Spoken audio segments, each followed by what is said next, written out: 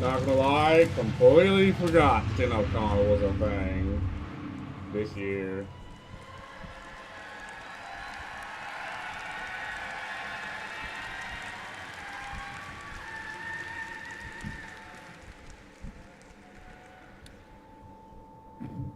Wow. Hi, everyone. How we doing? Wow. Alrighty. Well, what do we think of Soulframe earlier, huh? Looking pretty good. I love it. No, Soulframe. Well, welcome to this year's Sounds of the System panel. We have lots of fun behind the scenes and some reveals to get into today. But before we get into all that, I would love to introduce our lovely panelists. Composer, lead vocalist, and now conductor of TennoCon. Please welcome back to the stage, Matthew Chalmers. Hey, everybody.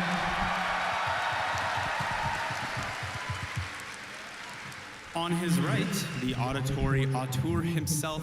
Please also welcome back Associate Audio Director for Warframe, Eric Preston. What's up, TennoCon? Hey, everybody. Wow, you guys look great. Oh, my God. Now, you've seen his work before, but for the first time on stage, please welcome sound designer Giovanni Agapito. Hey, everyone. Also a newcomer to the stage, but a master in the booth nonetheless. Please welcome to the stage, Jeff Folks. Hi, everybody. A TennoCon 2024 alumni to the stage and a true craftsman. Please welcome back sound designer Mark Perquin. Hi, everyone. And last, but certainly not least, you know her as the voice as Marie Leroux in The Old Piece. Please welcome to the stage Elsa Perusian. Bonjour, ça va? My name is Zach McCone. I'm a senior community manager on Warframe, and I have the honor of talking to all of these lovely folks here today. So thank you all for being here. All right. Why waste any time? Let's chat The Old Piece. Matt, this update was very cinematic, and so the music had to match. Would you tell us a bit about that process? What was the first step in the journey of creating such a fantastic score? Yeah, I think the first step was a phone call from Eric where he was like, I think this is the one where we do orchestra. And I was like, yes, finally.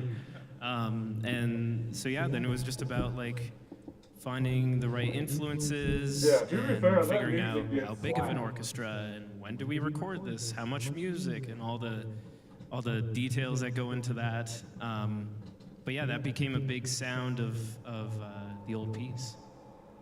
How many people were in the orchestra? I think it was 44 in the end, yeah. Wow, it sounded amazing. Yeah, it was recorded over 2 days. Yeah, we did a strings and winds session and then a brass session the next day. And yeah, and a lot of the musicians who played on the soundtrack played here last night at the concert. That is so cool. Well, Matt, you also seem to be collecting jobs. How was it like conducting in front of a live audience last night? It was cool, it was cool. I mean, very different from last year where I was the lead singer and, you know, pretending to be good at that. And instead I pretended to be good at conducting. You were great, you were great. Yeah. You're amazing. But you know, it's easier in some ways because I was facing this way, and so my field of view included no audience members until I turned around and I was like, oh my God. I love it. Eric, I want to ask you about nailing that emotion in sound when there isn't a lot to go off of in the early stages of development. Tell us a bit about what it's like as an audio director in the development. Honestly, it's probably one of the funnest parts when you're right at the beginning of the project and there's no rules set yet. A lot of that process just involves looking at like early level designs and early concept art and putting up reference material to kind of see what sticks. And actually, for the old piece in particular, I remember there was one level that I loaded up, and it was kind of like a crater level, but it had this beautiful kind of ambiance and style to it.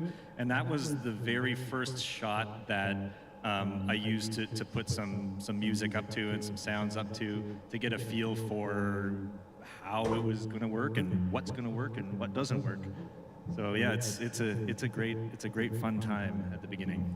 Honestly, it's so impressive. If you've seen some of the early videos, it's literally just squares, circles, and triangles. So it's extremely impressive to be able to bring out all that emotion in such early stages. Congrats, Eric.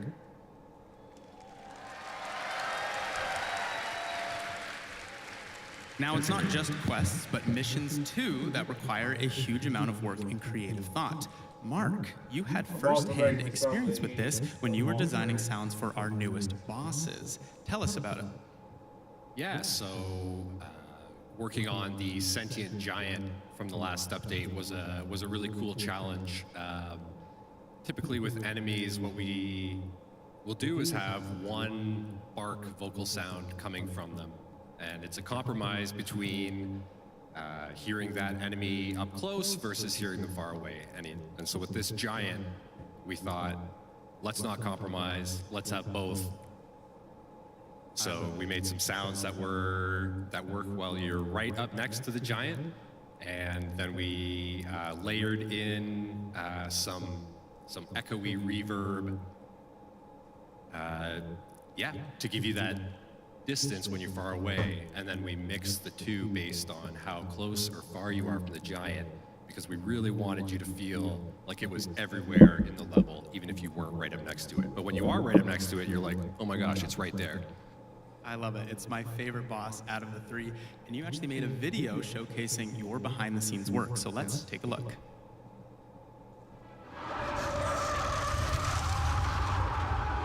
Here's a quick look at making Hunhullus' screams as big as they are.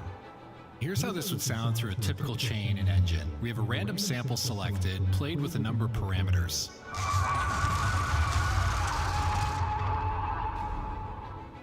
It sounds decent from up close, but we lose some volume from far away. So let's get rid of our spatialization node and play this without any spatial info. You'll hear from a short distance we lose our panning, and from further out it sounds the same. So let's try layering two sounds. They put so much effort into This is our new reverb-heavy layer that will work well from far away. Because it's just a thing that sort of hangs in the background. That's going to be better, but now we've got a mismatch, so we're going to overcomplicate things with this setup, which will always play the same spatialized and non-spatialized pairing. Oh, so good. Now we've got punchy screams from Hunhullus up close, luscious reverb when we're far away, and it's just right in the thick of it. Wow. Give it up for Mark.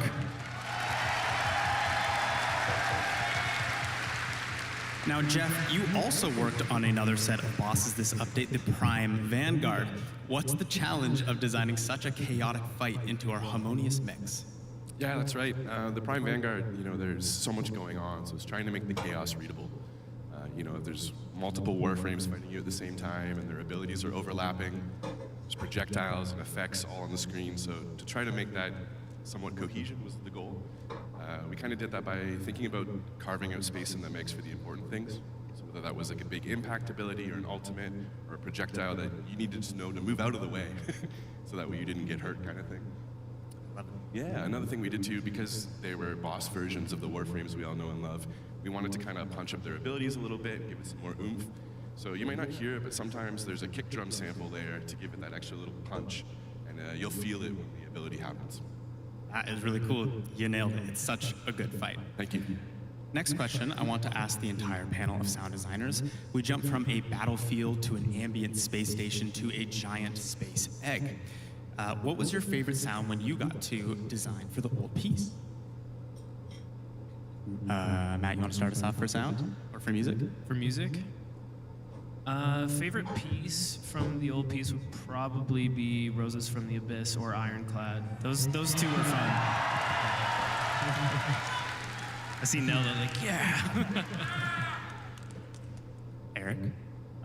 Mine is more of a music thing too, not so much a sound thing, but it's the transition into Uriel when the beginning of Roses from the Abyss happened. Kind of a funny story about that piece was we had written the combat piece for the second part of that action sequence, and then we need a little bit of a transition there.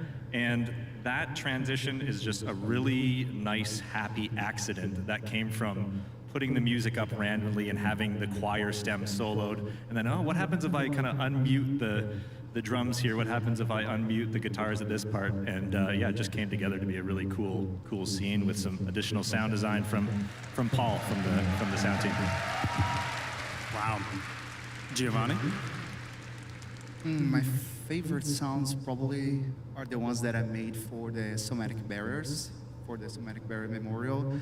It was a really good challenge because the approach would be different this time, like less sci-fi, more organic, because as you know, like before each major combat, you can receive a buff from other players. So because of that, the organic vibe, it has to be like, ideally speaking, it had to be really strong because you are like receiving energy from the ground, basically. So it was a big challenge to make it less sci-fi, more organic, more like sentimental in a way.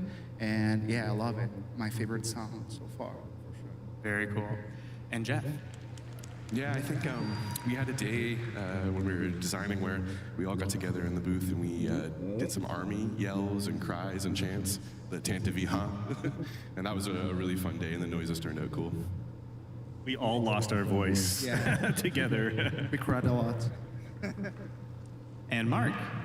I think besides the sentient giant, for me from the last update would be the search drones that you try and avoid when you first start the quest. I've been listening to a lot of the music, and there's a track that Matt had written called Deepest Dark that has a French horn trill, and I kind of tried to mimic that in the alarms from the drones when they spot you. And it's kind of like, in my interpretation, nods back to like a World War I kind of air horn.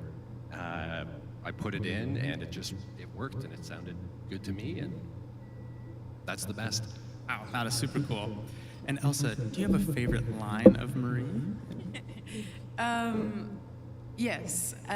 My favorite line would be to Roth when one of you is dating him and Mary's is not able to understand the attraction.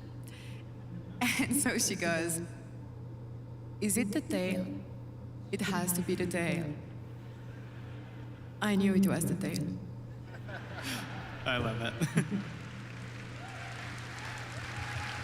Well, let's talk about the amazing cast of characters that we had in this update.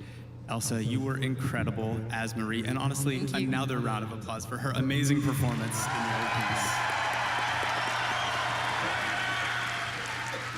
Now, as Marie, you are a soul worshiper sent to monitor the devil Roth. You even help us to get to know Leon better. A lot to take in on the first read. Did Marie grow on you as you read for her? Tell us about that process of recording for Warframe. Yes, it's been an incredible journey voicing Mary, and we've had several work sessions throughout months, yes, and since I had never played the game before, the DE team had to guide me through everything, the situations, the relationships, the lore, basically, and as you may have noticed, it is quite something. And the more we worked together, the more I understood and loved Mary very much. I mean, her loyalty, her kindness, the French outburst every time she gets emotional. Her cleanliness, she might probably iron her prayer books. And well, the fun point is that session after session, she started resembling me a little also, because I'm sure you already know Kat Kingsley, who is an amazing writer, and and as she got to know me, she started writing a little bit for me too, adding touches of humor sometimes, which I love, and I mean, how cool is that? That is really, really, really cool. Well done, Elsa, well done. Now, Eric, you're in the editing room when you receive these voice recordings. Tell us about that. Yeah, I mean, it's always a treat to get to receive. Obviously, my two favorite files soundtracks was again when you enter the battlefield. But it's nice to And the boss be able music. to work Like, it is in an audio needlessly environment, epic for no reason. you know, with sound effects and music, But and then once that if final it piece feels comes like through, you're in, like, of when the, you enter the the dialogue, it's battlefield, like, incredible the how much music it makes really you brings into feel life. like it's a And battlefield. yeah, this. And when you're this was fighting no the different. boss, the We music kind of, makes when we you put the feel like audio you're actually in fighting the engine, boss. there's a long time where we're balancing how often voices play, and that's a great process where we really get to kind of learn what the characters are all about. And yeah, I mean, it's a treat for us to work with amazing voices like yourself. That's super cool. So that means quest missions and also romance, as we've seen in the latest update. I bet you many people in this room are dating Marie in-game. Actually, let's hear it. Who is dating Marie? So everyone.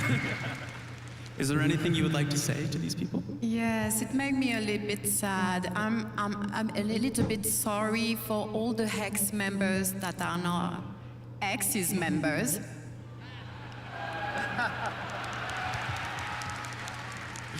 I love it. Thanks, Elsa. Now, you were also joined by the wonderful Elliot Cloud as Adis and Mike Weston as Master Itsam.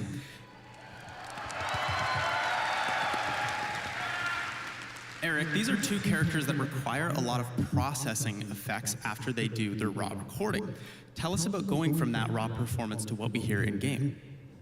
Yeah, so there's always a little bit of exploration that needs to happen to try and find like what the correct processing is.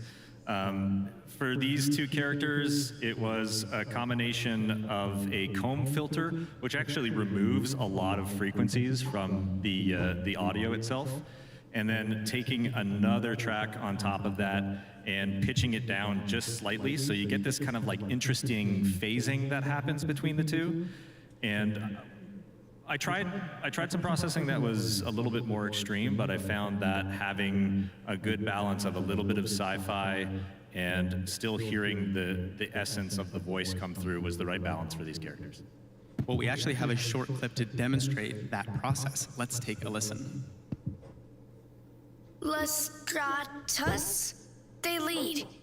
They know orders from Galastra. Make them tell. Lestratus? They lead. They know orders from Galastra. Make them tell. When the applications of Tauron are applied to Naramon's theories, what is the expected outcome? When the applications of Tauron are applied to Naramon's theories, what is the expected outcome? Fascinating. Well done.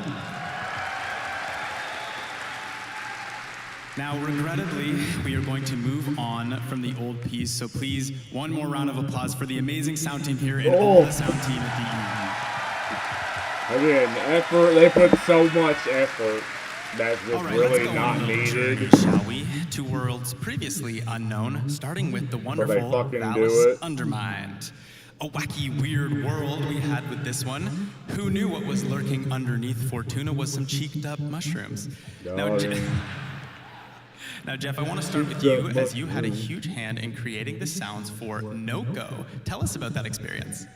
Yeah, Noko was my first frame to design, so it was really fun to be working on a guy with so much personality. Thank you. In the early days, Eric and I had chats about how to really make Noko come alive and how to embrace the mushroom fungal elements and making him kind of mischievous and playful, but never too silly that he couldn't fit in with the other frames. So that was a fine line to try to follow. A lot of his signature sounds kind of came after we started recording source material. So we used a lot of vegetables, dry leaves, any wooden Noko instruments or percussion actually items, can be a rainmaker, shakers, they and made stuff us like that. fourth, And once we kinda had a needlessly feel strong. for that, it became almost a signature sound in each of the Because if it elements. like hits an enemy, So you're cool. doing Sounds like like a ton of fun, millions and of you actually have damage. a video Well, the point is showcasing for it behind the to scenes. bounce Let's take off a the look. mushrooms and Hi, put like everyone. My name's effects. Jeff, and I'm going to take you on a little behind-the-scenes take. But of if you Noko. hit the One of actual the biggest enemy design with it, challenges was balancing his character. it's so much fucking damage. Noko is playful. He has this whimsical trickster energy that makes him feel alive and unpredictable. But but at the same time, he's still a Warframe. As players level up, mod him, and take him into tougher content, his abilities still need to feel impactful and powerful. So every sound had to walk that line. Lighthearted enough to sell his personality, but never so silly that it took away from the gameplay. To build that identity, we want to stay as close to nature as possible. A lot of NoCo's signature is actually simple Foley recordings. We experimented with things like a rainmaker, wooden shakers, branches, plants, anything that gave us those earthy, natural textures. This rainmaker became one of my favorite source recordings. It has this soft, cascading texture that immediately reminded me of spores drifting through the air. Wooden shakers gave us a natural rhythmic movement that felt alive without sounding mechanical. And then there were all kinds of natural items like bark, branches, dried plants, leaves. NoCo also has a little vocal personality. Believe it or not, that's actually my own voice. I recorded a bunch of playful quips, coughs, squeaks, little vocal performances, then manipulated them by pitching and layering them until they became something that felt less human and more like this curious little fungal creature. It's amazing how much personality can come from something as simple as a voice recording once you start transforming it. Once everything was recorded, the real fun started. Each of NoCo's abilities is built from several layers, with every layer serving a different purpose. First is the organic layer. This is where all those natural recordings live, giving the sound its earthy, fungal identity. Then we add our magical layer, which brings in that mysterious fantasy element that helps sell the spores and fungal energy.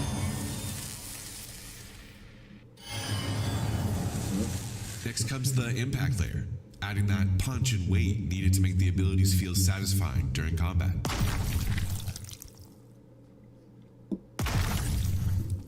And finally, NoCo's voice. This layer gives him that little bit of personality and reinforces that playful, mischievous spirit.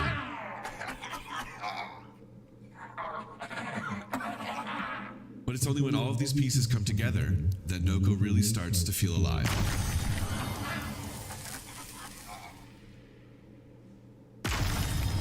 And that's a little look behind the scenes of how we brought NoCo to life. Thanks so much for watching. Have a great TennoCon. Well done, well done. Now, Matt, you also got to have some fun with this update. With beautiful harmonies and synth arpeggios, we get a very new sound to Warframe. Tell us about that process. Yeah, there was a lot of new instruments on this one. The first instrument me and Eric talked about was the CS80, which is like a classic 80s synthesizer, which I couldn't afford, so I got something similar to it. But then we wanted some of that organic influence, and I thought of African music, which I've done a bit of studying in my past, and I've always wanted to get an mbira, which is basically like a thumb piano, and so I found a maker in Zimbabwe on Etsy, and I bought a couple of them, and then that became sort of like this, and they're tuned slightly differently. They're not like Western harmonies, so the way they split up the octave is just slightly different, so it gives like some weird microtones, and then the vocals ended up, I used auto-tune on them, so they sort of had like this really locked in pitch, and then all the interesting melodies around them were sort of like all, had the analog synth detuned kind of sound along with the mbiras. So yeah, that was kind of the sonic palette. Amazing. It's a beautiful soundtrack for an underground world. Congrats, Matt. And Eric, I gotta know, who makes those little mushroom sounds? They're too cute. He's in here somewhere. Paul, I'm looking at you, buddy.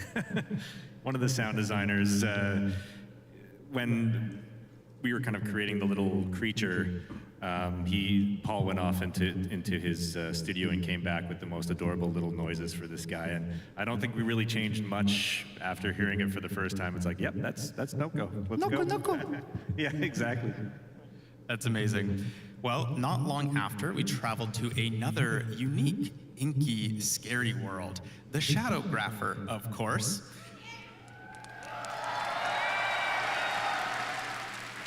Now, Giovanni, I have to give you your flowers. With $19.99, you lent your talents to the tech-rot enemies, so blobby, ink-covered enemies seems like a natural progression for you. Tell us about how you brought the inhabitants of Vesper Relay to life. Oh man, this was amazing, yeah. Like, I think, as Jeff said, like, we were naturally recording a bunch of sounds, so it was very organic. So when we were discussing the sounds, the approach for the Shadowgrapher update, it just felt natural to continue this approach as the enemies were covered in ink, basically. So we recorded a bunch of voice, basically, like, all I never kind played the stuff. Shadowgrapher. Of course, me and Chris Teixeira, my partner in crime in this update, and we recorded a bunch of like voices. We were kind of simulating like crying, screaming. We used a bunch of different devices like a telephone that we turned it into a mic and tape recorders. And for the Values Under Mind, we recorded a bunch of vegetables. So we had the source material ready. So as all the Shadowgrapher textures, they were kind of gross in a way, we kind of used that as well. So we already had everything recorded. So it was kind of blend between me and Chris and Eric screaming and crying and making a bunch of weird sounds and weird vegetable sounds, basically. Pretty gross, if you ask me.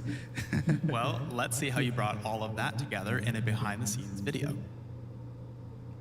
Hey everyone, Giovanni here. I'm going to show you how we recorded the enemy sounds in the Shadowgrapher. When we started developing ideas for the update, it didn't take long to realize that we needed new sounds for the enemies. After all, they are now covered in ink, and the whole update has this weird and spooky vibe that we wanted to match. So Chris, my fellow sound designer, had this brilliant idea of converting an old telephone as a low-frequency microphone. After that, we got a vintage record player and connected the microphone to it, passing the signal through our modular synths. This is how it sounds right now.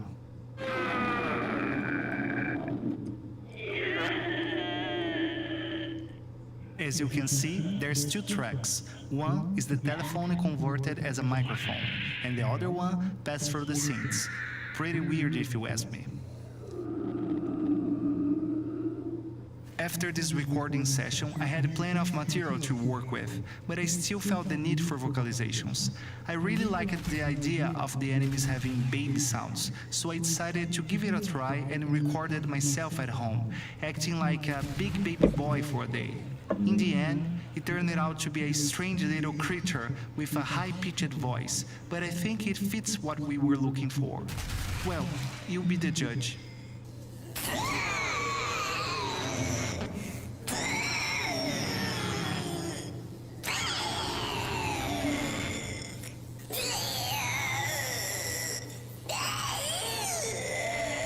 My neighbors probably thought something was wrong with me, but luckily no one called the cops. So this is processed sounds, but what about the raw files? Let's take a look.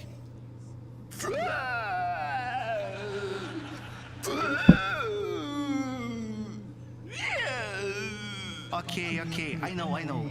You are tired of listening baby sounds. I get it. So now, after everything is processed, edited, and implemented in the game, this is the final result, finally.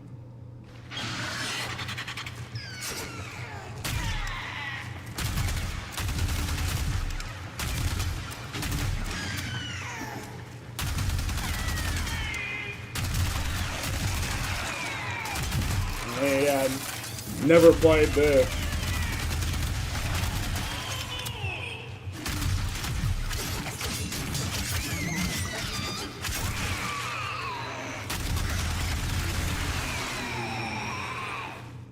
So that's it. Thanks for watching and enjoy the rest of the show. Bye. Thank you. Wow. I would not let those babies near me at all. That's gross. Well done. Now, Mark, you also worked on this update with an interesting microphone. A binaural microphone, you said? What is that? That's right. It is this. Binaural reveal. Any ASMR fans in the audience? That is so cool. Would you tell us a bit about it? Yeah, totally. So it is a stereo microphone that each input comes through one of these ears here. So the way we can pick up sound in space is using the shape of our ears and the distance that our ears are apart from each other. So what this microphone does essentially is simulates what human ears do, and if you record sounds through it and you move the microphone around, you get the sensation when you're listening back in headphones that the sound is kind of moving around you. So we did a lot of that for the Foley Enemy. We played some of the music box track, Eric and I in his office. We set up a 4-speaker setup and just kind of panned the music around those speakers with this microphone in the middle of them. And then when you're listening back, you really get the sensation that the music is kind of all around you in space. We did the same with some of the laughter, and some other people on the team did the same with some of the ambience that you hear throughout that level. Gross, in the best way. Super Awesome. gross, Very yeah. cool, very cool. Thank you. I mean, Elsa, you mentioned Warframe's all a bit new to you. Is any of that helping at all? Or? Actually, it gets me really excited. I love this. Now, you've lended your voice talents to other games, shows, commercials, you name it. It's not just lines, but sound effects too, as we've seen. What is it about video game voice acting that is so different from other media? Yeah, you're right. It's never just lines. But it's always a game, I think. You know, like kids playing at pretending to be someone extraordinary, then actors playing at being someone extraordinary. I think no matter the discipline, I always try to come back to this joy of playing, and doing voice work for video games is an incredible game of imagination, because at the very, very, very start, all you get is a few words of description, maybe a sketch of the character, some references, and that's it. And from there, you have to build this entire new voice. My references were for Mary, of course, were Marion Cotillard in Inception meets Joan of Arc. Yeah, an Oscar winner and a literal saint, yes. And I was like, I hope I'm good at what I do. And thank you.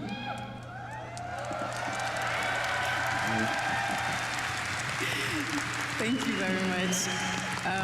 And so, yeah, so that's it at the very beginning. So from there, every single line you have to imagine the movement, the situation, the difference between what's being said and what's being thought, which is never the same, and that's why it's interesting.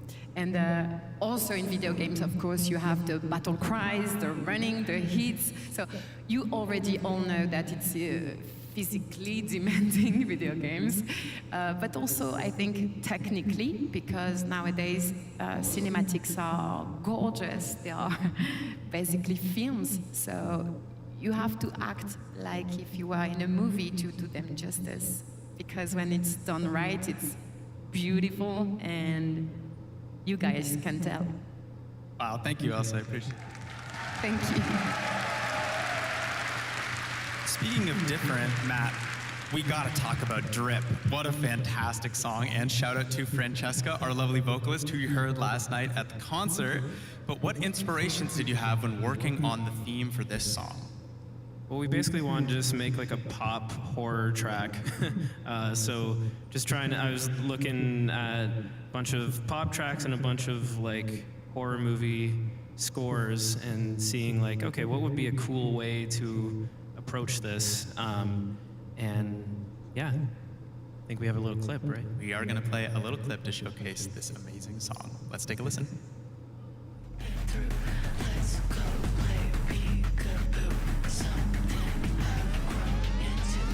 Where's the cooler than Warframe?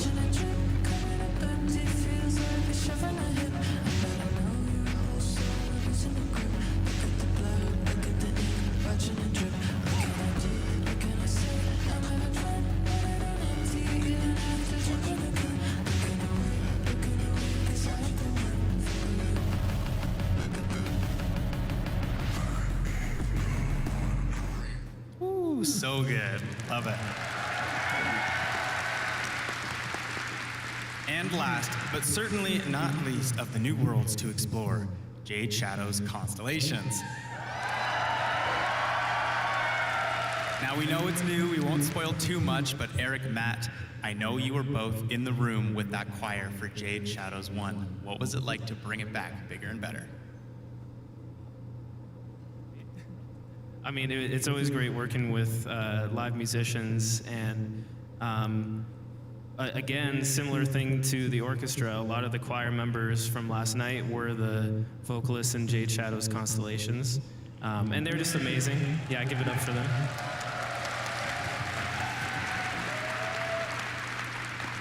And yeah, it's always great to work with live musicians. You know, you picture what it will sound like, but then when there's 12 unique voices singing it, and it's not just me layering it a bunch or me and Fran layering it a bunch, it turns into something different. You know, it becomes a more collective thing. And you also record the sound of the room that they're in, and it's all happening live rather than multi-tracking.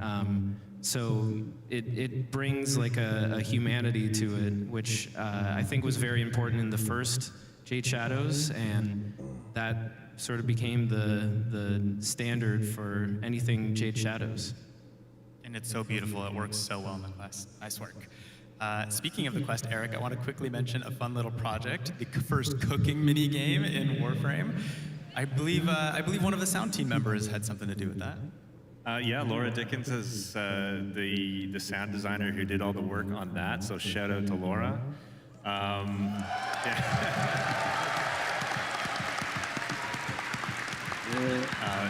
Yeah, it was a privilege to see that come together. I mean, I remember one of our early meetings was like, how far do we go with the amount of cooking sounds that we create here? And it was like, let's just go, let's go all the way. So yeah, she cooked.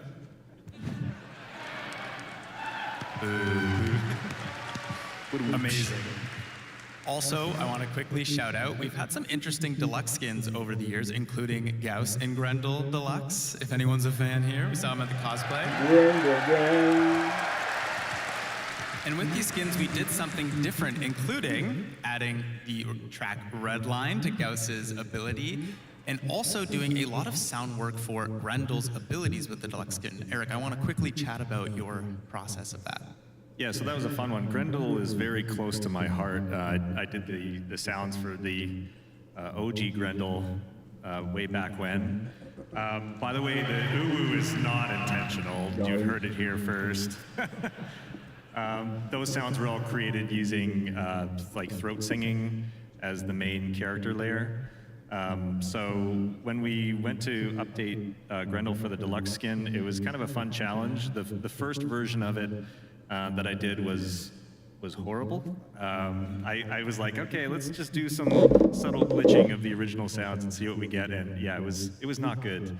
So ended up kind of rebuilding all of the sounds from scratch using bespoke mechanical layers, recording some synthesizers to replace the uwu with a more synthesizer-based uwu, and just collecting lots of really cool pieces. So yeah, all those sounds are basically like built from the ground up for that skin. It sounds amazing. Well done. Well done. Now we are nearing the end of the panel, and I'm so glad we had a chance to talk about just an ounce of the craftsmanship that everyone here pours into the work. But that's in the past. Let's talk about the future, shall we? Yeah? All this good, well, I mean, it makes First sense off, maybe you've heard of this band before. Is anyone here an online fan?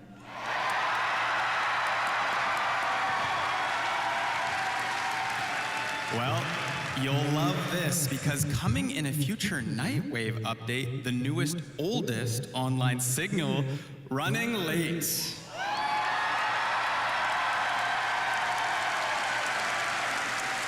Now, as much as I wish we could show you a little teaser, you'll just have to wait to hear it. Tune into the, I'm sorry. Tune into the narrative panel, though, to learn a little bit more about this Nightwave update. Okay, this whole panel, there's been an elephant in the room. I'm sorry, guys, I have to say the word Tau.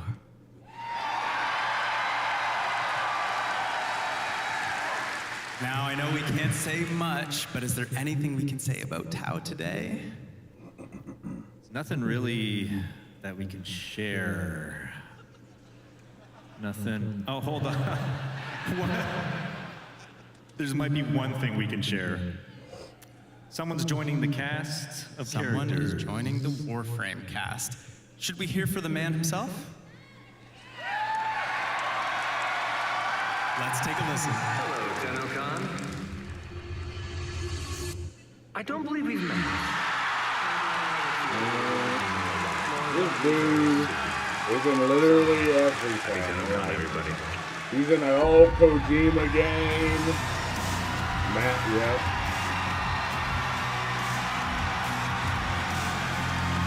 Or that newer Kojima game.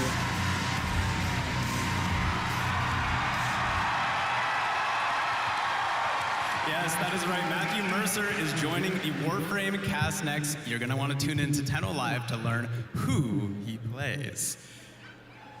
Okay. I'm stoked. That was awesome. Now, as you know, every year in the sound panel, we try to incorporate you guys, the players, into the next sound for Warframe. Now, we have a little idea, and let's just say where we're heading has some interesting weather. So we're gonna create some rain today with your help. Eric here has got a microphone to record you, and all you have to do is follow my instructions. So listen first, and then we'll do it. We're gonna start by rubbing our hands together. This will make our wind. Then we're gonna do some light snapping. This will be our light rain. Then we're gonna start smacking our legs with our open palms. This will be our heavy rain. Follow my hand from left to right and start. We're gonna do wind, snaps, slaps, and then in reverse. Slaps, rub hands, and then some wind. Make sense? All right, on the left side of the room, start rubbing your hands now.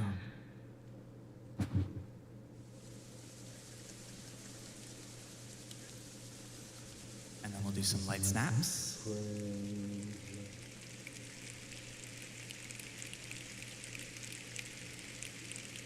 And then we'll do some slaps.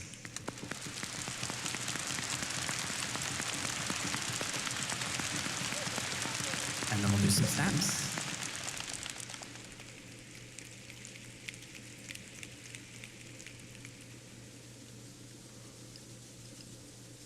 Did we get it, Eric? Amazing. Hey, thank you.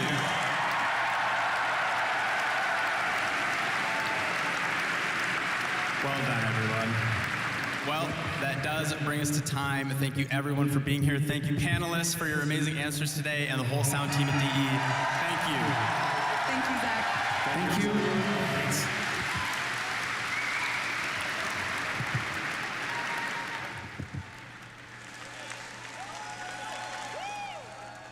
Alrighty. The whole 15 minutes. How about the waifu's call? My waifus, they call to me. Oh.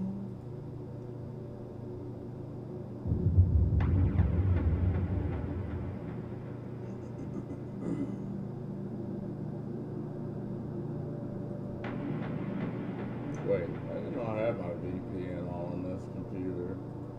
Oh, I guess I did.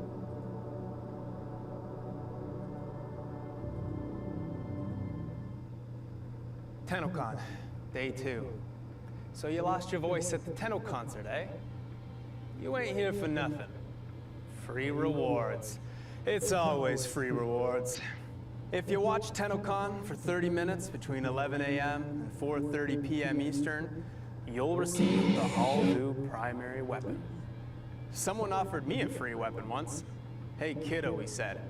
Gave me the creeps. Now, Tenno Live is where things get interesting. If you watch for an additional 30 minutes, you'll get Mesa Prime, no strings attached. Those guns she carrying ain't no toys. Peacemaker. Ain't that ironic?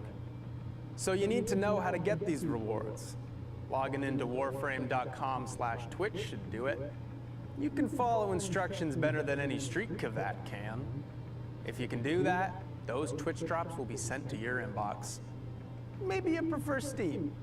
If you log into your Steam account before watching, you'll get some Steam tokens. Claiming those tokens and logging into your Warframe account will redeem those rewards. Oh, it's almost time. Let's enjoy the show. See you around. The fuck?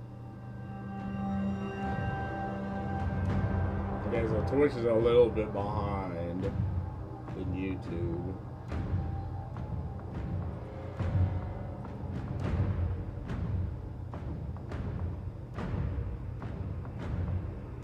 What the fuck?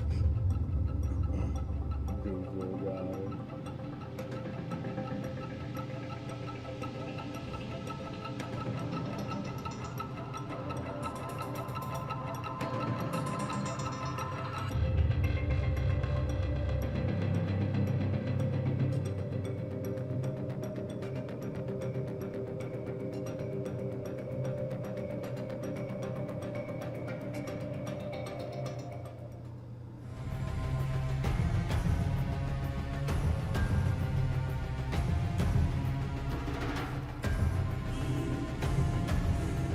Fucking Gundam.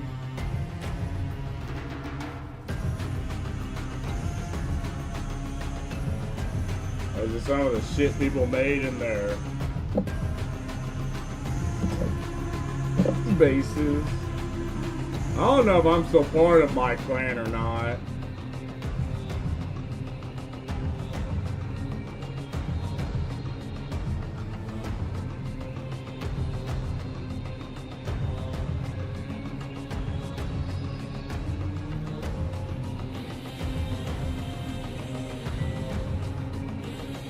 Has a fucking health bar and shit.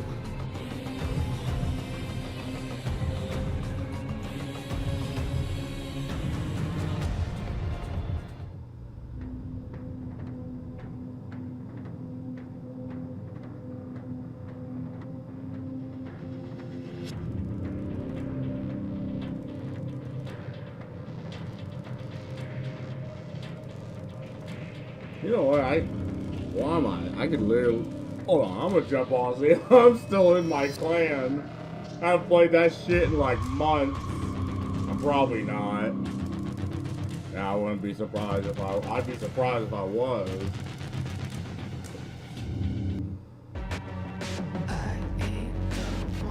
Yeah, we got 9 more minutes. I do still have Warframe downloaded, right? Wait, did I delete? Did I uninstall Warframe? I think I did. I can't install it because it'll fuck with the stream. Shit.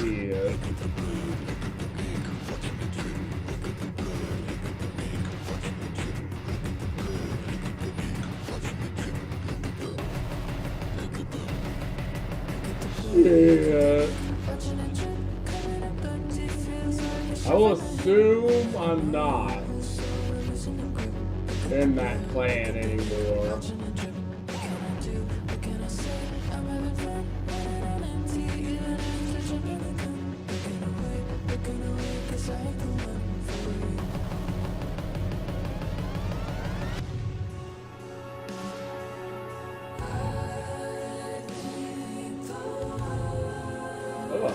YouTube only has like 3,000, but Twitch has like 250. I guess probably because of it.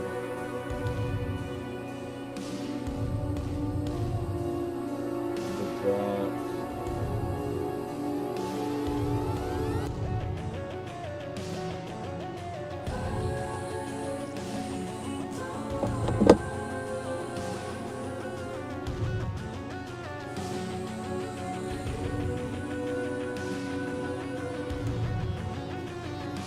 Ooh.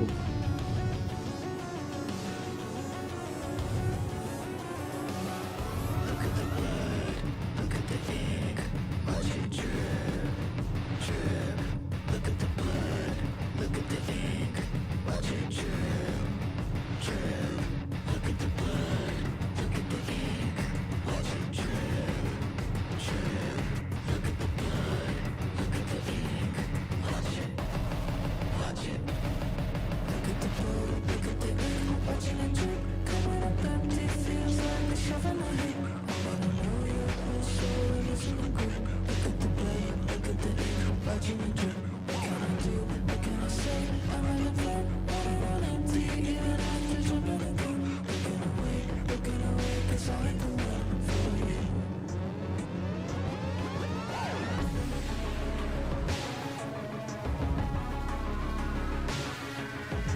Oh.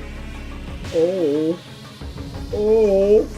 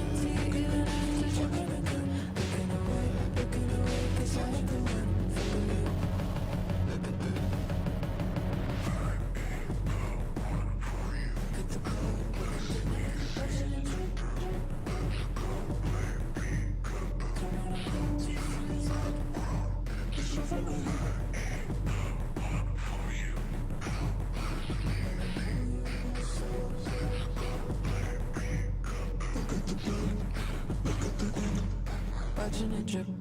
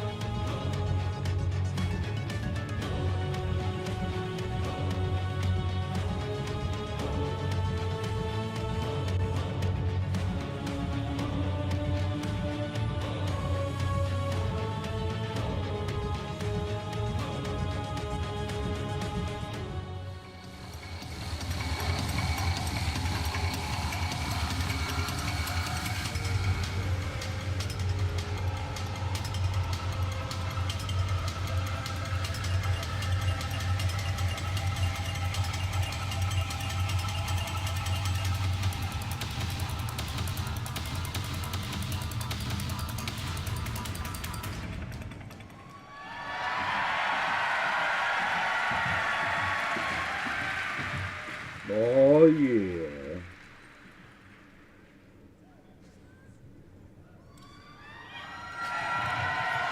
Wow. Oh my goodness. Hi, friends. Hello. Welcome to the art and animation of Warframe. My name is Danielle Sokolowski. I'm the Principal Senior Community Manager on Warframe, and I'm joined by the incredible talent you see here on stage. They are here to represent their teams and talk about their work on Jade Shadow's Constellations, the old piece, and of course, stuff that's in the works, right? Right, we gotta reveal some things, right? Yeah. So why don't we meet our panelists? We're gonna start over here with the lovely Elise. Hi, my name is Elise Geimer. I'm a principal animator. Yeah! I'm Tim Sorman. I'm a principal animator on Warframe and a mocap performer on both games. Okay, he's showing off now. Hi, I'm Mike Skyers. I'm a principal character artist on Warframe. Woohoo!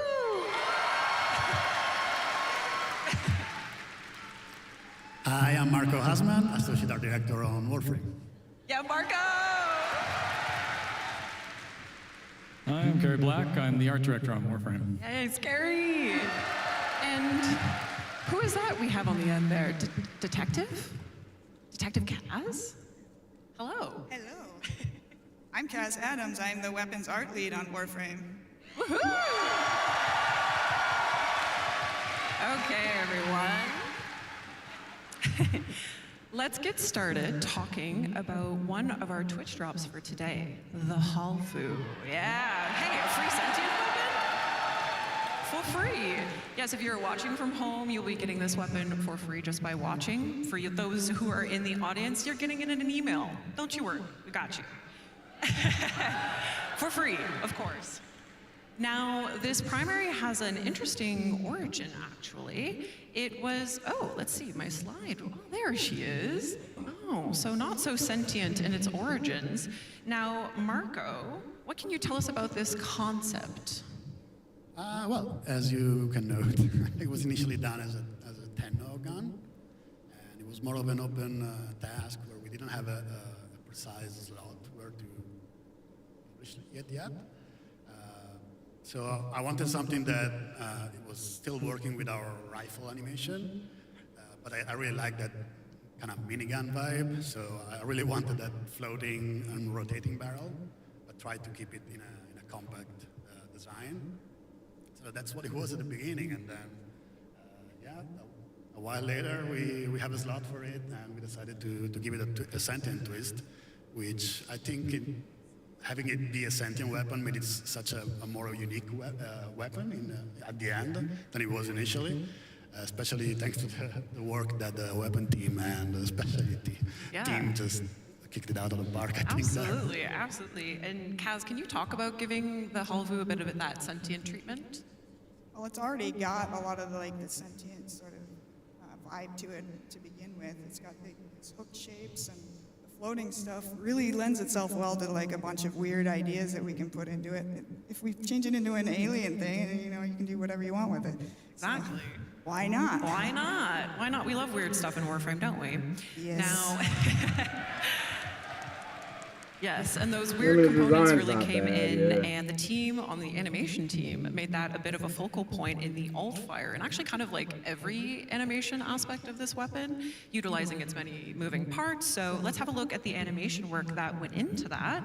And Tim, what were you thinking about going into this? Yeah, so what you can see here is me just kind of kicking the tires the first time I got my hands on the rig, just kind of grabbing everything and seeing what moves and what doesn't. And Kaz actually suggested maybe it would be nice if the separate barrels could all move individually to expand and contract a bit, because originally they were all just moving as one piece, like a minigun, where it would rotate and only the top one would fire. But once they freed up all the controls, that allowed me to do whatever I wanted with it. You guys like that? Yeah, it's pretty sick. So we went Warframe weird for sure. Just wait, we're gonna show you some of the final versions of this as well. It gets better. It gets better, believe it or not. But I know this is a team effort, Tim. Like the VFX team came in, the design team, our Lua scripters, our technical animators, to make this really sick animators. sentient weapon. Now, just you wait, guys. Again, this is free. It's a free sentient weapon. Yes, that is the old fire, correct, Tim? Yes, and just a little lesson for game development. Whenever you make a decision, it doesn't add to the work, it multiplies it, just so you know. So my apologies to the programmers and designers who all had to deal with the complications of having them all fly out like that, and figuring out how to do the math. Yeah, they probably thought it was fun as fuck. It all came together in the end. Yep, they made it look incredible. Again, reminder, this is a Twitch drop for today, and again, for those of you who are in the audience, you get it in an email with the code, so you get this really cool weapon. Thank you for being at TennoCon. All right, since we're on the topic of weapons, we have a new Prime Access coming later this year, which will include a very exciting primary weapon. And let's see who you can guess who for. Which Warframe? Hold on. Introducing the Stephalos Prime.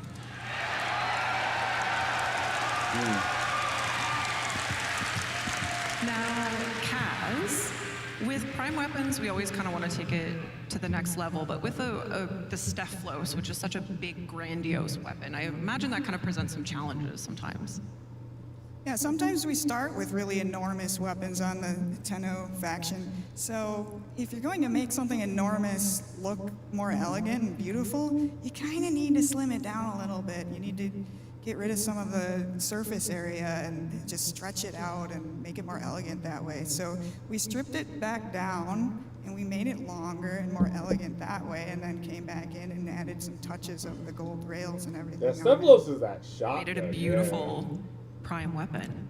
Now, we can't have prime access without also having prime accessories, right? Now, for our mystery prime, which you've surely not guessed what it is yet, we have operator and drifter cosmetics. Yes, ma'am. And Marco, I believe this is the first time we will be launching a prime accessories kind of like face pack. It's got the eyes, it's got the ears, it's got the face. So how did you guys approach that to kind of make it fit so beautifully on the operator and the drifter? Well, we generally wait until we are done with the actual Warframe design to jump on the accessories, so we can steal some ideas and keep the identity of the original Warframe still present in these accessories. And maybe you can guess what the crystals are. I'm not really a fashion framer. Did I hear the word crystal? Yeah. Oh. I mean, to an Marco, do you want extent, to tell them what it is? Well, we'll find out in a few seconds. Okay. Citrine Prime. Obviously. Did you guys guess? Did you get it? Yeah? Yes. Our Crystal Queen is getting the prime treatment. 70%. Isn't she beautiful? Yeah. Gorgeous. Marco, Citrine already has a very kind of one-of-a-kind design. So how did you work with Corey to integrate those prime elements? Well, yeah, a lot of work goes early on to try and keep the identity of the original Warframe still present and still very recognizable. So I think that's when you approach a prime Warframe is the main challenge of that task. And then you tend to add on it and take maybe a couple of big elements to take the bigger swings at. Like in this case, we have the shoulders and we added a skirt on the back, but still always resonating with the main theme of the Warframe. Absolutely. And now, okay, so we have a very exciting future ahead of us with Citrine Prime Access. And now this isn't everything that's going to be in that Prime Access, of course, so you'll want to tune into some future dev streams. We'll share a little bit more, but how excited are you guys for Citrine Prime?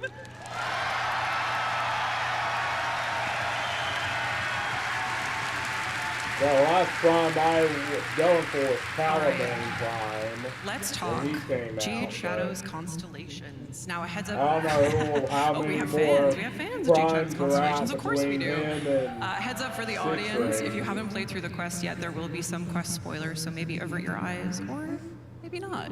Maybe you'll find this interesting. Now, this sequel to the Jade Shadow story, we introduced our most complicated warframe to date, right, Skyers? Oh, yeah. Sirius and Orion, a 2-in-1 warframe. And before we talk about them all grown up, why don't we go back quickly to when they were sweet little babies? Oh.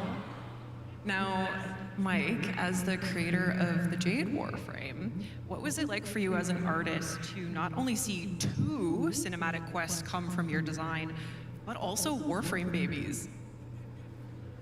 I never would have expected this. It was a career highlight to be with Jade initially in the Jade Shadows Quest 1. It was like amazing that an idea I had spawned such a story that was super intrinsic to the Warframe world.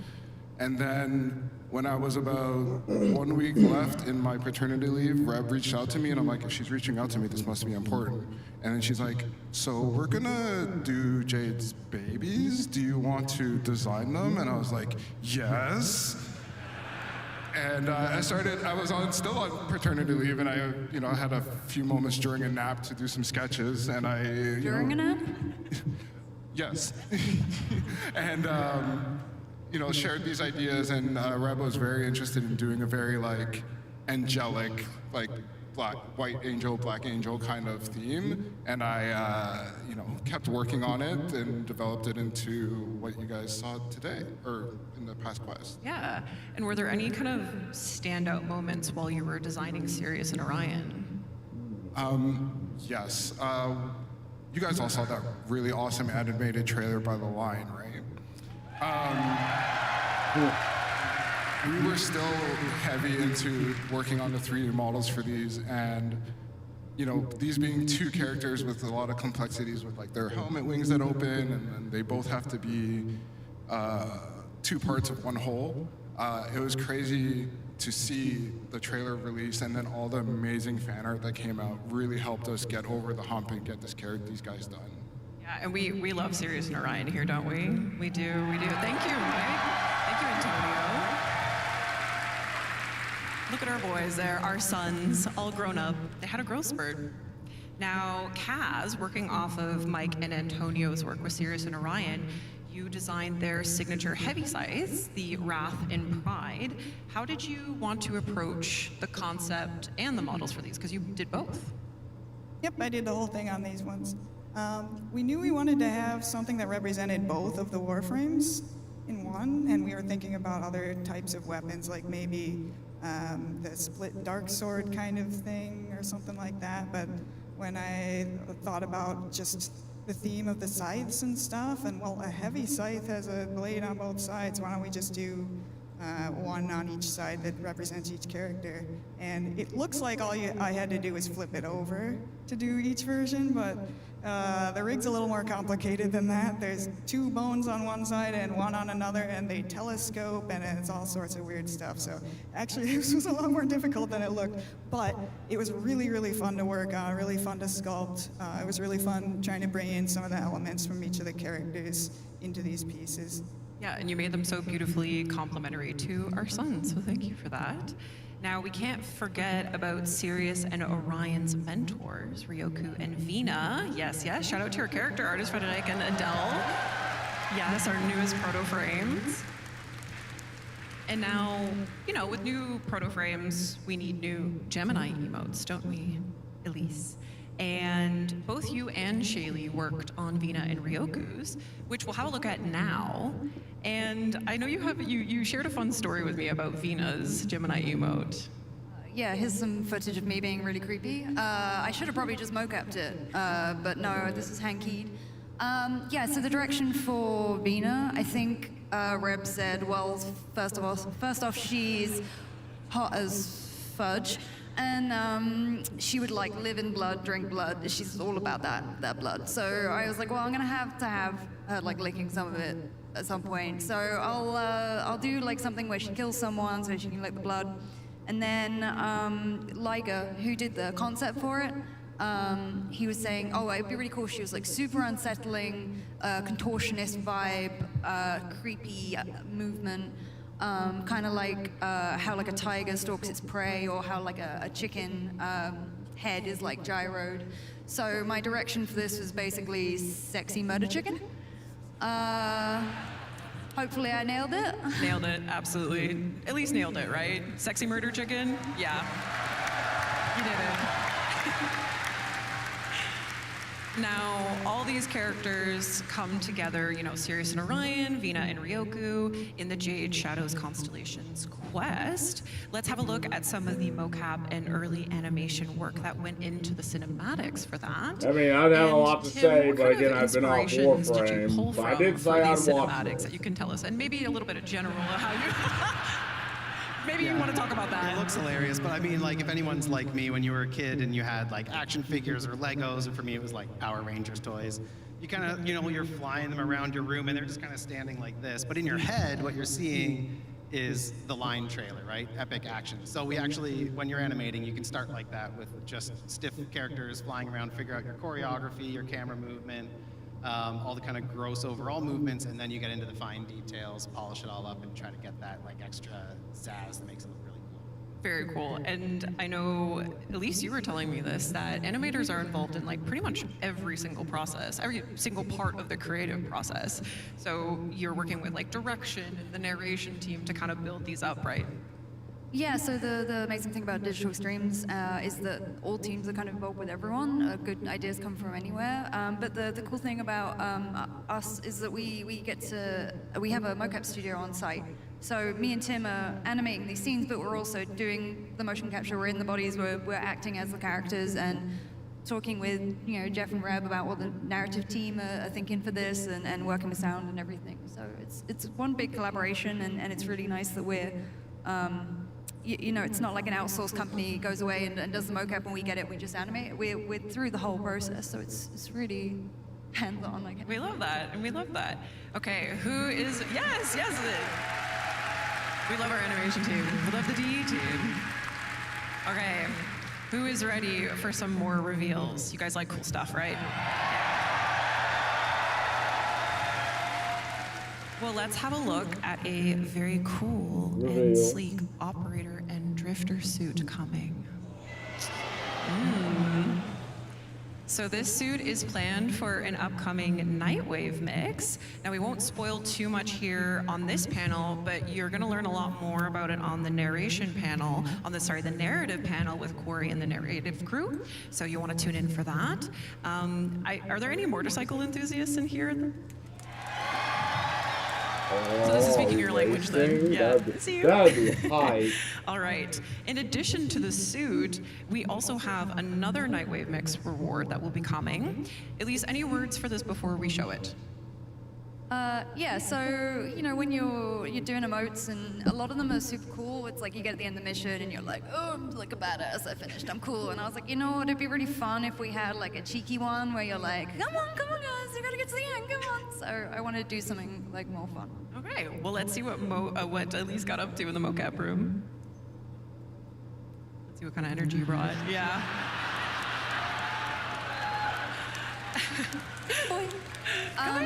Yeah, and this is animated by Eric. Shout out Eric. I know you guys are cooking up the most diabolical ways to use this right now when it comes out. You little nasties. All right, I have a feeling that this emote will pair quite nicely with our next reveal, which is actually a community artist creation by Fomorian. Yeah, say hello to the Conquera Signa. Oh, ooh, there she is. We got cat ears! Oh my god. I'm sure Jeff is really happy about Jeff this. is so happy. I got away with getting dance emotes in the game. Now cat ears? What else can we get away with? But yes, this is a community creation by Fomorian, and you might have noticed it says Conquera, so this will be our top tier donation reward for the Quest to Conquer Cancer campaign in October. So yes, you'll unlock this together as a community. Free reward. Get excited for that. Now, to tide us over until then, someone was pretty eager to model them for us. This man is never gonna talk to me in La Catridad now. He's never gonna forgive me for this. We also had a very special opportunity to work with another community artist for a deluxe skin? Maybe you guys can create a sound quake in this room right now.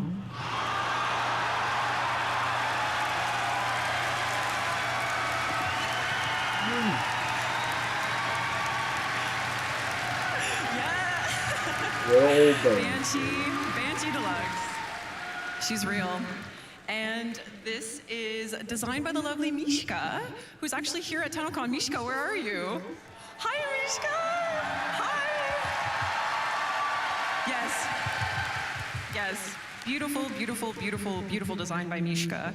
And yes, so this is an upcoming deluxe skin for Banshee. Now, Carrie, we just saw 2 community artist creations. How does it feel? How cool is it to see years and years of, establishing Warframe's art and design come through in community creations like this? It is very cool. The community artists are incredibly high skill these days, which is really fun to work with. And seeing some of the older frames get a new interpretation, like Banshee is been around for a while now, and the deluxe skin has as well. So seeing a new interpretation, seeing something that gets kind of into some of the mythological theme, like there's a bit of scary monster that you wouldn't want to have screaming at you. Quality at the base of it is very interesting. And then some of our constraints and stuff, like you don't want a giant shoulder on your firing arm and everything else. There's a lot that goes on. So. Mike, you seem to be musing here. Giant shoulders are often a problem. Life experience? Okay, well, we're very excited for Banshee Deluxe. You guys excited for Banshee Deluxe? Yes.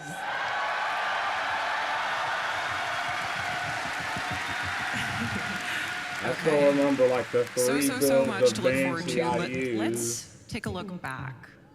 The old piece was quite a monumental update They kinda for nerfed the obviously nuke build, you guys, though. the players, but also for us Too at many DE. people would just We press the fucking alt essentially set the and then stage just for our put their journey controller forward with the old down. piece.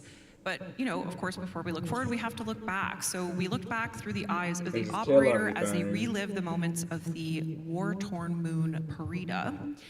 This was an entirely new environment and setting that was majorly ambitious for the team to execute on. So let's have a look at some of the work that went into building it. And Carrie, I'm curious, what did the beginning, weeks and months look like establishing Parida? Rushed. Yeah, it was coming off a very big update. So 1999 and the Encore were kind of huge for us, as I imagine a lot of you would remember. It was an intense patch at the beginning, and trying to nail down what it was going to be and what we had to achieve was an interesting process. So, it's the World War I vibes where you see that there was a grinding conflict. It was trying to make it much more personal as far as the story goes, like a note of friendship between 2 people in the middle of what was recently a war is an interesting concept to try to bring across, show some classic Orokin when it's intact and on and on. And then, of course, rocks. Rocks. Yeah, bane of our existence, I as it learned that they turns were out. very challenging for the team. For years, yeah. Plains of Eidolon, about a week and a half, 2 weeks out, we were still trying to make rocks that would look sufficiently good, and it feels like it's a solved problem now. Again, Rocks the are hard. aspect that They no are. one really Rocks are even hard. sees or cares about. They're like, no, Parida- we're going to get these fucking rocks We love rocks, right. yes.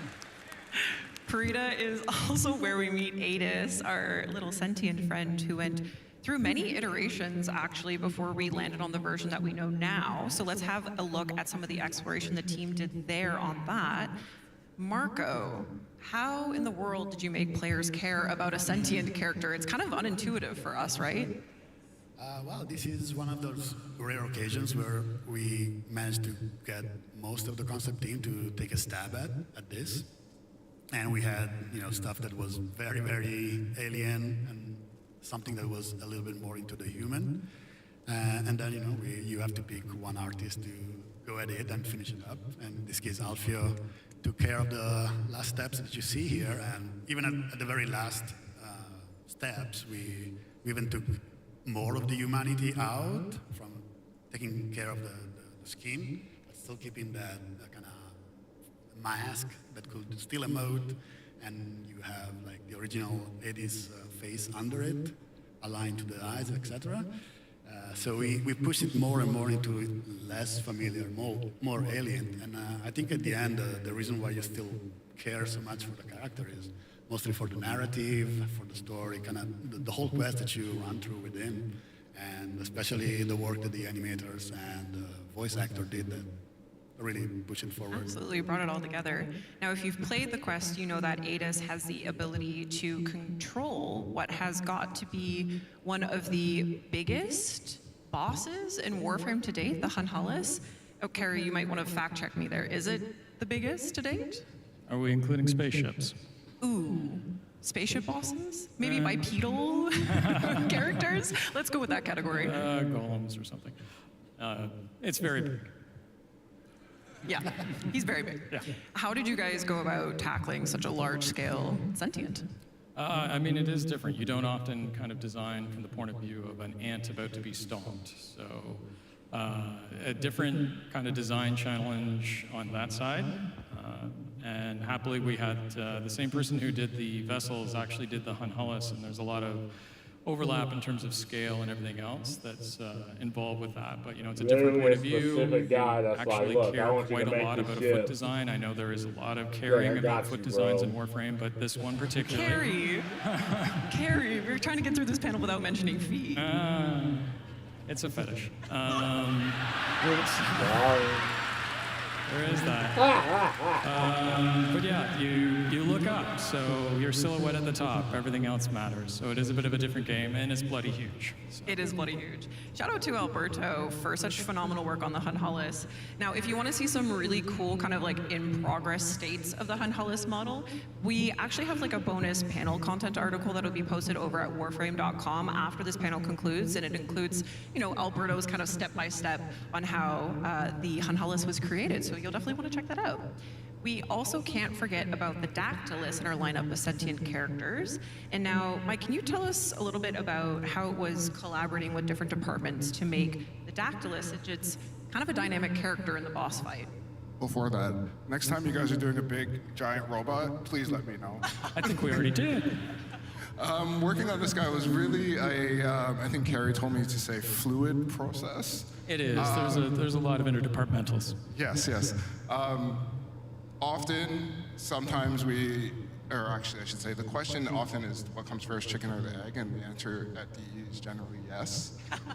So working on this, we worked with a bunch of departments, and Corey did a really cool design, and then having to make that in 3D and make it to the specs of the game designers for the boss fight was interesting. Like, I tried my best to split it up into different parts just in case if there was anything they needed to do, or if they changed their mind, they could do that. And I think at one point he was really bulky and really like hulked out, and they were like, we have to feel sorry for him. So we had to like, you know, make him a little bit frail. And I think when we saw the demo last year, it really hit. Yeah. He got stabbed. Yeah. Well, I know that you wanted to make the players care about a sentient character, which coming back to Adis was a bit of a tricky thing. Was there anything that you took from Adis that you applied to the Dactylus? We literally took his eyes and put it in this character. I figured, you know, if it worked for Adis, it would work for this guy. So Absolutely. All right, and credit to Frederic as well for giving it its texture polish as well to really drive it home. Okay, so another unique element to this update was the new faction, the Anarchs, our new enemy faction.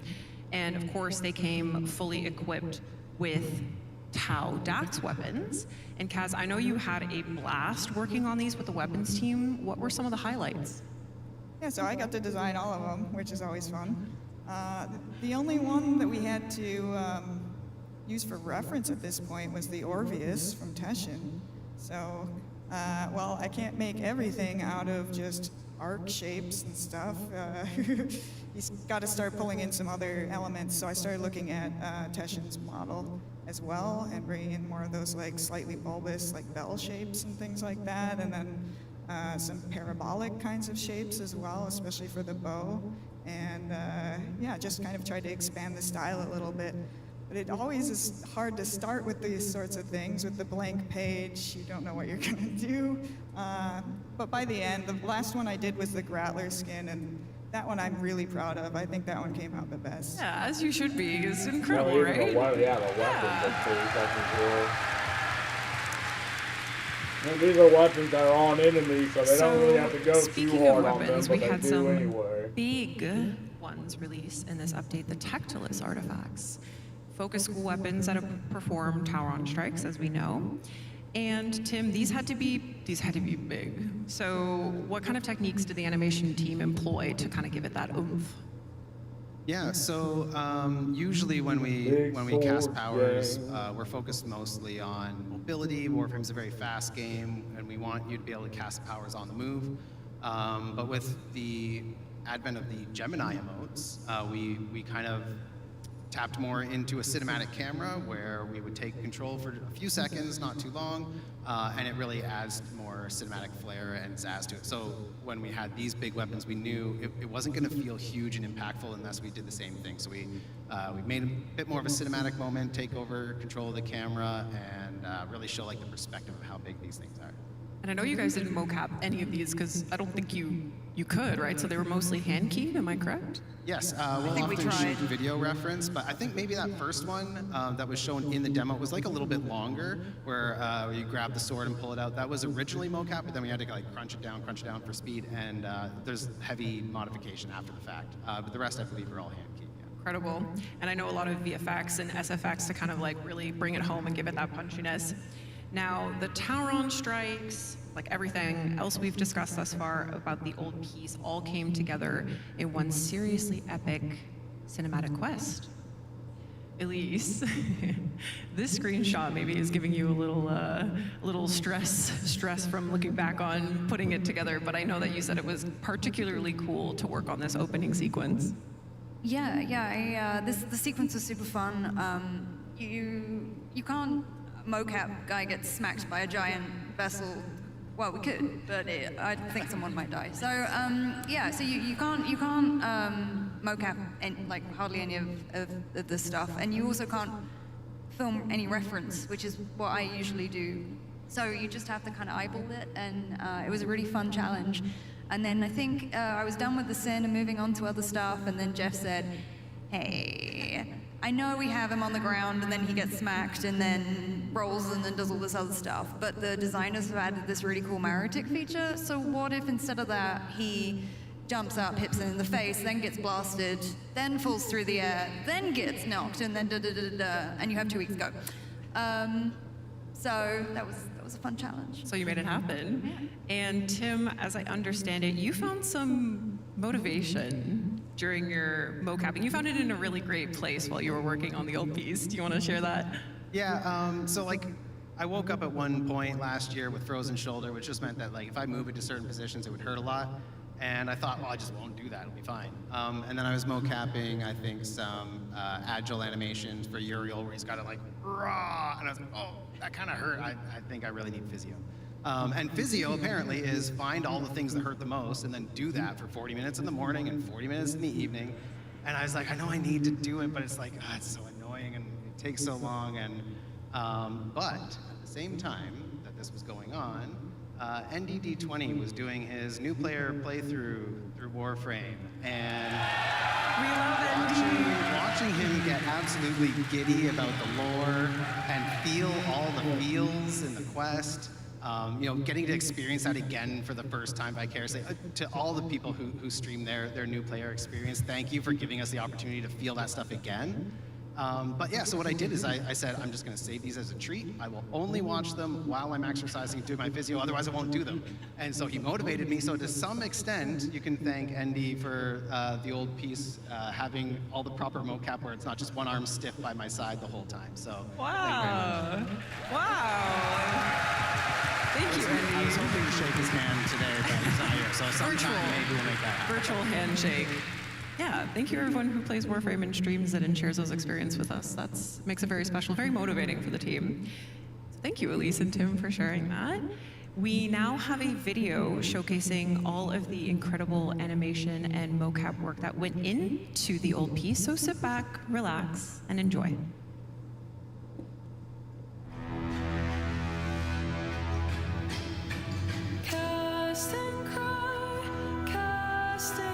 Go. vtuber.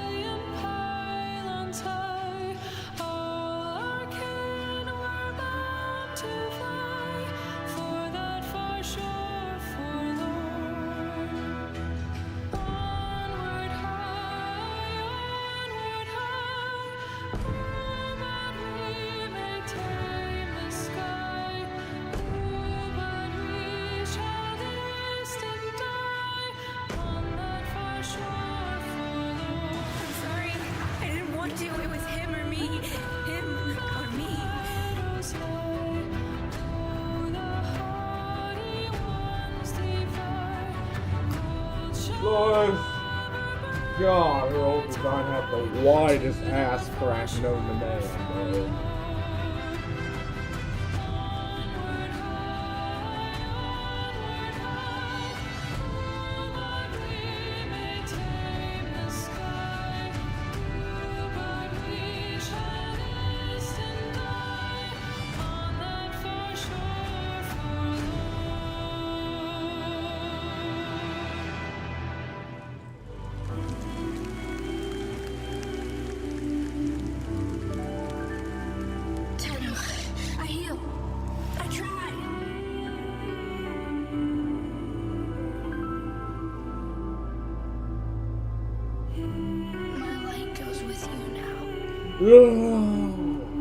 No, the fucking super looking thing though. No.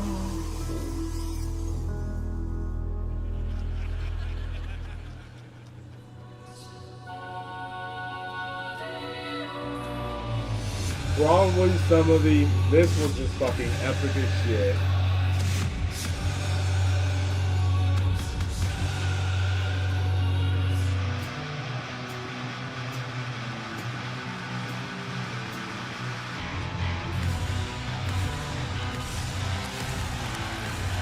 When you step into that Uriel and then you just slowly just rocket to the fucking place. I mean, wow. Have him blast off to that shit. I think we know how your shoulder got messed up. Yeah, actually. We gotta talk to Jeff. Literally just got a case of the olds while I was sleeping. Well, shout out to the animation team, DE team, obviously. Like I said, this was such a monumental quest for us, so give them a hand for such incredible work on such a big, important quest for us.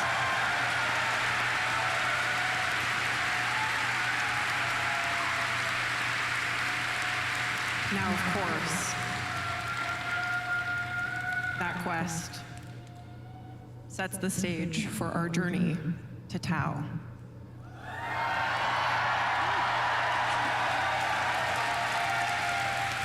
Are you guys ready for some Tau reveals?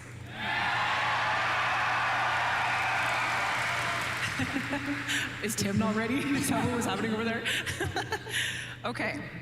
So let's start with the kind of weaponry you'll have in your arsenals. How does a shotgun sound?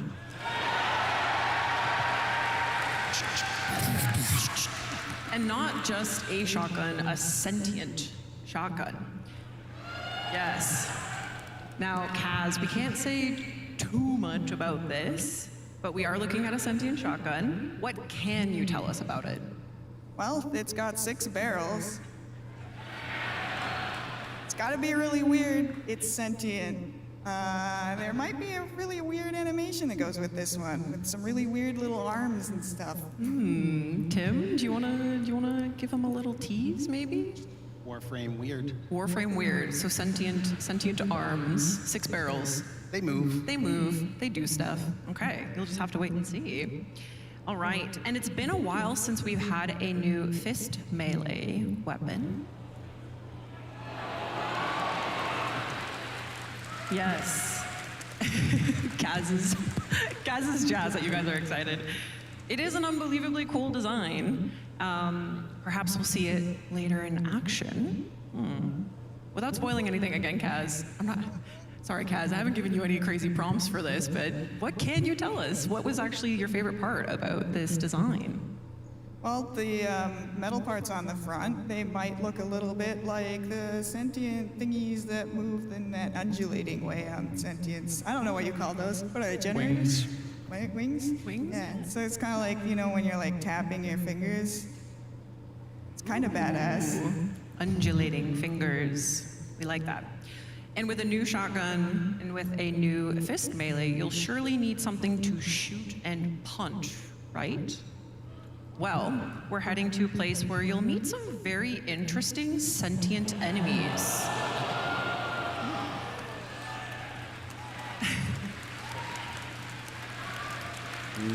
Pretty cool. That's cool.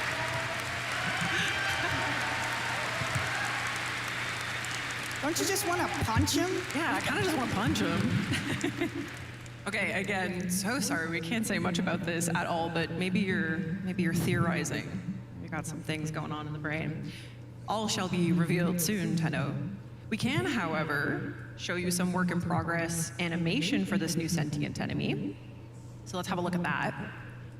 And this video is interesting. It actually kind of highlights a very interesting part of the developmental process when sometimes the model isn't ready yet. So you're actually seeing a coolant arachnoid cosplay as this new sentient enemy. Look at him go! Yeah, I was actually talking to Eric who animated this, and he said it's really useful to have existing models with similar shapes and movements to work off of. So this is really super cool to see, and we're excited to see when the model gets done. Actually, do you guys want to talk about that a little? Oh. Sorry, I was just gonna say, yeah, we Warframe production is pretty quick, so sometimes we just have to get going without knowing what the final model's gonna look like, and we just have to use whatever's close, and then adjust when the final stuff comes in. And it works out in the end. Okay, you got a little teaser there for how that sentient enemy is going to be moving around. Okay, we have a new shotgun. We have a new melee. What else could we possibly need to deal with these new sentients? Maybe we'll need the core cracker. The core cracker. Yes? Ass cracker. No, that's not it! That's not it! Don't look! Oh.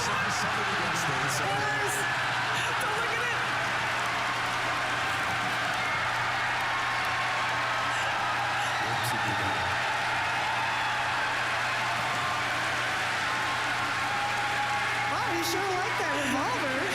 Yeah, we love the core cracker, wow. We love the core cracker. Wow. Okay, you ready for this? An interesting weapon like this surely needs an equally interesting warframe!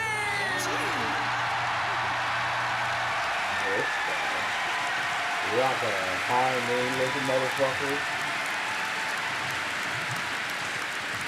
Say hello to Briscoe. Marco. What are we looking at?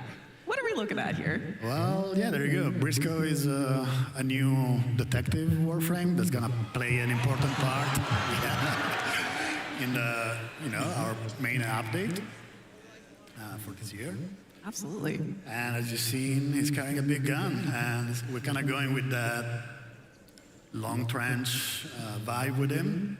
But as you can see, probably, and guessed by the spoilers that we've seen online, he has some sentience influence going on. Yeah, but kind of an opposite take compared to something like Caliban, where Caliban is more very heavy on the sentient elements. The open chest is floating, a lot of floating elements. In this case, Briscoe is almost, what was that? Sorry, I can't hear you, buddy. So in this case, Briscoe, he has more of almost a normal warframe design or a blueprint, which maybe we are suggesting that it's made with sentient resources. Marco, teasing a little too many things there. So who's excited for Briscoe?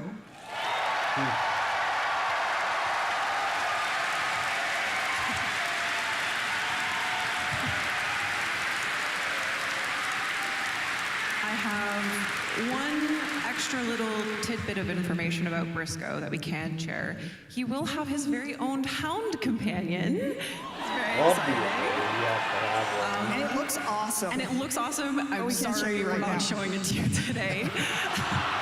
You're not gonna spoil it. Picture it in your mind. But we'll show it in future dev streams.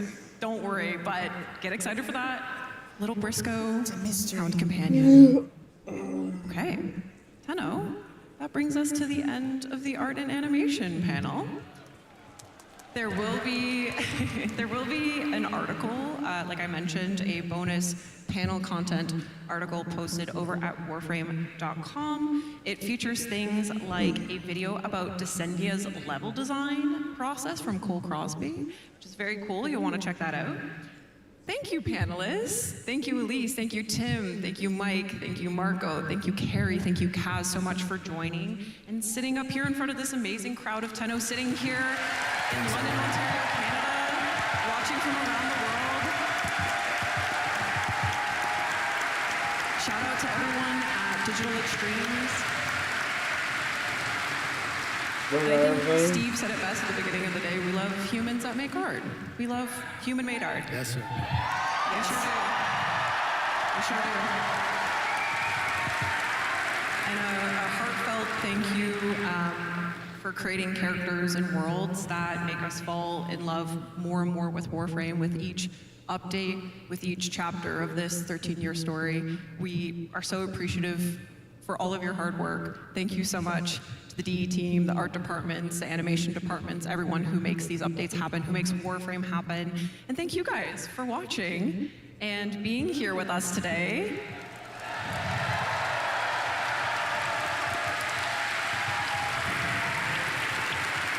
Now, okay, I lied. I actually have one more thing to show you. Tim and Elise have been quite occupied cooking stuff up in the mocap room. So why don't we take a peek at what they've been up to? And with that, thank you so much, everyone. Happy TennoCon. Thank you for being here. Enjoy the rest of the day. Thank you. Bye-bye.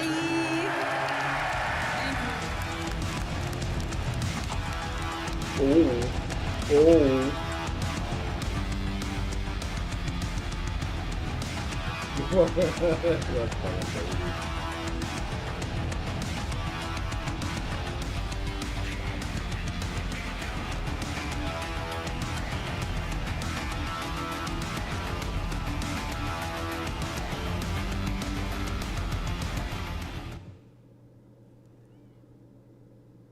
There, Warframe Tenno Live.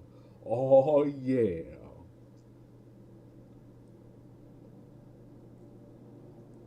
Obviously Ben Starr, like God, Ben Starr is in literally fucking everything. Like anything to do with gaming and all of that, you will see Ben Starr in.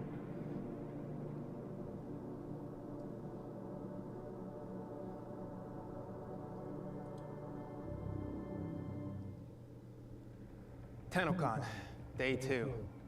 So you lost your voice at the Tenno concert, eh? You ain't here for nothing. Free rewards. It's always free rewards. If you watch TennoCon for 30 minutes between 11 a.m. and 4:30 p.m. Eastern, you'll receive the Halvu primary weapon. Someone offered me a free weapon once. Hey kiddo, he said. Gave me the creeps. Now, Tenno Live is where things get interesting. If you watch for an additional 30 minutes, you'll get Mesa Prime, no strings attached. Those guns she carrying ain't no toys. Peacemaker. Ain't that ironic? So you need to know how to get these rewards. Logging into warframe.com/Twitch should do it. You can follow instructions better than any street cavat can. If you can do that, those Twitch drops will be sent to your inbox.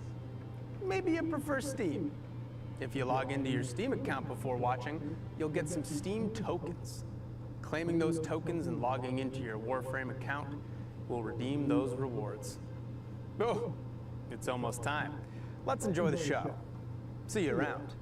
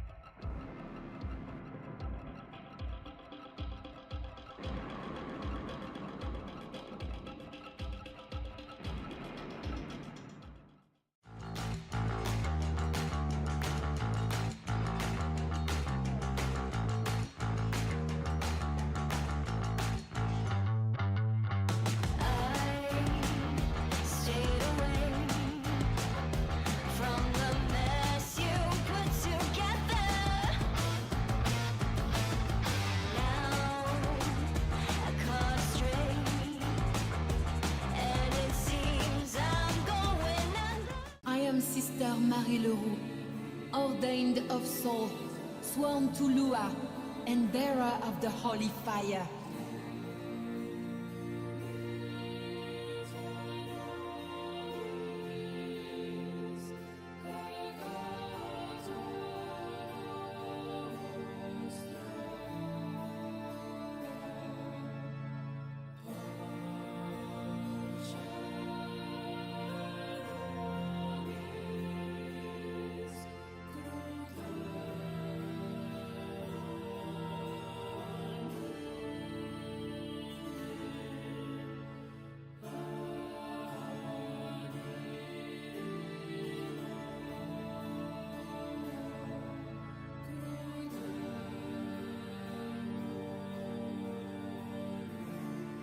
There is much work to be done.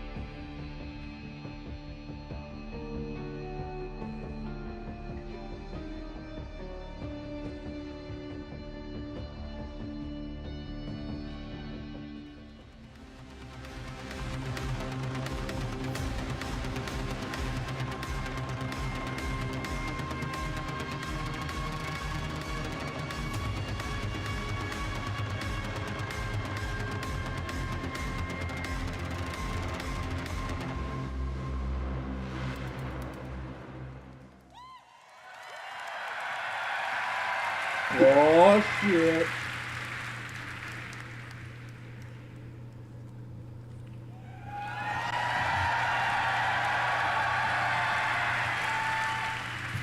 TennoCon, hello, hello. Tenno, here, there. Hi, everyone. Everywhere. Those of you joining us in London, those of you watching from home, welcome to the 2026 Warframe Narrative Panel. Yes, that is right. We have been approved for a second year after last year's panel. Will we get a third? Who knows? My name is Corey Van Den Hoogenvand. I'm a community project manager on Warframe, and I will be your host for the next 50-ish minutes, a deep dive into the lore of the world of Warframe. But you're not here for me, you're here for these folks. I am so pleased to introduce you to Warframe's principal writer, responsible for many of your favorite memes, Kat Kingsley. Hi, everyone. Next we have our lead narrative designer, the Game Dev Hero Award nominated, Ryan Mole. Hello, everybody. Pleasure to be here. Next, this is a real treat for me, actor extraordinaire, 1/3 of the Devil's Triad, the voice of Roth, Renee Zager. Yes. Now, you may see an empty chair. Ben Starr was meant to join us on this panel, but ever since he got cast in Soulframe, he stopped answering my emails, big-timed us, so we needed someone to fill the spot. Fortunately, our creative director was able to step up, so please introduce to the stage Miss Rebecca Ford. Stunning.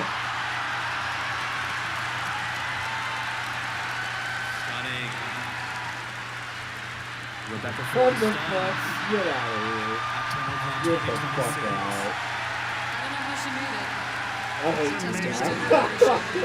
Incredible. Her fortitude. What can she do? Hello, TennoCon. It's me, definitely Rebecca Ford.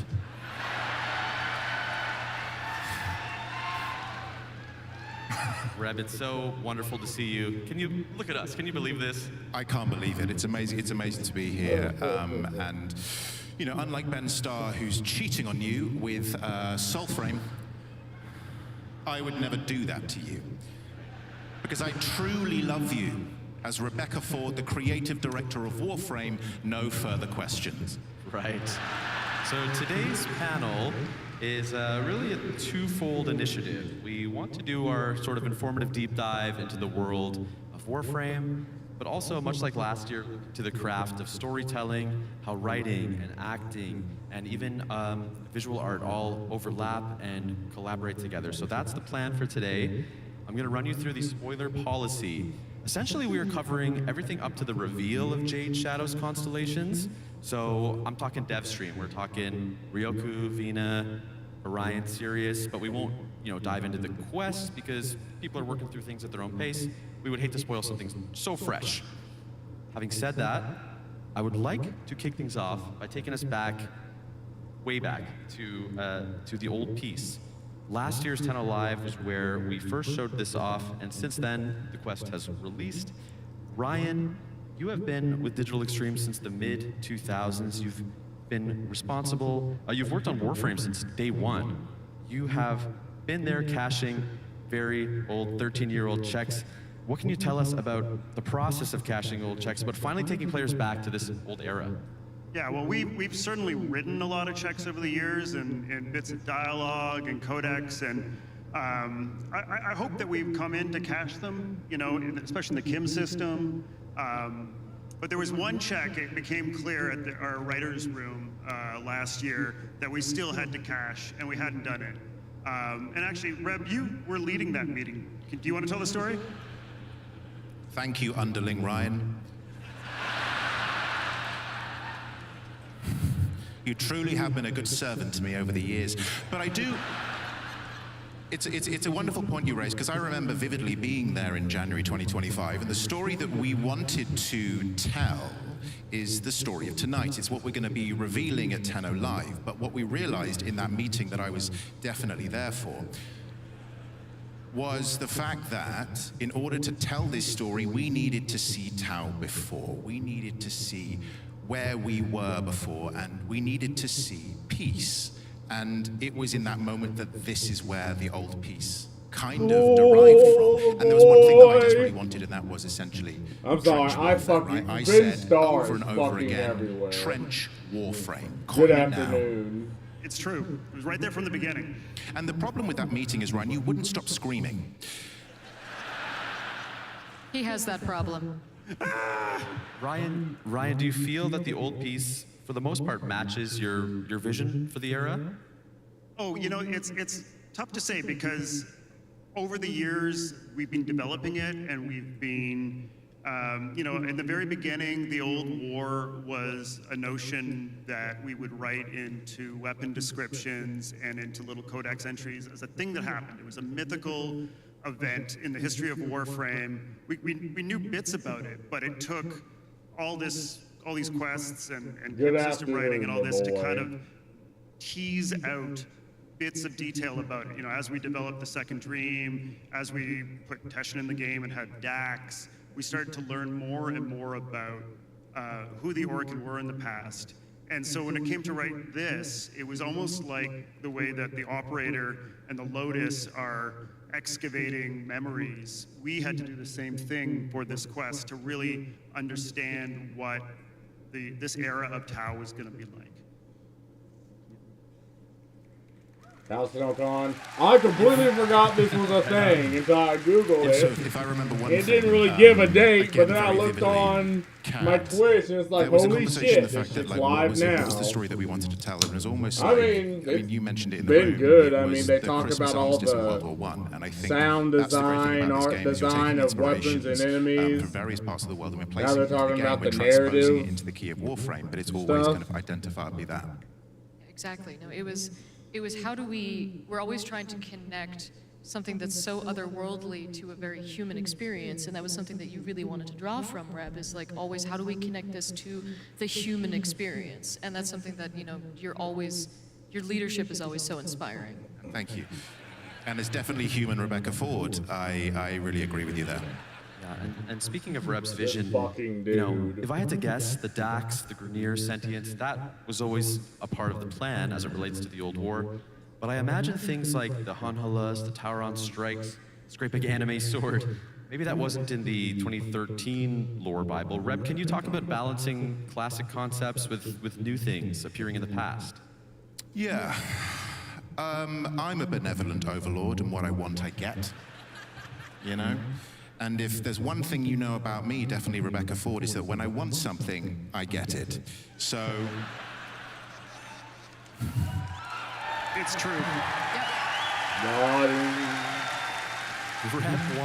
Reb wanted a giant robot. I wanted a giant robot, so I got a giant robot. I wanted to focus on schools of ultimates, so I got ultimates. And that's how it literally came to be. I shouted at everyone and said, I want this, and I got it.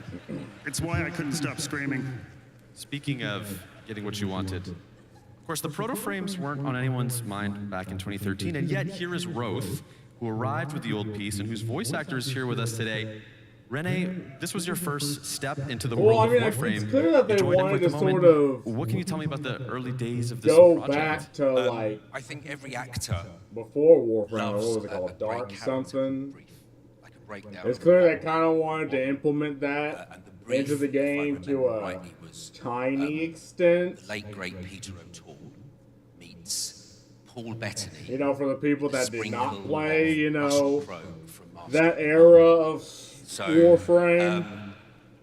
Once an actor hears that, it's like, okay, I know where I'm going. A little bit of research, and then you get the sides. I submitted my sides as any actor would for a Like self-tape. if you can kind of put the old in, but in sort of a new way, like they did in the 1999. Here I am, and I'm very happy to be I here. mean, one is more content, two more stories, three more things to do in Warframe that are very Warframe. Yeah, Renee and I met in London. Do you want to speak more to that, Renee? I do. My agent emailed me and said, Rebecca Ford, you are coming to London, UK. Would I like to meet you for coffee. And I think I originally, I was signed to do 6 4-hour recording sessions. And I think we had 2 left and we met in London. Yeah. We discussed the character, We what was did. happening. Yeah. And the rest is history. The rest is history, and we'll never know what happened to that meeting. Lots of coffee. No one should ever know I was caffeinated out of my mind. Kat, can I ask you about retrofitting a new character into an ancient past? It was such an interesting challenge to write Roth, and it wasn't even so much writing the villain romance, because some of you know that is literally my whole genre. So when Villain romance. So when Rebecca came to me and said, Orokin villain romance, I would say no more.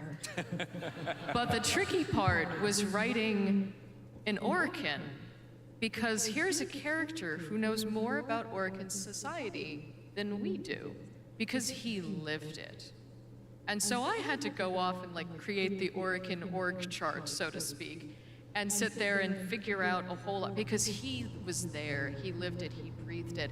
And when you're writing That's trying to write a character that theoretically knows more than the player and the writers and wants to hold anyone. that Like knowledge over the you. Orkin, It was like he's a is very just this dangerous character mythical to write, thing that because happened a almost long as time a writer, ago. I'm like, I think he's manipulating me as the writer. But he was so very much fun. He was like the ice cream sundae of the Devil's Triad. I literally had to save him last because I'm like, I'm gonna write too much of him if I do it first. You know, writing a character Add that another knows branch. more about things that No, you no don't more know. branches. No, no. The localization team will kill me. If you checked out our definitely panel a way last of year, you'll know we writing. showed you what was called a casting sheet for Eleanor. This year it's a little different. We didn't actually have a casting sheet for Roth. Reb, why was that the case? Well, as we know, I'm collecting actors like Infinity Stones.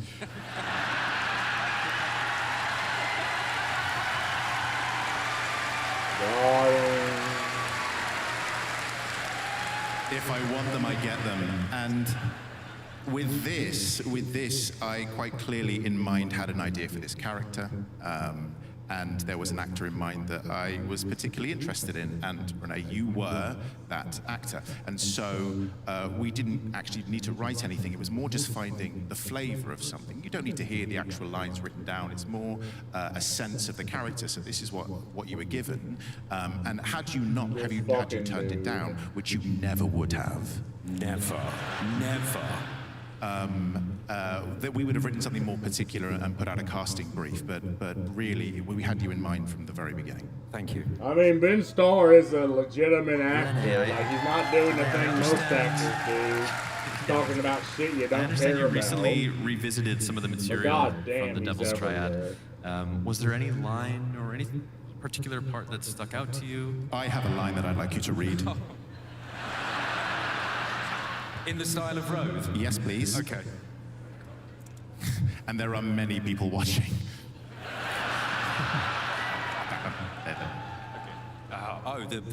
Okay. So this is the bloodbath proposal. Okay. She summoned me to her bath one evening. I strode across the mingling puddles of perfumed water and blood and stood dutifully to attention. I'm bored, Rose.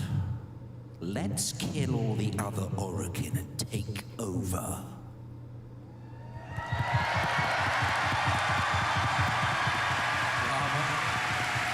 What the fuck?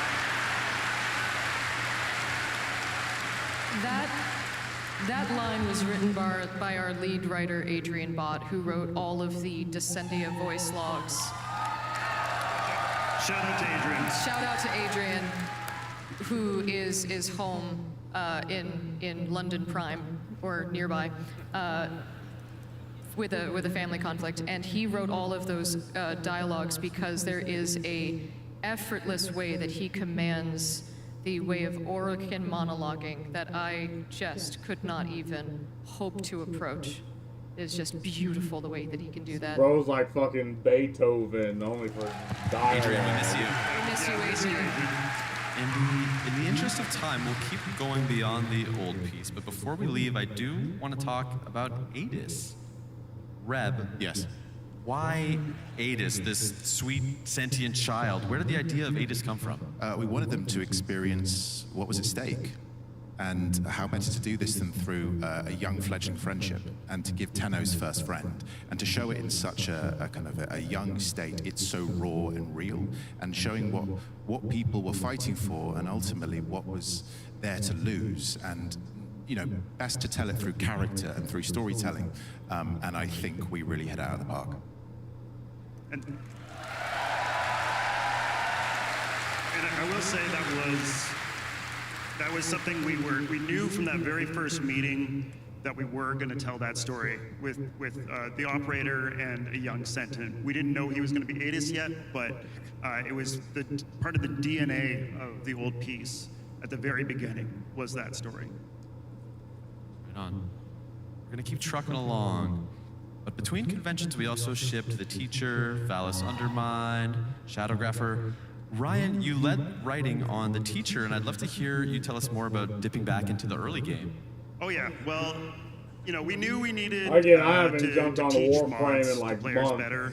I'm pretty sure I'm not in that clan anymore. They probably experiencing kicked the mod me. system and playing with it, stuck with the game, and those that didn't really get the menu and didn't understand how to play it bounced off. So we wanted to give people that early appetizer, get them into that menu, get them to understand how powerful mods were. But I had a secret second agenda that I really wanted to do. We have characters in the game that don't get the best introduction or weren't getting the best introduction at that point. And one of the main ones was Teshin. And I really, really wanted to give Teshin a proper introduction in the game. So I was able to meld those two tasks together in that quest. I've been playing like 30 and, years, I yeah. hope it worked. I'm trying to get you back into it, but I really love The Teacher. We were talking about this backstage. To me, it feels You very don't much want to. like episode 3. Like, I literally of the, have a bunch of TV shit I can series, right? just It's like give to you a for two-parter of free Awakening and Force that I'll Prize, never and then we go into use. episode 3. That's The Teacher. For sure. I mean, Warframe is very episodic in how we treat our quests. It's almost an anthology in certain respects, where we're getting different characters from all over the place. Well, I mean, I really figured just that to was go the back point to begin with, to those to be early an days. anthology. One of the It's other like, things about that you're quest was that seeing I the wanted to write a world quest through the that was eyes of the specifically character. for the new players. You're not I really knew all of you who are here or playing a that would maybe character. want to go back and play it too. Like, but your I character didn't want to have to really worry doesn't about, matter in the putting, grand scheme of things, challenge because, in there for I mean, you're a Tenno existing like players many who have other thousands of hours in the Tenno. game. It really had to be for those players who had 3 hours in the game. And I think all of you appreciate that you're going to get fresh blood sticking around a little bit more because of that quest.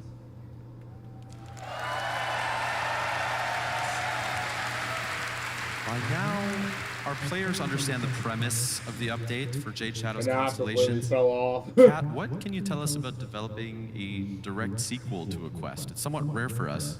It is, and it definitely proposed a lot of interesting challenges, because talking about writing checks and then having to cache them later, there was a Warframe, baby. And so, Rebecca, you had sort of like gone off and then come back and had a very clear plan of like, okay, there's this, and also another check was what happens to Orb 3, and all of that. And so it was a very, very interesting a world of like what to do with this and how to embrace it and how to take that forward in an interesting and yet also unexpected way, because one of the things we really love to do with Warframe is what to do, but how to do it in the most unexpected way possible. There were a couple callbacks to Jade Shadow's one, specifically a bit with Ordis, right, Ryan? Yes, we got to go back to back in the orbiter with the Stalker and Ordis, and actually, I don't know if you noticed, but Ordis sounded a little bit different this time because we had our brand new voice actor, Warframe alumni, but new to Ordis, Kevin Lim, doing the voice.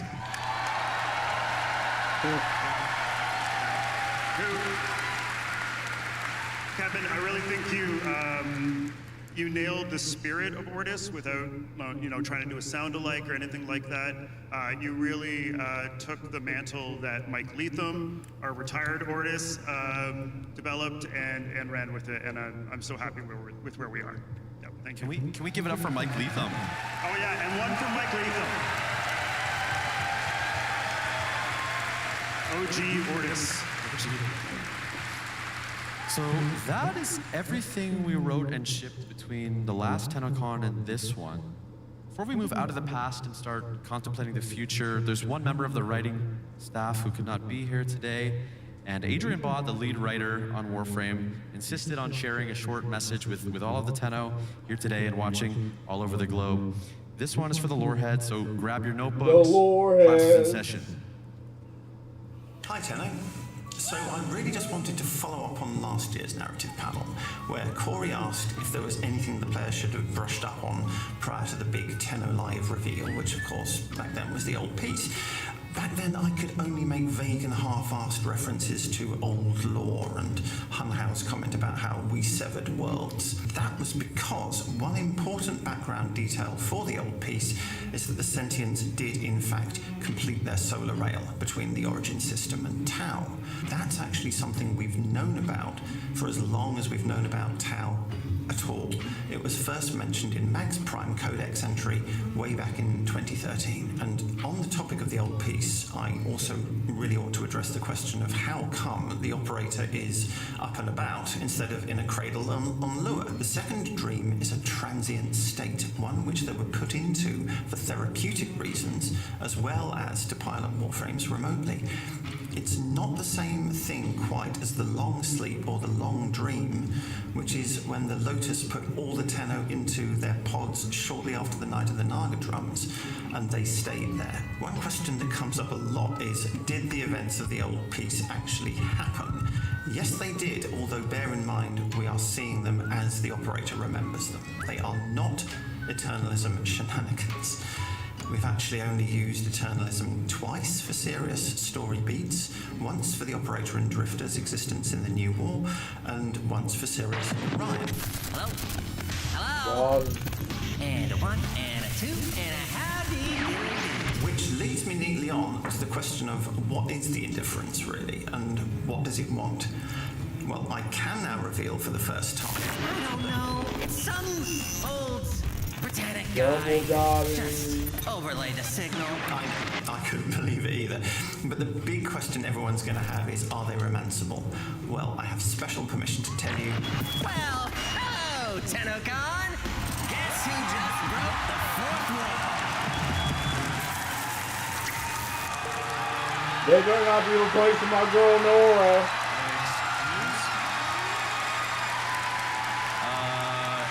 Was that Amir? That sounded like Amir. That did sound like Amir. What's Amir's up to? Kat, do you have any idea what we just saw? He is back. Coming to an Origin system near you. Amir from the Hex is taking over Nora Knight's broadcast temporarily. He is. So coming in August, Amir is giving Nora a bit of a vacation and taking over for a very special Nightwave. And also, he's also taken over one of the rooms upstairs in the Holvania Mall and turned it into a Fables and Frontiers. Wait, so we're playing fucking D&D and Warframe now? So, you can, for a 6-day mini text adventure in the Kim system, you can join the Hex for their little mini text adventure, but I warn you, not all is well in the land of Holvendheim. So we will be finding a new room. You will be finding a new room. You will meet Amir there to make your character, and then you will play the game on Kim with the rest of the Hex for a little 6-day mini text adventure. Now, all of the parts and pieces, now the art that we worked with the creators here, now this art... Yes. This art was created, this concept art was created by Briggan. Now Briggan is in the audience tonight. And Briggan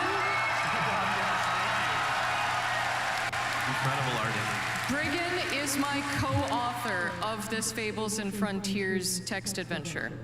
Because all I said was, yeah, Eleanor's gonna be the warlock, and of course Arthur has to be the paladin.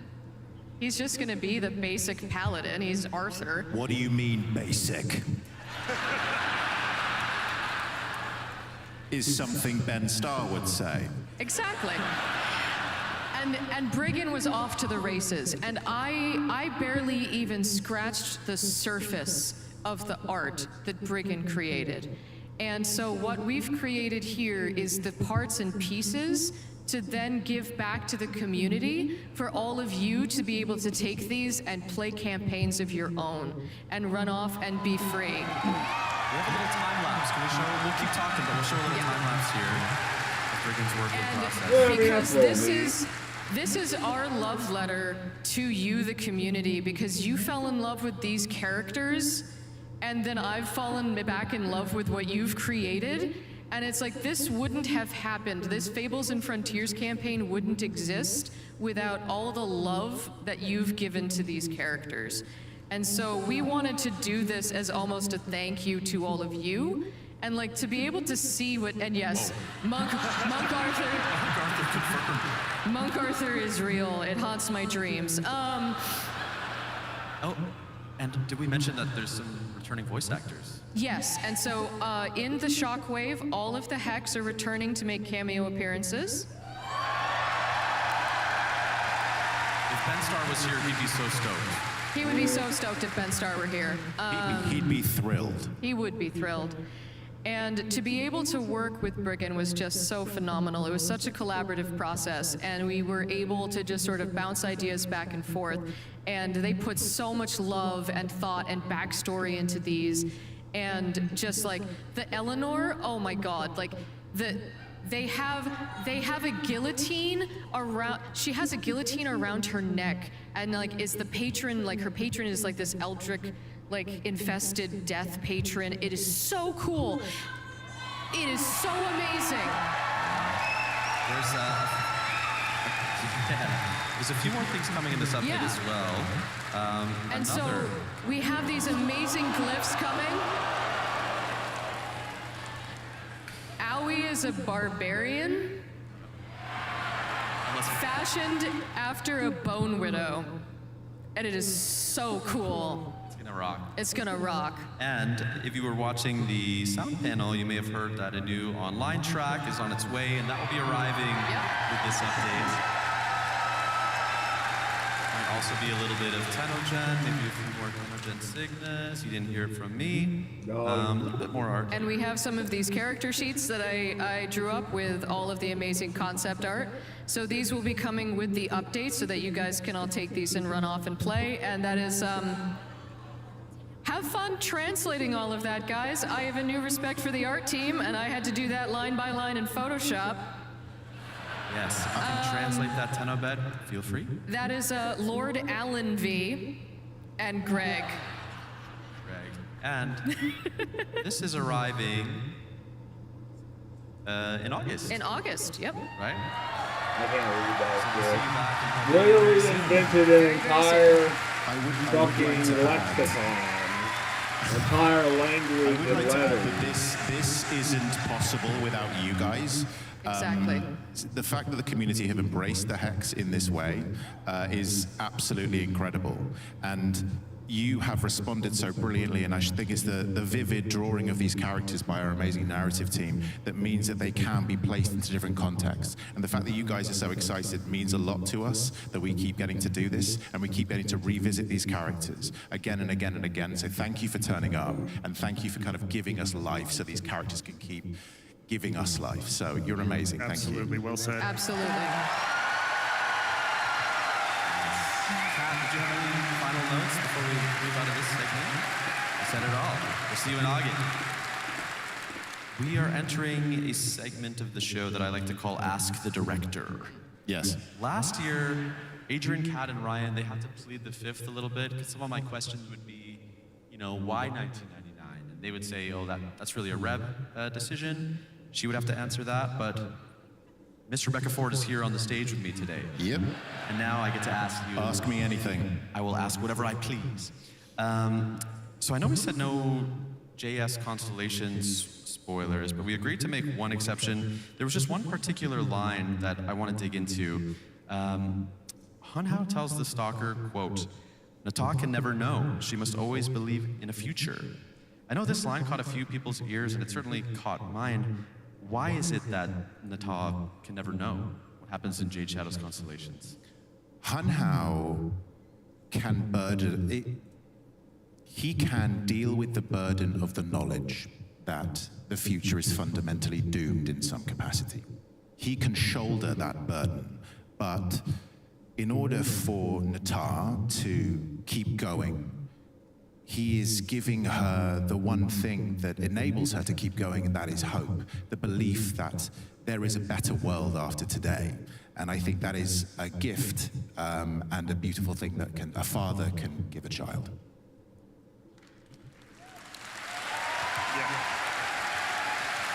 I want to have a little bit of real talk. You've been studio intern, community manager, community director, now creative director, and all that time you have been the voice of the Lotus. Yes. How has your relation to this character changed over this time period? Well, first of all, don't I sound great as the Lotus?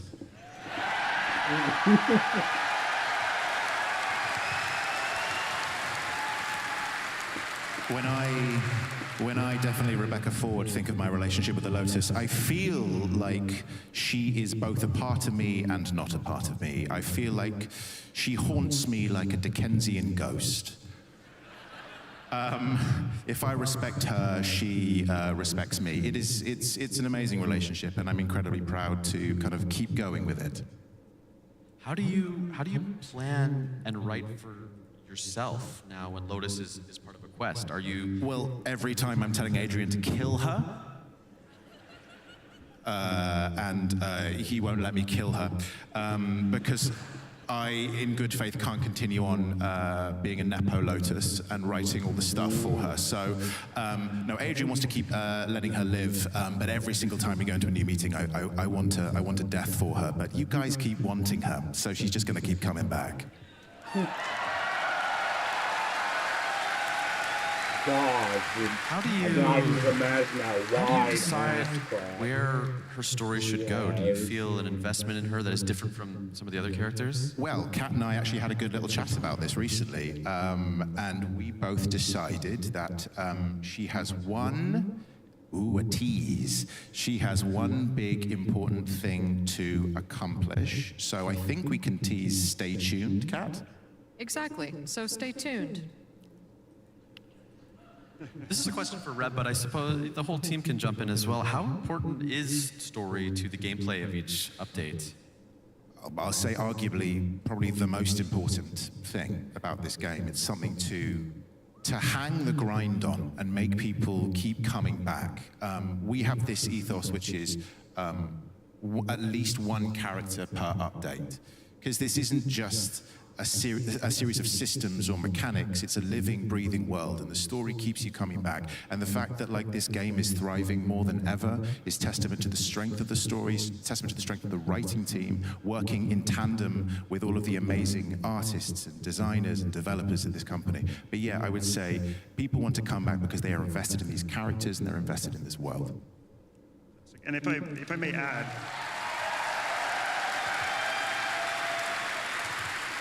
well said, Rebecca. Thank you.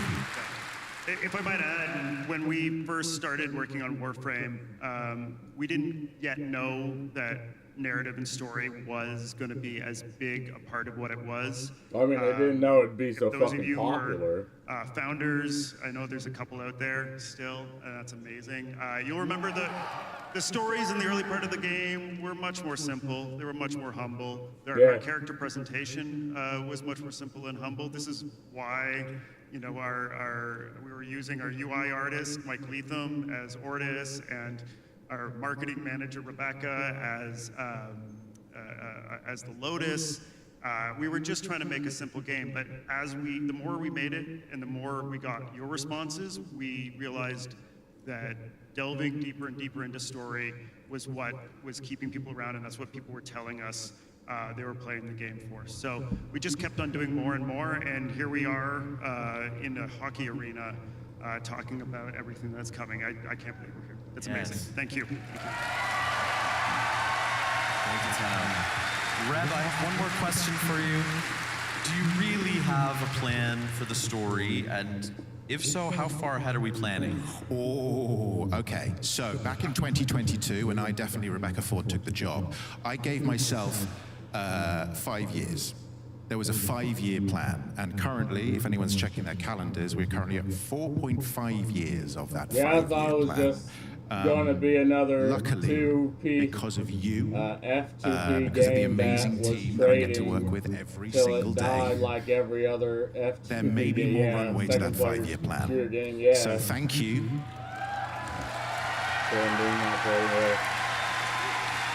Yeah, I mean, that's how a lot of those games sort of fell off. I mean, later on we're this talking afternoon, like there are some wonderful surprises in 2013. store, and that is So what, because of you your know, support. So thank you so much. first-person shooter, or like third-person shooter was that came out at that time. I would like to talk to the you know, about advice I guess like and influences. Titanfall Reb, we saw you 1 bringing anime and was heavy a metal thing. to Jade Shadow's Constellations, but on the performance side, Renee, what are you bringing with you into the booth, mentally, emotionally, physically? Apples and grapes. I mean, I'm thinking, okay, like 2013. Actors love apples when they're recording. That was like Xbox. Apples have a natural acidity 360, that I mean, cuts through throat mucus. Sorry. But the game blew Please tell up. us more I about mean, throat mucus. We're live. Yeah. the gameplay really did carry the sort of game aid in even the back production of then. But saliva in your mouth. So I'm thinking anyone that's of ever had like to speak in public and the has dry game mouth back or then licking lips, versus what it is now. Like it is completely Any type of apple? changed. Granny Smith. Always a Granny Smith. Ironically, Any Granny Smith fans out there? Granny Smith fan. Shout out to Granny Smith apples. And a lot of developers don't expect their games to really blow the fuck up, especially like the indie devs. also, if I could say, They're like, yeah, we'll just make something that maybe a couple hundred people will like, having you guys, but then a Zoom, couple thousand having people start to great like engineer, it. a great director Then like tens JC, of thousands of people start to like it. You're welcome. Then hundreds of thousands it's, of people start to like it, and you're like, oh, great scripts. I guess I got something here. Shout out to all the And great then like engineers, millions sound of people end up recorders, playing and it overall, studios and you're that we like, oh work with. shit, Syndicate Sound, Sign, we gotta keep going. so many places. Too many to name, but you're all helping make Warframe come to life. Thank you. Reb, I mean, has whoever the you ever lead spoken with Ben creator, about his design, or process? director was, like, Well, as Ben Starr's had official lightning photographer, in fucking a bottle with this one. I feel like I can speak on behalf of him. I feel if Ben were here, he would say that other than apples, which is great, but also there are other types of apples available. Pink ladies also are excellent. But really, it's collaboration. I think one of the great things that Digital Extremes does incredibly well, and I'm incredibly proud to be the creative director of Warframe. And then the as a branch result off of into it, like, is the you know, fact that fashion this framing, which a is a thing, performance a of a whole character nother is not one community. singular person. It is not a people voice. like me It that is just more collect than that. everything. It's the designers. It's the writers. I mean, you also it's have the people who that, you conceive it know, at the are very more beginning. into the whole And in-game this whole aspect process is and doing as collaborative. I much remember speaking to damage Ben back in with each 2024, frame as and we possible, helped mid-maxing. build the ethos of Arthur together. And there were many questions. There's a joke that he's lactose intolerant because Ben Starr is lactose intolerant.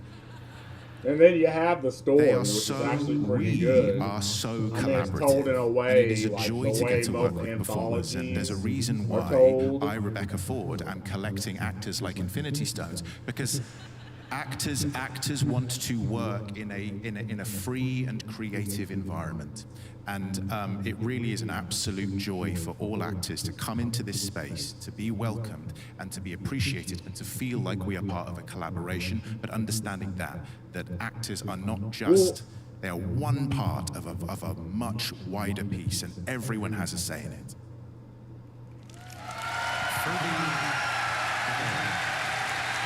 For the writers, how are personal passions reaching the game? Ryan, do you have anything? Yeah, personal passions.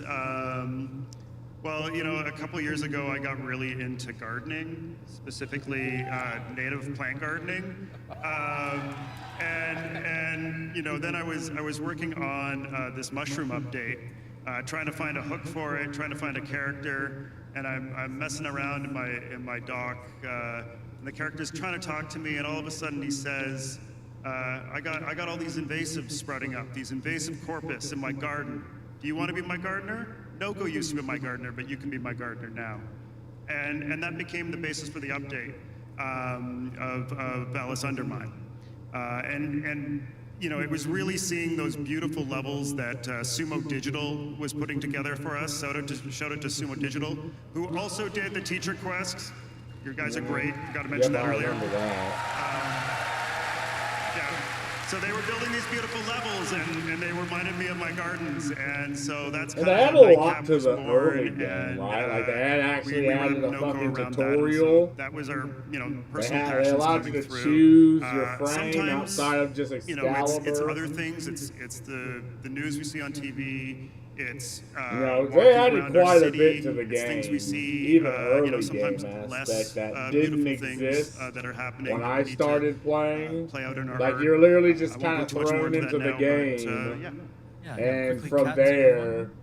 I think you to sort of figure play off shit of that, out. it's people ask me oftentimes like, how do I go from writing characters like Quincy to Amir to Leon to Roth to Arthur to everybody, and it's you take a little piece of yourself, any tiny little piece. For Quincy, it's sort of like my prankster self. For Amir, it's smash my head on the keyboard. Remember what it was like playing Diablo 2 in 1999? All of my lead speak. Yeah, you're sort of thrown in the deep yeah, end. I was And an ice cream cone off, sorceress. right? And but then, people played and it then and they didn't like for it. Leon I mean, that's and inevitable. everybody, it's a little tiny different piece of you, and you plant it in the ground and you grow the rest of the character around it like a tree. But that one people like piece us is your that stuck connection to around that for character. quite a bit of it. It's your in.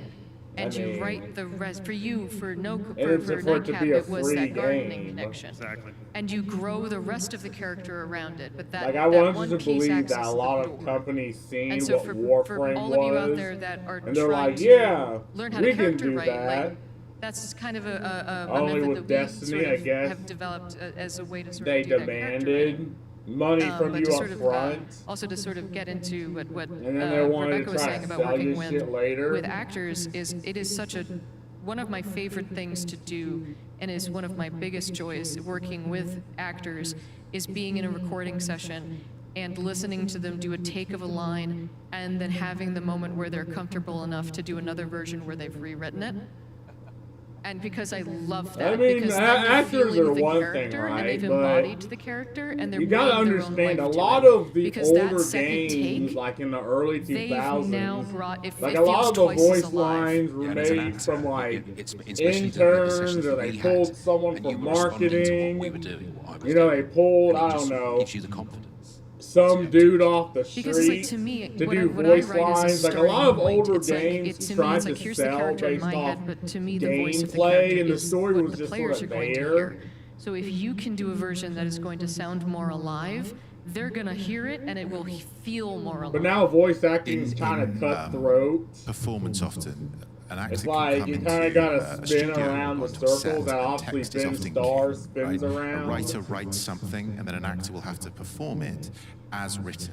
And sometimes you can sense like, I that mean, the that's actor really fine is and all sensing right, that but line. They're not really what vibing happens with it. is You that can just tell justifies when why you, games cost so play a fucking game, or much you to watch a make. film and you think there's something quite off. Because It's you all a have to have the facsimile of big real life, actors. because the actor I mean, really it's is just vibing one with it. aspect The amazing of thing it. about this process and the way the Digital Extremes works is that there is the text and there is the actor, and it's the alchemy that comes between those two things. If an actor is unable to convincingly say the line, it's not that the line is bad, it's that the line isn't right for that particular actor. And it's been fascinating to see how Digital Extremes have moved and developed with their performers, and really written around those characters. And certainly, like, when I, Rebecca Ford, conceived Arthur in the early stages, I could not have possibly have foreseen what he would become in collaborating with Kat, with Ben, and how he and the rest of the Hex developed alongside those actors. They really become written for the actor once you find the actor for them. For sure. Especially with characters like Treve, who plays Quincy, he is so much inspired the character that he's sort of become. I mean, obviously having the actor that played the, in the interest good of time, for the we'll keep role rocking is on. good and all, Is right? there? We were talking recently I think about microbursts Digital of lore and how Extremes not kind all of of the storytelling proves happens in the that quest. in a way Kat, where was it's there not anything like, that you thought was especially interesting about the last few years the of Warframe? actor choosing I think one of the weirdest everything cool else pieces other of than the information that is fucking buried character. in the lore is the fact that Pregasa is Lotus's mother. Like Pregasa the ship? Pregasa the ship is Lotus's mother, but that was only like mentioned in one trailer back in 2018 for the new war, and it's like, wait, hold on. So Hunhow and the ship? Yeah. Don't think about it too hard. How does? Wait. Do the math, everybody. Yeah. I don't. And it's like, I and mean, then what, if is you the listen to ship Hunhow, big? wait, so the ship and Hunhow. I mean, I didn't think Beyond our sentience comprehension. Yep. I do want I'd to love to see art of reproduce that, the actually, same if way that's as possible. humans. Like, I thought that was the idea. The proto frames. And it just blinked into existence. If you could send it directly to my email at Rebecca Ford at Digital Extremes, just spam it. I'd love it. From a narrative point of view, what is the fanfic. thought process behind the proto frames?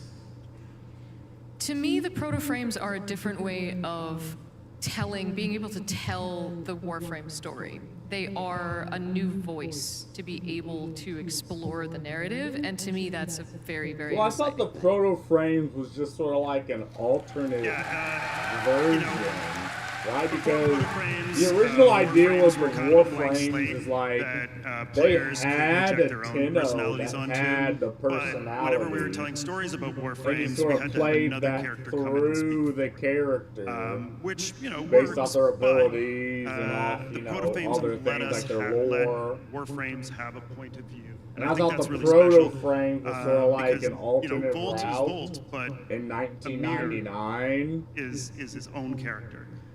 So that's really what we love doing with proto-frames.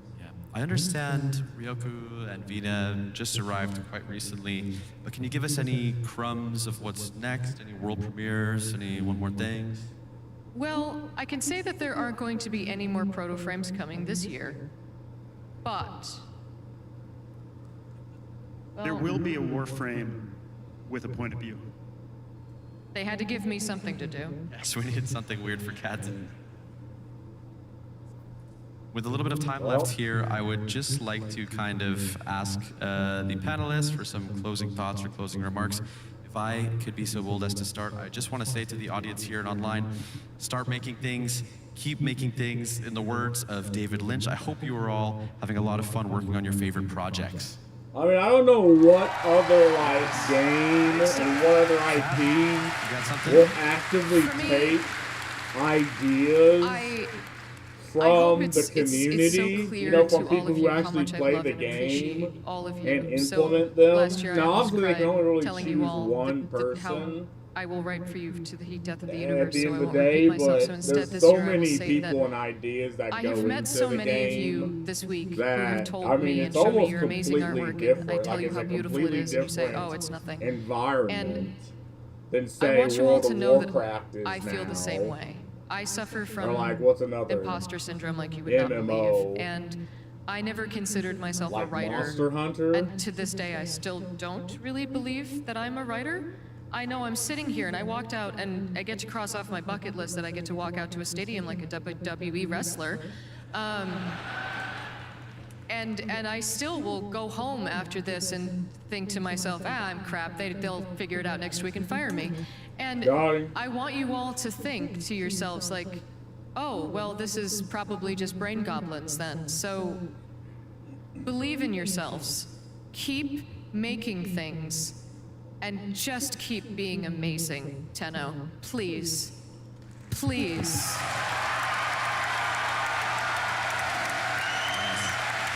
Ryan, let's hear it. I'll keep this really brief. I know this has been said a few times today. We're here because you keep showing up It's amazing. It's such a See, privilege. I'm to the make this exact game for you. opposite. Thank I'm a you so complete much. nobody. That's like, I'm about to make the best fucking game known to man for the whole 20 people that may actually play it. I'm an actor. I'm a jobbing actor. I never thought I would, in my wildest dreams, I would be here, being part of this. But thank you for inviting me into your family. It's something I'll never forget, and it's forever. So thank you. What's the opposite of imposter syndrome? If I may speak about myself, Rebecca Ford, in Like the third the goat person. syndrome, I suppose. Or about myself.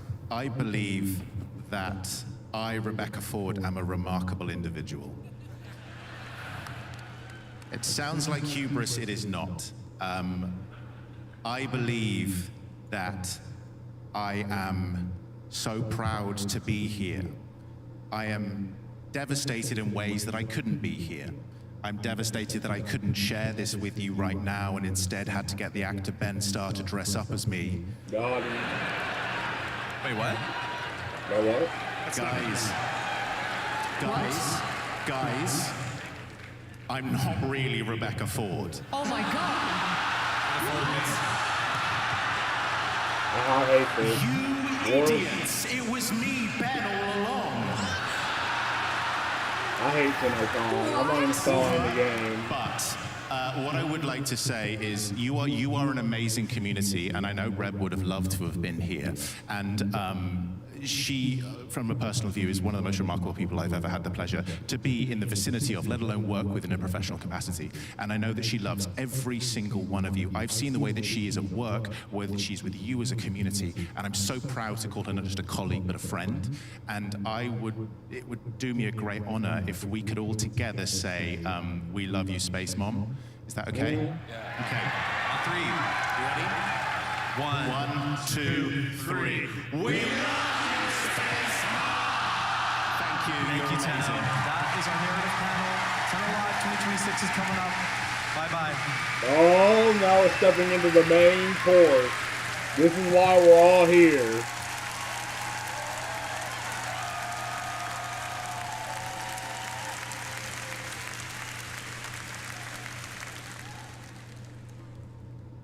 Is he wearing a wig? No, that's his actual hair. Like, don't you know?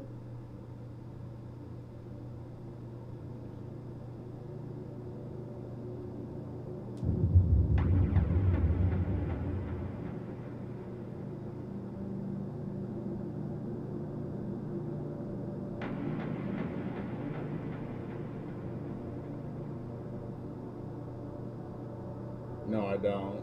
Yeah, that's his actual hair, bro. Literally Hey, one you! for one, Do you want to like take your summer Rebecca vacation game to the Ford. next level? How about Spain? Introducing the Lisette Pool Floaty from Digital Extremes. Play like a Warframe. Relax like a Warframe with your very own Lisette. They're floating on my ancestors. Visit the merch store at TennoCon or store.warframe.com to purchase this 100% real Lisette Pool Floaty. Hold my calls. I'm in flow state. Cringe. Oh, my back. My back itches. Grab my fucking comb. Oh, fuck.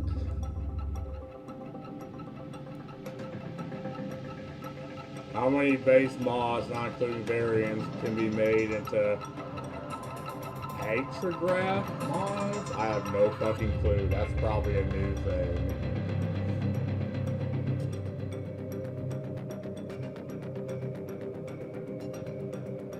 See, I told you it was 14.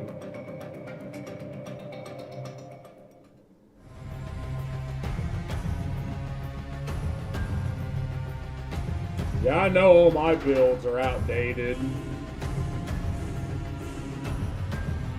So this is like a fucking Hogwarts fucking magic bullshit looking clan. I mean, it looks cool as shit.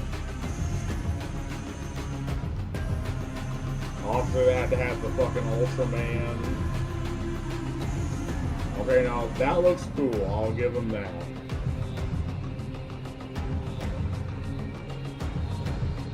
Man, they gotta make those statues thick as fuck, though.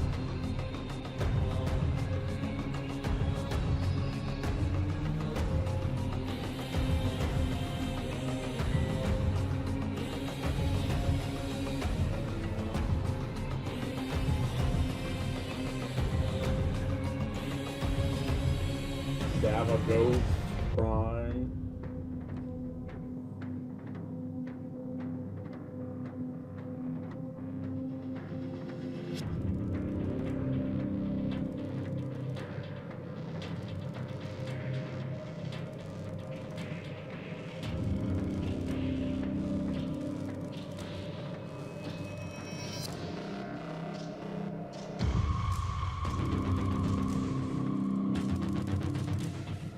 Oh, I gotta pee. 4 minutes till I start. I'll be back. Let's mute this so you don't hear it.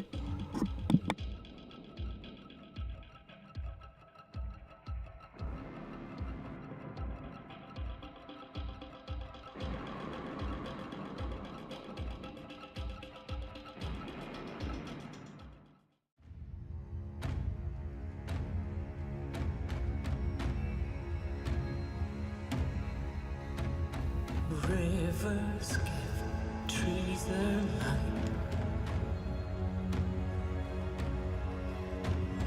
Trees that see this fairy sight.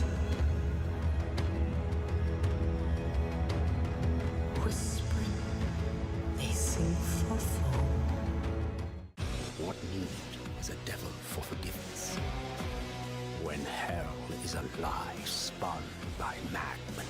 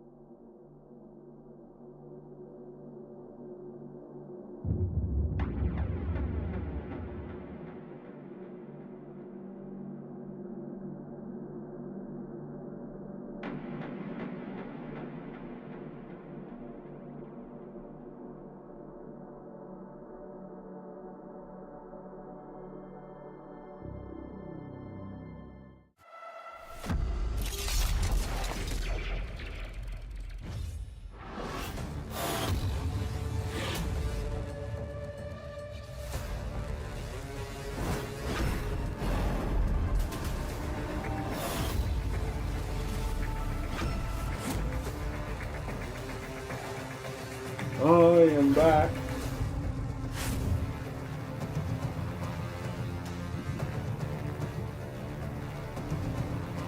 One of the guys I talked to about, because there's a lot of like grants you can get, and there's one that is like a small business one, but they don't really use the grants to pay wages, but to say I get he's like, well, say if you get a 3D printer, you know, you can use that grant money to get that. Like, it's mainly for like equipment and shit. And that kind of got me thinking. It's like I can 3D print my character models. Like, bro kind of actually hit me with a decent idea.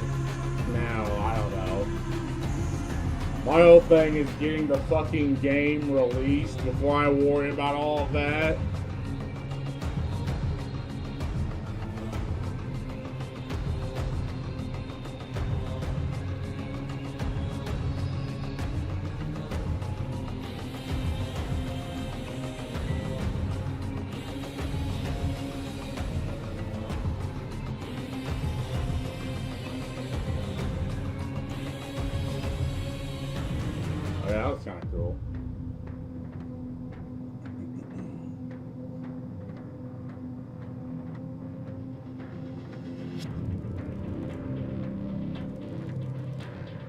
I don't think this is.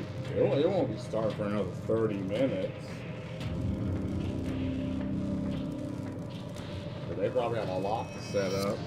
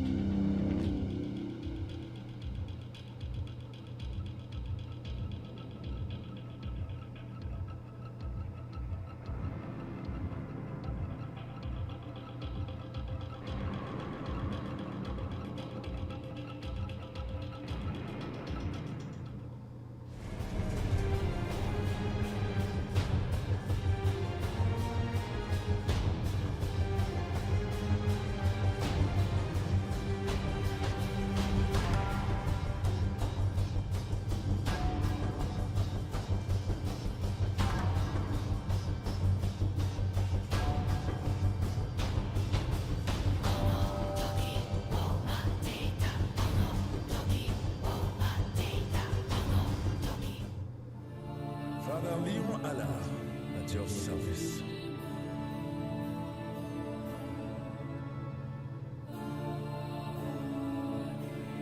All sins can be forgiven. The agony of the night's darkest hours. Lua comes to bring us home.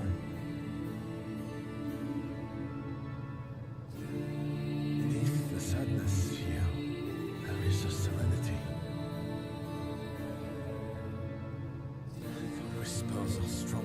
Still, one of the most fucking creepiest and unsettling quests was the horror one.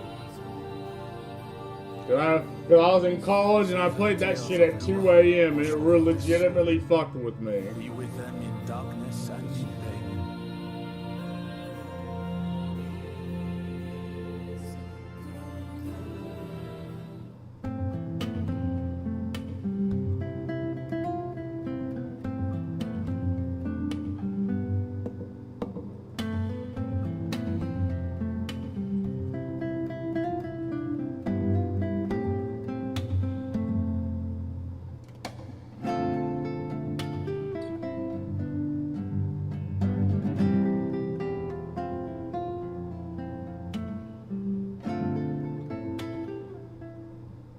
Hi everyone, my name's Jeff, and I'm going to take you on a little behind-the-scenes take of Noko. One of the biggest design challenges was balancing his character. No, he's still not balanced. His force is so fucking good when it hits an enemy. Still a warframe. As players level him up, mod him, and take him into tougher content, his abilities... Like, you're doing like millions of fucking damage per bounce. So every yeah, that's his force. Lighthearted enough to sell his personality. Like, I get the point is to bounce it off the mushrooms. But I said, fuck that. Let's bounce it off the cranium of the enemy. Signature is actually simple foley recordings. We experimented with things like a rainmaker, wooden shakers, branches, plants, anything that gave us those earthy, natural textures. This rainmaker became one of my favorite source recordings. It has this soft, cascading texture that immediately reminded me of spores drifting. Like, I feel like my everything around is wooden fourth shakers gave us a ability. natural rhythmic movement that felt alive without sounding And fucking mechanical. dick smash And then there were all bosses. kinds of natural items like bark, branches, dried plants, leaves. I mean, it's not gonna be till another 30 minutes. Believe it or not, that's actually I might. I recorded a bunch of playful quips, coughs, squeaks. I could little show you that performances, Abyssus then manipulated game. them by pitching and layering them until they became something that... Yeah, I could probably show you Abyssus a little bit. You know, the game that you rolled up, you're like, this isn't Abyssus. Well, because I was making something to eat. So I was like, yeah. And don't worry, in the next 30 minutes, we'll jump right back on. Because the Tenno Live is like literally the thing I really care about. I mean, everything else is cool and fun.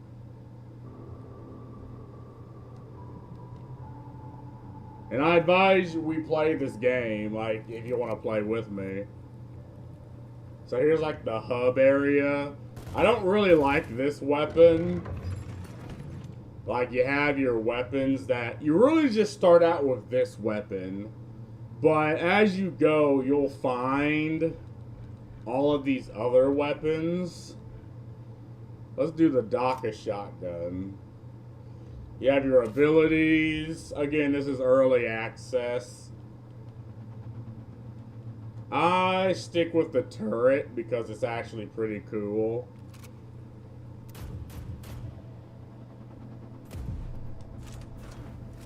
Obviously, you have customizations, which again, you unlock in-game, but you can also, like, buy packs that have them. You can do your color or your outfit.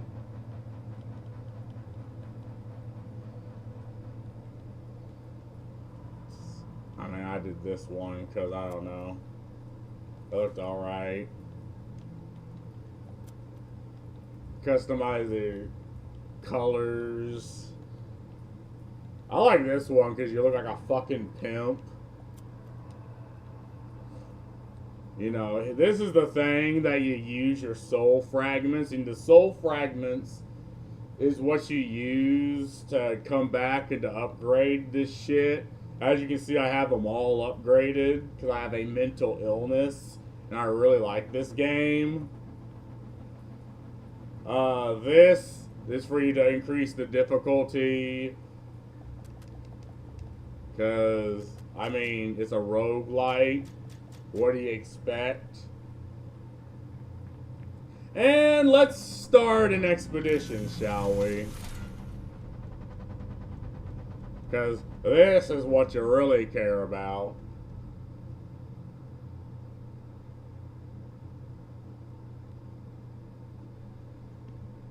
So here's one of the levels. I think you go down 3 levels, but then you fight the final boss. See, I can get this because I have the thing that gives it to me. Or, yeah, I'm playing alone, but you can play with up to 4 people.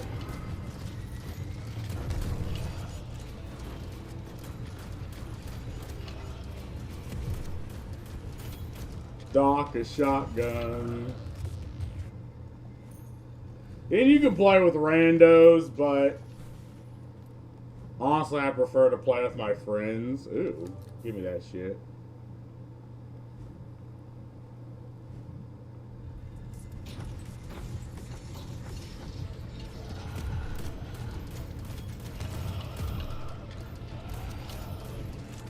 The shotgun's alright because when you use it secondary, like every weapon has a primary and secondary. So my primary for this is a fully automatic shot, but the secondary shoots is more of a close range type blast that blows you back.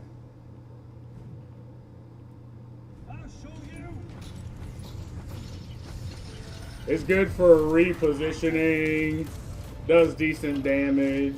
You also have a melee, which is like your wrench. Oh, okay, and this is another aspect of the game. Blessing altar. So you can choose blessings to put on your weapons. Reroll. I like doing the gold. And like, okay, you can have it on your ability, your primary fire, or secondary. For this one, I'll have it on my ability. But you can have up to 3 different type of blessings for each primary, secondary, and ability.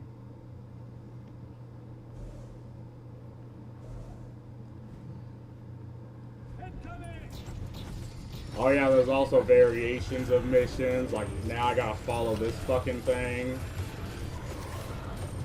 while filling up that meter. You also have a dodge, which is your LB.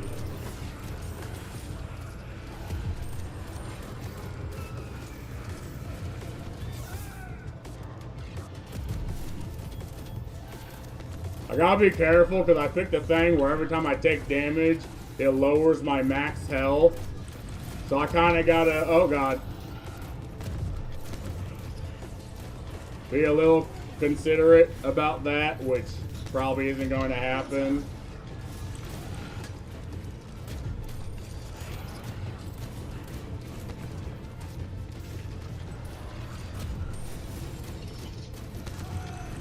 Also, your wrench stuns enemies.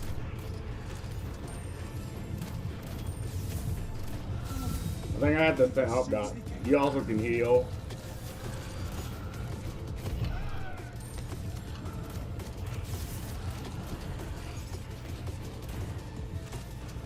The thing about the turret is I wish it had, you can upgrade like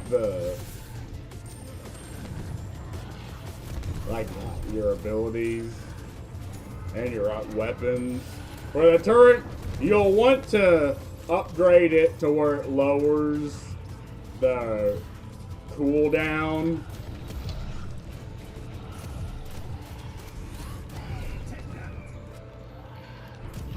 Oh, I forgot the fucking Phantom guys also fucking do damage too, so.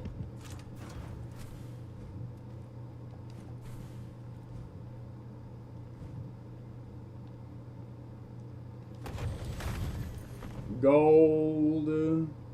Give me that health. Gold.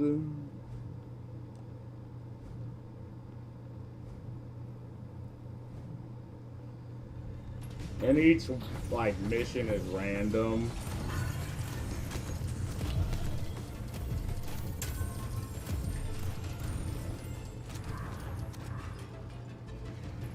I try to stick around the firing line.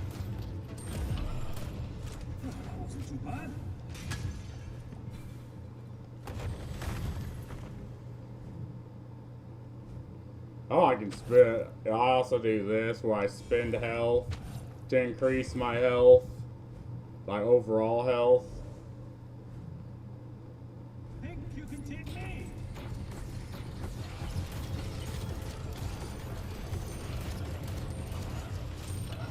Okay. I also have the thing where my wrench can execute enemies that have like less than 20, have like 25% health left. Okay, so ability upgrade. Turns explode and stun enemies within 10-meter radius. Projectiles explode on hit and deal 25% more damage. Lower the cooldown by 10 seconds and reduce the damage dealt by your turret, dealing increased damage for each turret within range. I hate reducing my damage for any reason. So, exploding projectiles. I can also upgrade my weapon. Do spread, increase weak point damage. Enemy makes next shot deal 100% more damage. Probably slows and weakens enemy.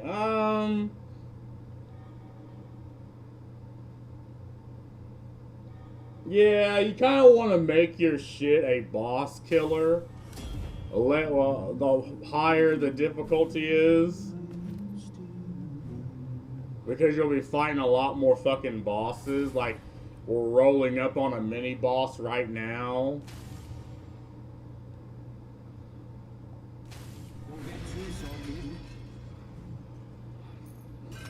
I remember this one kind of being a pain in the ass. Oh goody, I gave him a shield. I also have the thing where my dodges give me invincibility.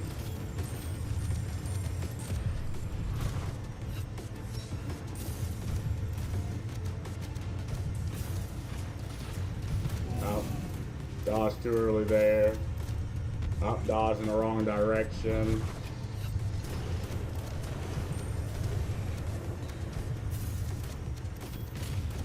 Ah, fuck your hand, bitch. Ow. Honestly, I might lose. Because I don't really like the shotgun.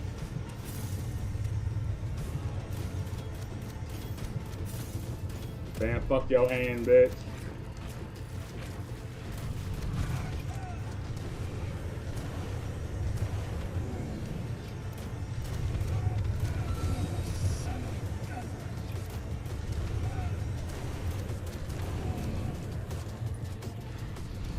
There's a lot better weapons I care for and can actually build up.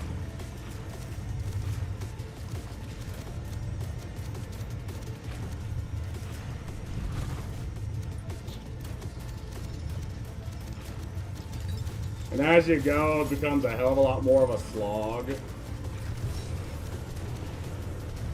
Now.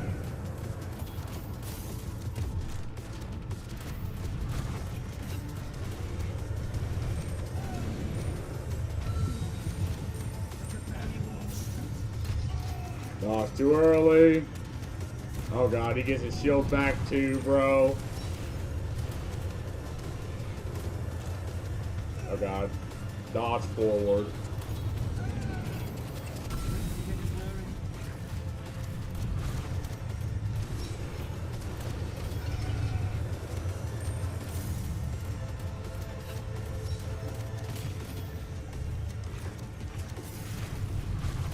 Really?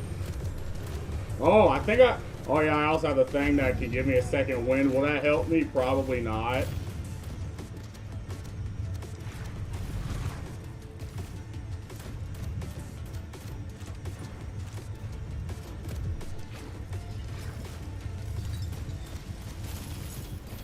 Fuck your hands, boy.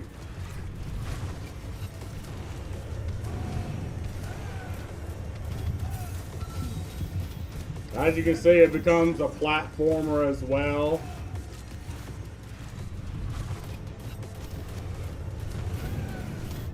Yep. It's not bad, although I'd wait till it's a complete game. I think there's enough in the game to where, I mean, you can just play with friends, have fun, at least upgrade the weapons and shit. And then, I mean, if you want to stop after that, I mean, it's whatever. What the fuck is this?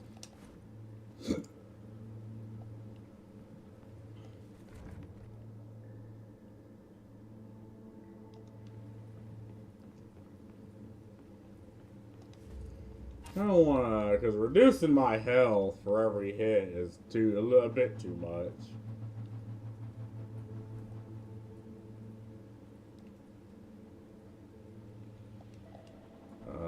Let's remove that.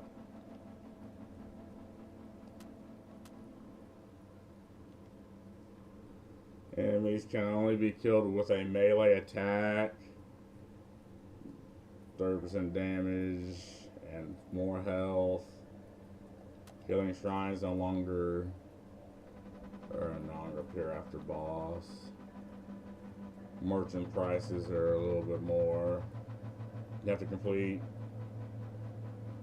You have 30 minutes or a time thing.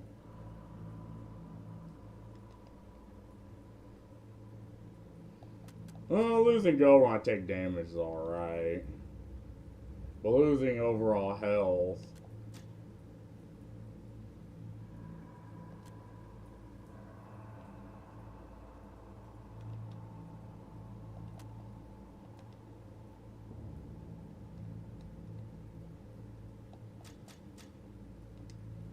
Meh. Again, I think there's enough in the game. Oh, I think it's starting. Where are you?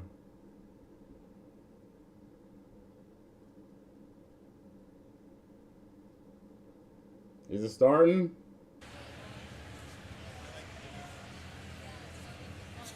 I'm not seeing that. I thought I was seeing. Nah, the fear of it never being completed is high, considering a lot of games with Steam are still in development or just abandoned. I agree. But I think enough people have an interest in this game to where, and again, based off what I've just played, I mean, it's just a fun game. And if it's abandoned at this point, which I don't think it would be, but if it is, I mean, I still think there's a decent amount in the game to have fun. Like, it's not a game that you play like a hobby. It's a game that you jump in and you're like, oh, you fuck around, have fun with friends, find out builds, because this game sort of scratches that itch. Or it's like, okay, you have a build in mind, and you might not get to, you know, to the build, but for like when you go through, but you can also theory craft other things.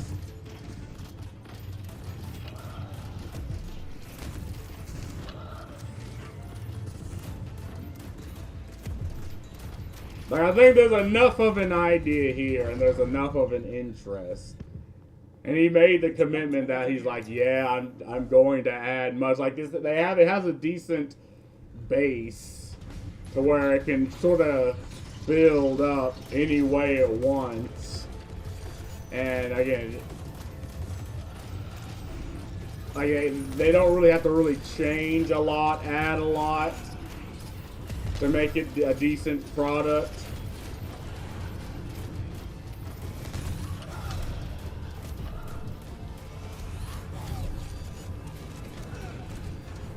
Ah, get stunned, pussy. Get executed, pussy. Get executed, pussy. Get executed, pussy. Get executed, pussy.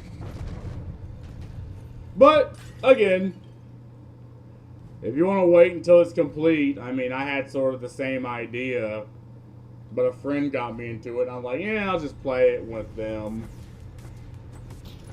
Just to fuck around.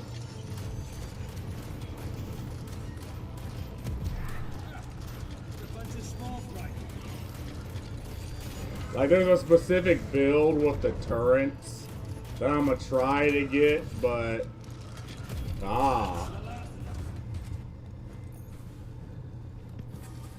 like, I'm hoping, will I get it?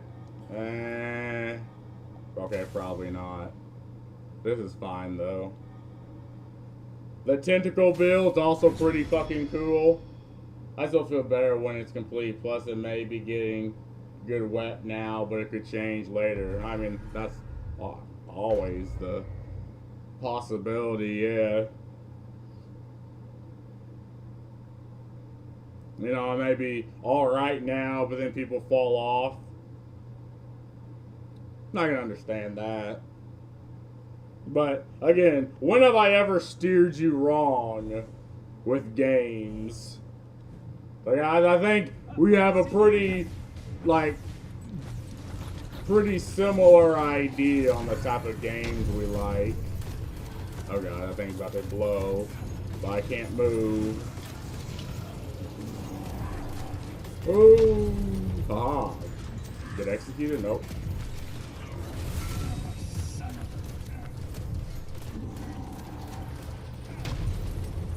Get executed, bitch. And again, it's a roguelite, so there's always that itch, roguelite scratch. I'm a roguelite type of gamer. Fuck you. So this game definitely scratches that particular itch.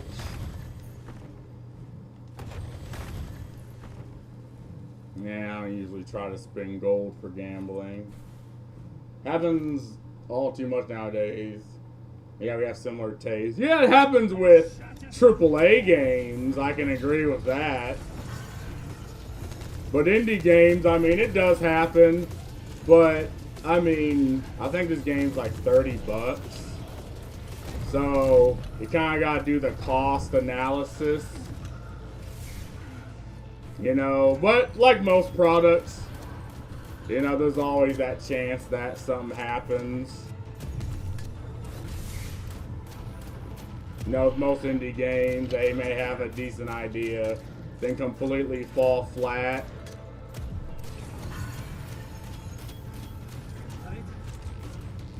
So, what'd you say is reasonable? It's just right now, the itch is being scratched. Oh, we got 4 more minutes. Follow the Phantom. It's one of those missions.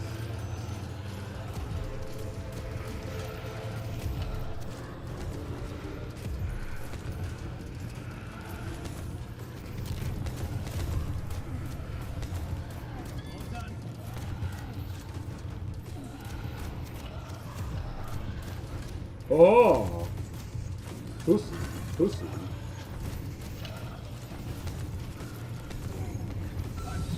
Ow. Oh, some fucked my pussy. Now, I don't understand, the game's only this fucking hard because I'm making it difficult for me. The game's usually not this fucking,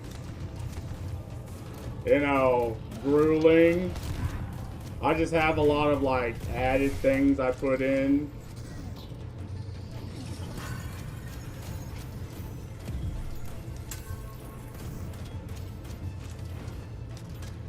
Ah, get stunned, pussy.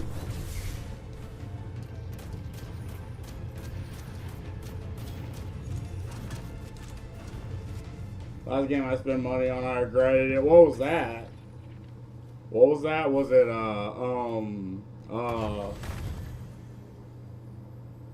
couldn't get a refund. Yo, again, see, that's why you have Steam, right?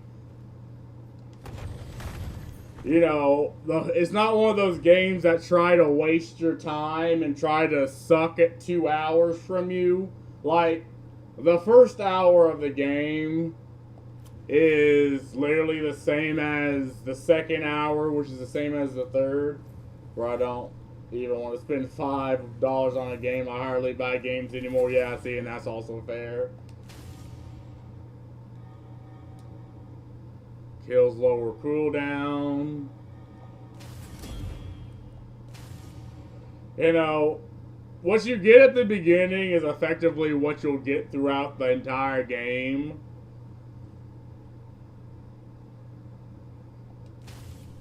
So it doesn't try to pull the wool over your eyes. It's just, if you don't like roguelikes, there's a good chance you probably won't like this game.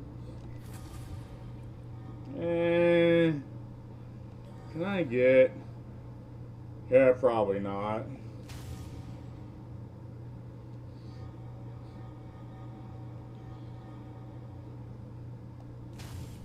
We're doing tentacle build.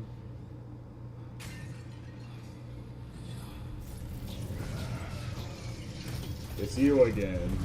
Oh goody.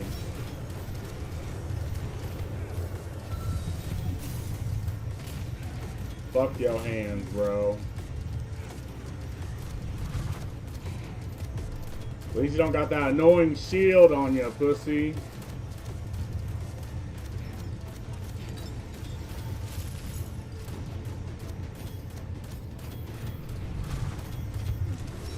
Press the wrong button.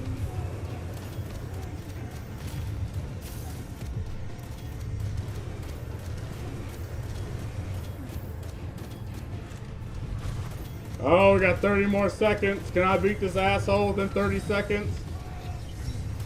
Or will he beat me?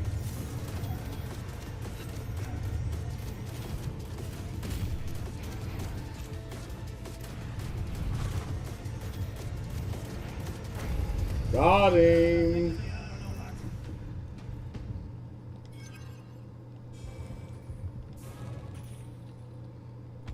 Ow.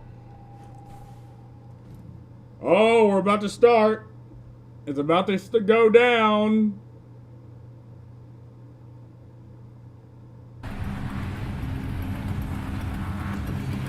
Oh, wait. Okay. Oh, hell yeah. Bravo 6 and to be fair, I had played a few hours, but man, that game, servers are potato. Yeah.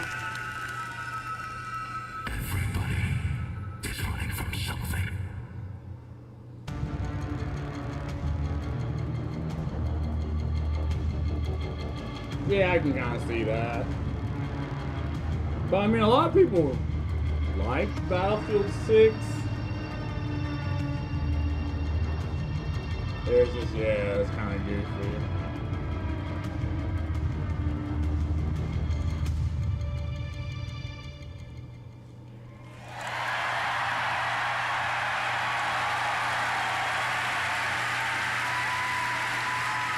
Oh, it's the man himself. Ladies and gentlemen, Tenno and Envoy, welcome to Tenno Live! The CEO.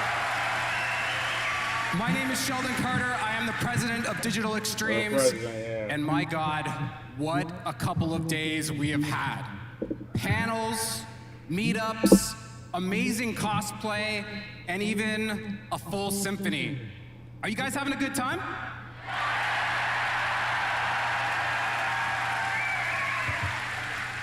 I've had a chance to talk to many of you, and I wanted to say thanks to all of you who have come so far to be with us today, and for hundreds of thousands of you watching around the world. We want to welcome all of you here to TennoCon.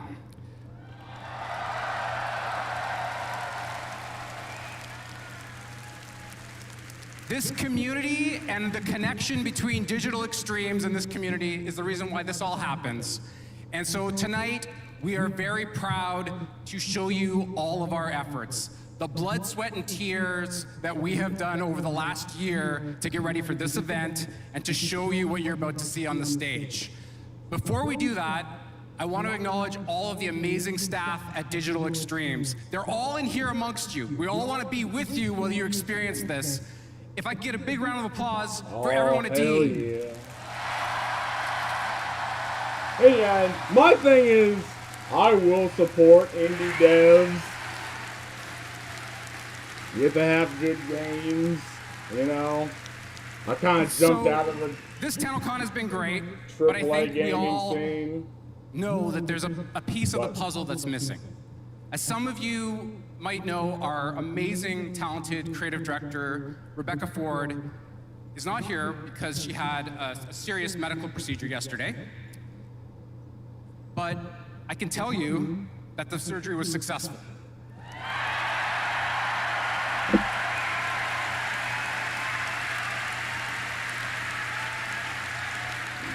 And I think Reb would really appreciate the energy in this room to be pushed to her, and the energy all around the world.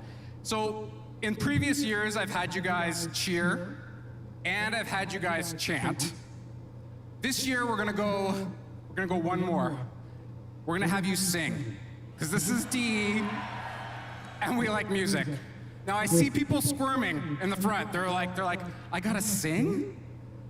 It's a tune that you all know. It's Happy Birthday, okay? But it's with a small bit of lyrical change, okay? So I'm gonna sing it, oh God. I'm gonna sing it to you, and then we'll put the lyrics up on the board, and then together, all of us, if you can sing, sing. If you can't sing, hum. And if you can't hum, just feel it in your heart. But I'll give you the Sheldon rendition before we go to the lyrics. So it's happy recovery to you. All the Tenno miss you. We love you, Rebecca. Hope you feel better soon. You guys can do that? Okay, you guys, I know you've all sang this song at the top of your lungs at least once. You have practice. So you're gonna do it with me, I'm gonna count you in, and then we're all gonna sing. Are you guys ready? Okay. 1, 2, 3. Happy.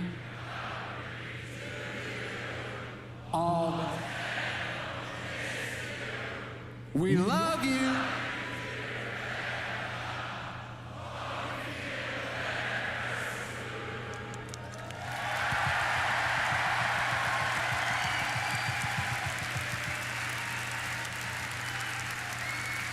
Way to go, guys. That was amazing. Reb, we're all thinking of you. We hope you get better quickly. Take all the time you need. Tonight, we're going to make you proud.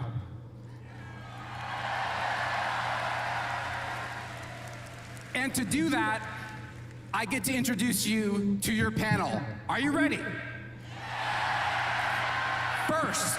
First we have the bearded wonder, the wizard of reworks, the director of Warframe's design, Mr. Pablo Alonso.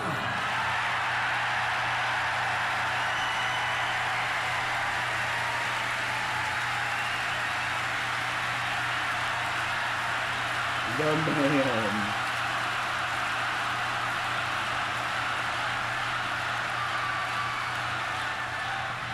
Next, we have DE's tastemaker and story breaker, the creative director of Soulframe, Mr. Jeff Crooks.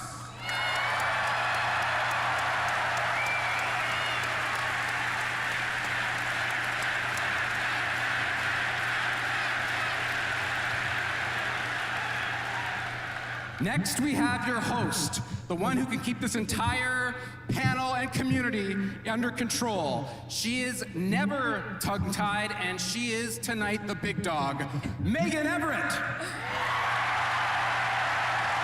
But I wish they would make a sequel to Dark Sector. Well, you can argue that 1999 is kind of a sequel. And last, right? I have DE's fearless I mean, leader that's kind of the and idea. creative visionary, the man who always changes the demo last minute, Mr. Steve Sinclair. The man. The myth. Thank you very much and enjoy TennoCon. But that's the idea Thank you, of Sheldon. 1999. Thank you, Sheldon. That was great singing. That was really sweet. Yeah, you guys sounded great. Poor Meg is breaking Megan backstage. I had a little moment, but that's okay. We're prepared. Hi, everybody. How are we She feeling? does cry a lot.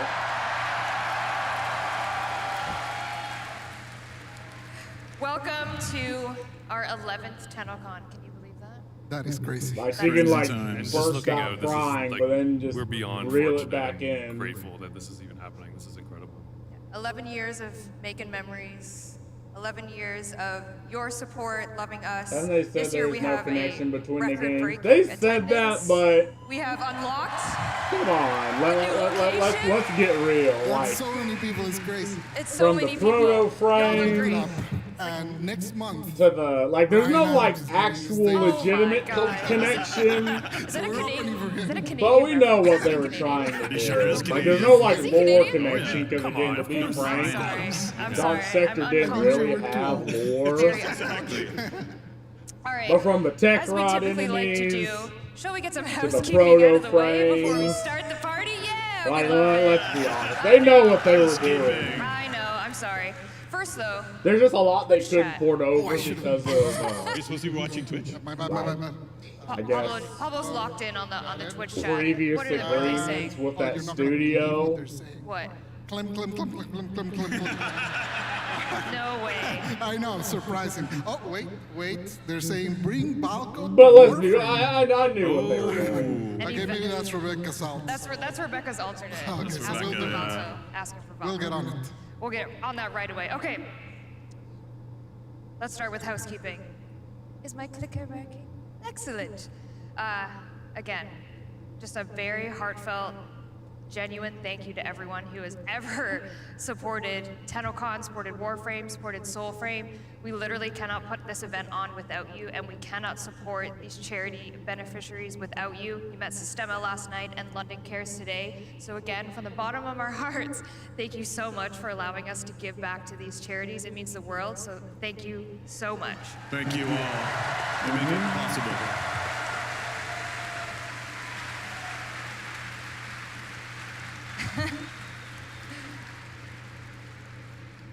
And as another reminder, if you are in-game right now, the relay is live. After I still need to download the game. I We had a couple. Did we have more uninstalled on it. hotfix today? You I know. never God, I haven't been reinstalled paying it. Like, I attention. had the Ooh, space. community director who? The in-game relay is live on Saturn. If you're online right now, where's the camera? If you're online right now, go to the relay, go to the dry dock, go to the Go to the right side. The right side. Unless Side you to- want to be different and go to the left side. But, yeah. That's your own choice. Yeah. you don't want to be that choice. Go to the right side. Because we are going to experience something all together. Oh, that camera, hey! Sorry, he was waving at me. We are going to experience something together live when the Warframe demo happens. Everyone at home that's in this relay on the right side of the railjack is going to experience something very, very special. And for everyone here that is sad maybe that you're missing out on the in-game version of it, we are gonna run it back next week. So you'll be able to experience that as well for yourself. Yes.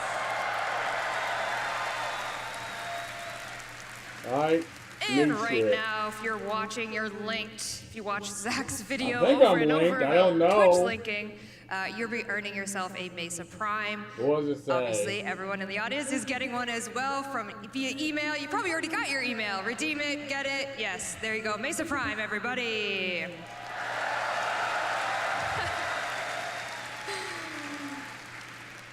And we also have a whole week of Gift of the Lotus Alert, so you can look forward to that when you get home very safely to your many different countries and regions. Did you guys meet people from all over the world these 2 past days? My Uber driver was shocked that there were 4 people from Germany on this car going along. I was explaining, he was like, what is this about? I was like, oh, it's like a gaming commission. And he's like, oh, like GTA 6. And I was like, well. Except we actually release. Megan. Oh, I'm going to hear from the lawyers on that one. I'm joking. Okay. As we said at the beginning of the day, Stephen and I, Soulframe, you guys had your dev talking stream, shit, talked you know, about many different exciting things. like what Christopher Judge did in the Game Awards. You Hey, guys are that's actually going to funny. be up first during this Tenno Live A company's experience. talking shit to each Talk to me a other, little bit about gets what that you guys talked about competitive on the dev spirit going. The people wanted fishing, and that was kind of the end of it, actually. You guys are getting yeah, fish. we're going to get fishing. You guys are going to get, wait, vegan fishing. Vegan fishing. Vegan fishing. And I think, one of our employees was in the crowd and heard from behind them, finally, it's a real game now. So there's that, I guess. We made it. But yeah, we showed a lot of stuff, and we're going to hopefully contextualize that. And hopefully not without taking too much time, because there's a very amazing and very big Warframe demo reveal today as well. Jam-packed. Very serious. Yes. With this, well, I mean, the music's always incredible, but this one is the Warframe music. Oh my God. We'll get Sheldon back out and he'll sing to it or something. And you also said mounts. You gave some mount information. That's right. And I also met a player who said, well, if you had mounts, I'll come back. And I said, we are. We got one. We are. And so I'm like, there we go. We got one. But yeah, we've been kind of showing this in cinematics and things like that, and then finally it's going to be launching this fall in co-op support and all sorts of great things. I did get a request from a player if you could like do a split. Where it's like, I got the pin. You got the pin as well. Okay, I've got it in my pocket as good Where's luck. that player? Where's that player? They're in here somewhere. Warframe, Yeah. Noted. See, we take notes here. Found them. As well, there's something happening in game. Am I correct? There is a Mendicant Rider that you can now, like sub-boss, that you can go fight. Love. That launches the game live today. But I do like that they're kind of branching away. There it is. What is it? Soulframe is kind of like a more fantasy. Very fun, and you're going to see more of Rainbreaker as well shortly. Beautiful. Kind And of you like said Dark Preludes Souls like. access. It's That's a literally free the weekend. name, That's right. It's Soulframe, all open. but it's made by the same devs If you signed up, you'll be in. Warframe. So make sure you sign up. And if you haven't signed up this weekend, sign up. And please feel free to wishlist us on Steam. Oh yes, as thank you, well. Jeff. And it's I was Warframe supposed to only plug the wish sold list. by- Oh god. Okay. Corpo You're the notes. CEO now. I mean, people like wish it, list, that's please, cool, if it's you, just not if you for don't me. mind. So it's anyone who's Steam. ever signed up, you're in. Yes. But also a free weekend. If you sign up, That's right. download Soulframe Preludes and you're in. Yep. Thank you. Amazing. Yep. All right. I think it's time It's for just a your small live team that's demo. like, oh, we have an You're just idea. ready? I'll Can we do more sure. housekeeping? I'm kind of scared. No, they don't want that. Okay, all they right. don't want that. Okay. Okay, what do we, Landon? Can we get a round of applause for Landon? Landon is running our demo today. Landon and his wolf pack. Landon the Wolf Pack. Yeah, so this is our, I don't know, Jeff, do you want to set this up like it's some kind of dog show? I get, like, if anyone saw our demo last year, it had a rat being farted out the back end of a bear. We're not doing that this year. This is tonally very different. Typically, you've seen the Envoy play the role of the healer in helping the Omen beasts who are becoming corrupted by the pollution in the world. We're giving a bit more context to the player's role, a bit more history, and showing that you yourself are also susceptible to the same kind of poisoning, and how you deal with that. Yeah. Without further ado. Without further ado, let's get into it. Let's watch some games. Here we go. That's why we're here. Let's go with Yeah, Soulframe. they show a lot of like gameplay and stuff of Soulframe.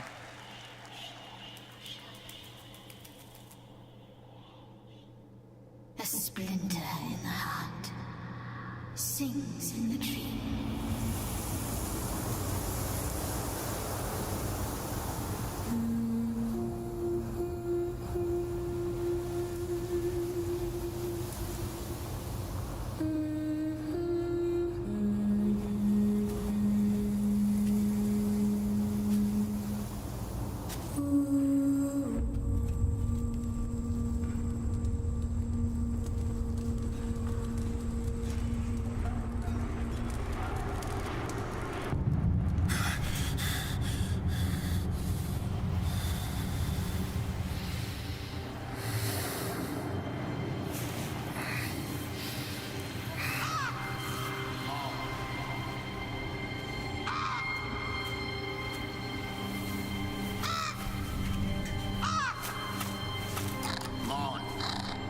Enough. I'm up.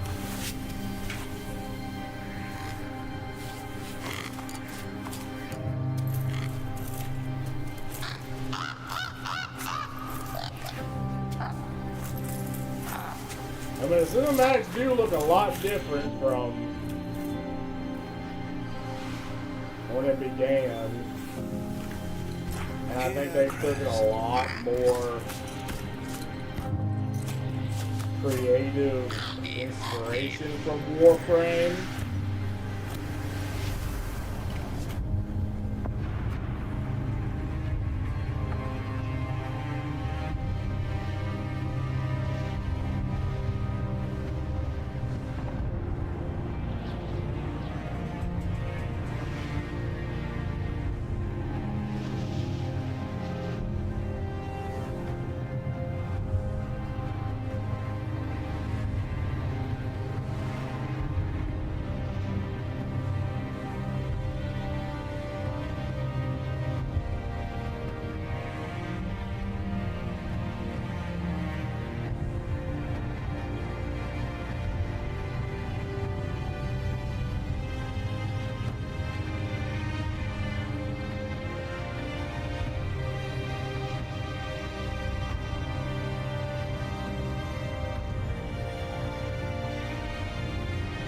Yeah, that was completely different from what they showed last year.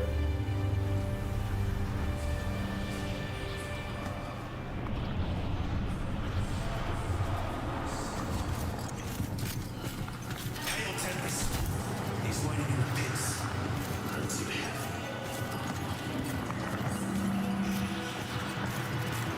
So, it's 550 commons and enough ducks already. What? That's 100 short. These rats are as plump as dogs. That's a beaver, idiot. They are. Father. They demand more. Always more. See, this looks cool. But it's clear that these are like the bad guys. Gorging on elder oaks and omen firs. Time's teeth gnaws away. The star. But if you could play these guys, that'd be amazing. But that's obviously not what they're going to make you do.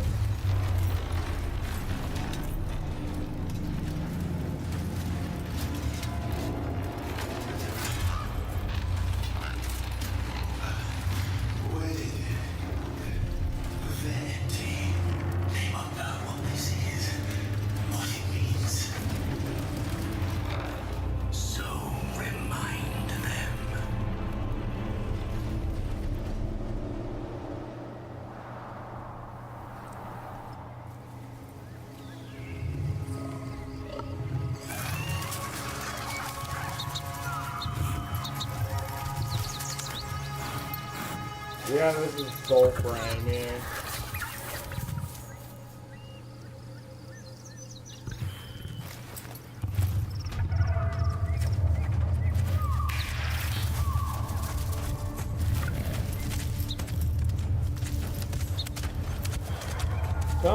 That's a lot of motion blur. Like, god damn, that kind of hurt my eyes. Like, I gotta focus on the character.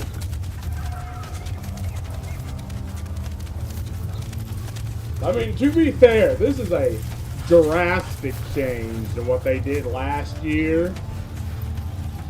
Like, they added whole systems on, and to be fair, I'm actually kind of digging it.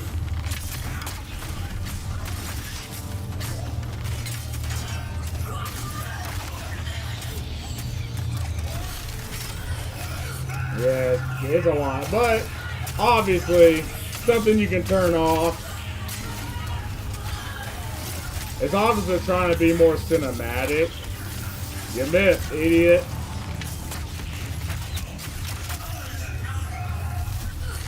So if you're trying to be cinematic, whatever. And obviously there's three other people you can play with. Standard.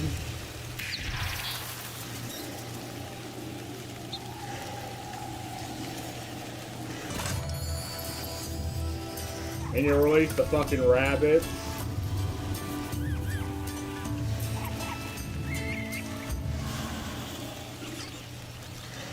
Memorials to the Iron Mayfly.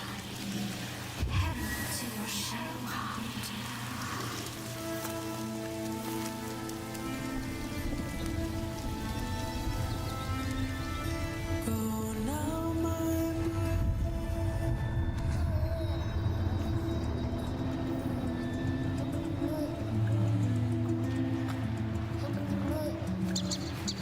In-game boss.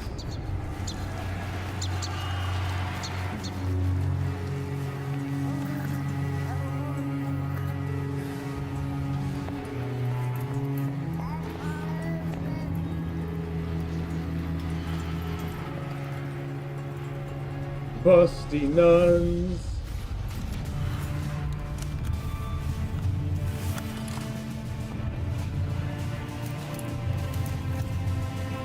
Fucking Templar armor.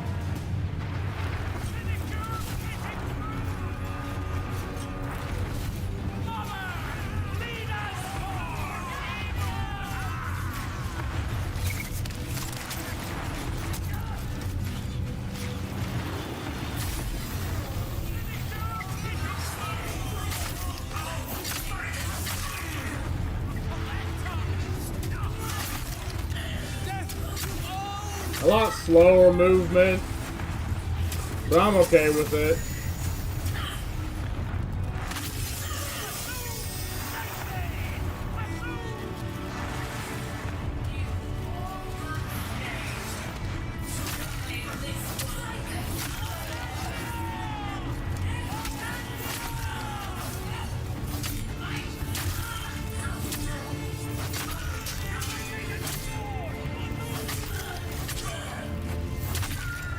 Okay, so the more you kill enemies, the more that shit glows, and that's kind of like your ult. I mean, okay, obviously this is supposed to be cinematic shit, so it's completely different.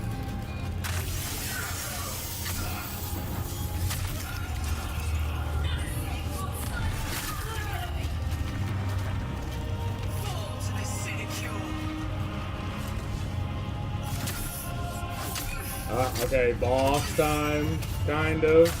It's a parry mechanic. A little too easy, but...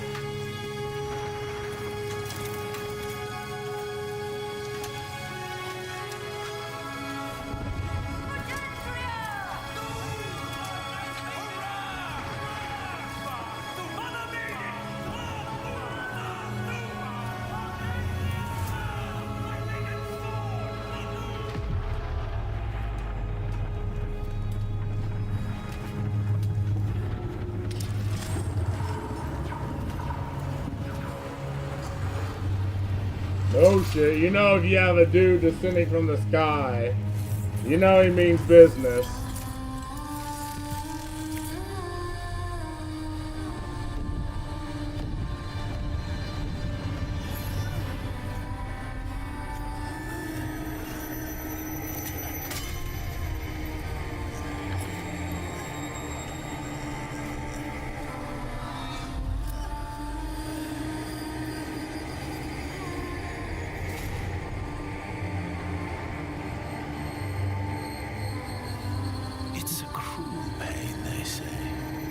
searing spider in the ear, a seething slug in the throat. But trust me, it only hurts until you sing. So sing with them.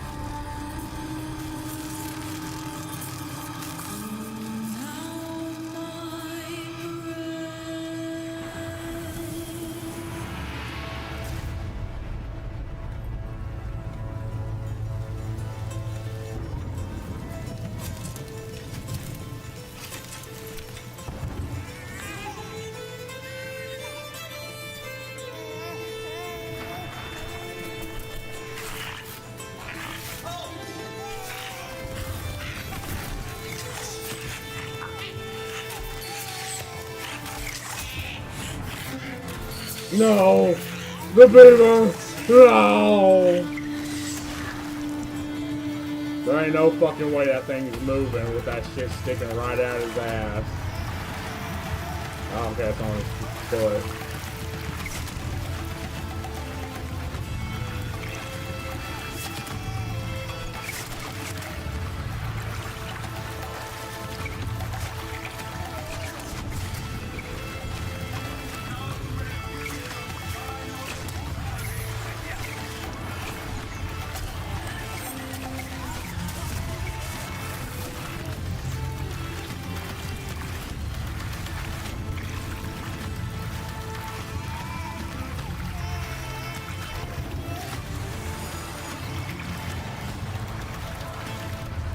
You know what?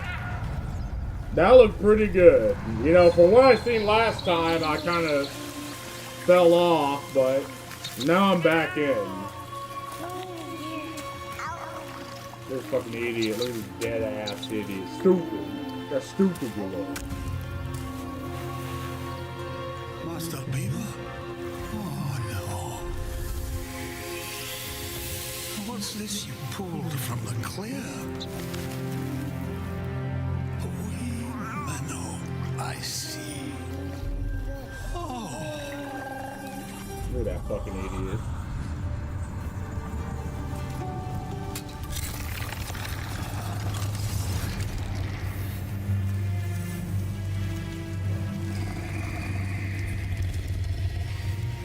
Also, if you want to avoid the ads, I'm also streaming on YouTube.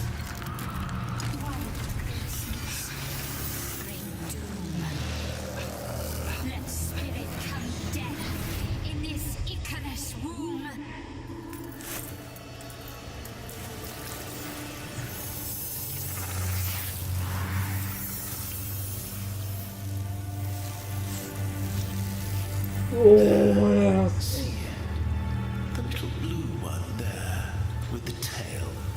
Ossaraxi, they call it. They have a little circus whenever it passes near.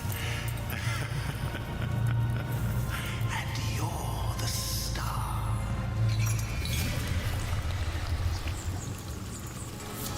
Embrace it, become it, or drown.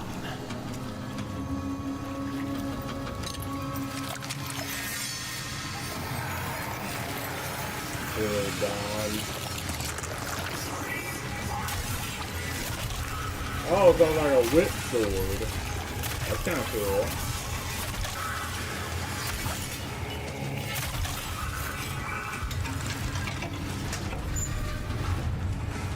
You know, if they do the things that say,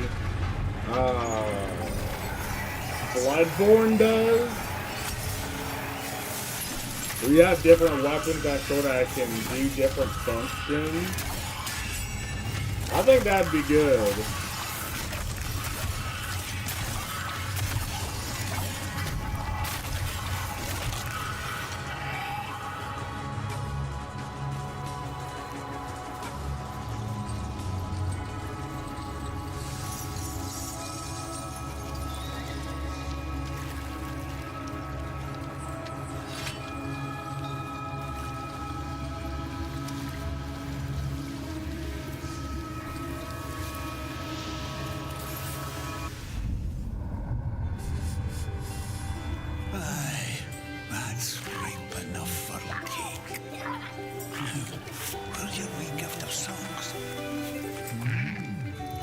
I don't like how it does a lot of jumping around and shit. It's kind of takes me out of it.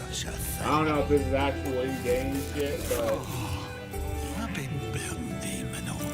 Now, off you go for more bangle nuts. You've a cake to bake.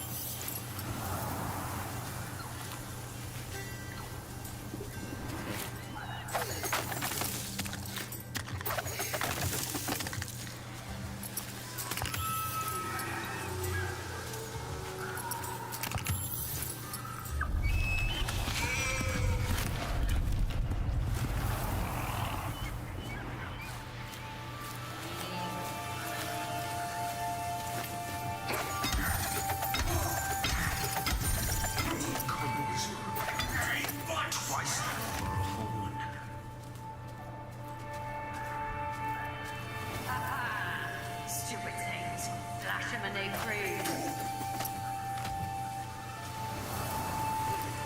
Food to soil, spoils to sky.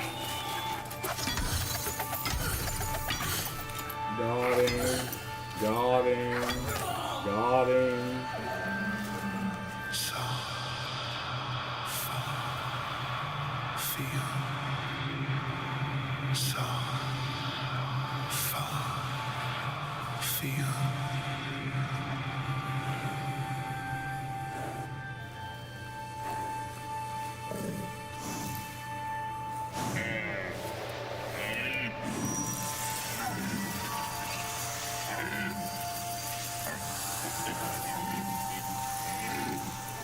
Cringe. Fluffy Tail's playing for honor. Cringe. You gotta tell him to jump off for honor and jump in the stream. Cringe.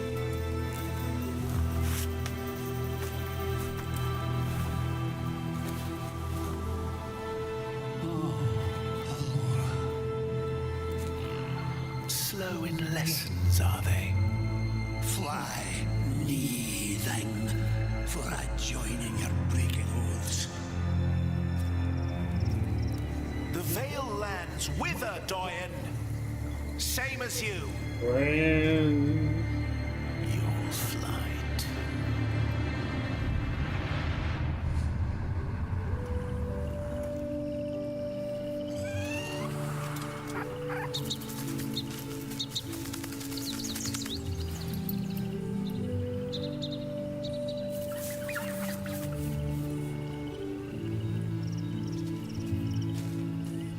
We're born a shimmer, fishes, flies, or folk. Then back again as finners to seek the ponding yoke. Now, get your spool, and your wisp hooks too.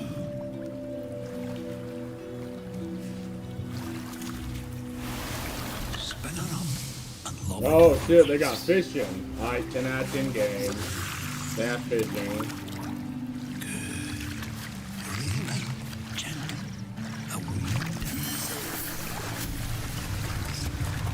Right now, mind the line while it's fighting. Let it tire, then draw it.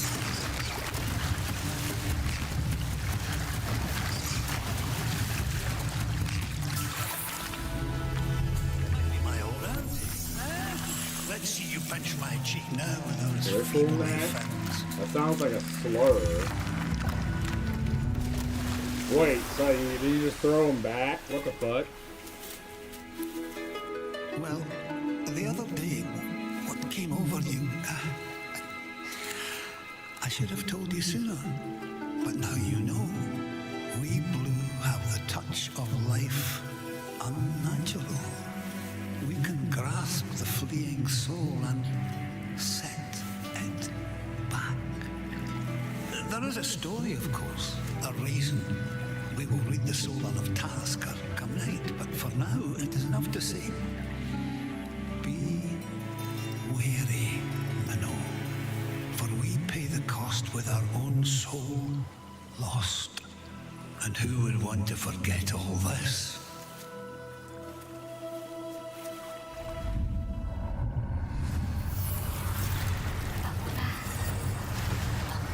Again, just the jumping back and forth, it's a little bit too much.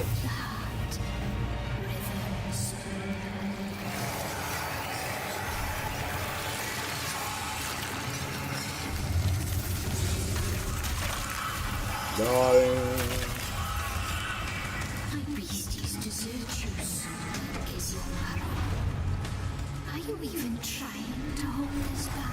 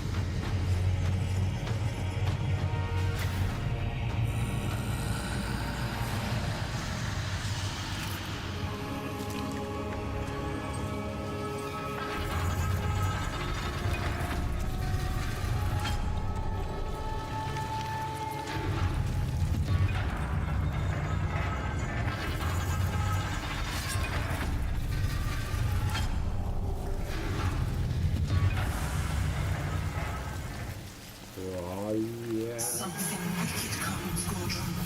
A Vatigar with vacant heart. My lance, your hoof, will be their sweet release.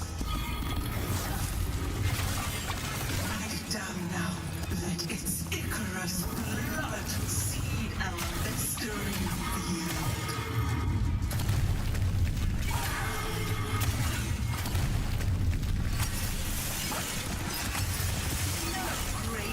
Sugar than blue blood divine.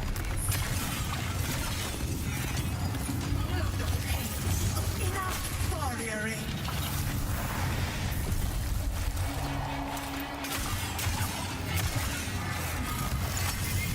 I mean, it looks cool. It's just, I mean, what am I talking about? Is that I think that bar under it is. If you fill that up, it staggers.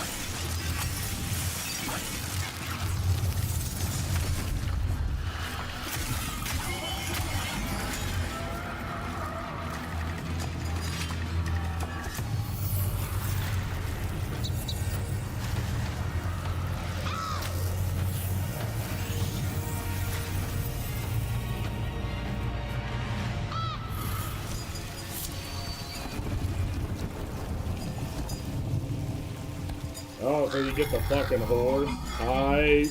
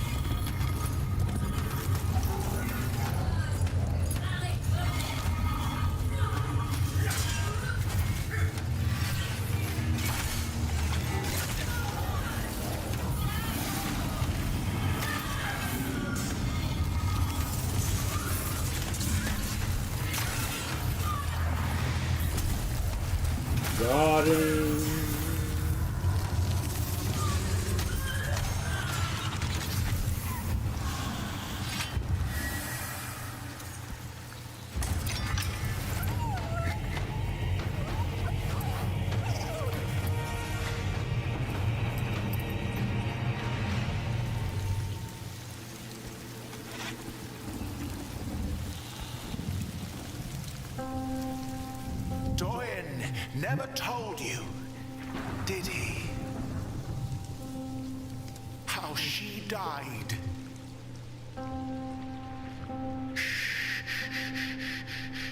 Listen.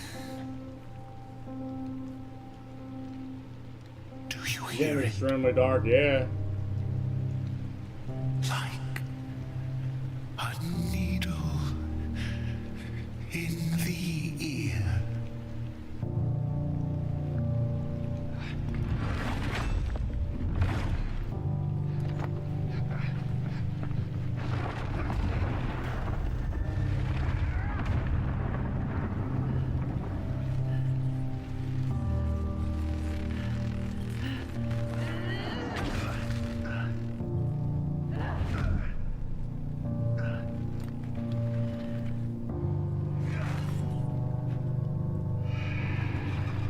Okay, so I'm jumping back.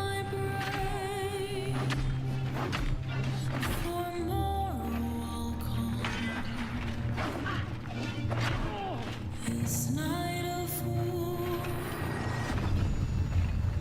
will dawn before sun, while our banners burn, our arrows to sky. And it's obvious they're making it a darker game because they're doing you know Elden Ring, like if you actually look at the legitimate like model of like what's his name, Godfrey, it looks like shit. But because it's a darker game and you're not up close to his face, you don't really see the goofy graphics. Pale gardens failed us, fade by the suns. Silver gods that keep calling to the last sun.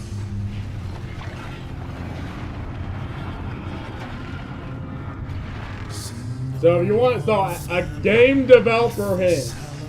If you want to hide shit graphics in like low load distances, have a bunch of fog, make it dark. But to be frank, even with all the darkness, I mean the graphics look alright.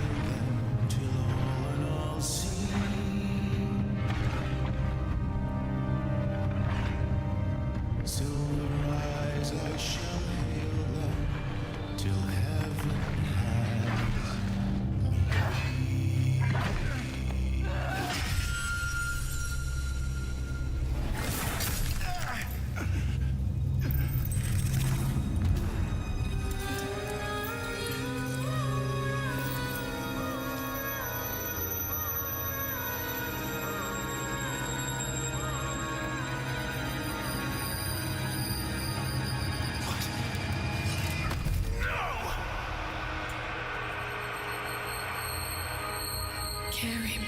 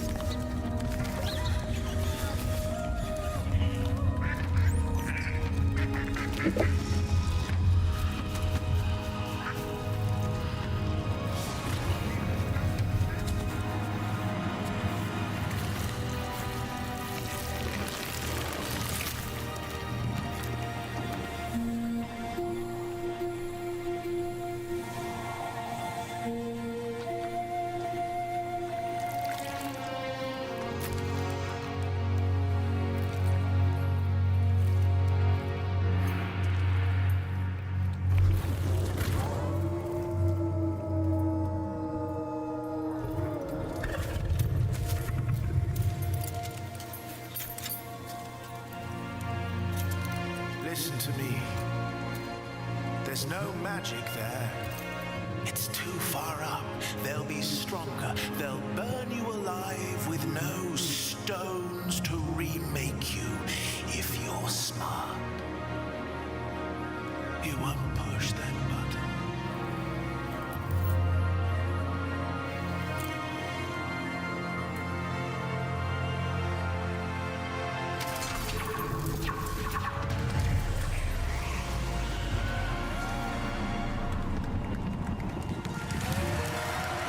Hey, you know what? That kind of made me a little bit more hyped about this. For all this. Little brat. And look at that. You're still true blue, aren't you? Am I being rescued? I'm not dressed for that. Stay out of this wicked shit.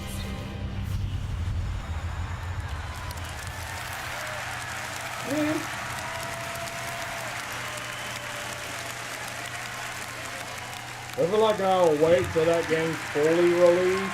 I mean, they're really just dropping a lot of shit, piece by piece.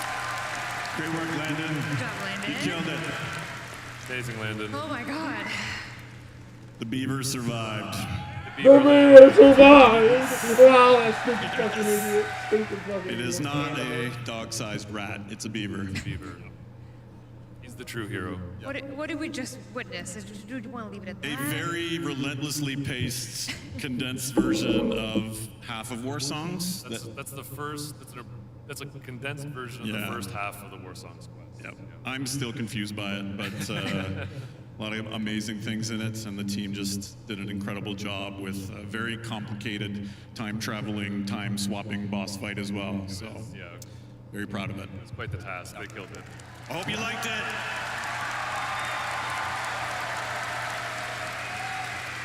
And if you did, maybe you should wishlist on Steam. Ah, Corpo. All right. I think we need a little bit of a breather. Oh, you're not ready for your demo yet? Emotionally shattered. Okay, sorry. I'm gonna need a minute. Should we do just a little bit of our classic giveaways? Yes. Giveaways? Yes. Let's give some giveaways. I believe a box is being a box is being wheeled out as we speak. It's even themed. It is even themed. Is Rebecca in there? Oh my god, please. That'd be so cool if she popped out. Woohoo! 3, 2, 1. Aww. It wasn't. No, Rebecca. Okay. All right, Pablo is going to help me with this. Nice. And we do have some DE volunteer runners because obviously new location unlocked. I just can't give it to you. You're too far away. Okay, we are going to start with, also online, let's run a power plat of 100,000 platinum, please, Rue. Power plat. Power plat. Too much. Couple dollars. Wow. Well, thank you, Rue. We'll also do 100,000 platinum to someone lucky here, shall we? Yes. All right, we're digging, thank you.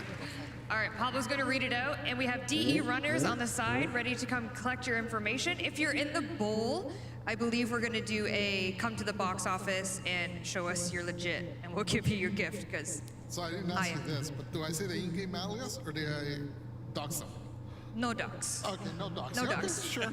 You sure? I'm sure. Okay. In-game alias.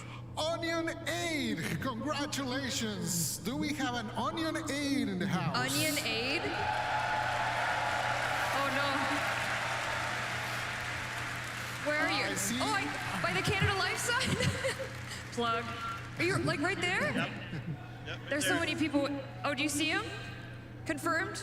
We're coming. Okay. Confirm. Canada Life sign. Excellent. Danny and Nella are on their way to confirm your validation. That's a 100,000 lot of platinum to platinum. that person, everybody. Holy. All right, Pablo, can you please grab that Nidus statue over there? Ooh. Who got their hands on a Nidus statue? Yes. All right, this Nidus statue is going to a lucky. There's a lot of stuff in this box. Oh, Lord. Pablo? And the winner is Angry Screech. Angry Screech. Do we have an angry screecher out there? We have an Okay. Yeah? Angry Screech?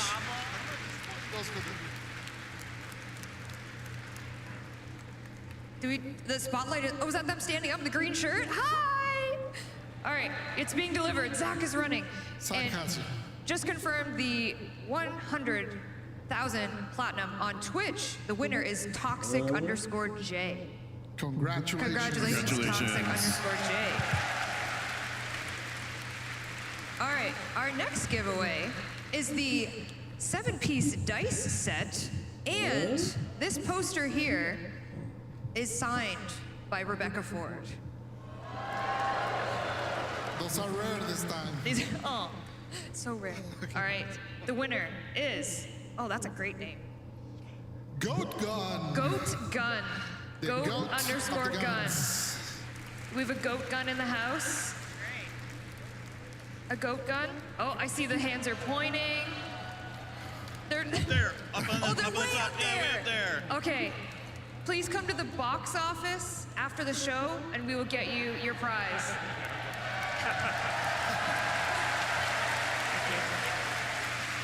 All right, our last prize is the one, the only Letty and Amir floof.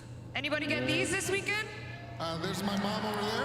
Who this Wait, is your mom character actually is here? named. Hi. Oh, hola. All right, the winner of Amir and Letty floof is, I'm going to the bottom of the barrel, guys. Ooh, she's folded. Go, Letty and Amir. Oh, good luck. And the name is Tali Lolo. Tali Lolo? Congratulations to Tali Lolo. Tali Lolo in the house. I see arms, I see lights. Lights. It's searching. Tali Lolo. Are you walking down? Hi! Amazing! All right, those are all our giveaways. Zach is getting some cardio there. Zach is getting his cardio in. Run, Zach! All right. Good one, box. Woo.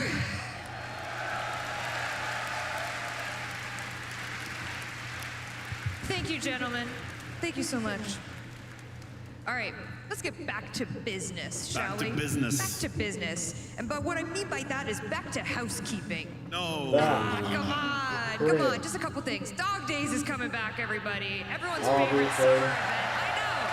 I know. August 4th, get your noodles, get your soaker trons, get soaked. Is that what she says? Get soaked? Sure. Sure, get soaked. It's coming back. In addition to this one, our brand new glyphs designed by Space Waifu. Yeah. Jeff, what's your favorite one? I like the arrow one. You like the arrow one? Cranky arrow, yeah. I like the arrow one too. They're amazing. They are amazing. And a bunch of other rewards are coming, so just a little fun summertime activity back for you. Okay, as we know, our next heirloom went live this morning. Why don't we take a closer look, shall we?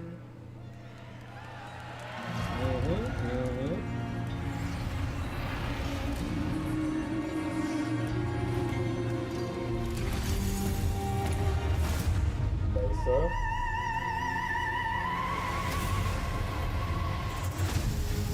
One more step, miscreant. The sentence is death.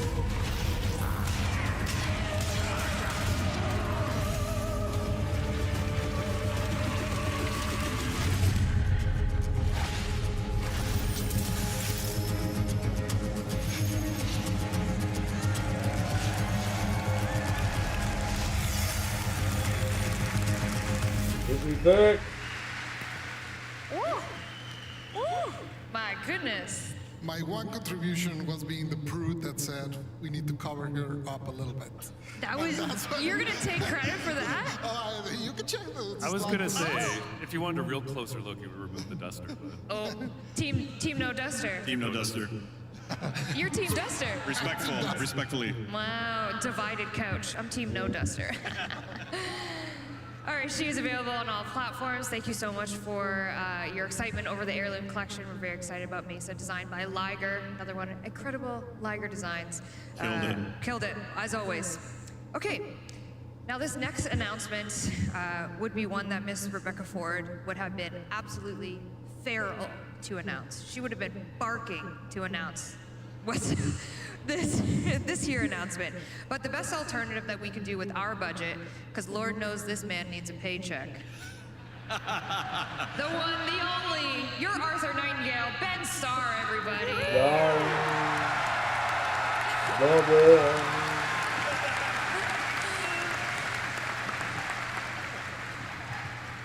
Hello.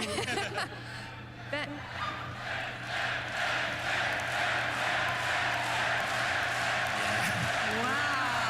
Wow. Do it again.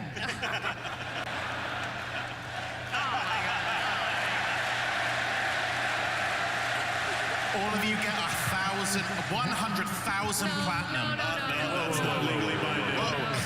That's not in the contract, not in the contract. Hello. Ben, you changed. I did change. I still wasn't able to get the eyeliner off. I told you that was going to be permanent. Yeah, for those of you who didn't tune in, you missed out on a great narrative panel where I was dressed up as Rebecca Ford, Megan did my makeup, and I still have the eyeliner on. So just enjoy my face for a second. Can we get a close-up, zoom in? Really zoom in on those eyes? We get that? Zoom. Oh. Thank you. Looks good. Thank you, guys. I couldn't see it, but I'm assuming I looked stunning. You do. Okay. Thank you for having me on here. It's probably going to come as a surprise, no surprise to anyone why I'm here, or maybe it will. Probably my best known role in all of video games is probably the role of Geno in Fortnite, right? Everyone's like, that Ben Starr from Fortnite, he's great. Well, for those who don't know, I'm in Fortnite. And for 6 months of the year, I lied to them and I said, I'm this guy called The Visitor, but I'm not gonna lie to you, my true community, my Warframe community. No. I wouldn't come here and lie to you like I'd gleefully lie to the Fortnite community for an extended period of time. So, here I am, paycheck in hand, finally getting that DE money. To reveal that for many, many years, DE have had a wonderful collaboration with Epic, and it only feels right that I get the opportunity to announce that Excalibur is coming to Fortnite. Excalibur was the first. When this new storm comes, he must be the last one standing. Battle awaits.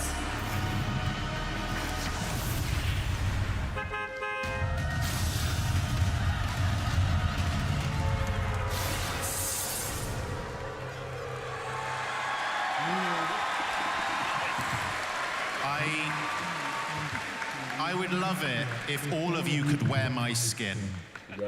I want every single one of you to wear my skin and wear it with glee, okay? Thank you. My skin is yours. Okay. That's right. Excalibur is finally coming to Fortnite. He's thanked the bus. I know that would have been something that Rev would have absolutely loved to say, because Rev's a Fortnite gamer, if you didn't know. That's like one of her top games. She did tell me that as an ambassador of Fortnite, that you would show us how to hit the gritty. Is this accurate? Yeah. You know what? I think I need to. Oh my God. Can I be fully transparent? I didn't know what the gritty was until 24 hours ago. I've had to look at a guy who apparently invented it and watched it on YouTube. Okay, so here we go. Darling.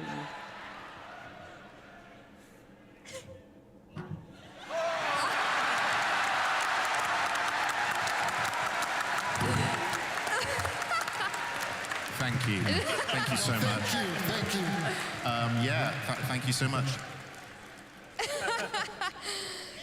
Am I done? Do you need anything else of me? That was beautiful. Thank you. That was absolutely beautiful. So yes, Excalibur is coming to Fortnite, and there is a way in the Epic Game Store if you want to purchase Warframe packs, you can get Excalibur for free in Fortnite. Just a little way of our longest partners with Epic. That's right, yes. It's like a legacy thing. We're working with them All the for... way back to Unreal, that's yeah, right. Yep. we made Warframe, they made Fortnite, and now we're coming back together. Yep. Is the Visitor and Excalibur gonna hit the gritty? Yeah, they'll kiss or something, I don't know. I don't know, that'll probably... Someone draw some artwork of that or something for me, that would be great. As a serious note, before you leave, man. Yeah? Loved your song in the trailer. Oh, yeah. The first time I heard it. That was him in the literally Soul Frame. chills the Yeah. first time I heard it. Ben is our bear. So I played Bayer in Soulframe, and I did that little song at the end where the guy was singing during the fight, you know? Yeah. I hit the griddy when I was singing it, you know? Do you have anything else you want to plug while you're up here? You know what? I don't know if you guys have heard of a game called Warframe. Oh, okay. You should really play. It's really good. All right, everybody, thank you, Ben. Thank you, Ben. Thank you.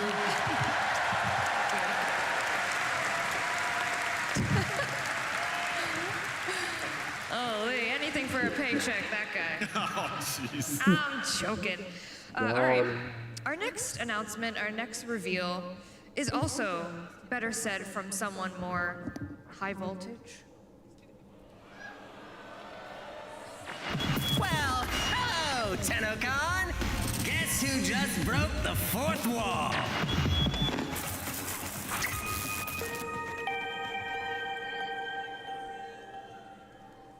Yeah, that's right. For those of you that don't know, Amir has hacked the highwaves. What am I trying to say? Airwaves, thank you.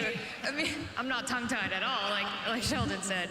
Amir has hacked the airwaves. He's taken over for Nordnight, and in August, you're gonna get a themed Nightwave featuring Amir. Yeah, it's been a while since we've done like a custom Nightwave. And you know, when this idea came up, including this part. These are not official skins. Yeah, sorry, yes, unless you really want them. Unless you really insist. If you're willing to pay for them, yeah. Oh no. Oh, I'm cashing checks, I baby. knew that people would want that as soon as they saw this. Oh my god. But yeah, it's a very fun new twist where the Hex are coming back. Amir is putting together a game for them. That's right.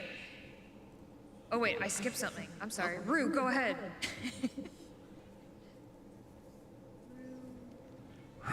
Rue, my video. Thanks, bestie. So as you know, this Helvania, it's actually going to be turned into a tabletop game upstairs in the mall.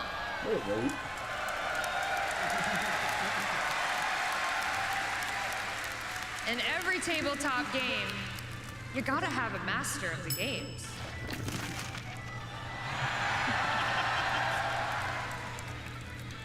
So Fables and Frontiers is finally coming to fruition, Amir's absolute dream and goal in life. And that's gonna permanently stay in Helvania, so you'll be able to go up there and look at it, you know, partake in Frontiers and Fables. These are just fun, not real skins. Not real skins, but real glyphs.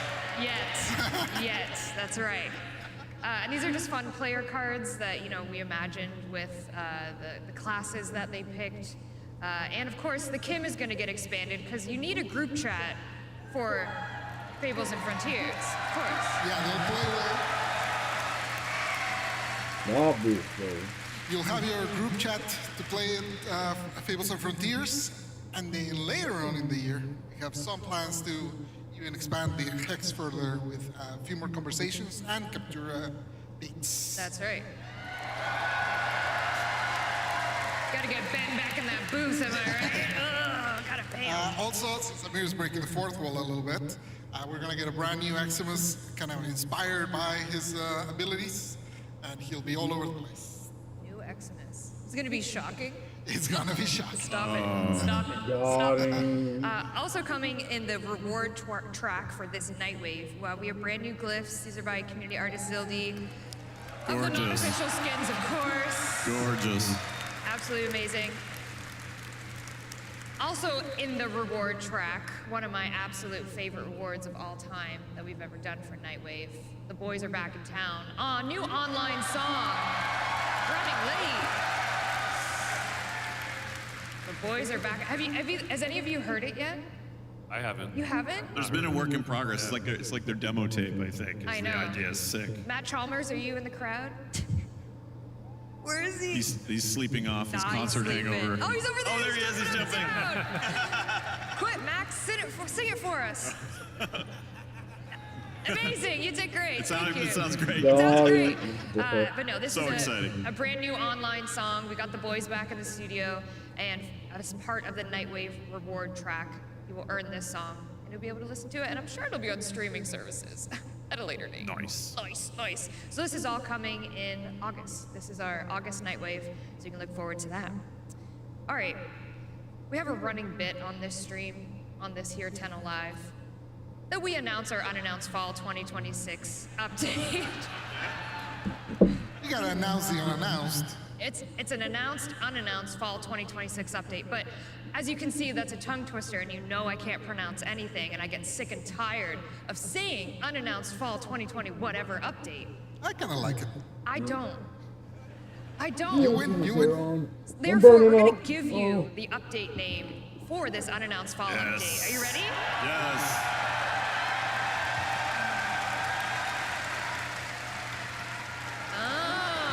Ooh, what does it mean? What does it mean? What could it mean? Tell me.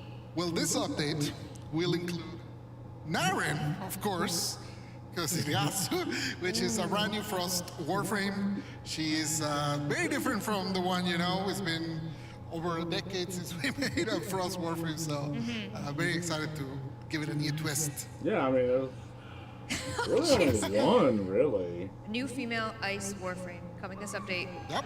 There you go. I mean, there's other Warframes like you Citrine ice that lovers use out this there. Frost. That was a lot. Because no one else does ice but Frost, right? We went 13 years and said, no. A few dabbles, Chroma dabbles. Okay, dabble. Don't say the word chroma. Oh my God, don't. How about it? Don't say it. They're fine. New Warframe come this update. We will tell you all about her and all about this update in our September dev stream, which we're going to get to in a little bit. The wolf we'll set one, the the scene for that. three-headed What else dog is coming one, in this Haruna? Ice Blade of Naren update? But Citrine Prime. Oh yeah, look at that. Any Citrine lovers out there? I met a couple of Citrine mains. Very enthusiastic Citrine mains. I love it. So Citrine Prime will be coming in this Ice Blade of Naren update. Also coming, Corvex Deluxe. Yes, the gargoyle.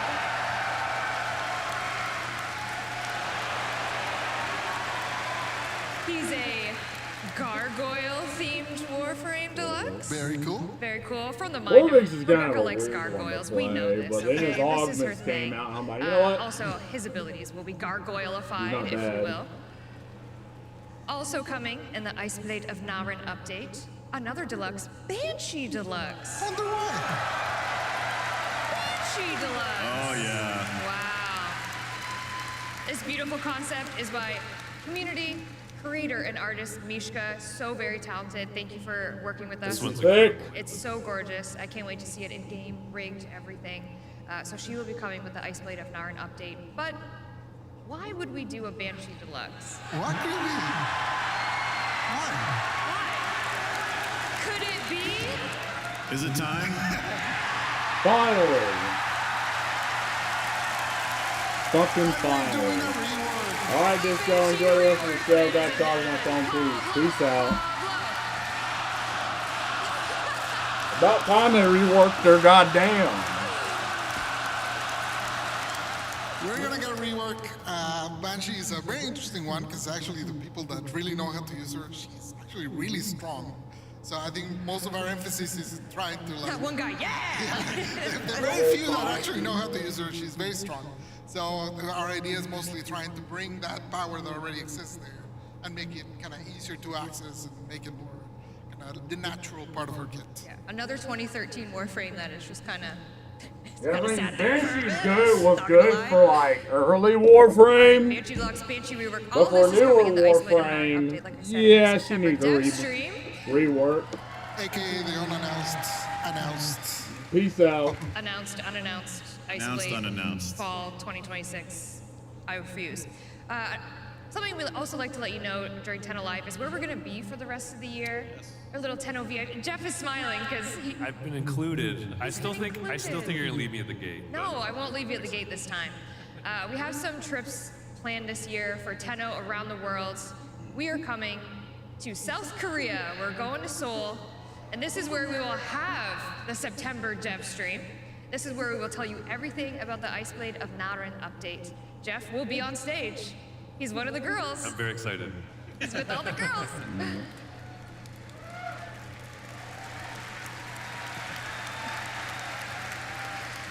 And then we're taking a trip to China, see our Chinese Tenno again, very excited. And then we're gonna go skip to the pond. I don't know. Skip The other London? Skip to the cool London.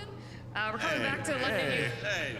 Let's be honest, okay? I know. The big one. They have cool cabs. It's way better over there. We're going to London, UK in October, and then we're going to I almost did an accent. We're going to Glasgow. I will not do an accent. I butchered it the last time I did it. So this is where you'll find us kind of around the world for the later end of the year. But we love dates. We love to give people a heads up as to where we are. What if we gave them the date of TennoCon next year? Oh no. Oh man. Too scary. Should we give it the date for next year? Yeah? July 16th and 17th next year. Oh, I almost forgot it was this year.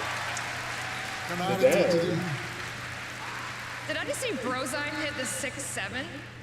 Brozyme, did you just hit the 6-7? I saw that. Yeah, Throw him out. it is. Yeah, Throw of him course. out. Save the date. We'll have obviously a lot more information about TennoCon. Maybe we'll be in this space. Maybe we'll be somewhere bigger. Ooh. We actually can't get any bigger than this. This is actually as big as I think. Okay. This is as big We as have it to go gets. to the other London. We have to go to the cool London. All right. I'm done my housekeeping. Really?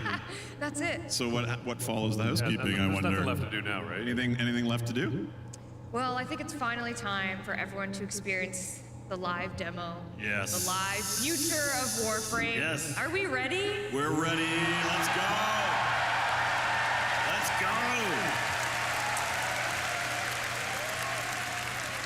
If you caught some of the panels earlier, we've been kind of teasing a little bit of, tune into Tenno Live, tune into Tenno Live. And one of the things that we are extremely excited about is welcoming another member to the voice actor family.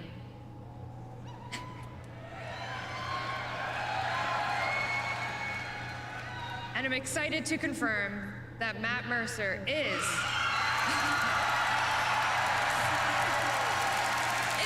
voicing our new Warframe. Yeah, he would definitely play that character. Matt Mercer's another one that's sort of like fucking everywhere. Should we give the name? Briscoe. Briscoe. Is Briscoe our detective-themed Warframe? Interesting. I love the tie design. He's a very dapper guy. But of course, Warframes don't talk. But that's not a proto-frame. Very mysterious. Very mysterious. How's this gonna How's work? that gonna work? Yeah, I don't know. Well, you're about to find out. Maybe we should watch the demo. In our live demo.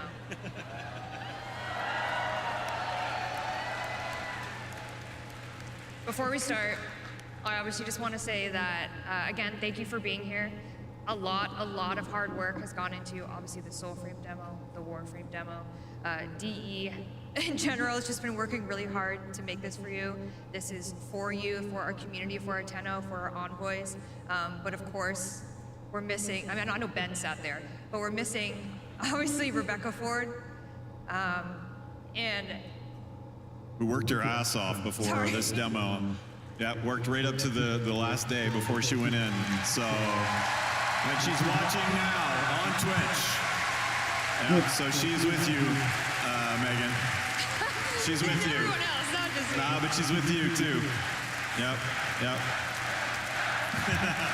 She will cry like a fucking baby. And then lock in almost immediately after. So we're gonna do this for you. We're gonna do this for Space Mom. Any words before I head over there? You're gonna kill it, Megan. Oh, thank you. You got this, Megan. You got this. All right. Space Mom did actually prepare a few words, pre-recorded words for you. So we're gonna play that now, and then we're just gonna get right into it. You ready? Yes. We're ready. All right. Very ready. Let's go. It is July 9th, and we just finished our final presentation before TennoCon. Megan did it live, and since I'm not there tonight, I wanted to cue up the TennoCon demo with some prepared words. Hello, everyone. It is July 9th. I just said that. We just finished our last rehearsal. I just said that too. Hello, my name is Rebecca Ford, and I am part of the Warframe team. The team at Digital Extremes has worked harder than ever for this, and I am sad to not be there in the room with you. It is very hard to be kept away from this day for Warframe. What you are about to see is a mix of a few things. I will shut up soon so you can watch Megan play the demo live. But to set the scene, you are going to see specific moments from where the Warframe story is going, including a live moment that shows what's happening at home in the relay. So if you aren't there at TennoCon, like me, hop on game, get in the relay. And if you're in the audience, don't worry, because it'll be waiting for you when you get home. Please enjoy seeing the future of Warframe, and let's all say good luck, Megan, to doing it live. Thanks. Do it I wish you live. so much. So maybe I'm watching, I don't know. Bye. Oh, yeah, here we go.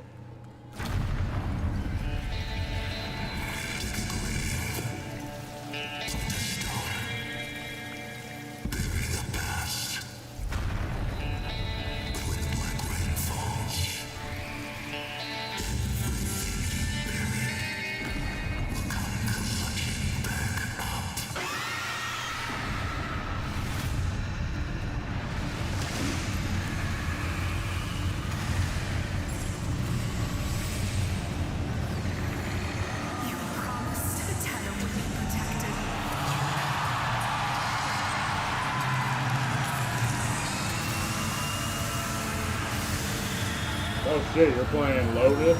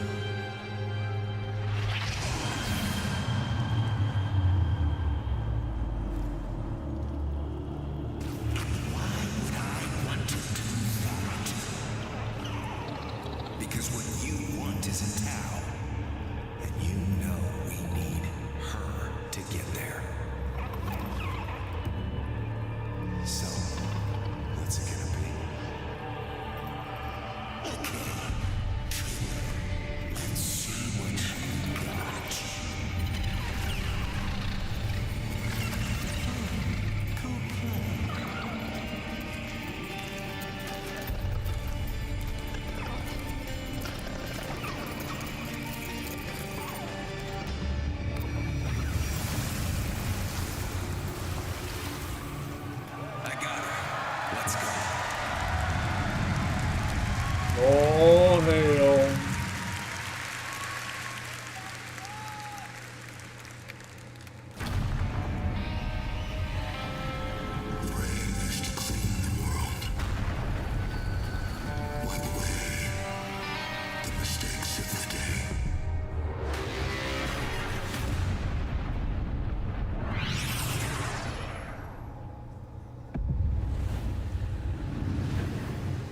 If you're at home right now, in the relay, we're all about to experience the same thing. And if you're in the audience, this is going to be waiting for you at home starting Monday.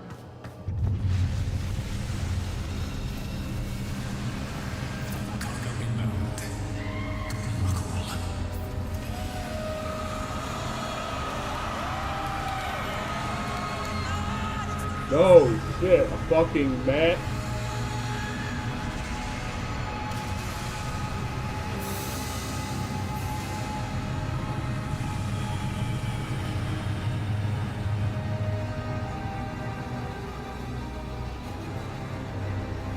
Did you pilot him?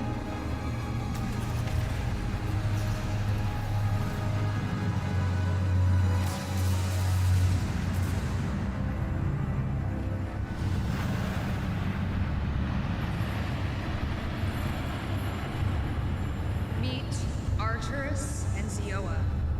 They will awaken when they hear your calling later this year. Oh shit, you can be the male version or the female. You can have massive tits, bro! Obviously, I'm playing the female version. I want to see that ass, so. Did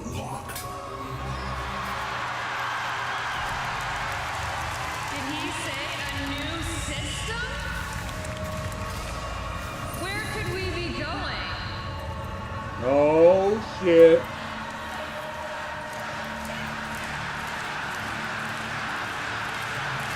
Should we go?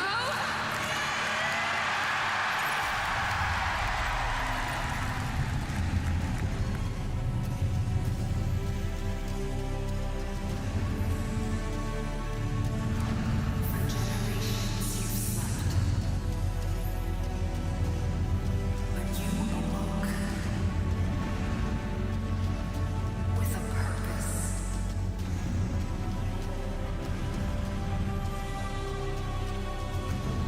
We leave behind the origin system and its mysteries.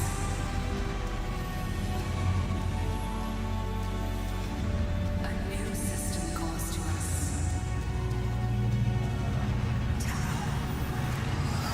Oh shit.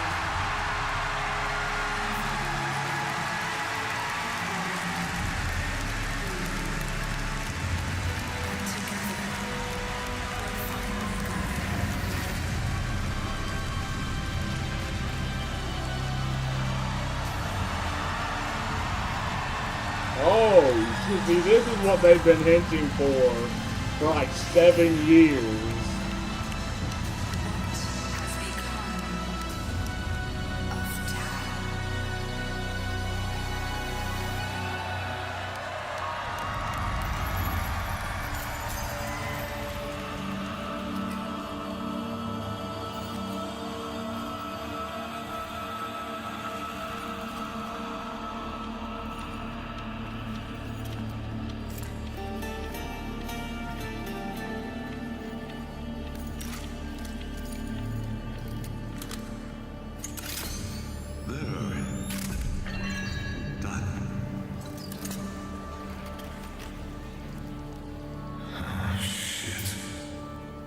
I'm alive again. You must take better care of yourself. None of your kin remain functional. You are the last. Same goes for you, doesn't it, my maker? I know you want a voice of your own. Have patience. I guess I can keep my thoughts to myself. Better that way. They are finally on their way. relatives. And my old friends. Exciting, is it not? Being beaten to shit down in the docks was enough excitement for me. Let us improve your powers of negotiation. If the Hunra is still in power when they arrive, there will be war. I need you close to him, Briscoe. Keep running his errands, but feed me his plans, his thoughts. And if the Hunra figures out I'm working for you and not him, there won't be enough left of me to put back together.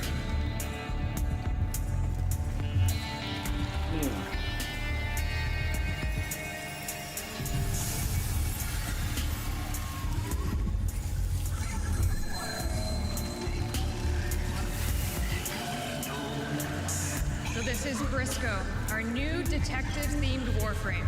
Not a proto-frame, but a chimera frame.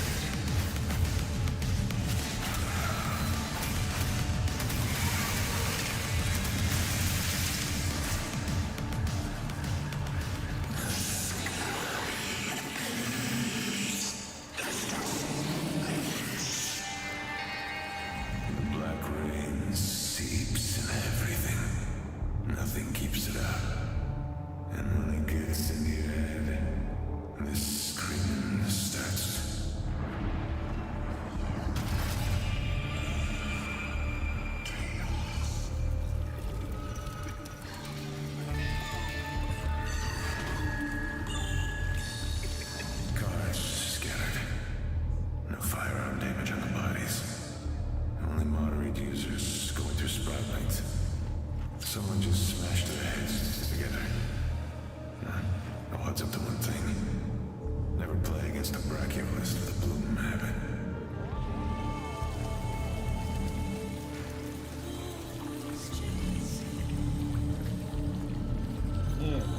Bloom is turning him alive. He doesn't care. When the black rain is boiling your brains in your head, the bloom makes it all go away. He's taking a piss.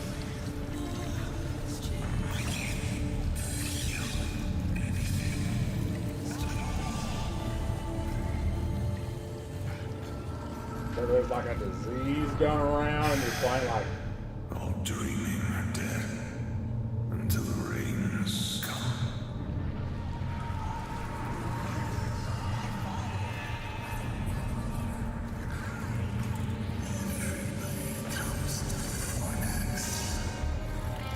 So a whole new system means a whole new lot of planets. Struck out for the old system can never have kids again. And nodes to do. Ones just stayed and got hooked on the bloom ended up with these poor kids. Black Rain's almost here.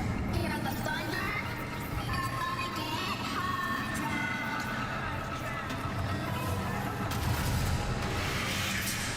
Raining hard.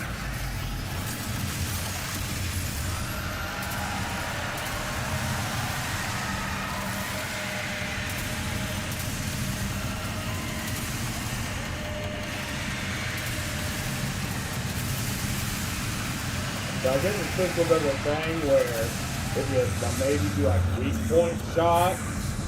Warframes and sentience lurching back to life. Fighting old wars. Shoots enemies around as well. Mindless. Heartless. Dead.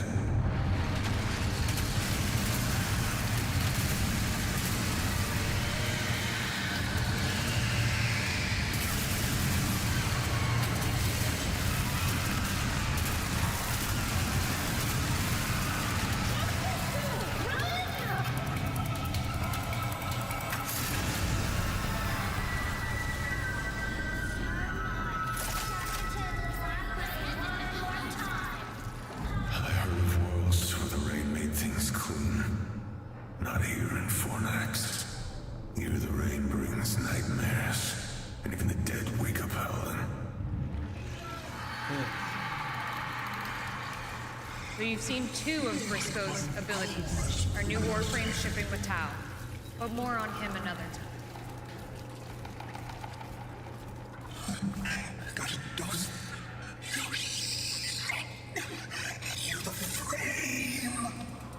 Yeah, the last.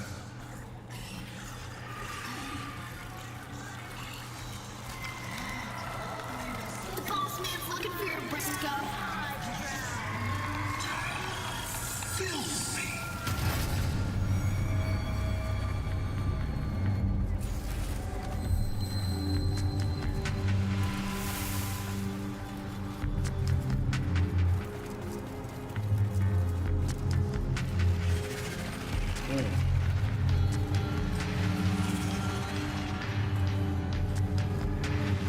So it's like basically a whole different civilization.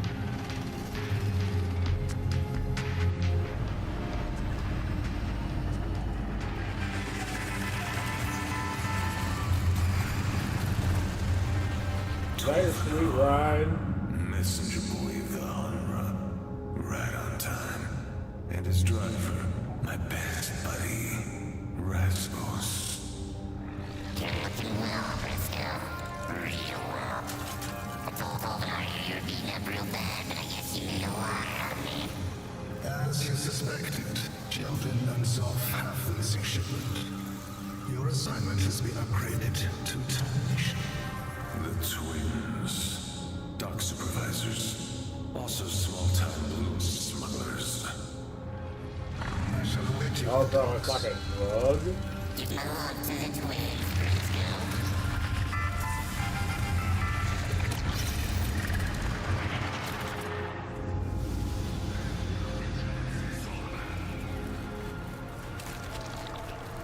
Come on, cookie son. Go and celebrate Briscoe. Oh, he's doing that fucking high noon shit.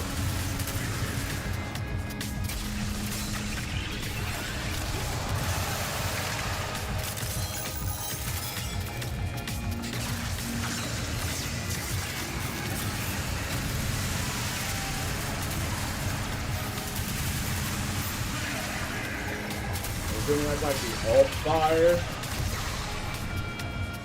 Let's see ya.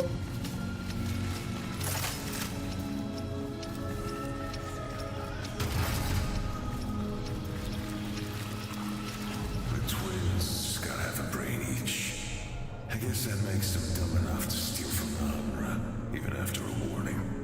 Nobody gets warned twice.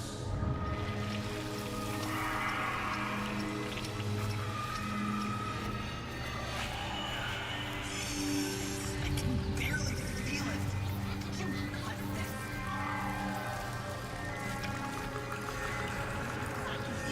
Hey there, big guy.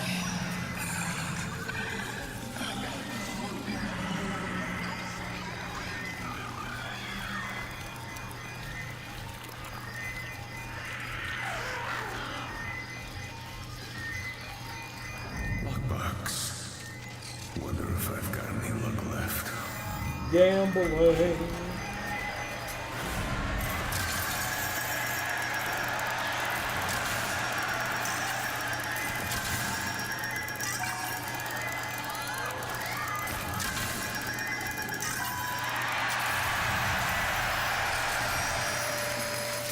Jackpot.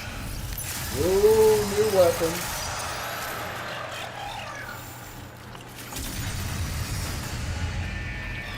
The gambling mechanics, the best mechanics.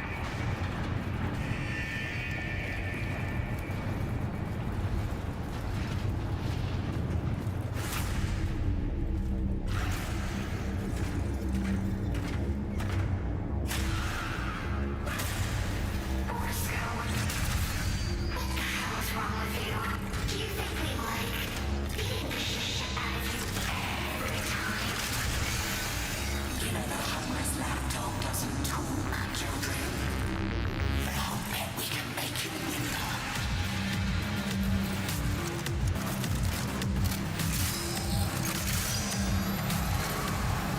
Fuck them up.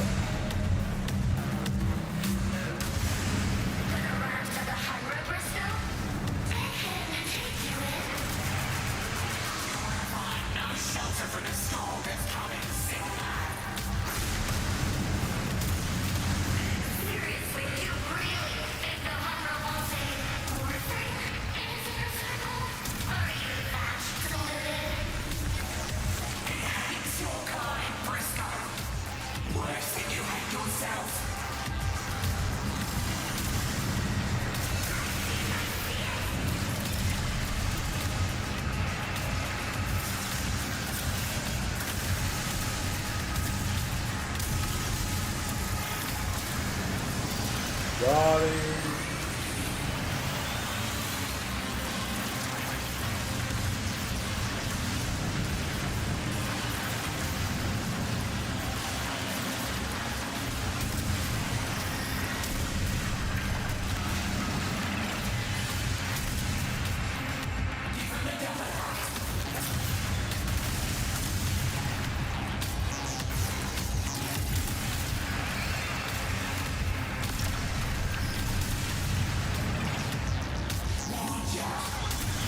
Got him.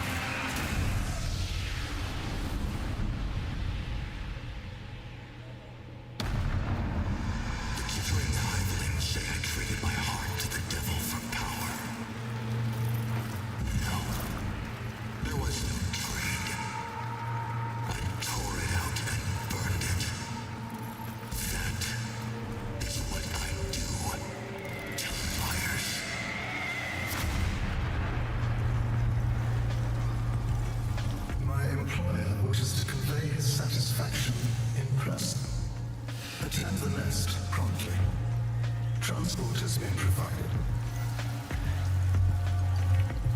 This is it. This is what Albrecht wanted.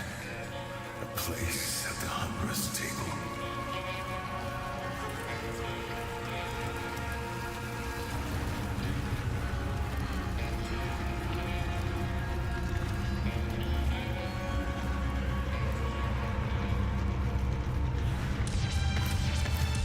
Oh, you get a sweet ride.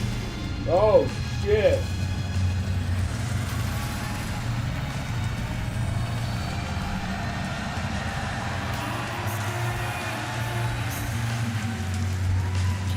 You get to fly around. Okay, that's so fucking cool, bro.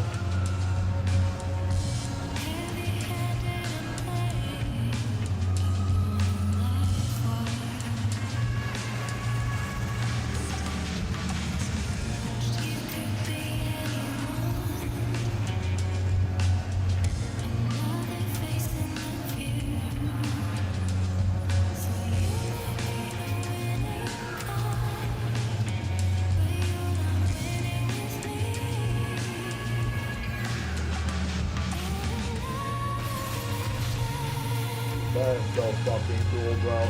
You know, when I beat Crimson Desert, I might jump back on Warframe. But this show is cool as fuck.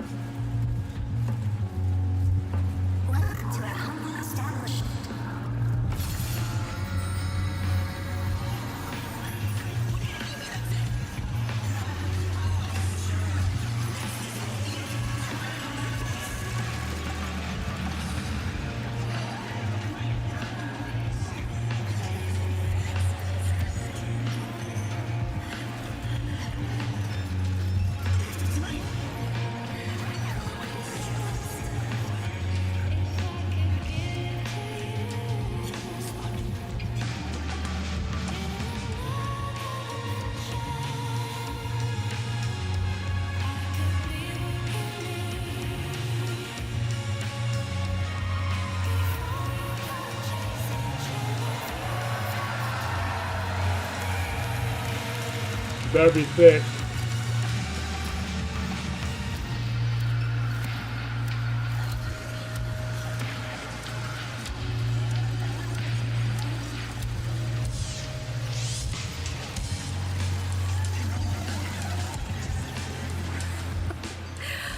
You finally made it up here, B. Take a spin to celebrate? Ooh, I see how it is. Saving up your luck for later, huh? Stay safe, okay? I miss you. It's not personal. Like I'll lay a 4-1 gamble tonight.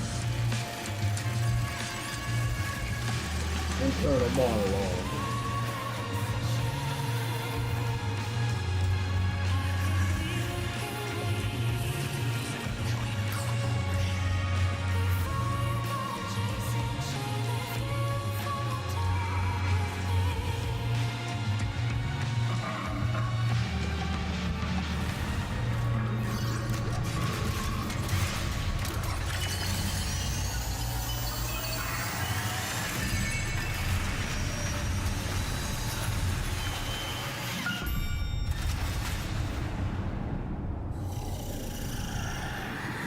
Is that how you remember it? Let me feel the sunlight. Adis, I'm sorry, but you're dying. Tenno? My light. You're taking it all. You're right.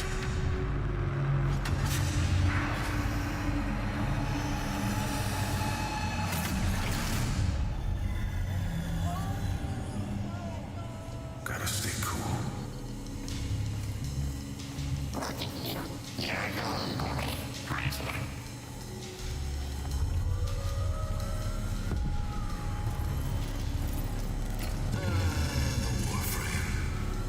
In the civilized times, they tortured your kind. Placed wagers on how long you could endure. Tonight, though, you are my guest. Join me. Please. Nodding.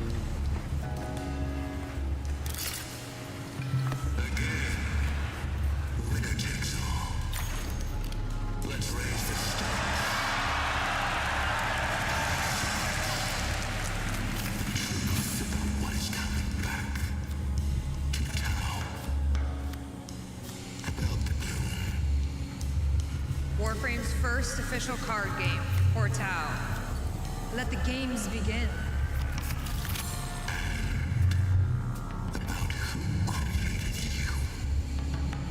And why. If you lose,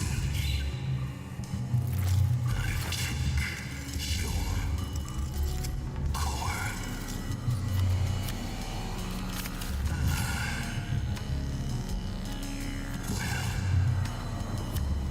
If he has an 8, he wins.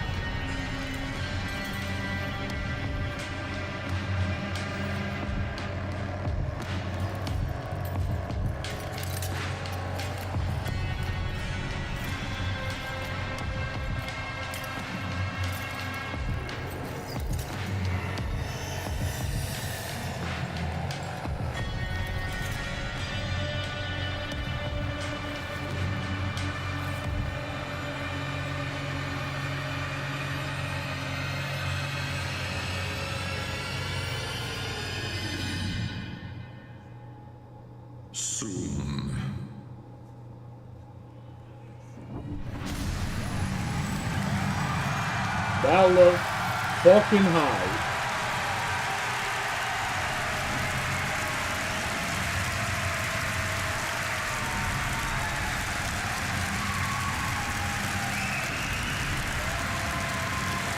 You did it! You did it, Megan!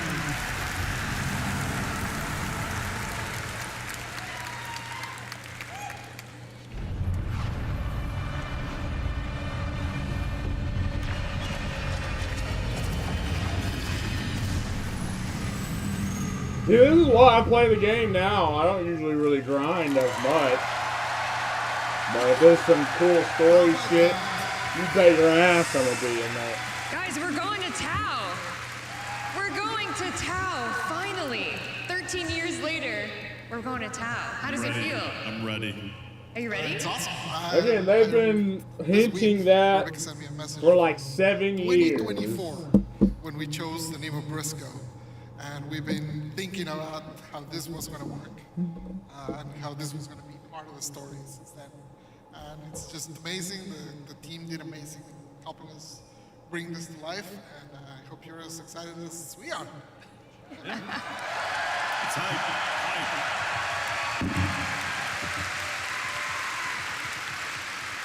And what you saw there was just one region of Tau. That was Fornax. Our goal is to launch with 2 regions. Is that correct? And we have many, many plans for more after that. It is a brand new space for us to play with. We have lots of ideas for all of the different planets and all the crazy things we want to do in Tau. Because Steel Path can't exist there. You know that? Okay. Maybe something called Tau Path? Perhaps. I don't know about the name. Maybe. Yeah, our goals are new missions with some twists on them. Like this is a whole new solar system. Tau is its entire new system. Yeah, this particular Fornax is structured in a very different way we've never done before. Has tons of different new mission types, and then there's a second part that we'll save for later. That also has a lot of surprises. Lots of surprises. All right, guys. Give it up for Megan, who rocked that demo on her own. Yeah! Holy!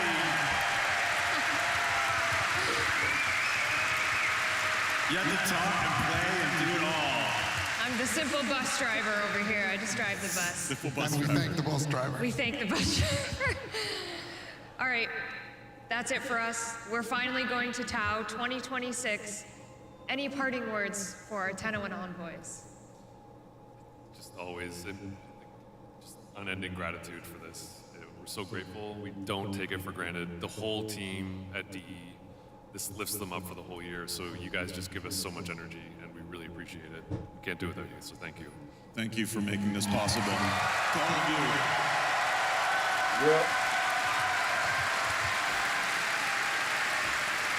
Thanks, everyone. It is an amazing thing to have you all here. Generally, when we're working towards the demo, it's always like, it's so hard, it's so much work. But then we get here and you guys re-energize us to go back and continue building.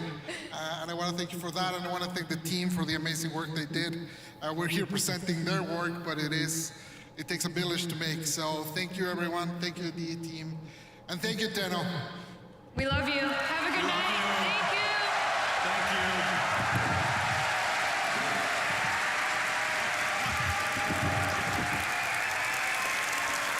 Oh, hell yeah.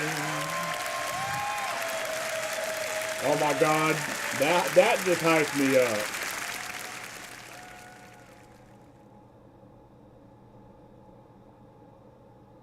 Hell yeah. Well, when that launches, you bet your ass I'm gonna be back into it. Oh, it ended. 10 out of 10. Best shit ever. Obviously, I'm gonna be back into it. But first, I gotta pee. And fuck it, I'll download Warframe while I'm peeing.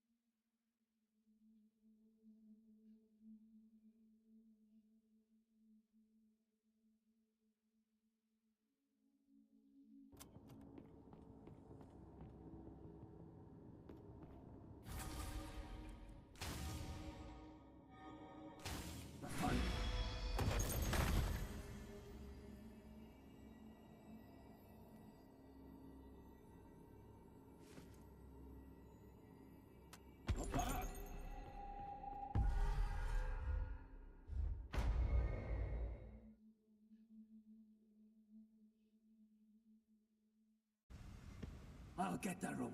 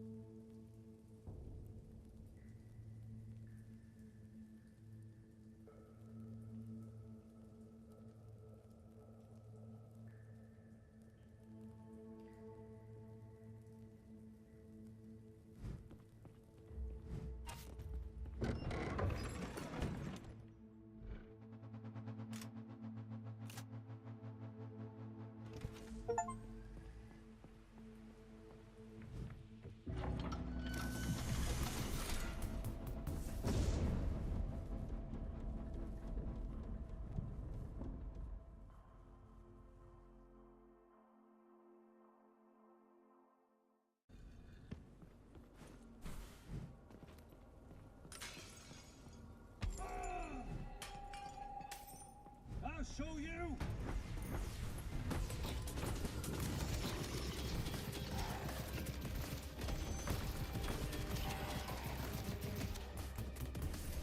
That's the last of them.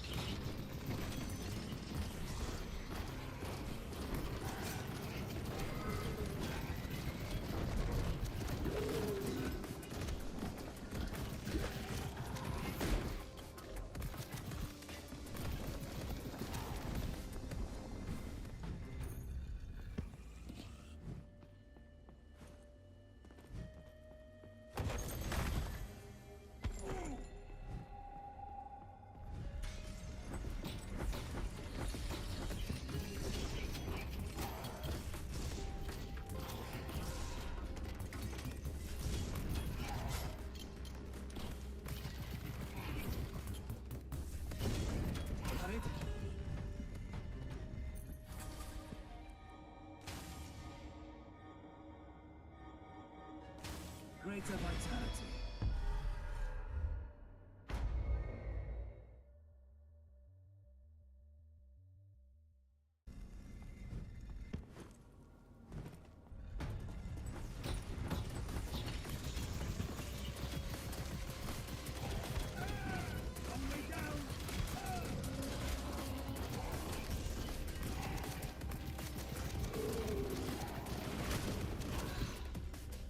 That wasn't too bad.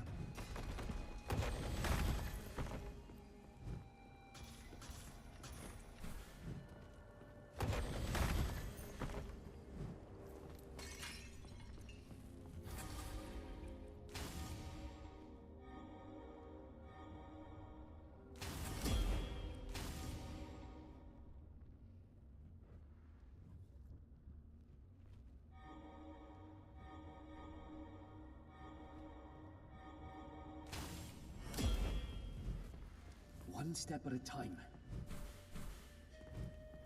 I always hated frogs.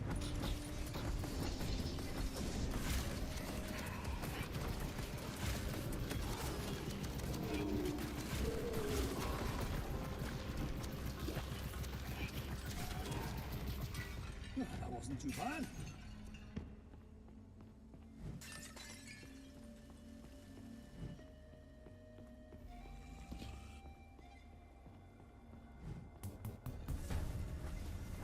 Change your focus.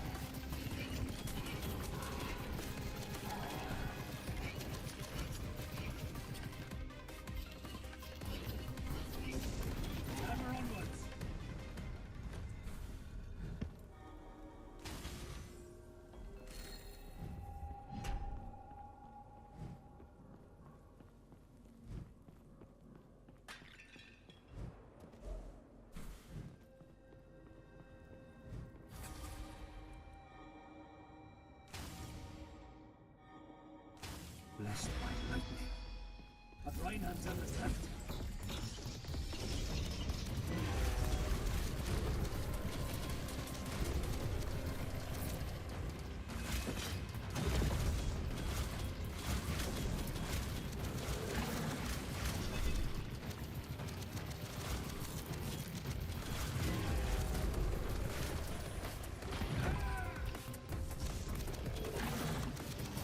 Sleep with the fishes.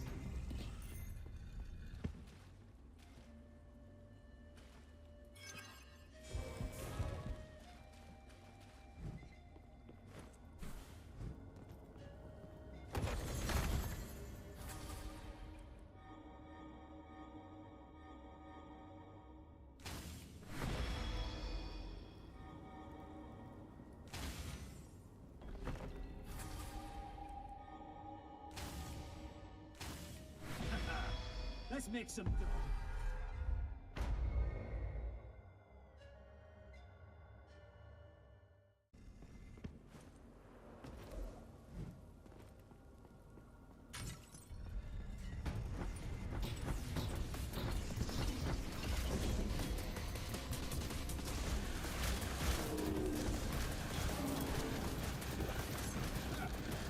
That's a small fry.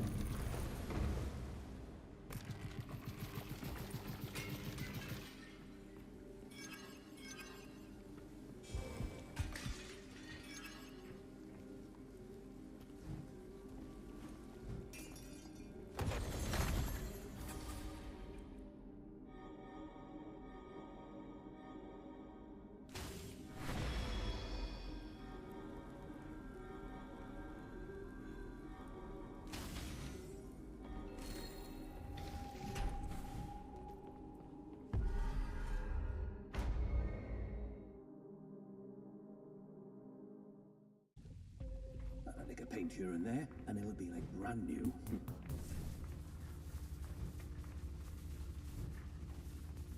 Clean up, crew!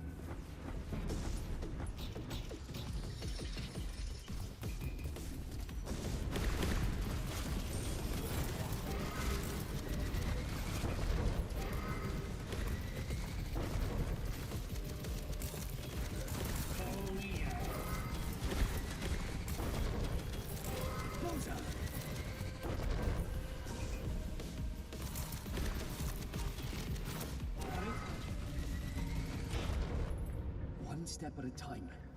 Oh, there's always more.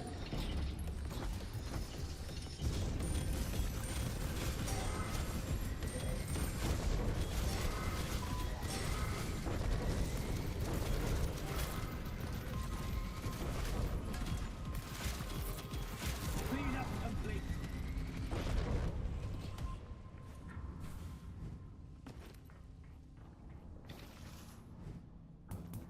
Help yourself.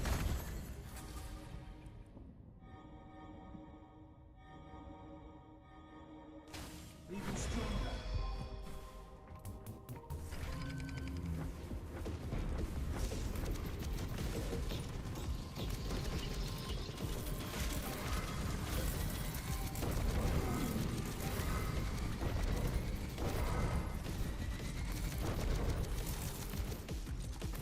That's the last one.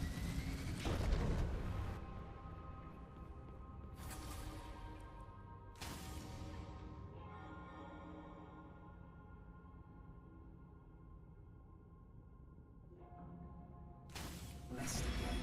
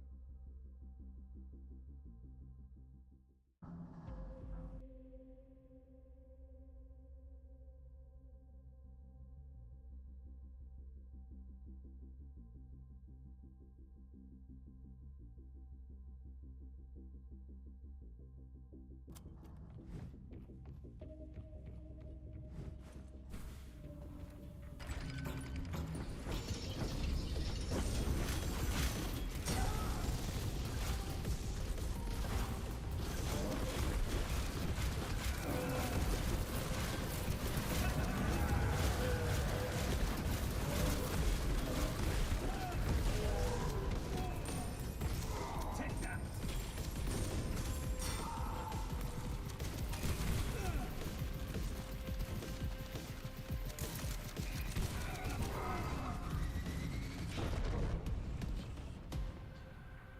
Well, we can use this. Breathe in. Breathe out. New objective, huh?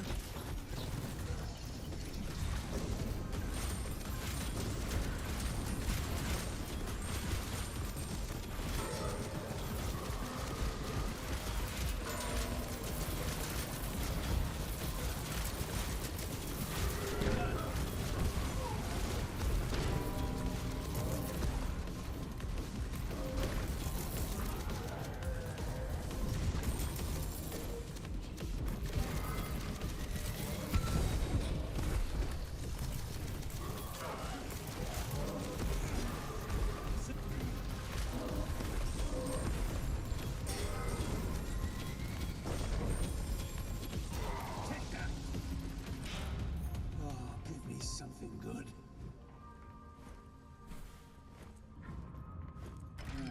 They were bright and good ones.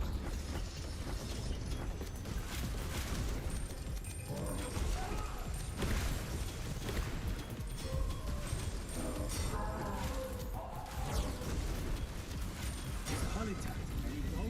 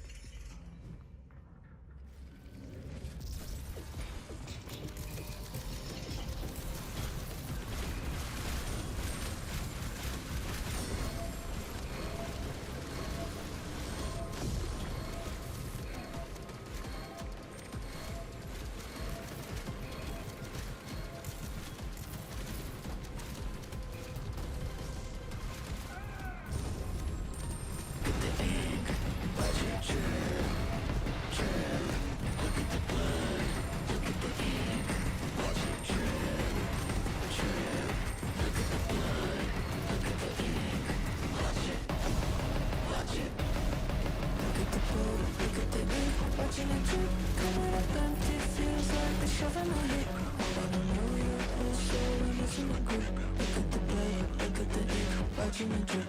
What can I do, what can I say? I'm having fun, running on empty, even after jumping the gun. Looking away, cause I ain't the one for you.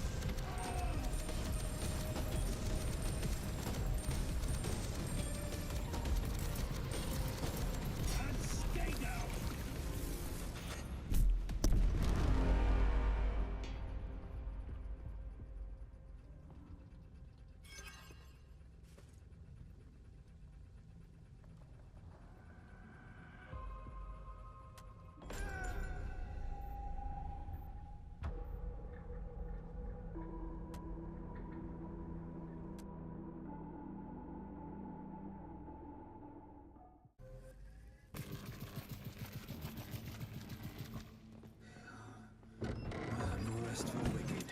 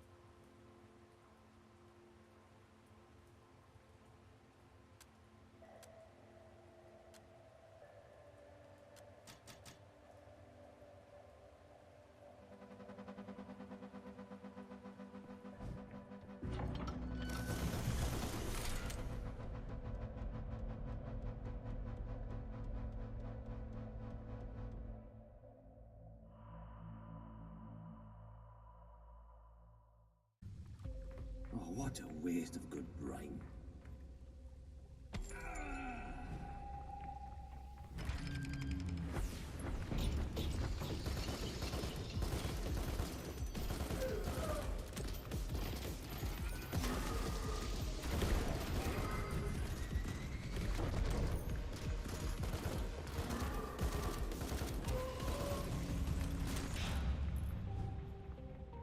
It's not over yet.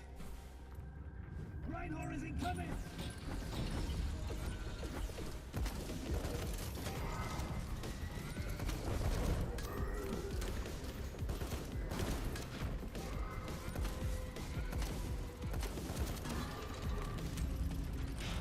One step at a time. Anything good?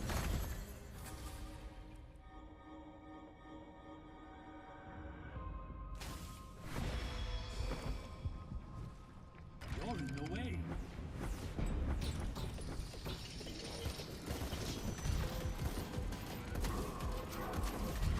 Bullseye.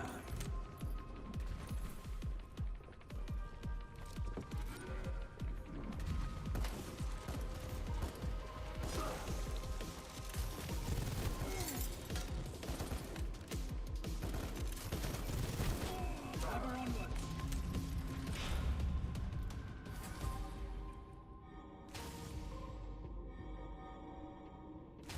Even stronger.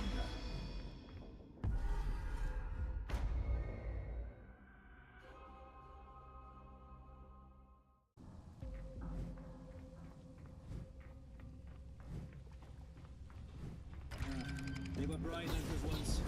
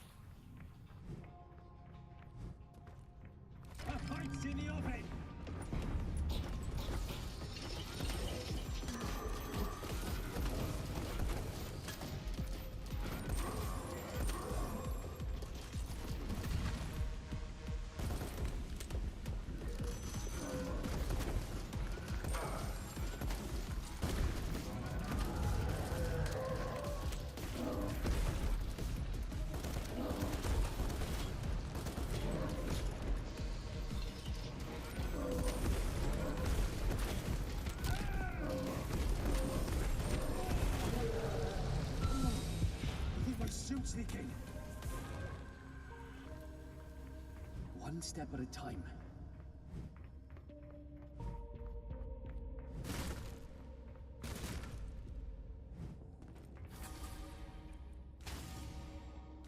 Better than ever. Bright above.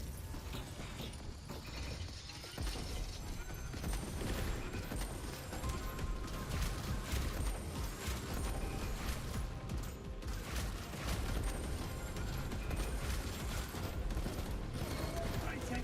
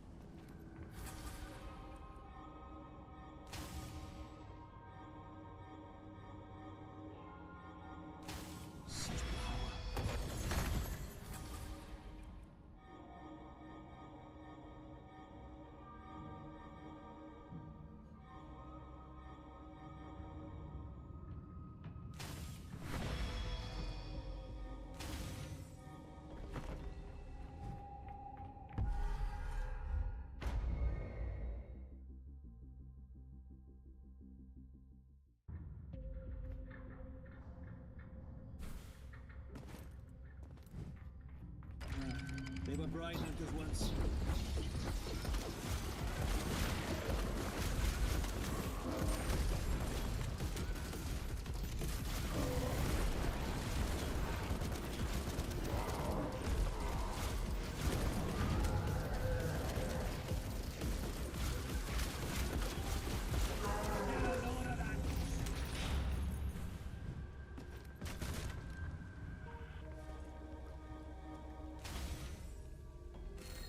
Did brine do this?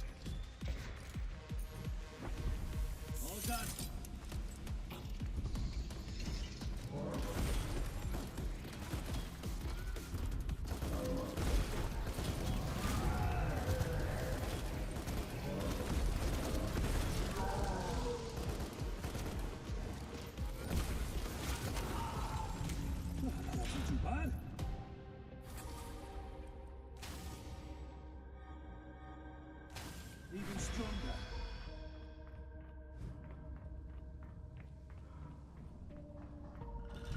Let's resupply.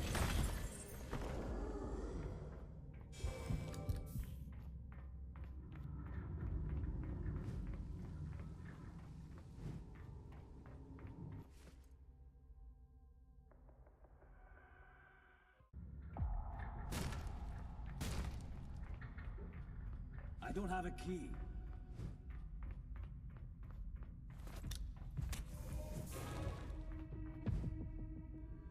You'll make a fine figurehead.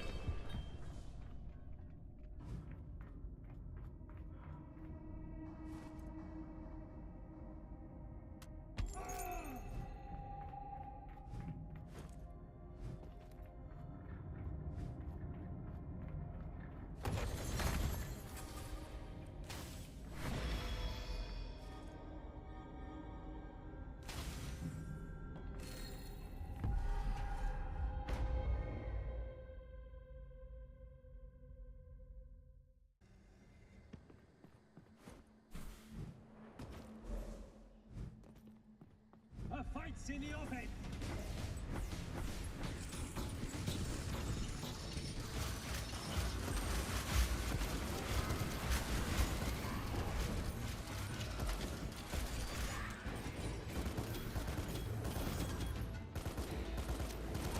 One after the other.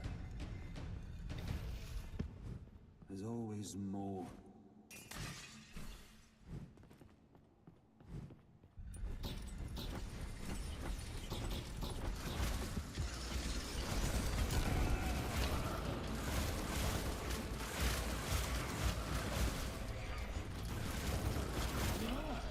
No!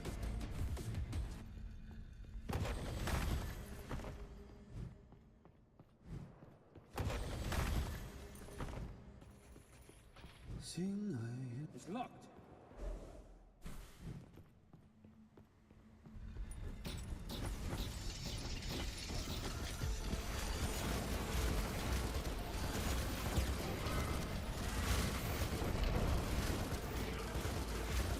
That's the last of it.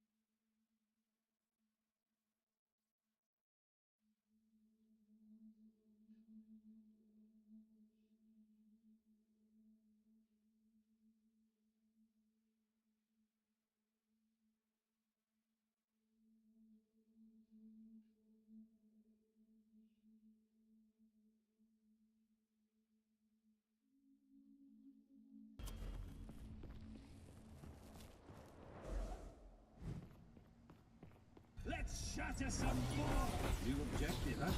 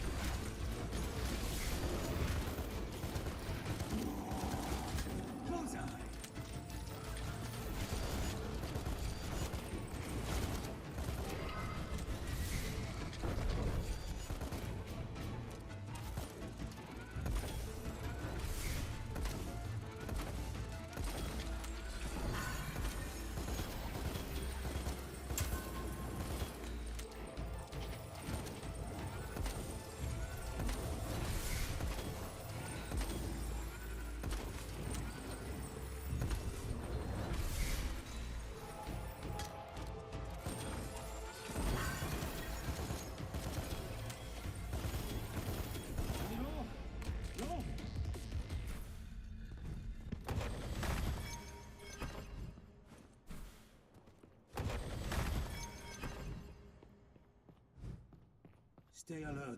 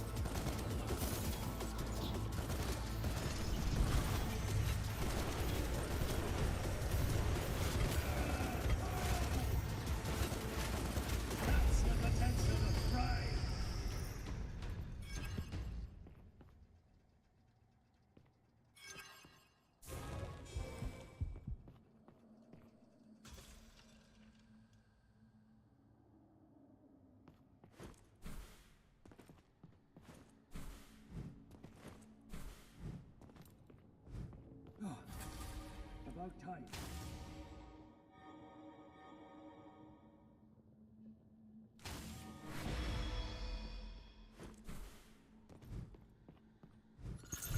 Let's resupply.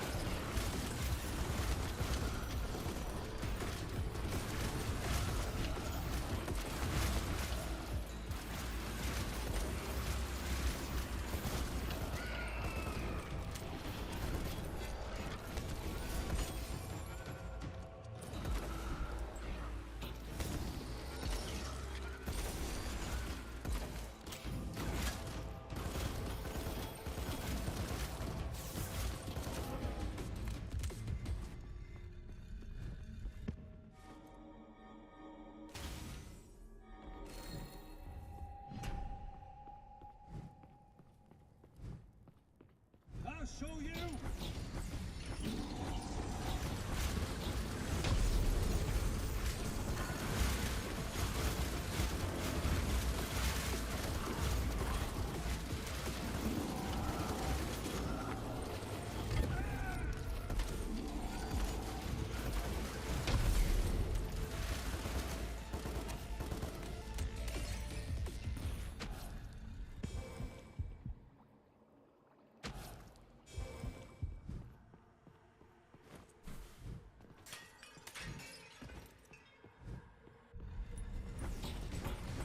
Objective, huh?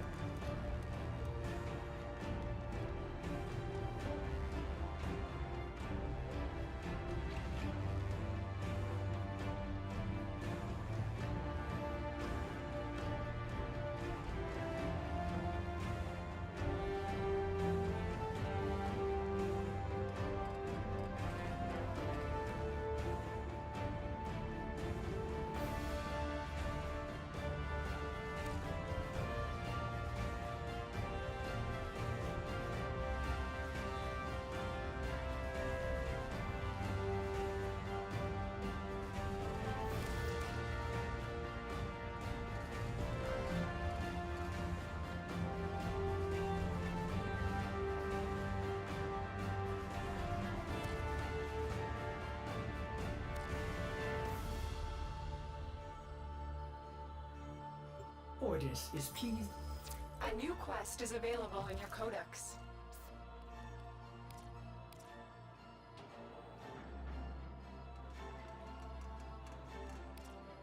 Revered Tenno, my mentor, Arbiter Kozai, is gone. They tell me he is dead, but I reject these lies. Kozai faced down the Wolf of Saturn VI alone.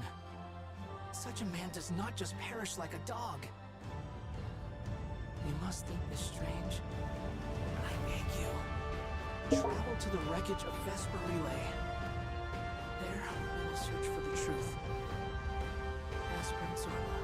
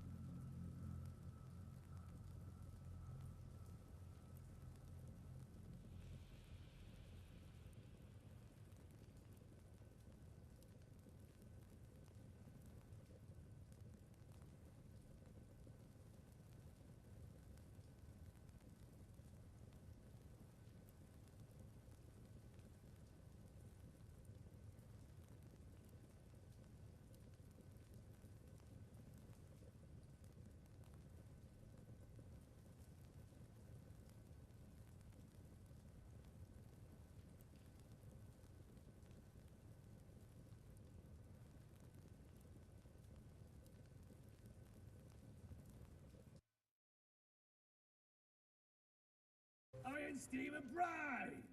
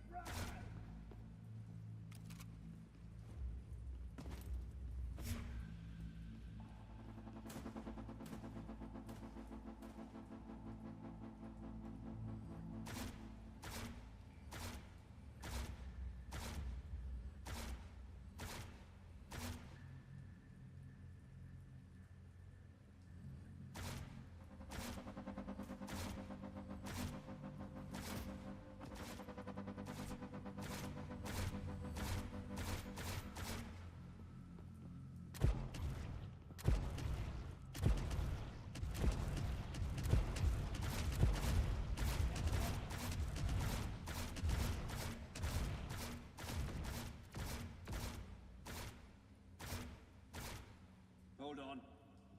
All geared up.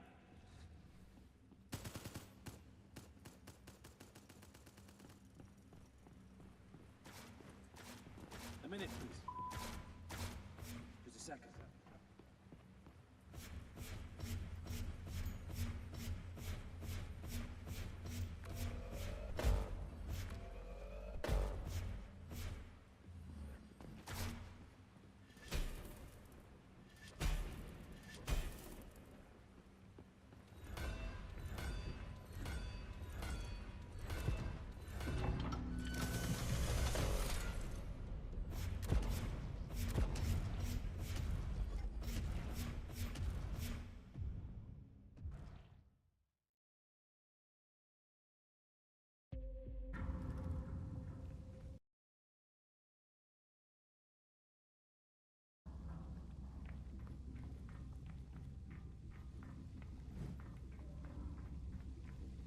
Not bad.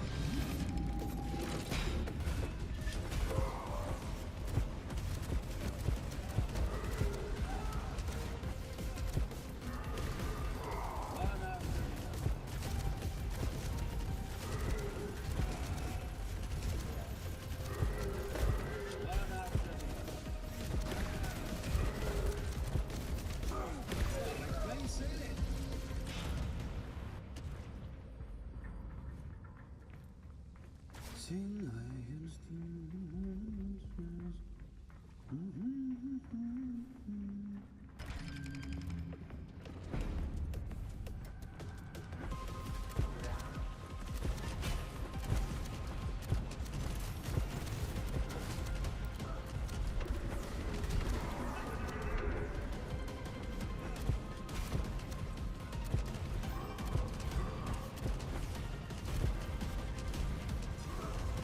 Serves you right.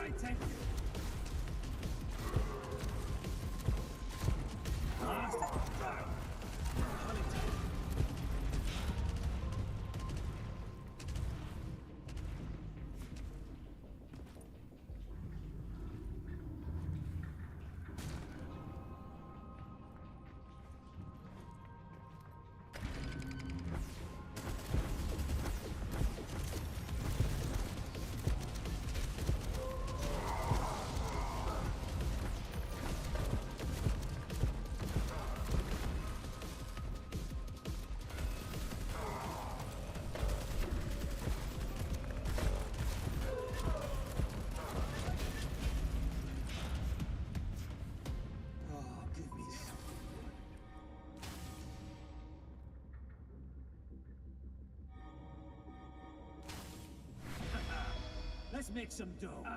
Additional backup.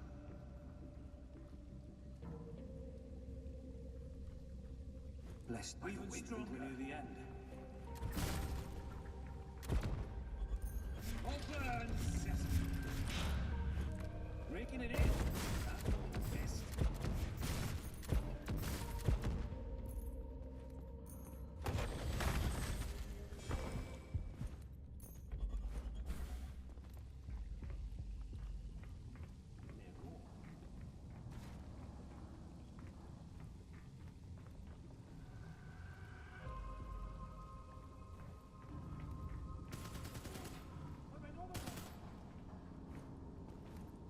Into the depths.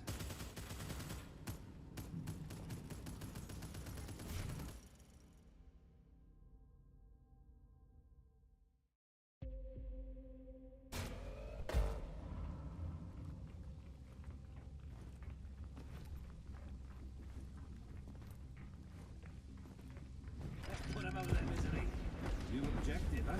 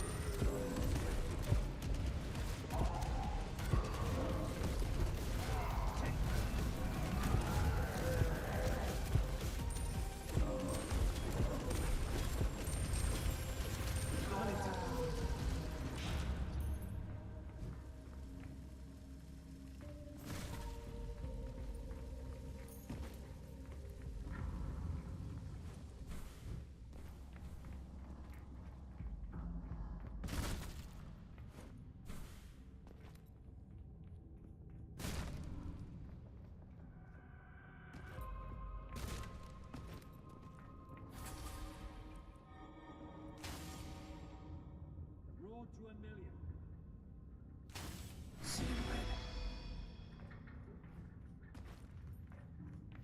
Found someone's ancestors.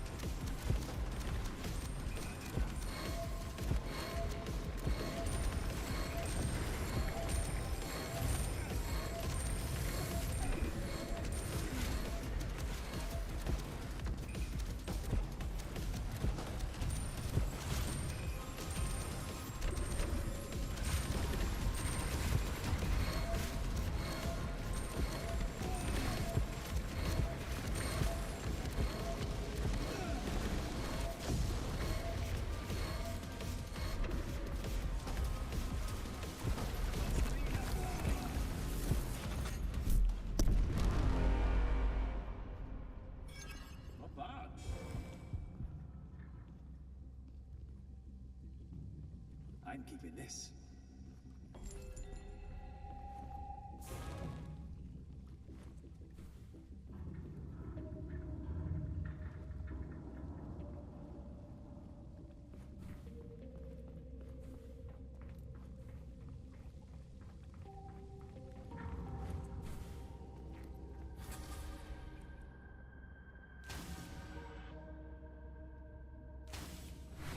Nippy.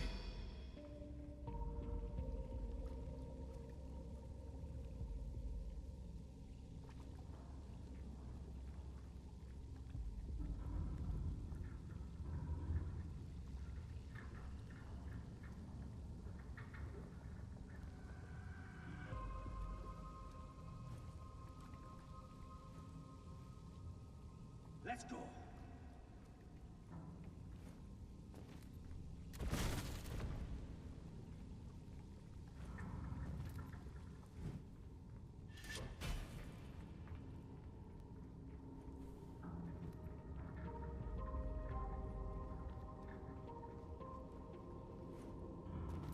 Even stronger than ever.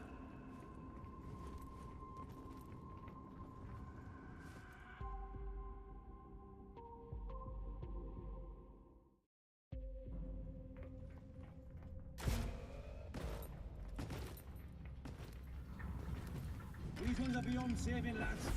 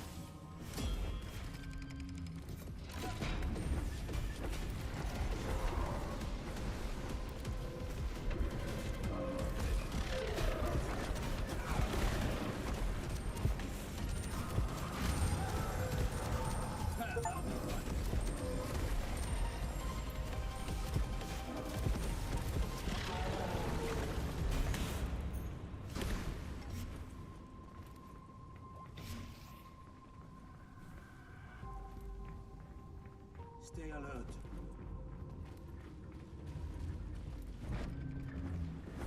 Your objective, huh?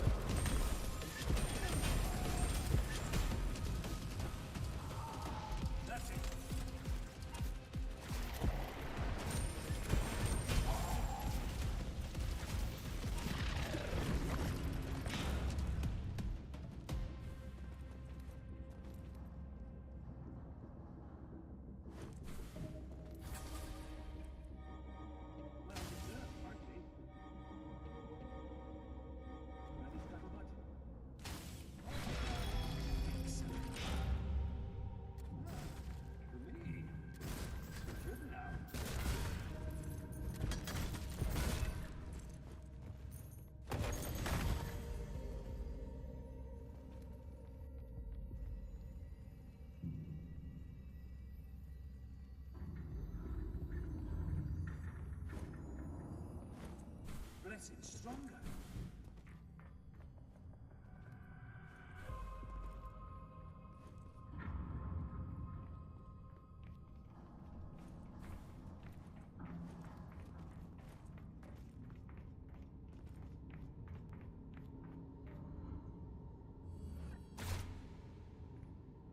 Brine hunters, ready up!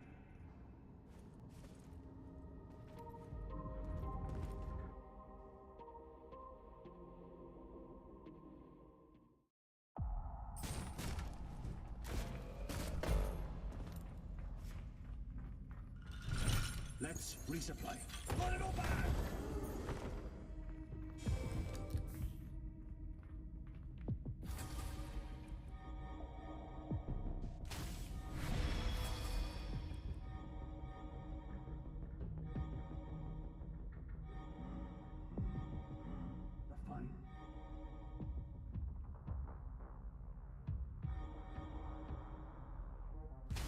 Even stronger.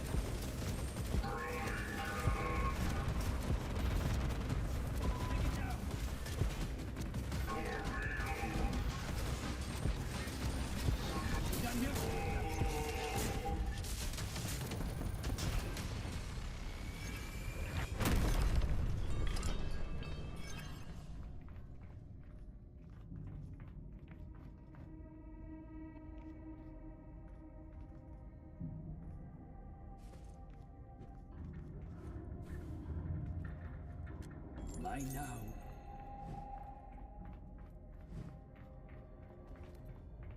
Sealed shut.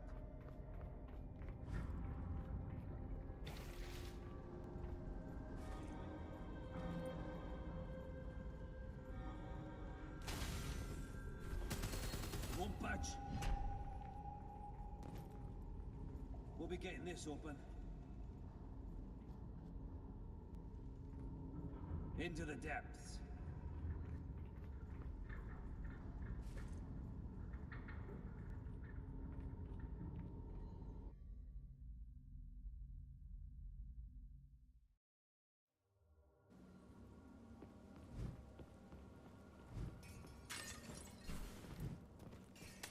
Button down hatches!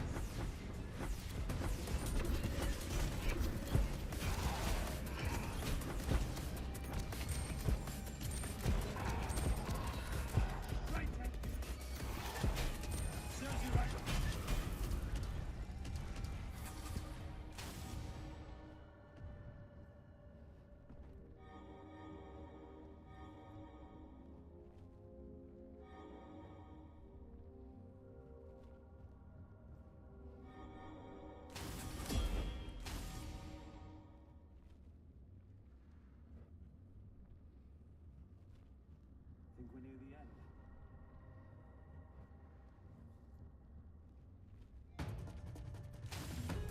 end.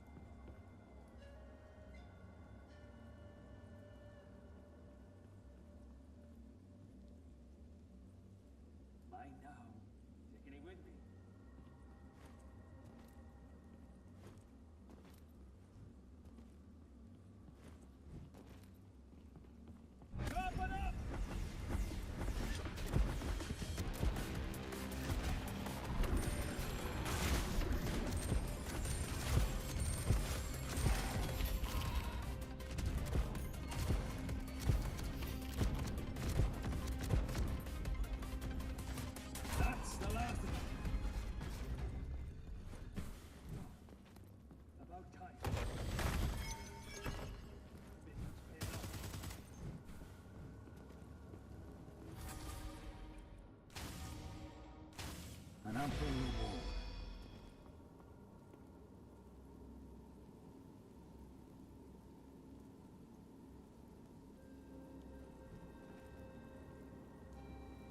Into the depths.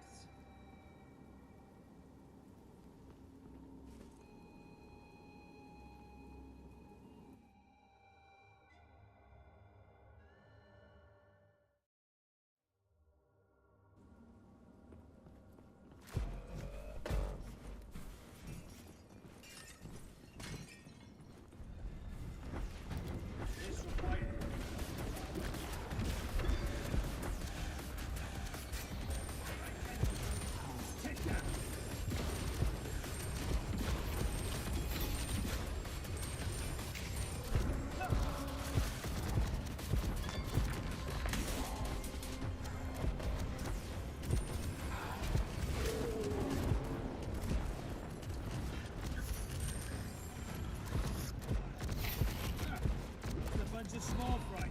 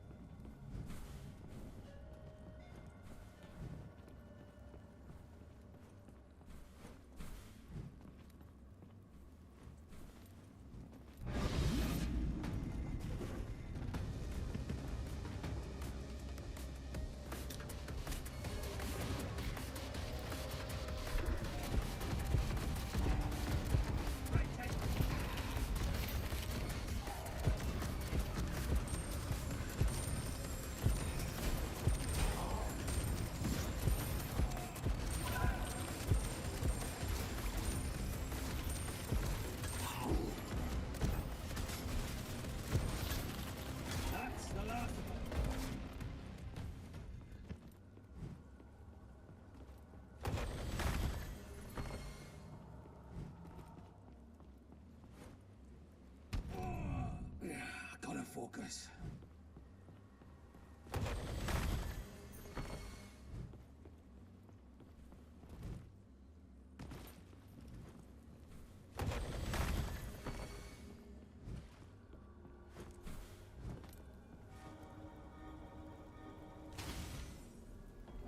It's a clear improvement.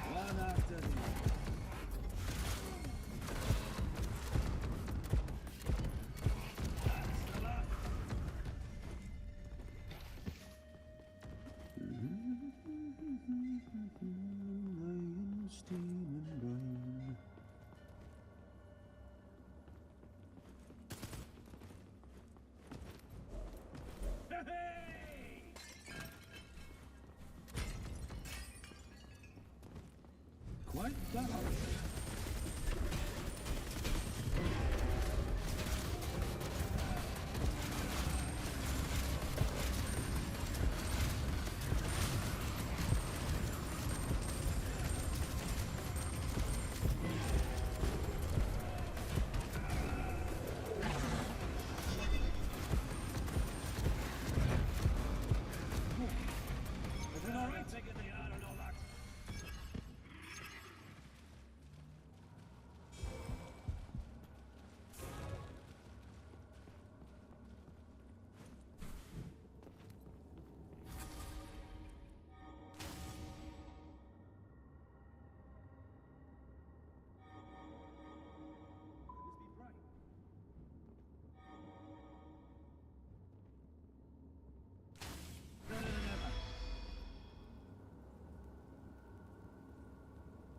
blessed again.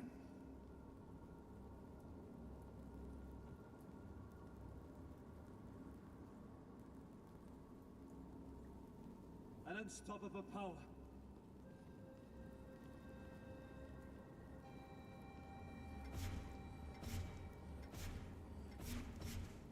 Got a job to do. Blessed stronger.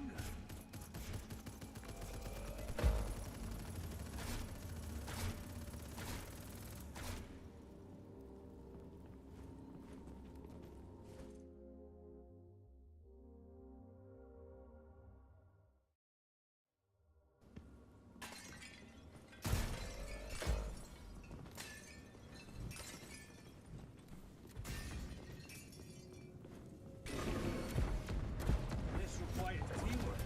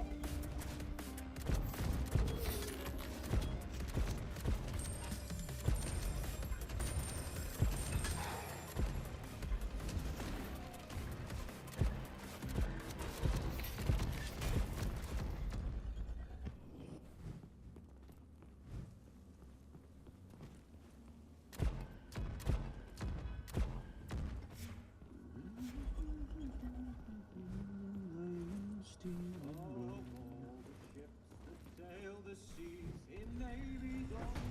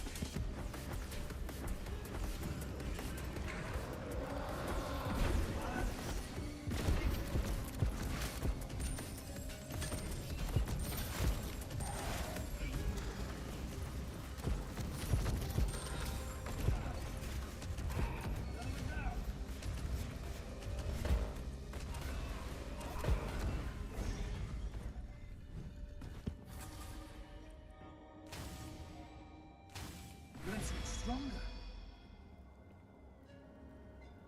Refine.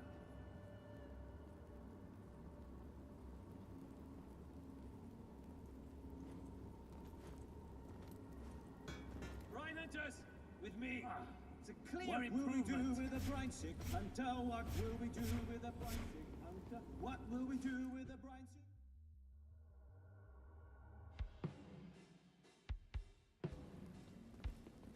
Drinking brine his way, hey, brine, brine,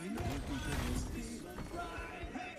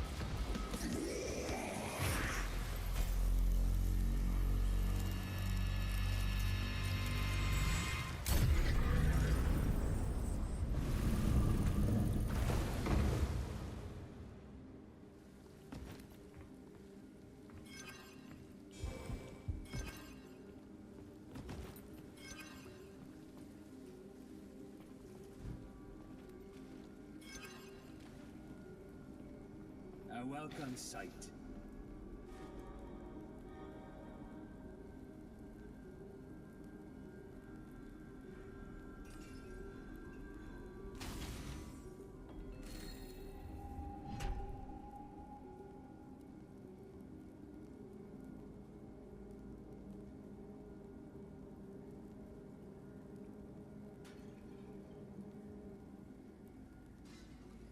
Oh, sort of greatness.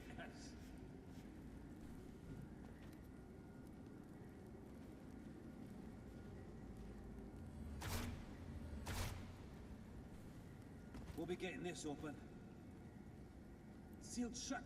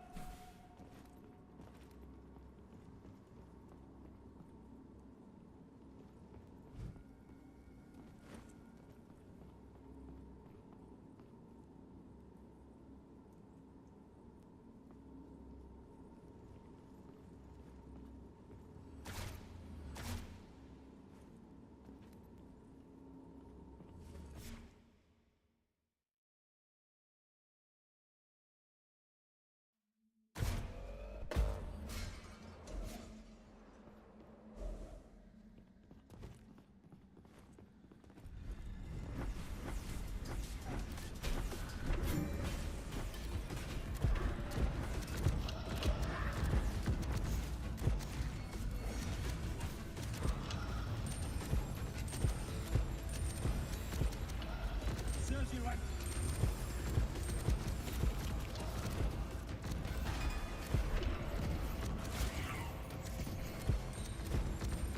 Nicely done.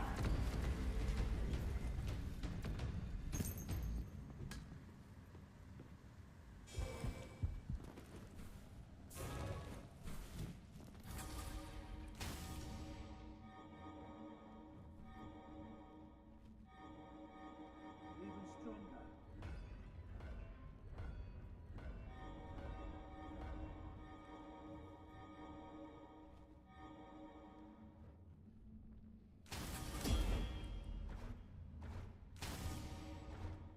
Enemy scuttlebutt.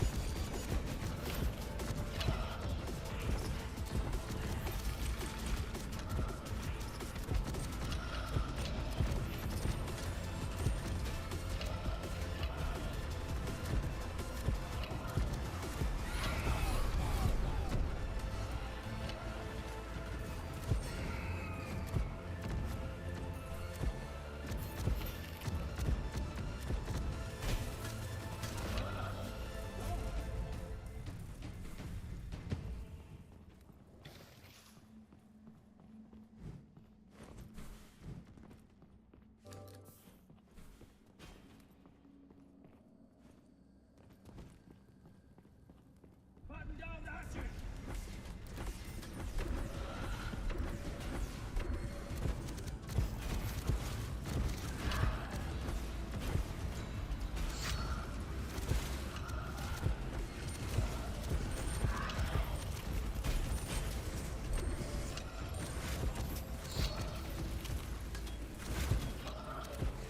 Ready? Best be good.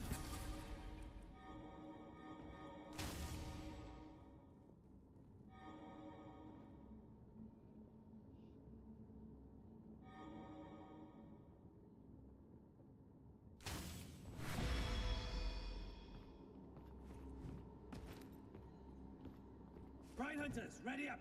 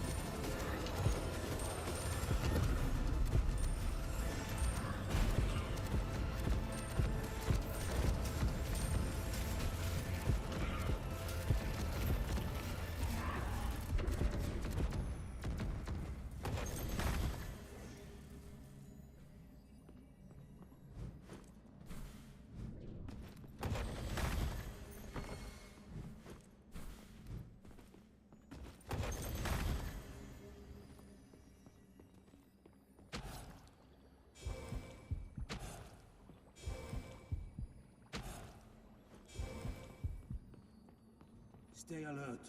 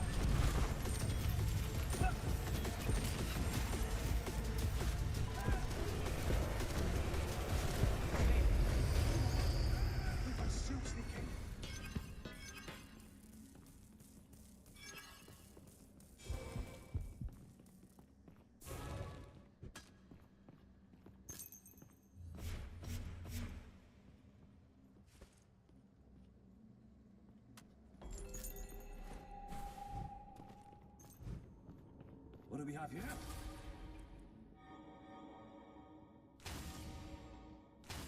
Reaching new heights.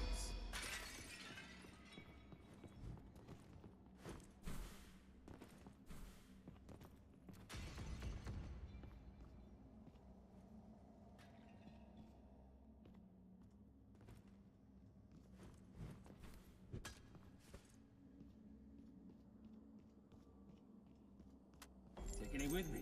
The highest honor. Even stronger.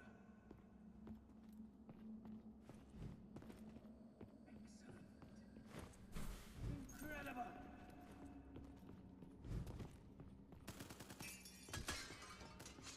On board.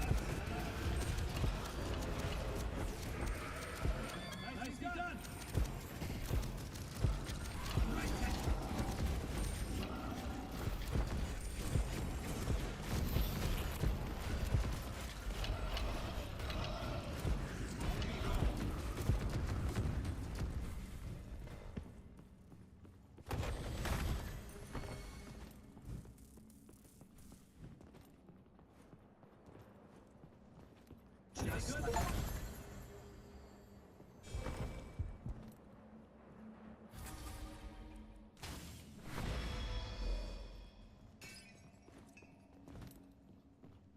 you're in the way.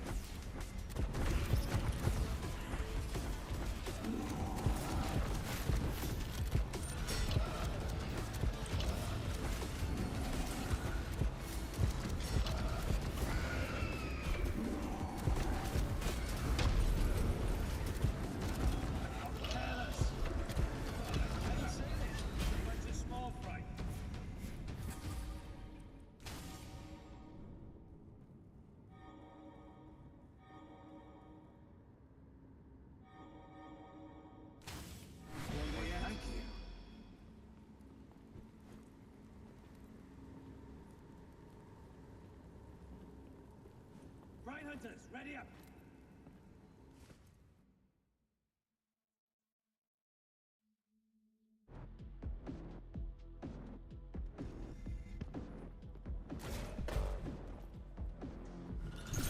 Designing it up, is it?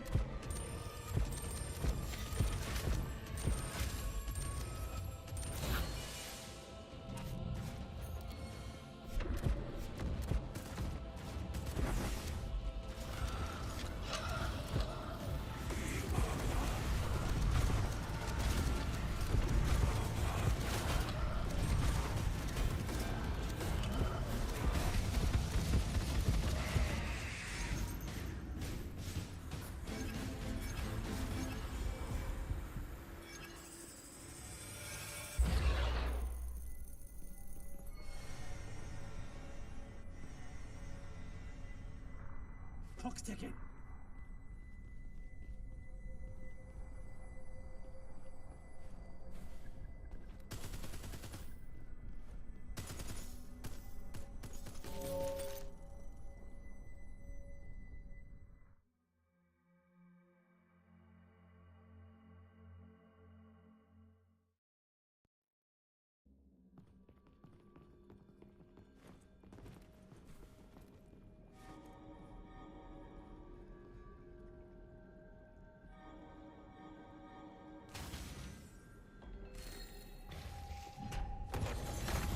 Even stronger, let's get stronger.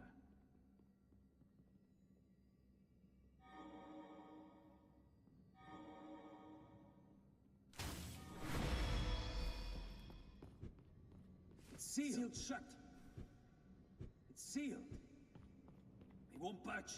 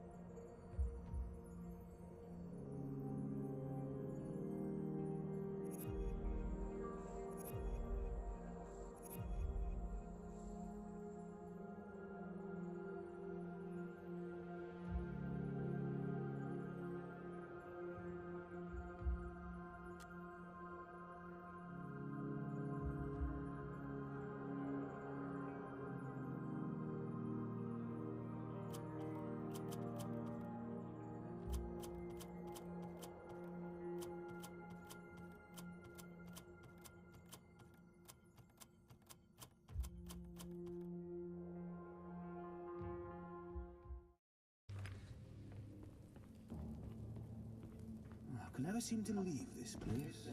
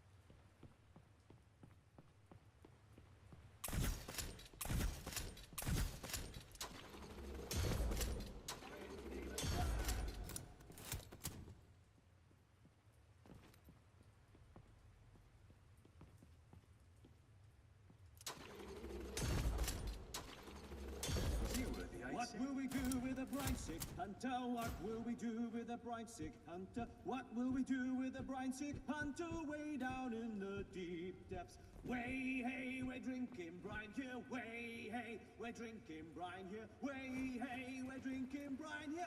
Iron, steam, and brine. Hey!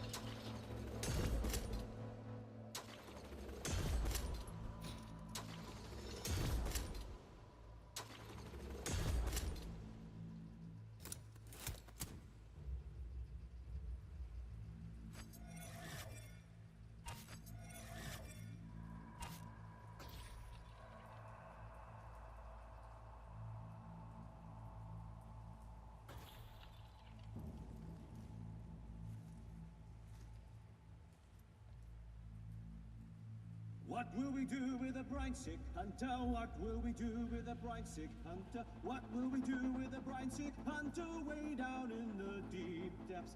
Way hey, we're drinking brine here. Way hey, we're drinking brine here. Way hey, we're drinking brine here. High in steam and brine. Hey!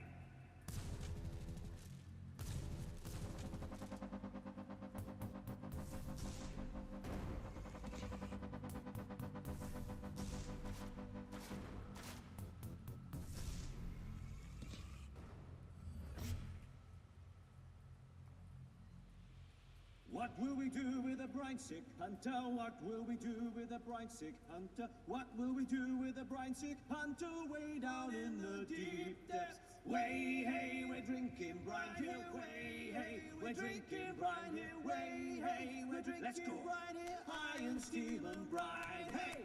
Just a second. Congratulations.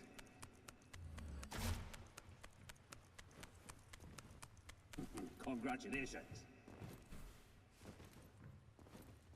Straight ahead. Wait. What will we do with a brine sick hunter? What will we do with a brine sick hunter? What will we do with a brine sick hunter way down in the deep depths?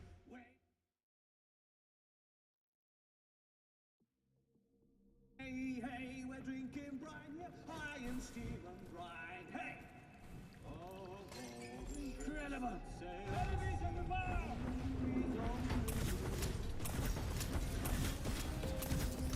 One after the other. Get a load of that! Such a small brine.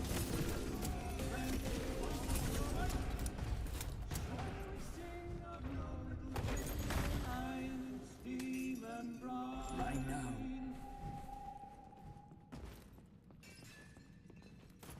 Breathe in. Breathe out.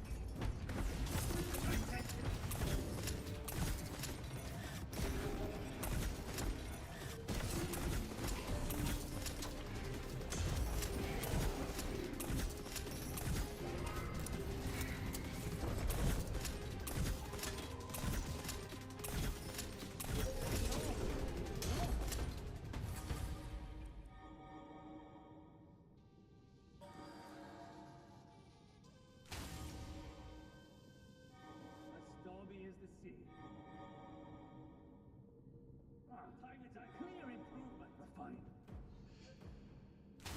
Let's get stronger.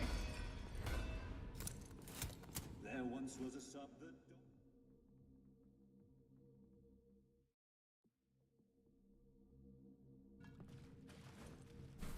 soon may the brine come home to make our island steam.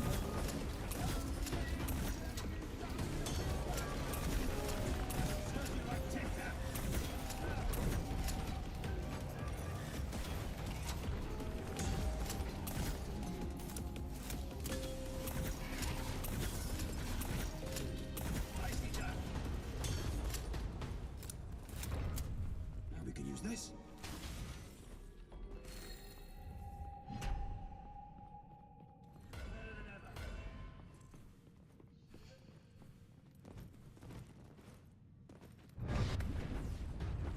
Change your focus. I didn't say so myself.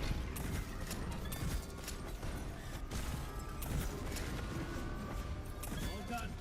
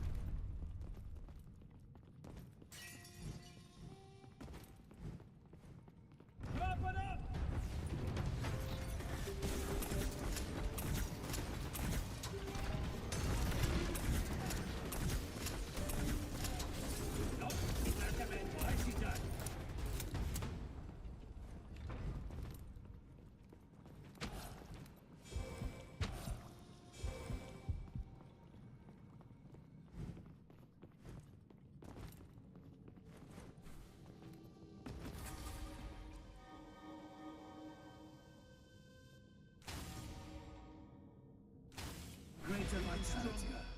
See it?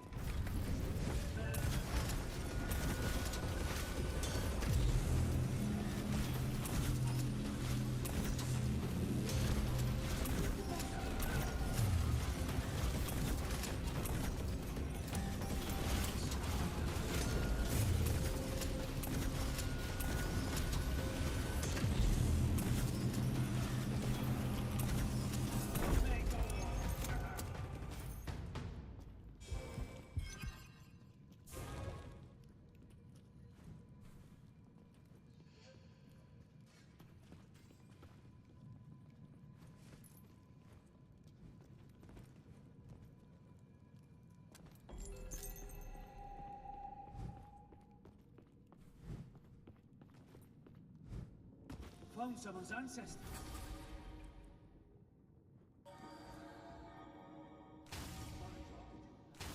Let's get stronger.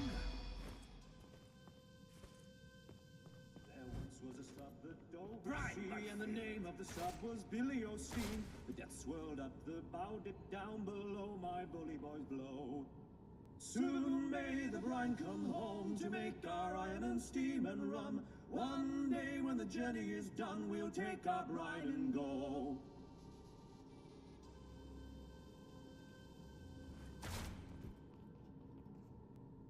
What will we do with a bride sick hunter? What will we do with a bride sick?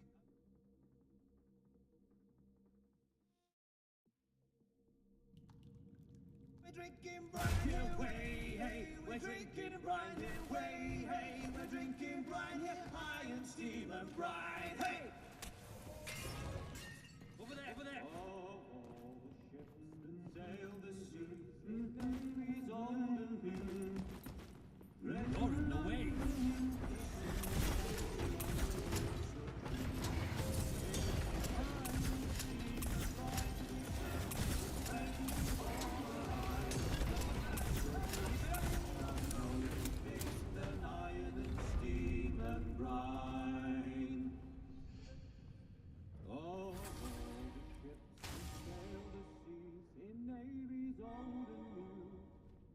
Greater none beneath the sea than submarines. Sailing high and steam and brine good serve. With friends we form a line. Surely we sing of no than iron, steam and brine.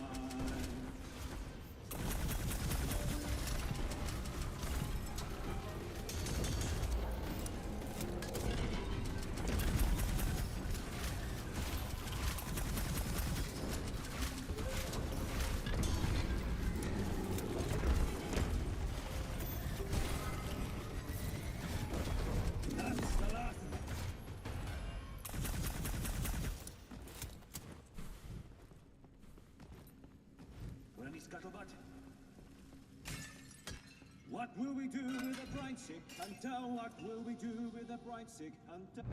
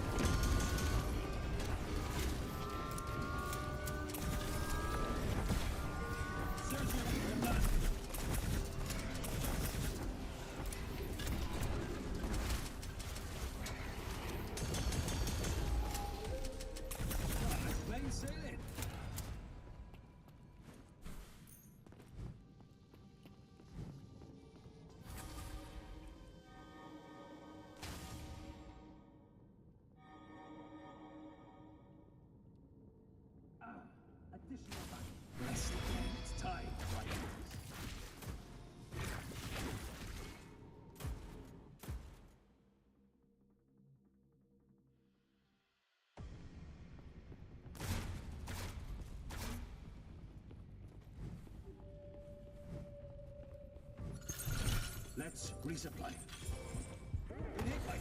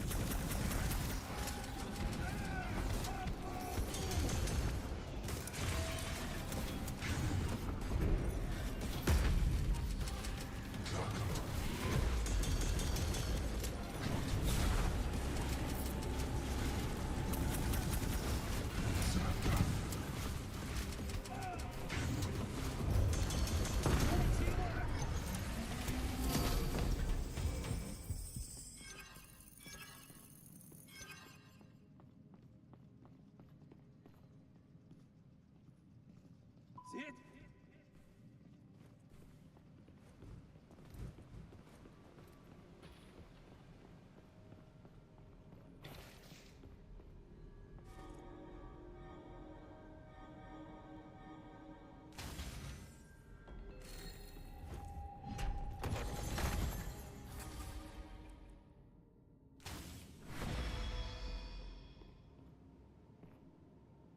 Refine. Refine. On board. Refine. What will we do with a brine-sick hunter? What will we do with a brine-sick depths? Wait. Drinking brine here, we're drinking brine here, way, hey, we're drinking brine here, iron, steam and brine, hey.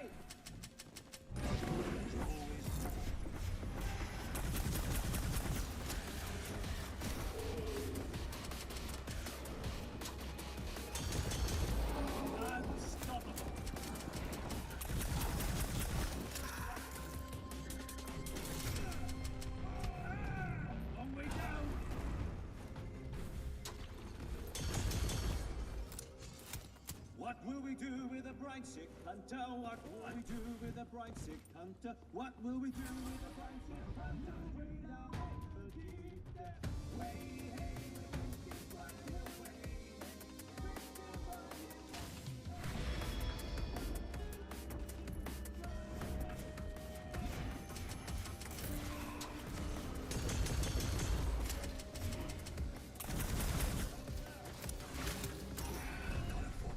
That wasn't too bad.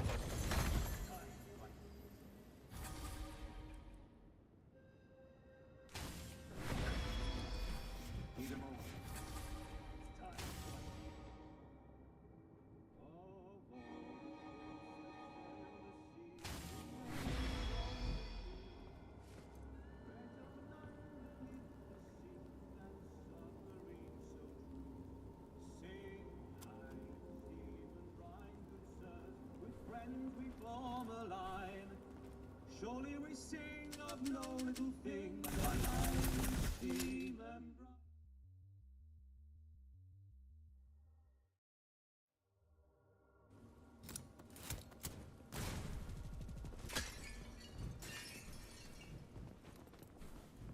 Oh, this way! Ships that sail, the new objective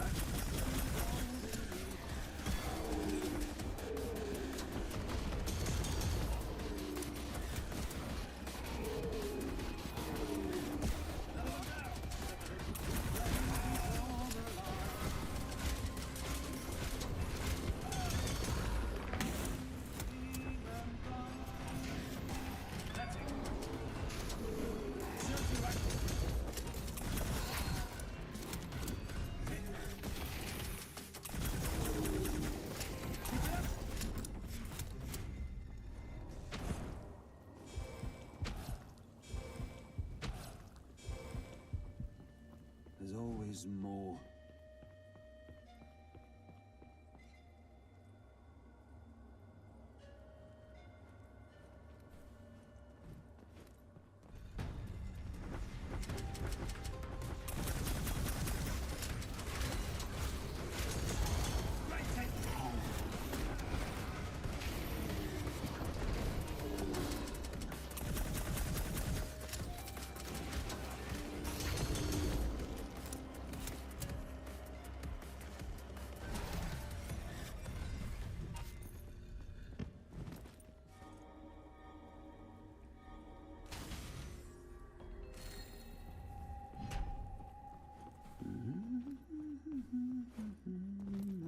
There once was a sub that dove the sea, and the name of the sub was Billy O'Steen. The death swirled up, the bow dipped down.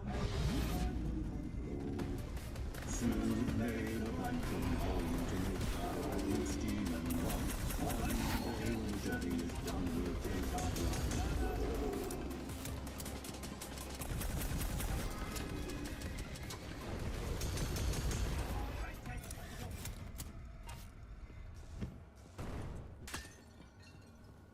Got any scuttlebutt?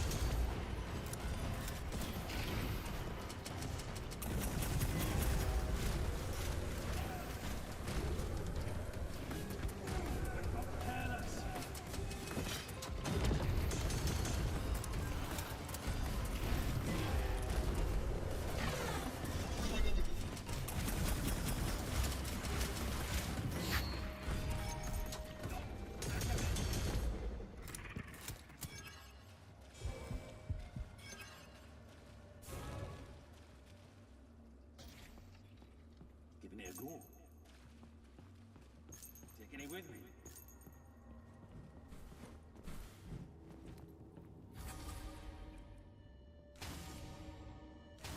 A great blessing.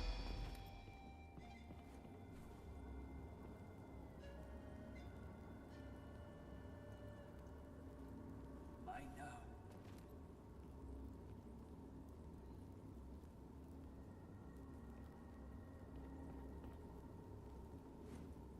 Into the depths.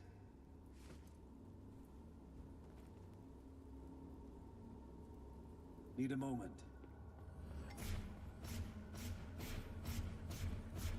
There once was a sub that dove the sea, and the name of the sub was Billy O'Steen. The depths swirled up, the bow dipped down below, my bully boys below.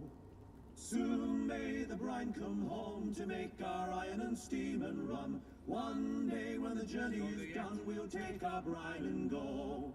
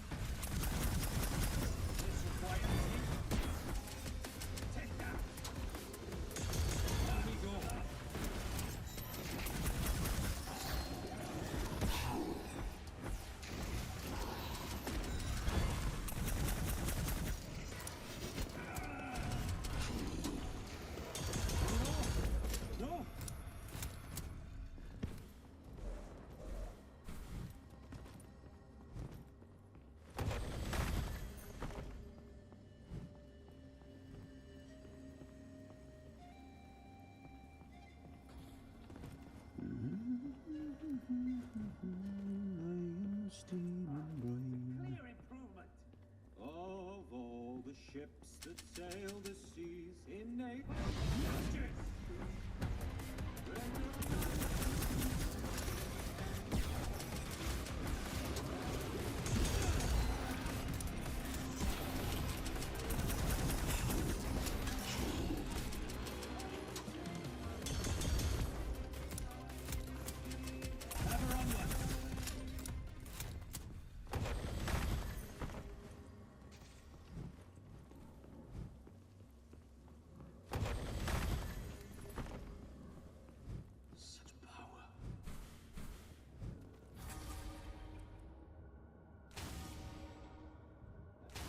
Let's get stronger.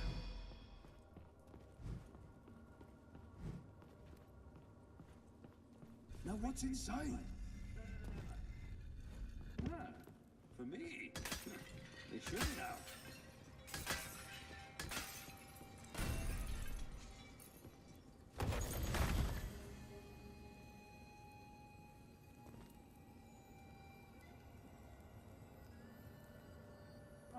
It's a clear improvement.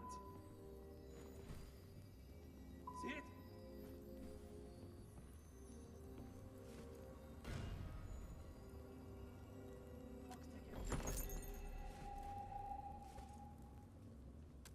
Oh, this I like.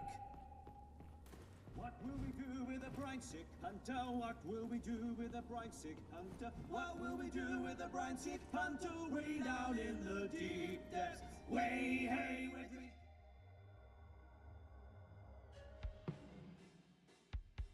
Right here, iron steamer, right, hey! Let's resupply. Open sesame.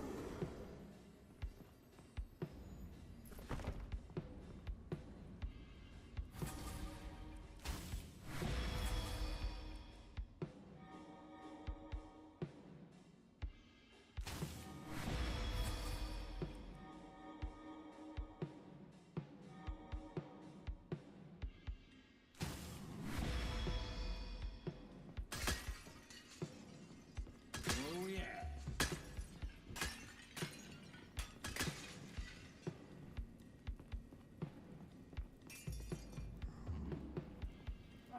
It's a clear improvement.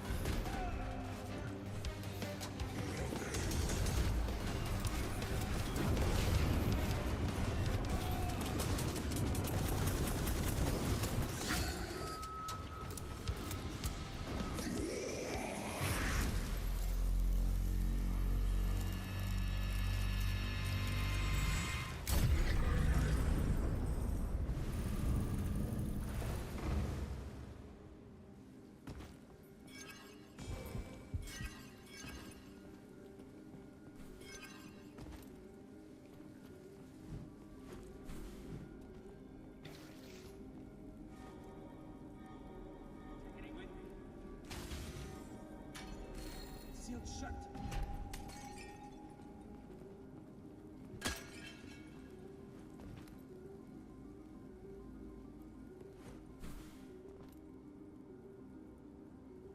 What will we do with the bright sick hunter? What will we do with the bright sick hunter? What will we do with the bright sick hunter? Way down in the deep depths. Way, hey, we're drinking brine here. Way, hey, we're drinking brine here. Way, hey.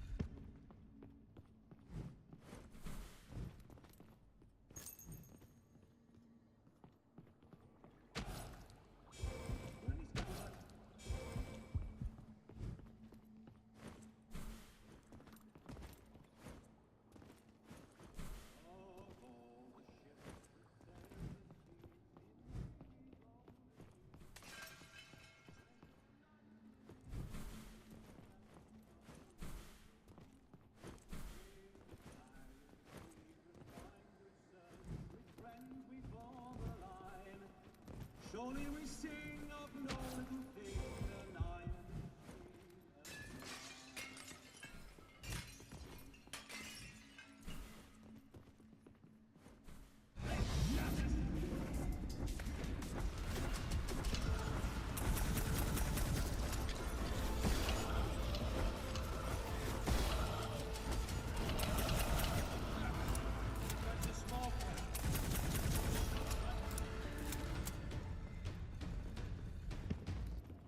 There's always more.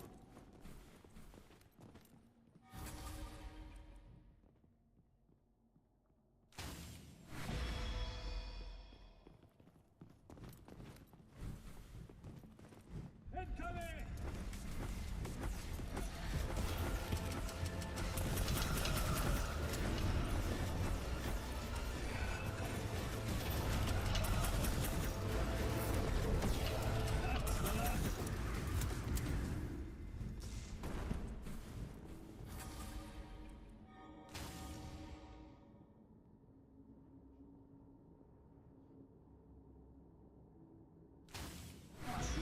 Clear improvement! Clock's ticking. What will we do with a bright sick hunter? What will we do with a bright sick hunter? What will we do with a bright sick hunter? Way down in the deep depths. Way, hey, we're drinking bright.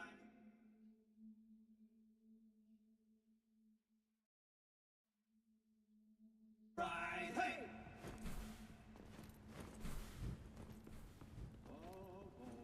Ships that sail the seas in navies on the sea.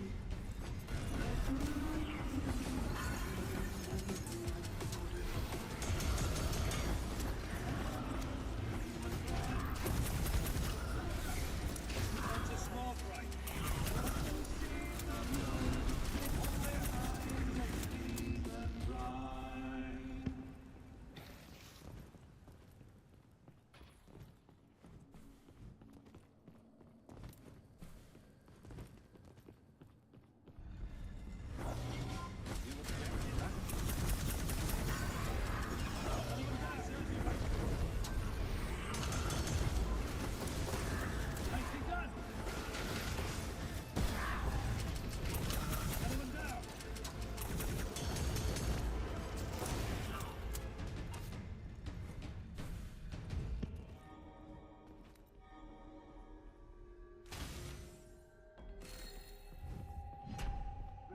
Stronger.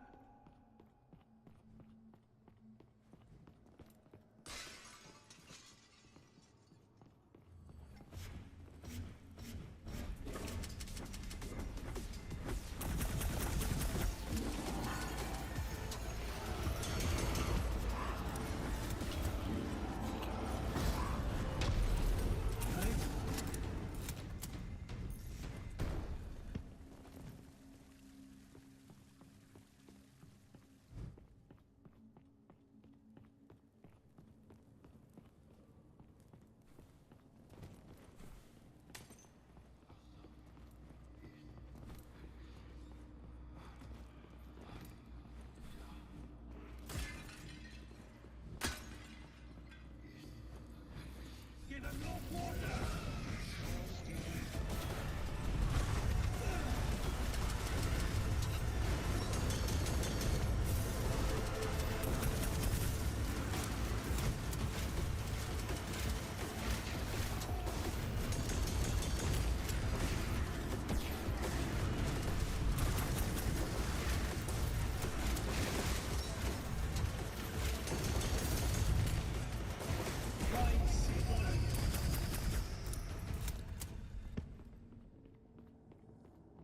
Hard work's paying off.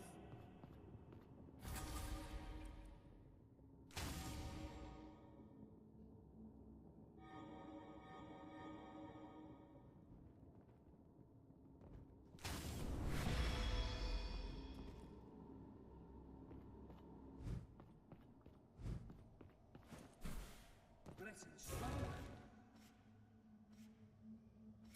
Gotta drop it. Hold on. There once was a sub that dove the sea, and the name of the sub was Billy O'Steen. The depths swirled up, the bow dipped down below, my bully boys below. Soon may the bride come home to make our iron and steam and run.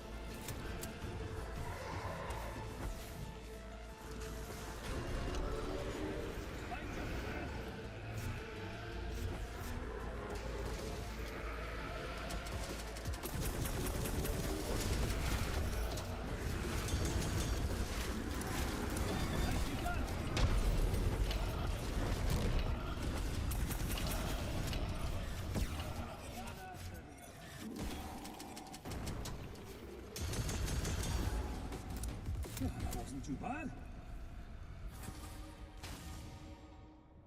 Better than ever. We're near the end.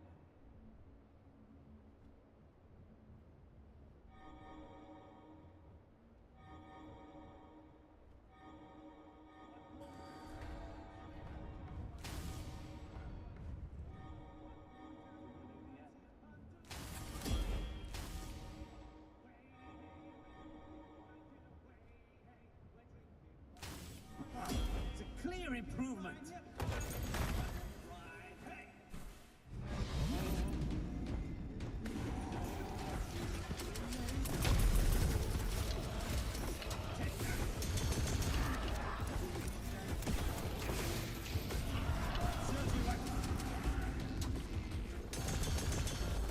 Friends, we form a line.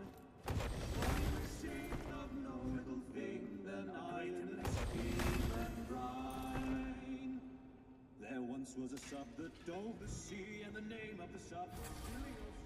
The depths rolled up its tide, bright soon may the brine come home to make our iron and steam and run. One day when the journey is done, we'll take our brine and go.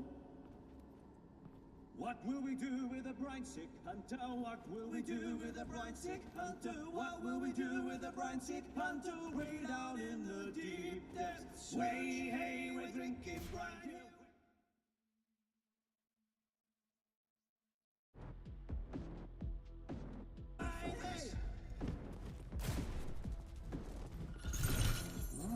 Fancy words.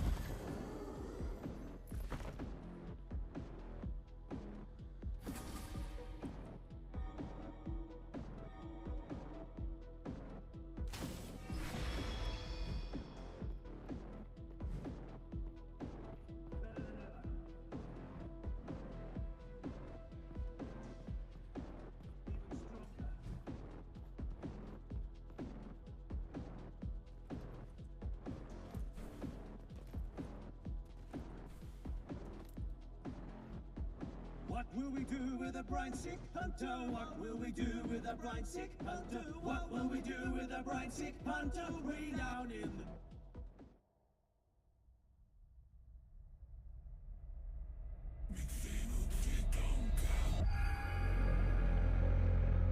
Hey, hey!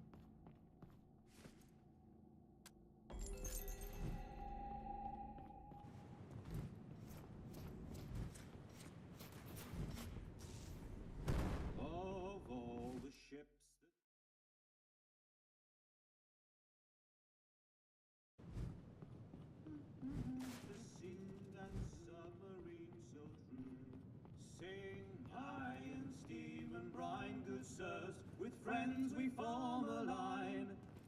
Surely.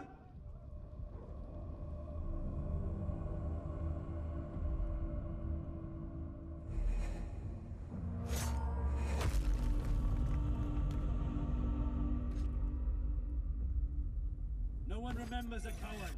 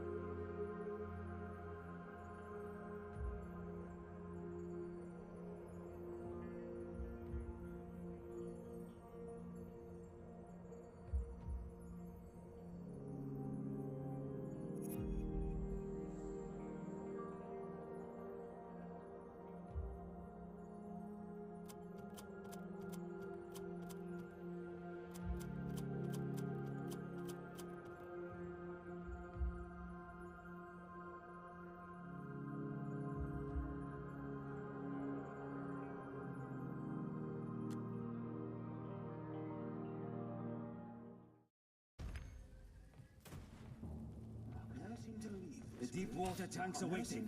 It's as easy as that.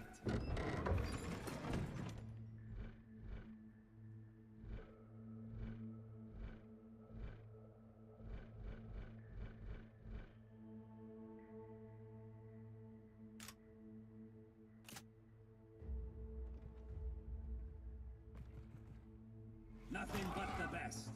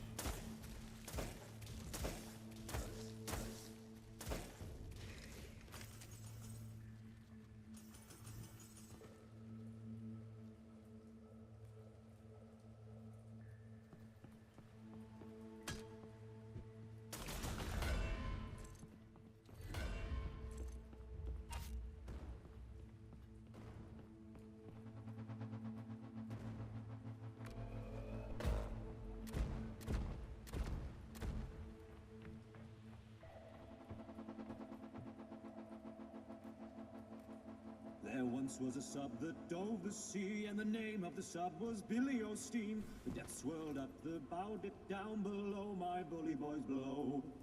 Soon may the brine come home to make our iron and steam and rum. One day when the journey is done, we'll take our brine and go into the depths.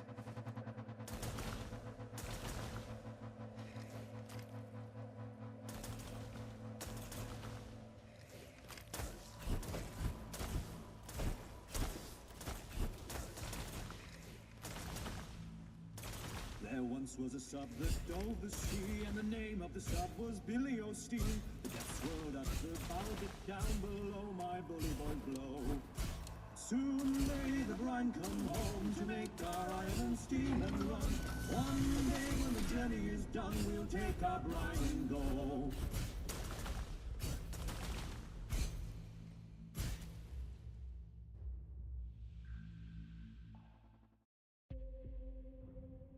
Let's hope we don't sink.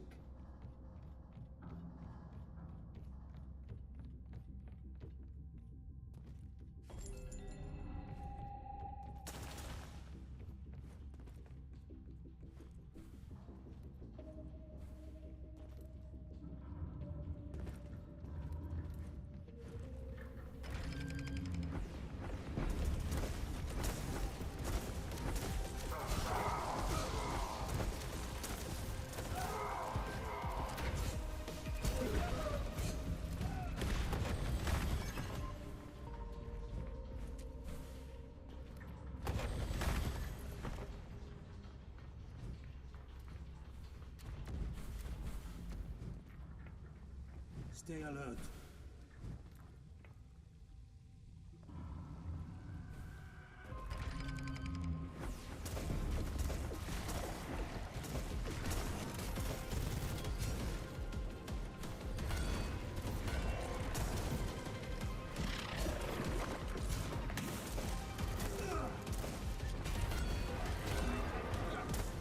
Bunch of small fry.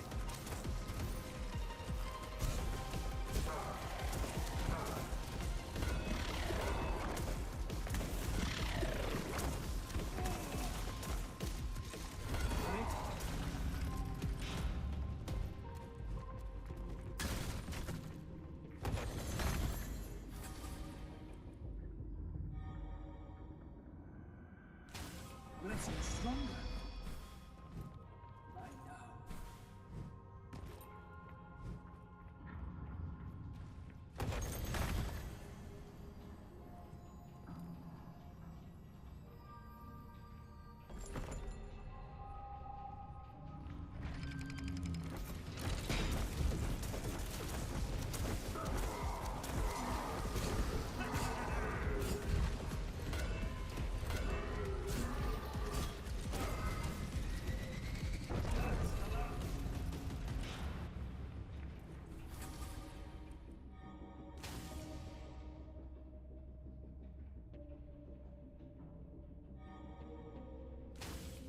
That's blind enough. Stronger.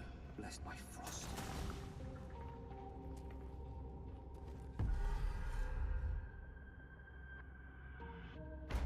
Brine hunters, with me.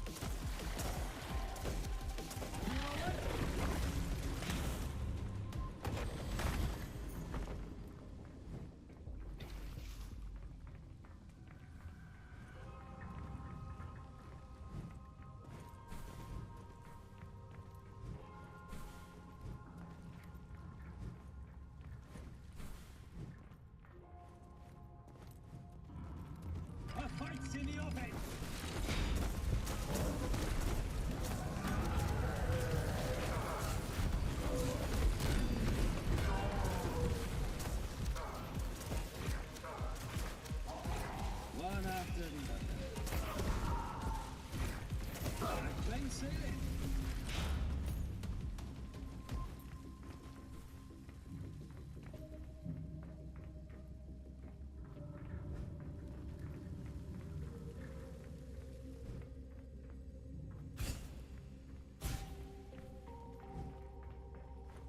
Got any scuttlebutt?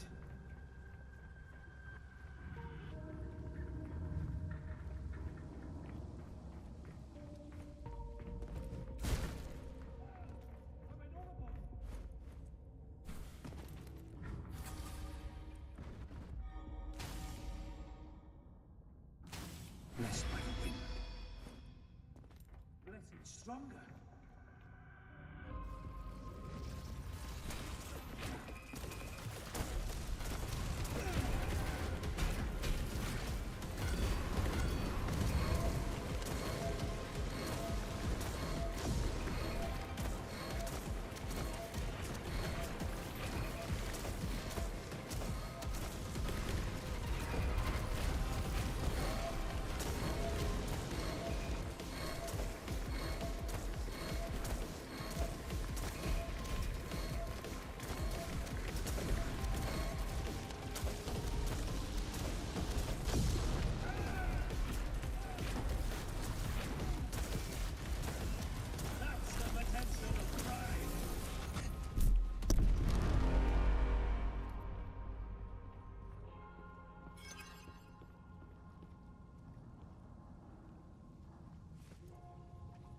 Mine now.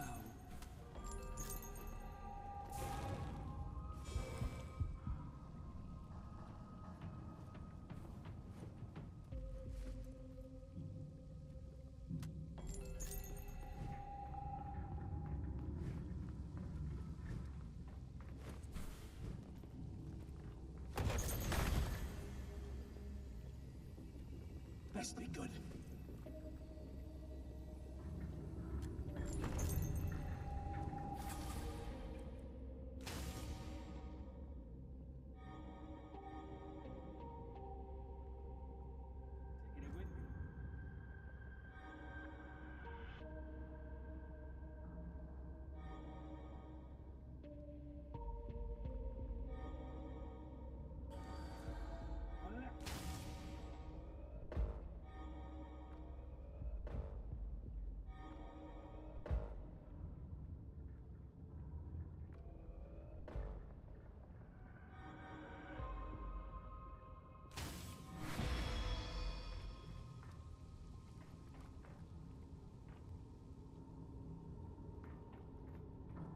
Congratulations.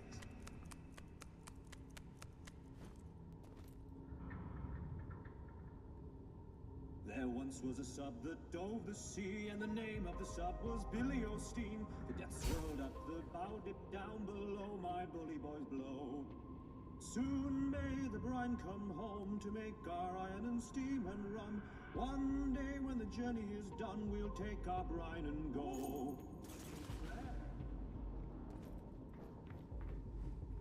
Let's go.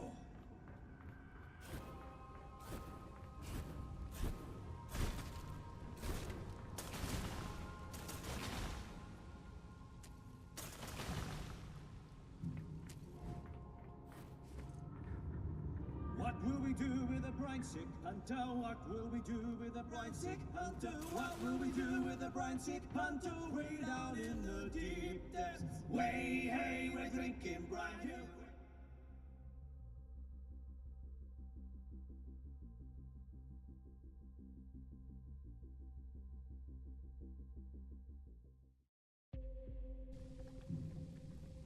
Let's get serious.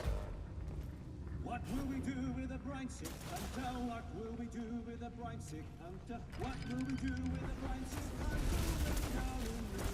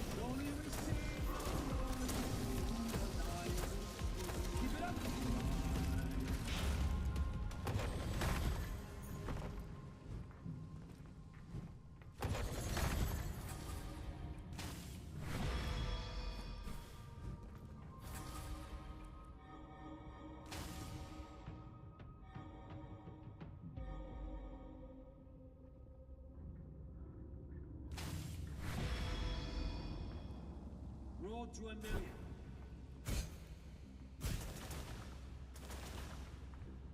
Clock's ticking.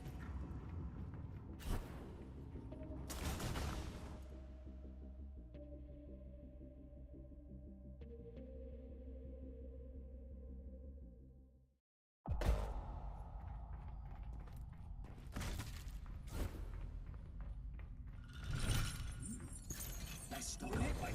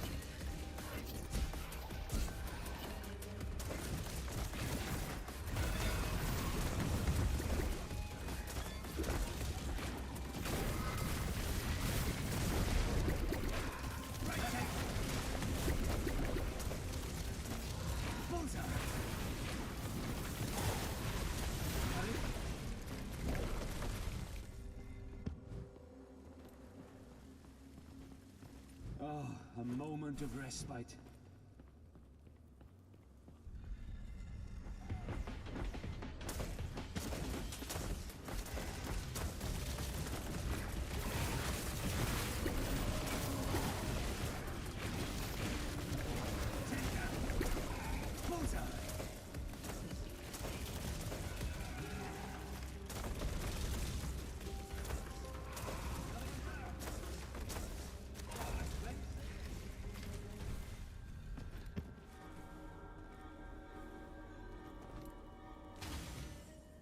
Even stronger.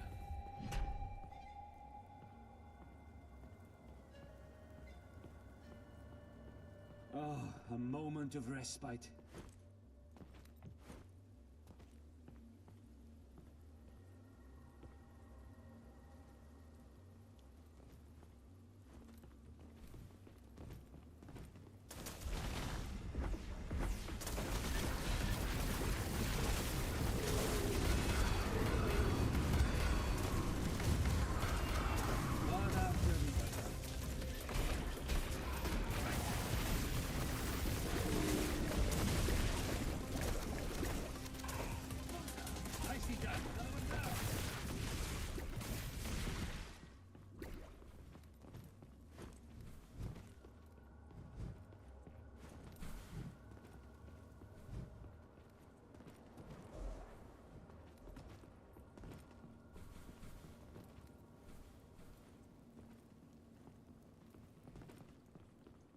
Give them no water!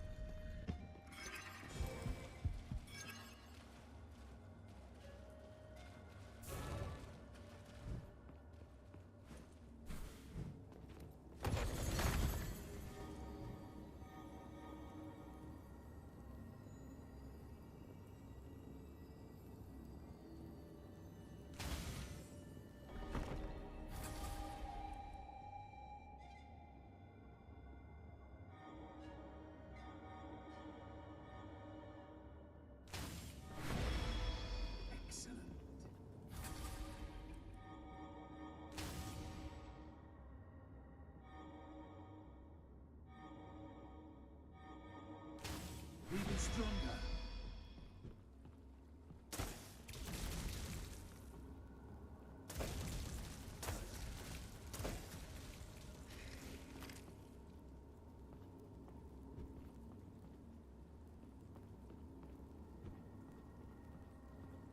Even stronger. Time to dive in. Oh, the ships sail the seas in navies old and new. Greater are none beneath the sea than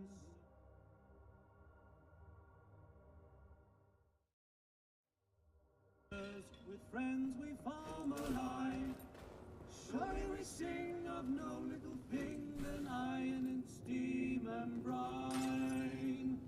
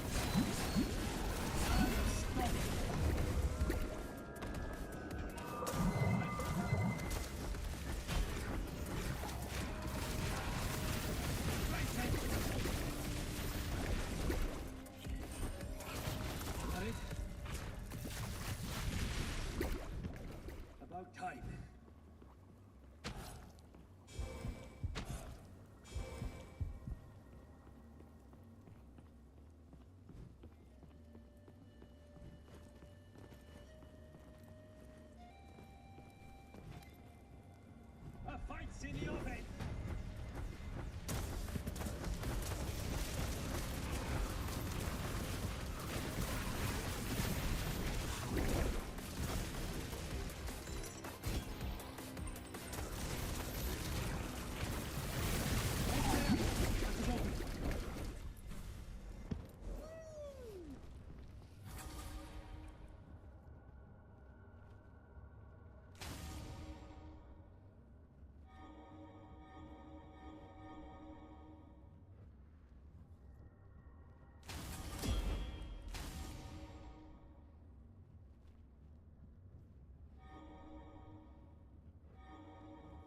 Better than ever.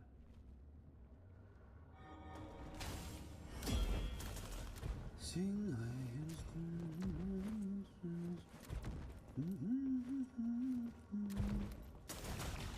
what will we do with the bright? Always now, what will we do with the bright?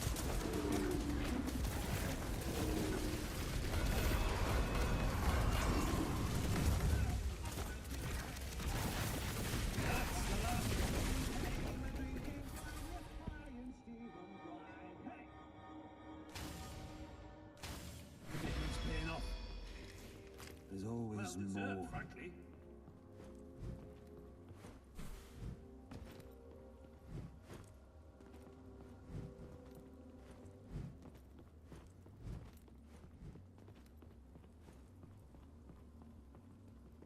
Got it all bad. Don't mind if I do.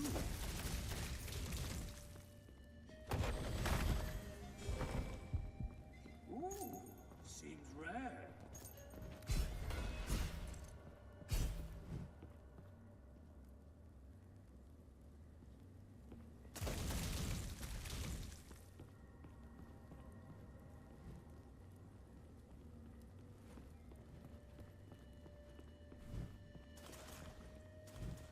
Into the depths.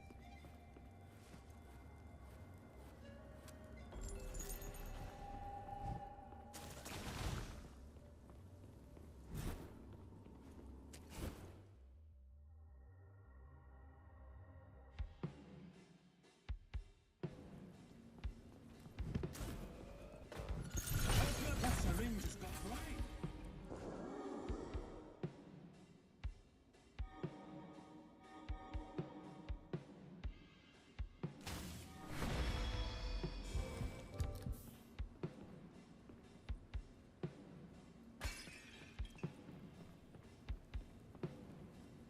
Let's find rock.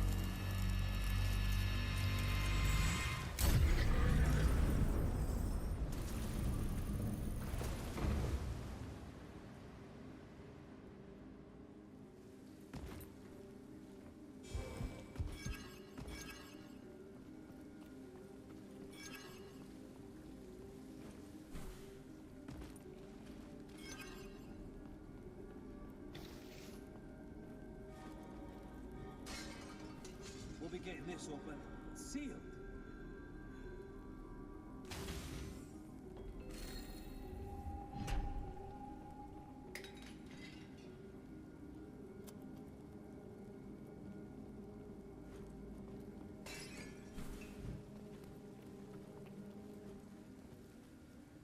near go.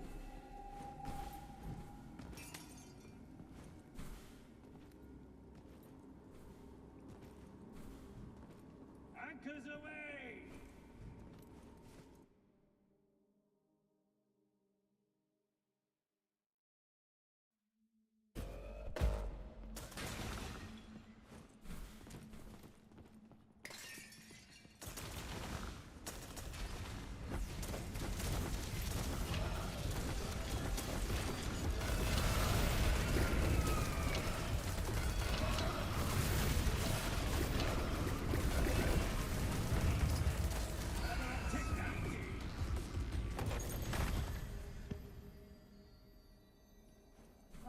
It's a clear improvement.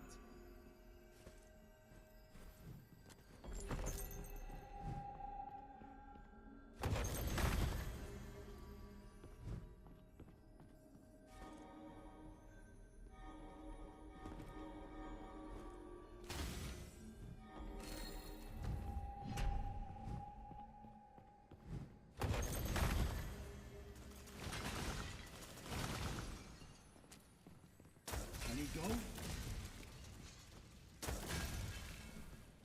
An eye for me!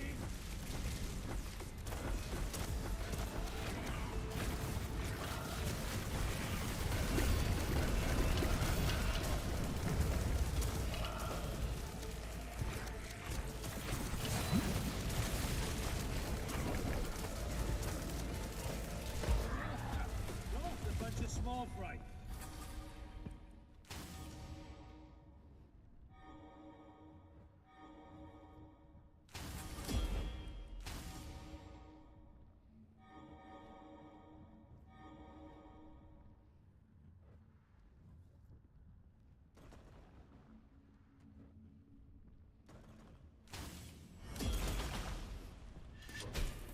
One step at a time.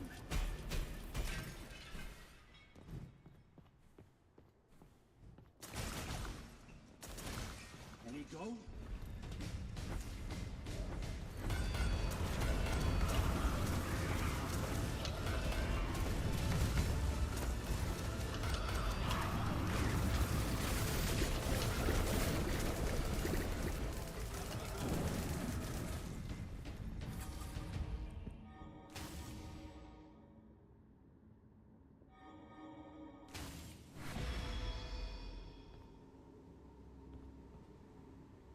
Better than ever.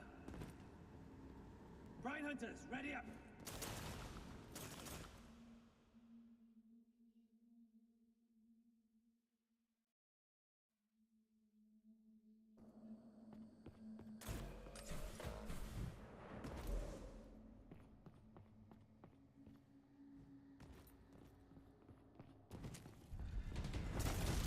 This requires teamwork.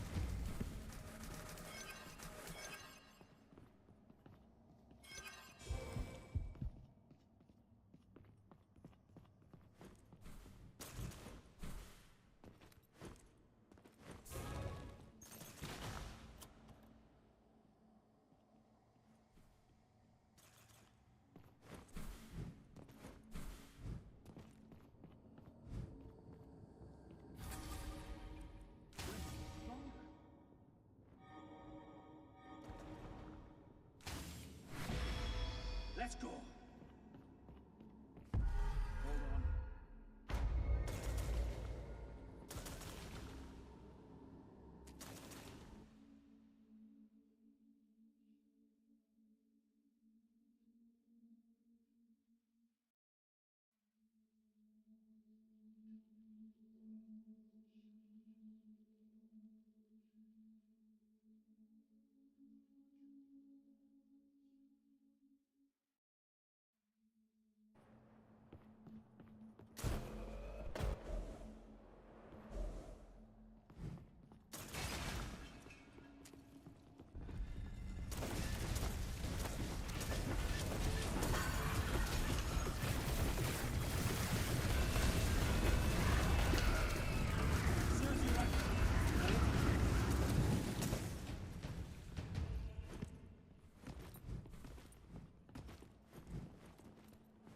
There's always more.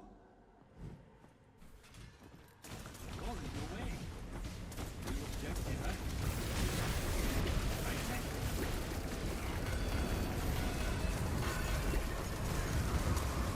Serves you right.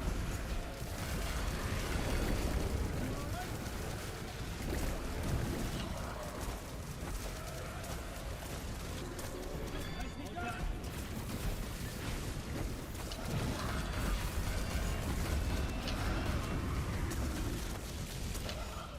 Nice.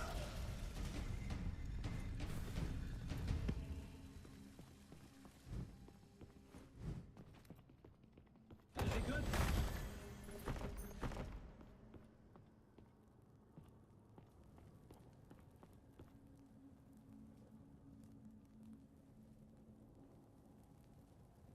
Better than ever. Think you can take me?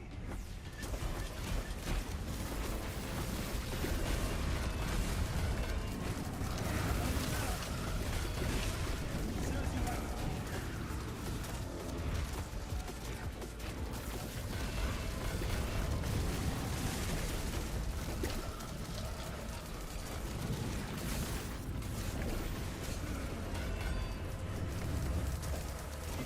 Another one down.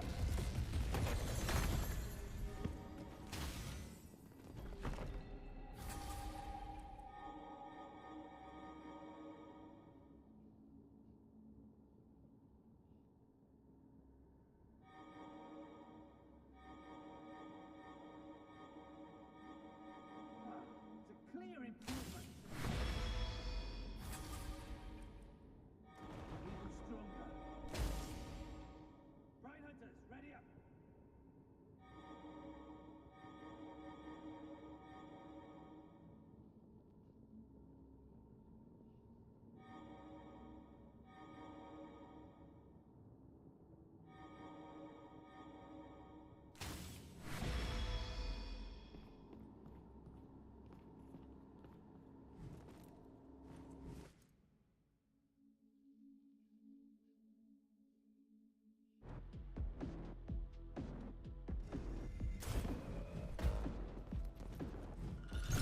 Oh, got the drop on me. It hit my cue.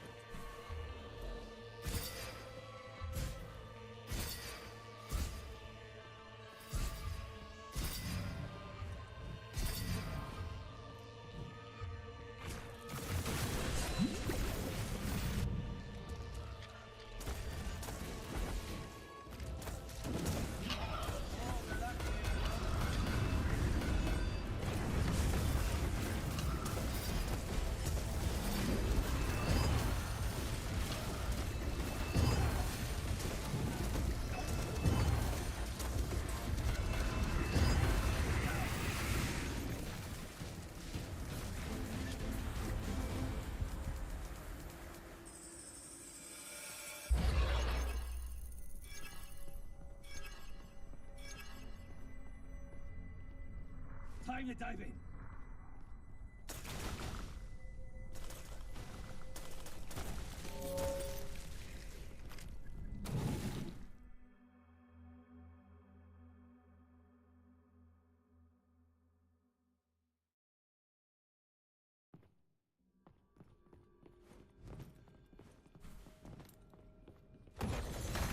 About time. Certainly needed.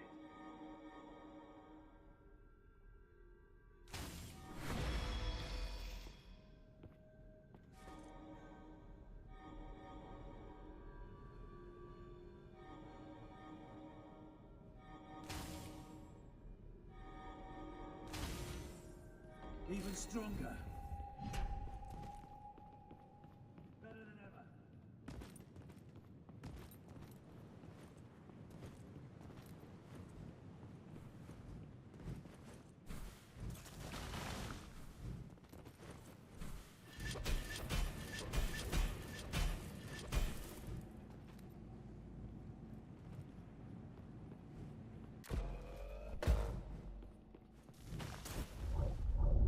No holding back.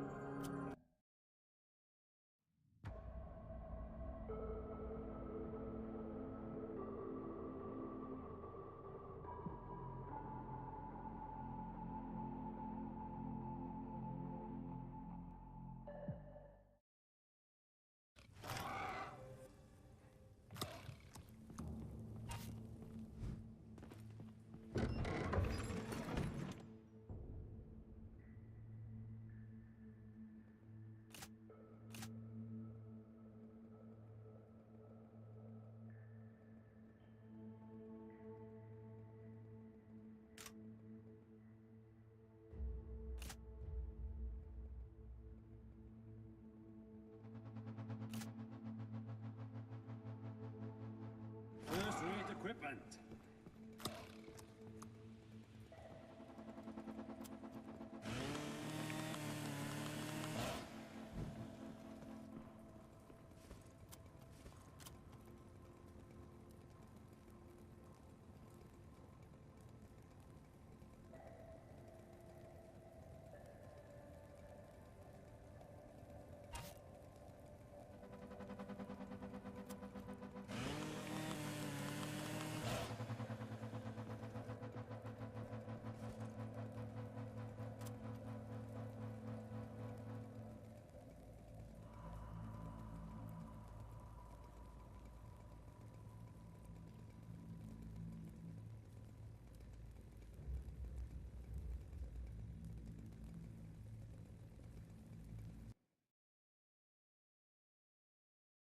I'd recognize that helmet anywhere.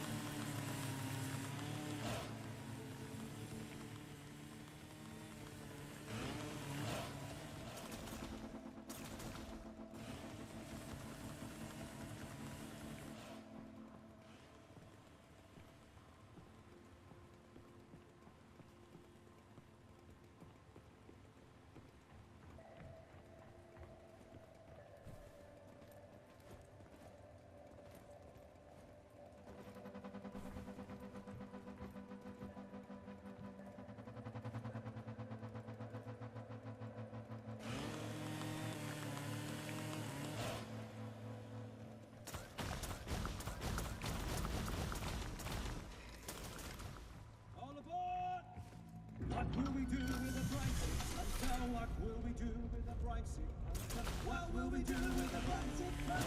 Way down in the deep end. Way, hey.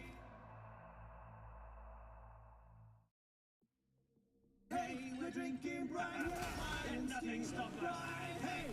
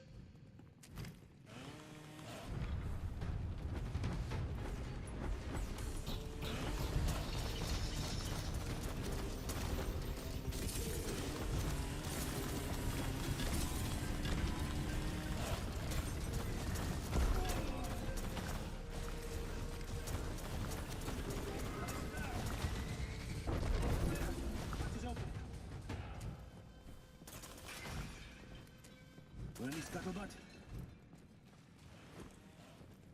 What's inside?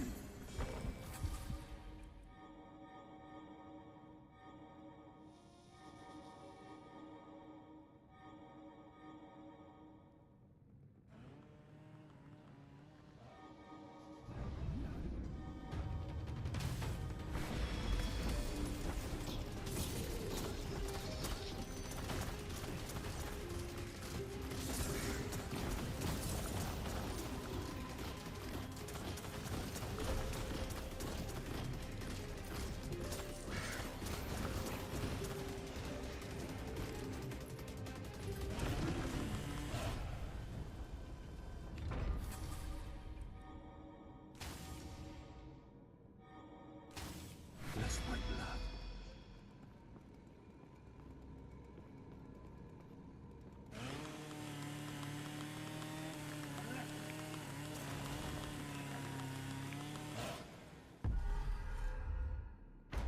Into the depths.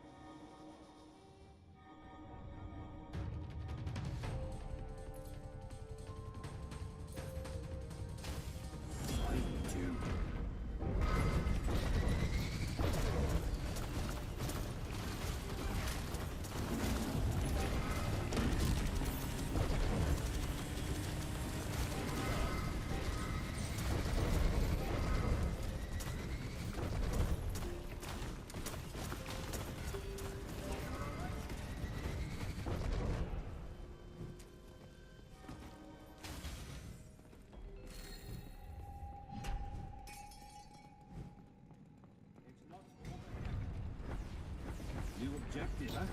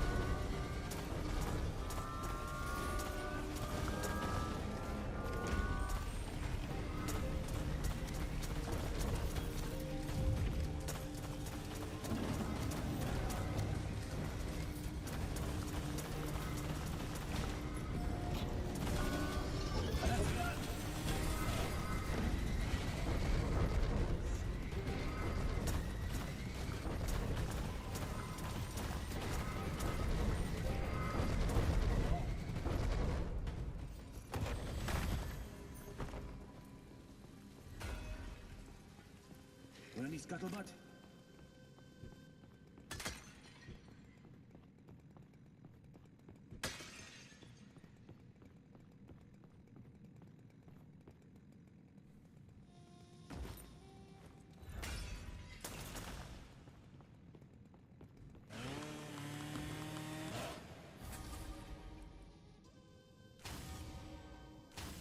Rest with fortune. Chills to the bone.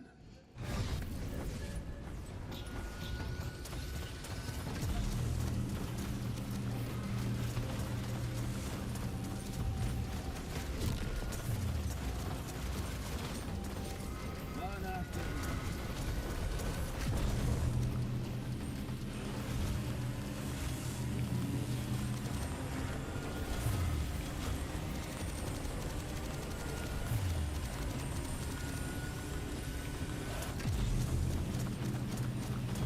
And stay down.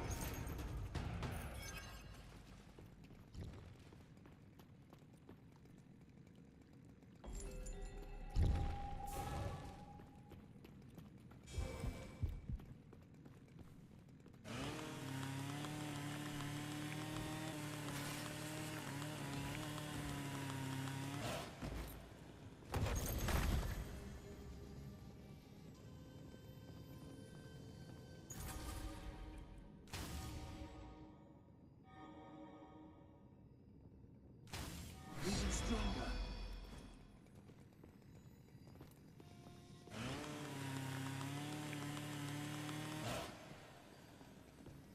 Refine.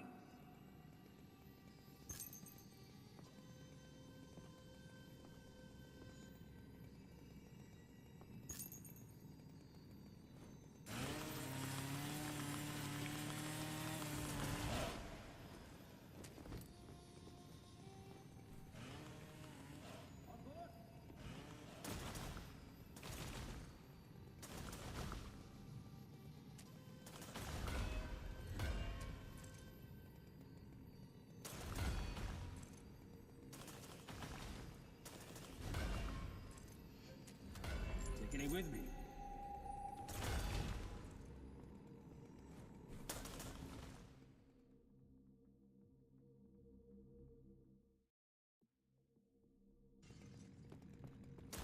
Chance to earn more loot.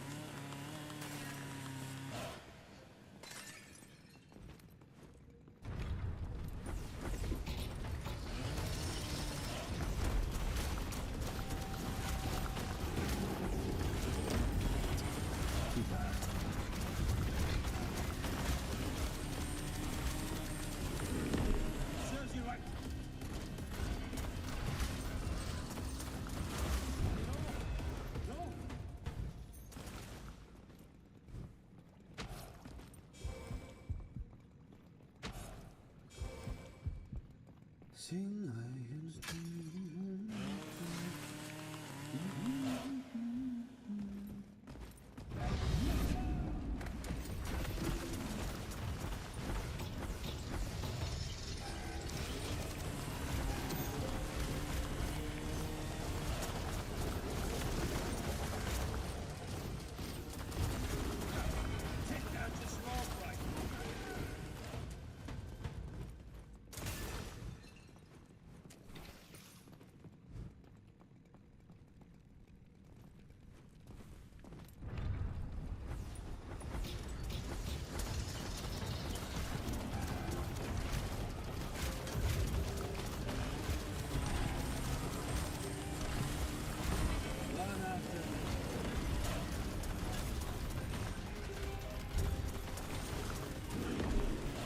That wasn't too bad.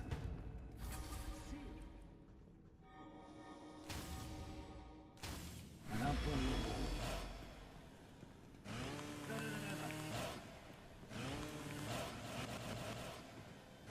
It's time.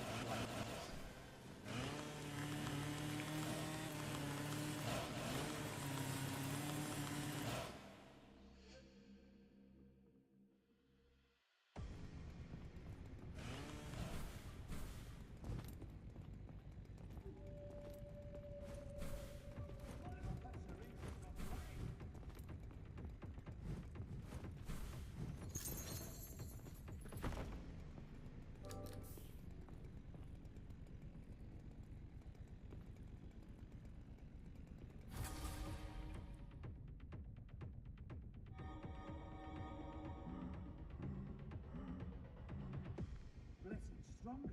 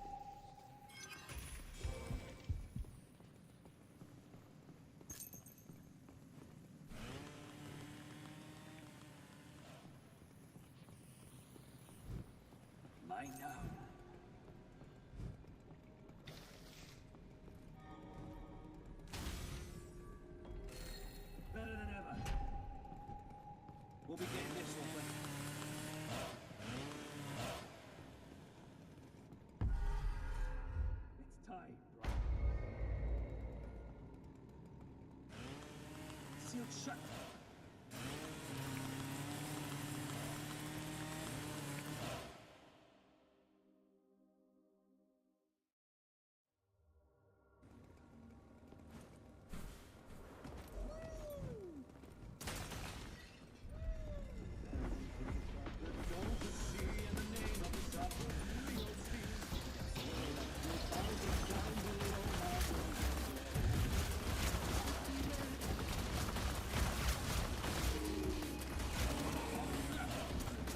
Small fry.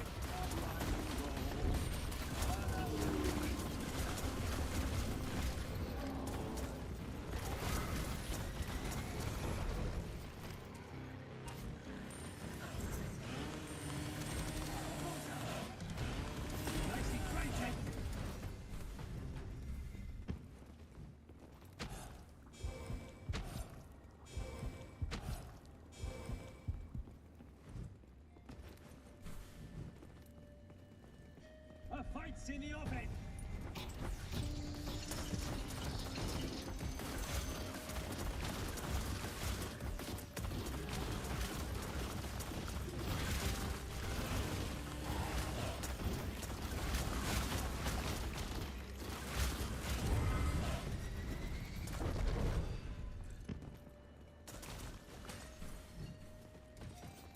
A welcome sight. Breathe in. Breathe out.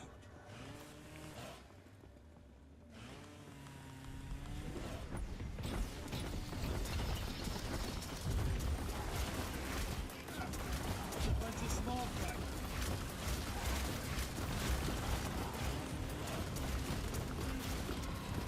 Serves you right. Keep it up.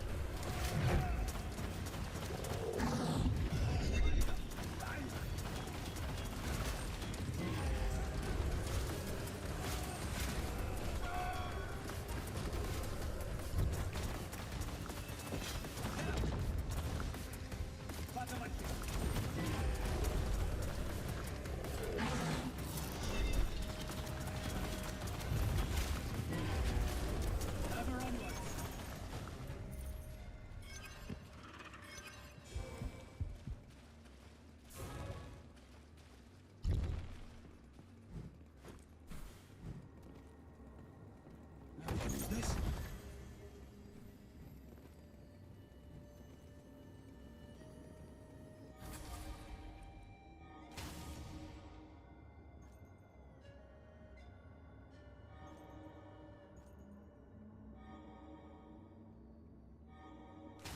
Better than ever. Blessing stronger. Into the depths. Like lightning that morning.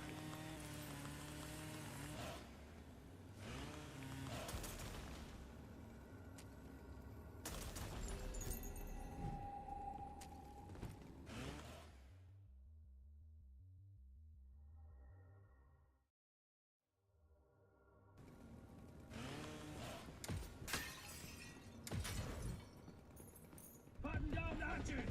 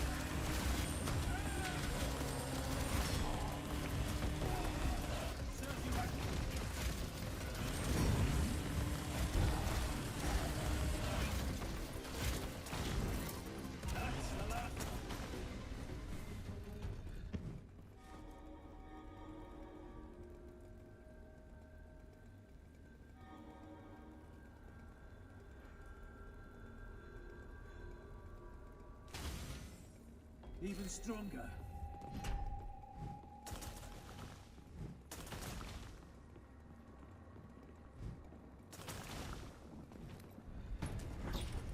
This requires teamwork.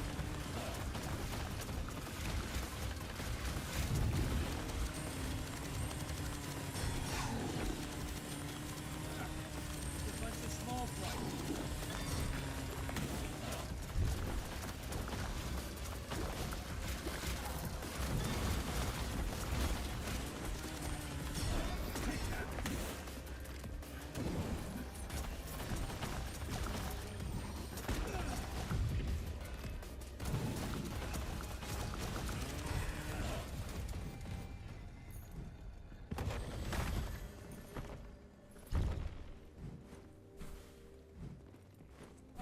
It's a clear improvement. An unstoppable power. Anything good? Raking it in. Hand over fist.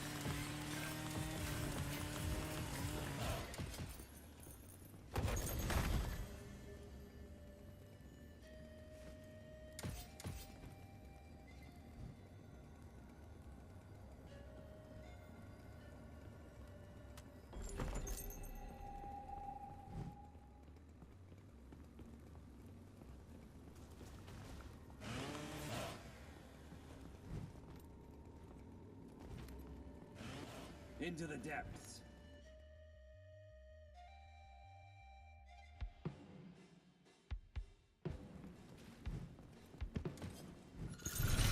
Right, would be good business.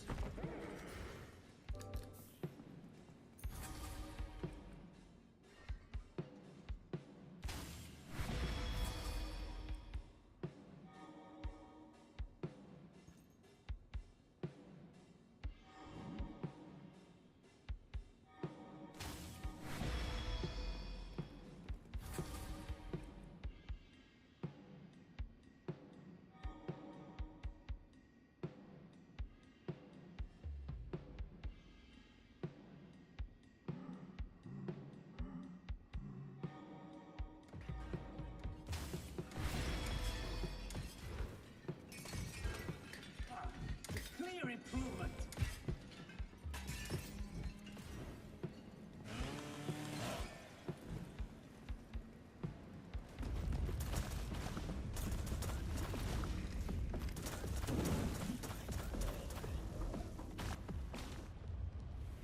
Anyone remember the day?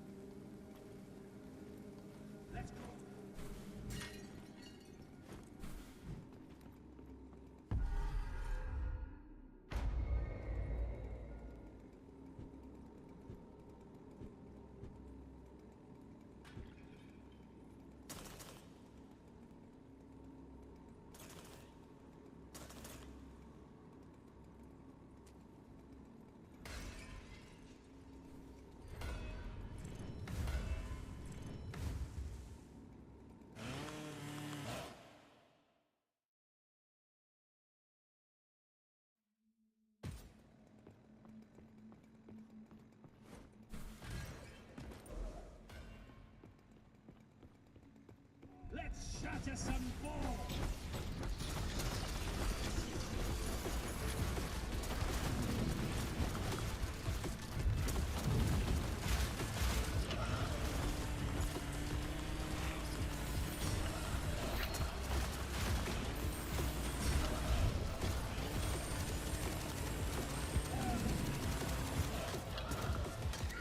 One after the other.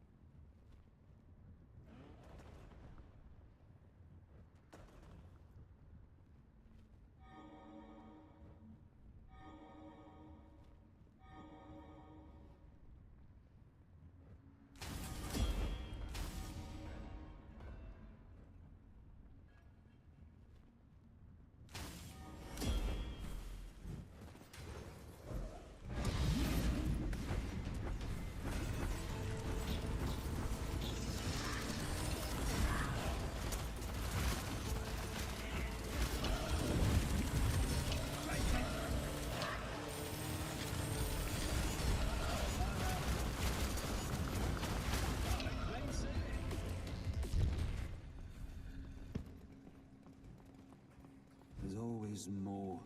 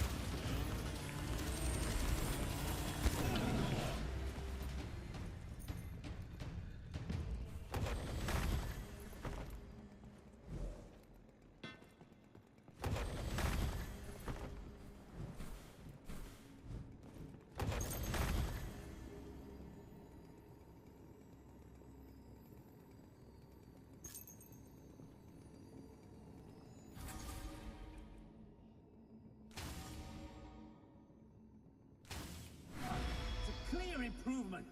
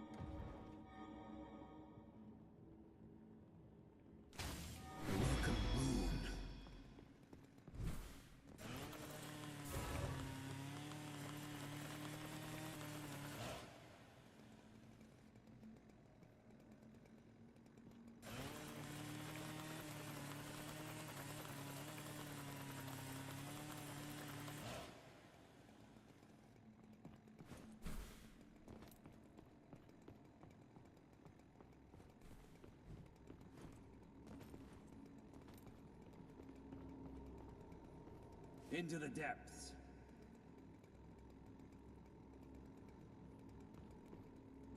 See it?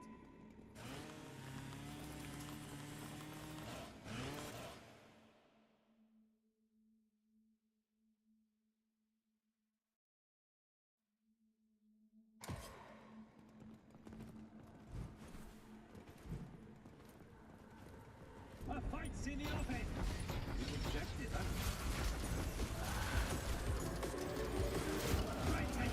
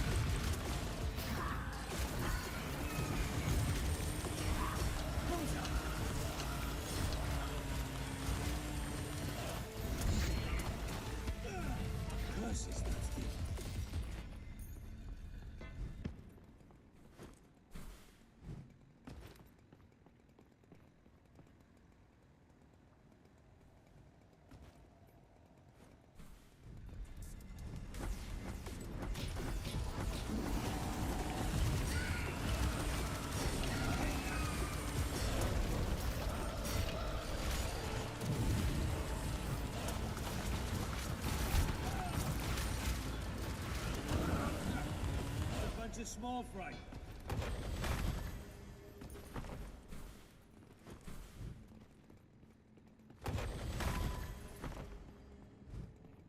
A welcome sight.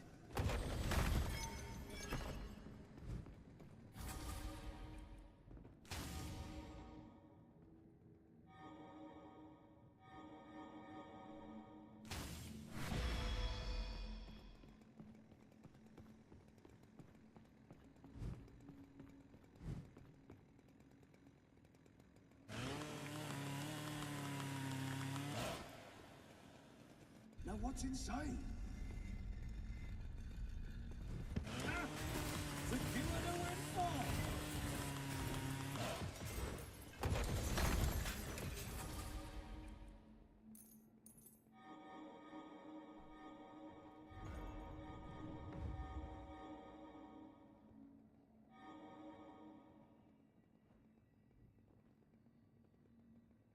This I like.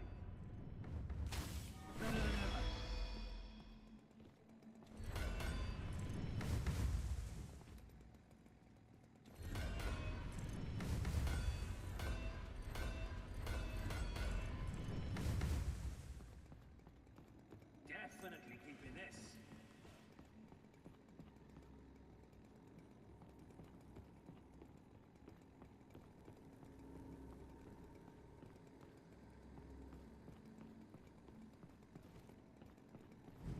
Got a job to do.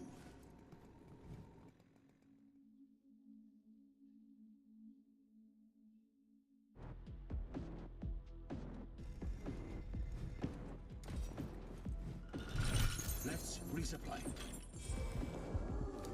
Anything good?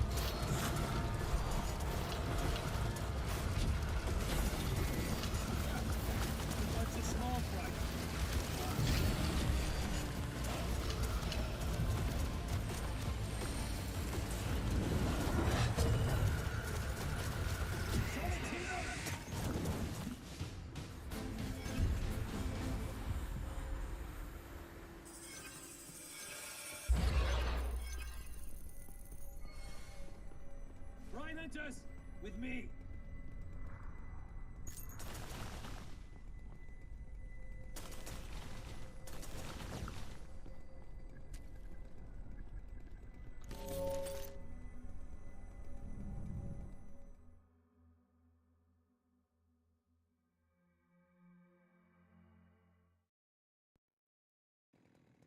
Like a dream.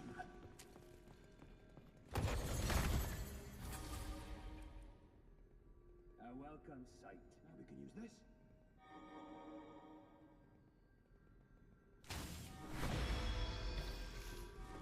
Blessing stronger.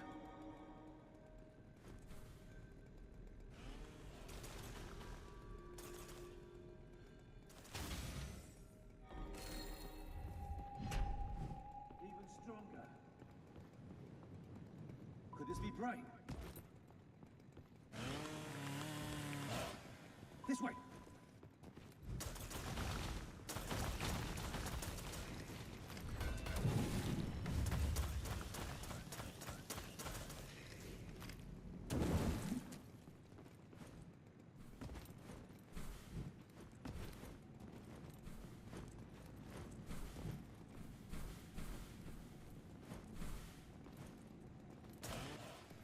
Is this bright?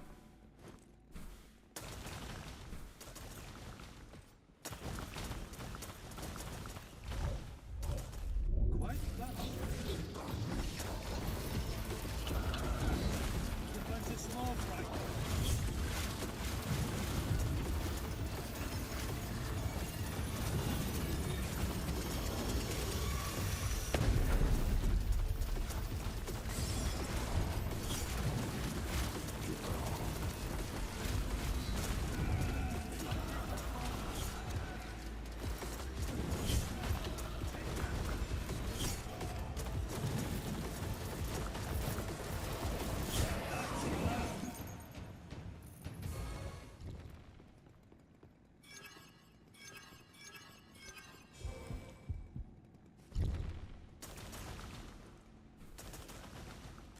Incredible!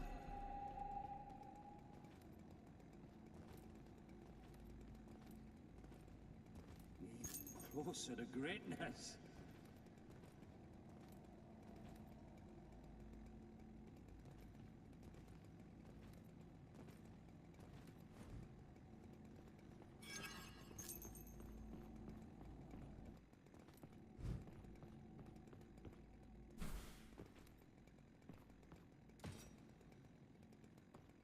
Alright for me!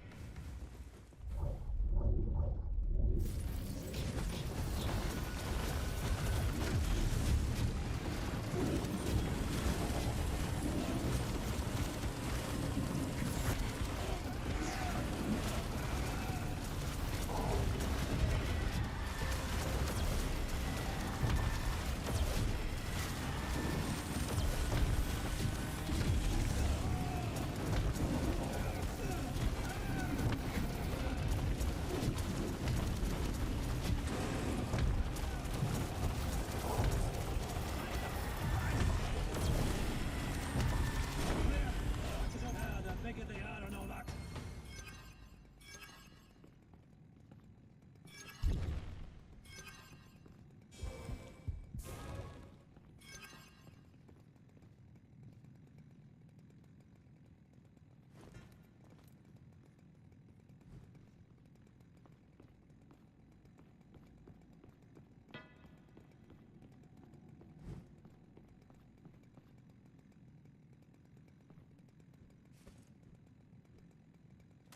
Ooh, seems rare. Not bad.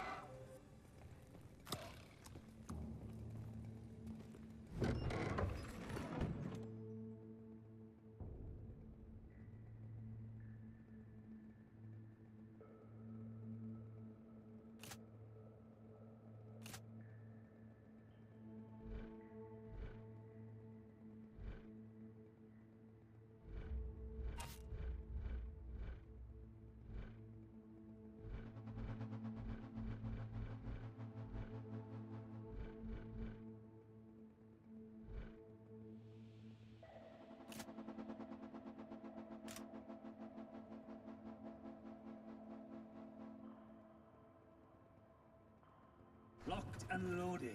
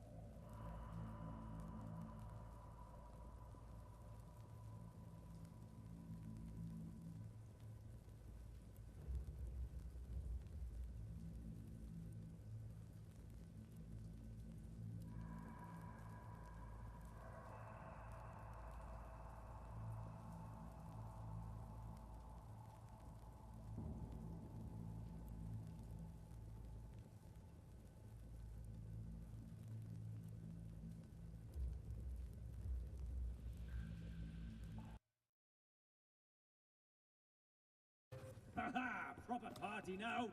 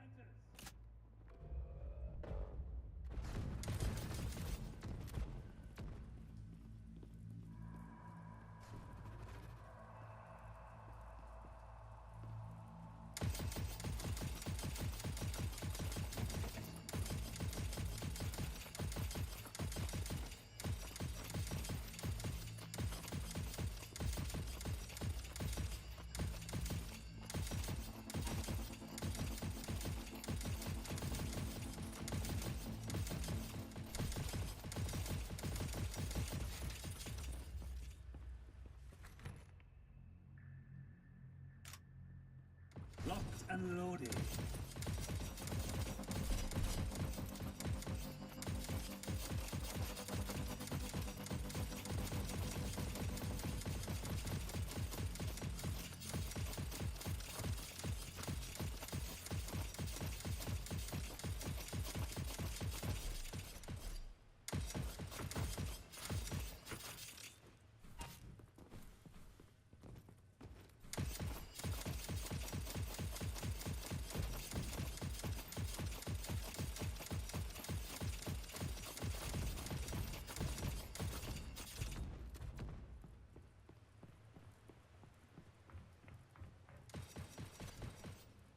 All aboard! Oh, the ships that sail the sea in navy golden leaves, treasure underneath the seas and submarines so true. Sing, I and Stephen Brine, good sirs, with friends we form a line. Shall we sing of congratulations, the Iron and Stephen Brine?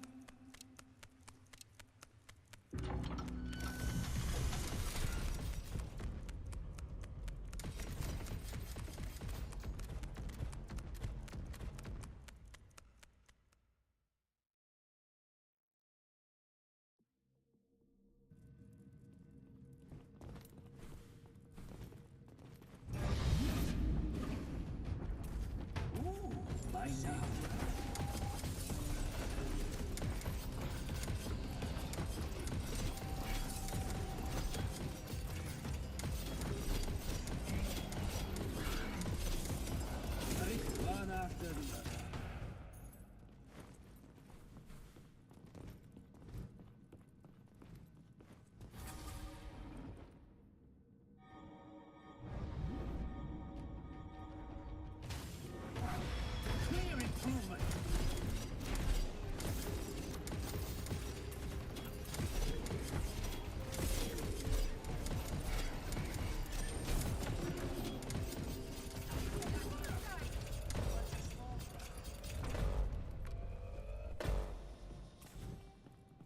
Stay alert.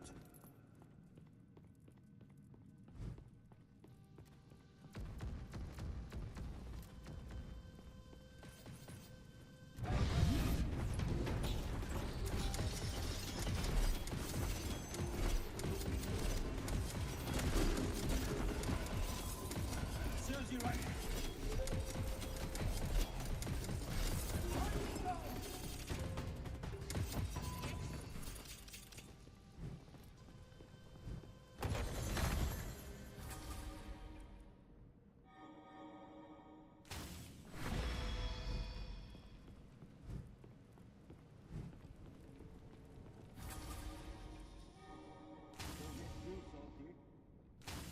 Blessed by grind. Toxic.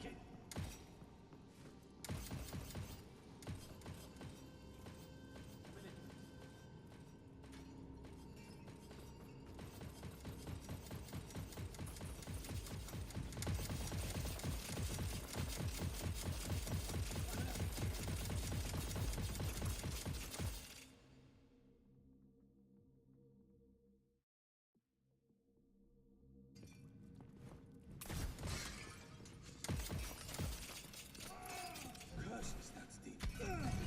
Not recommended. Gotta focus.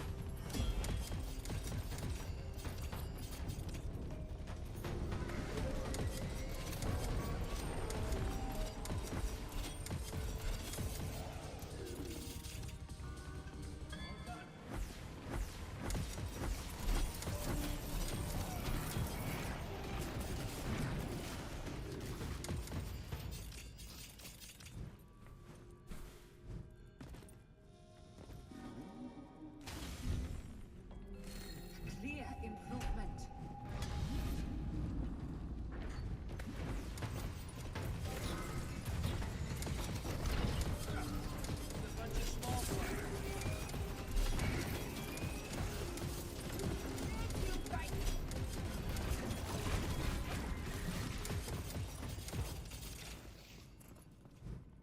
Stay alert.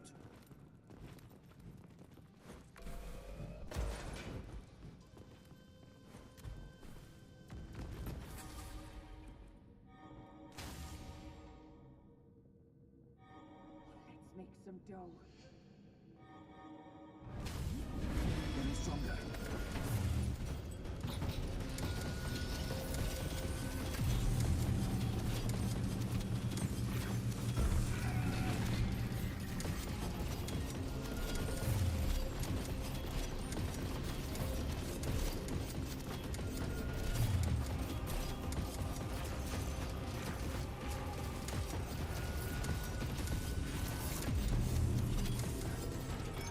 That wasn't too bad.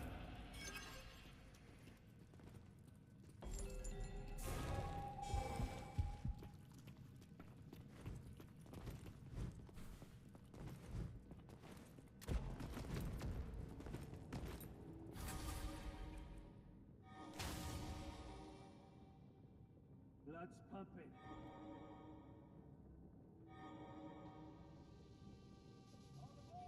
Welcome, Boone.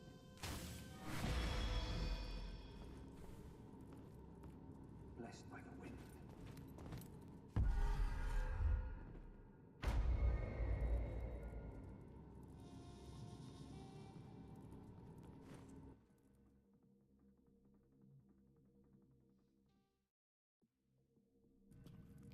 Should be done in no time.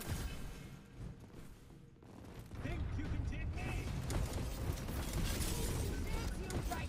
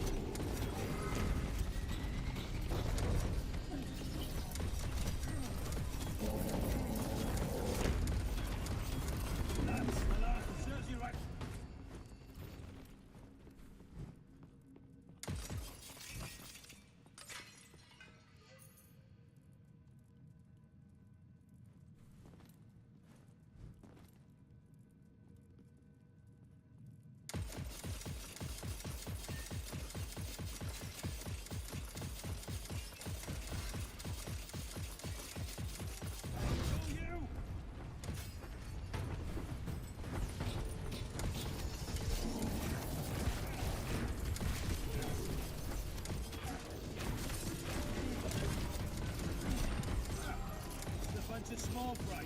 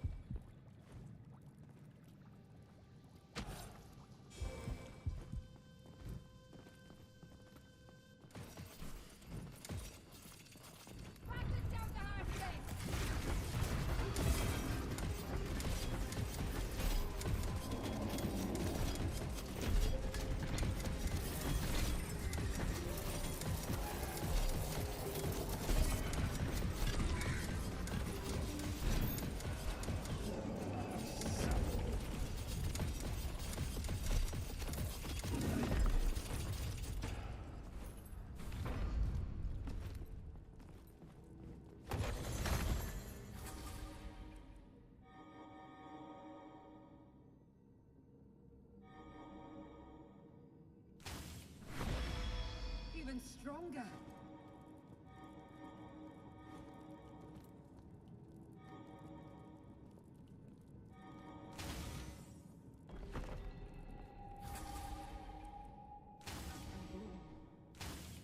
Reaching new heights. Got a job to do.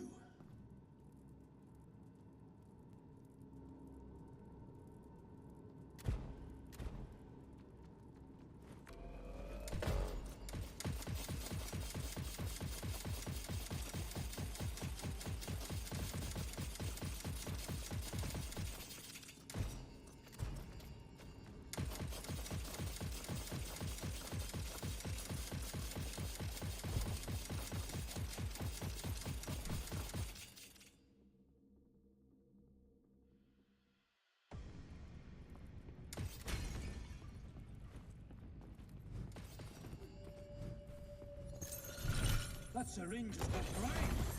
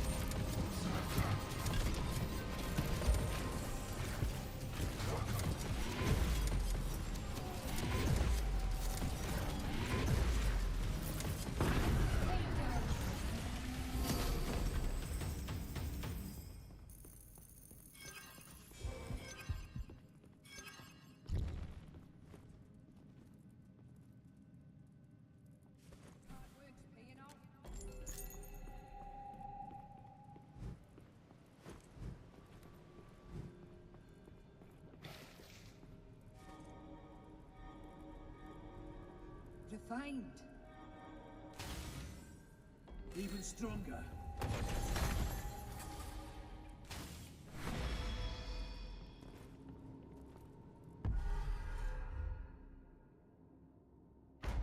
Clock's ticking.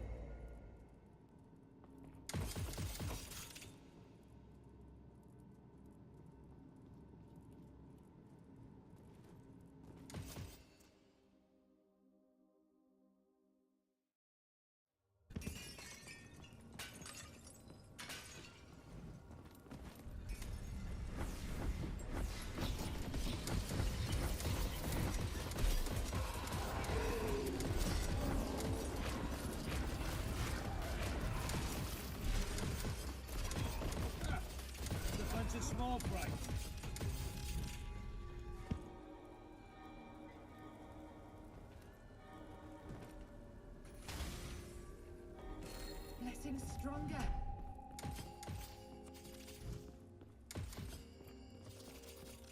You're in the way.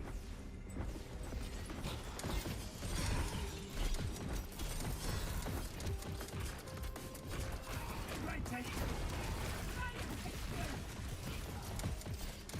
Take that.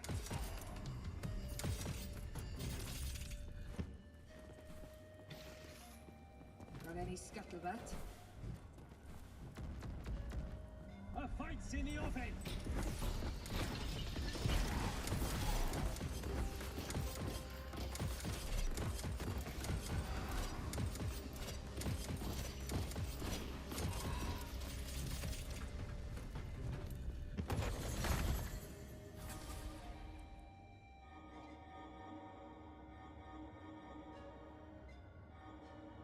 Even stronger.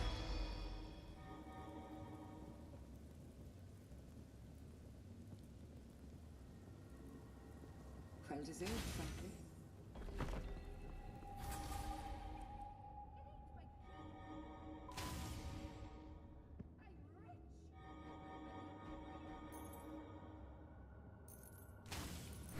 Blessed again.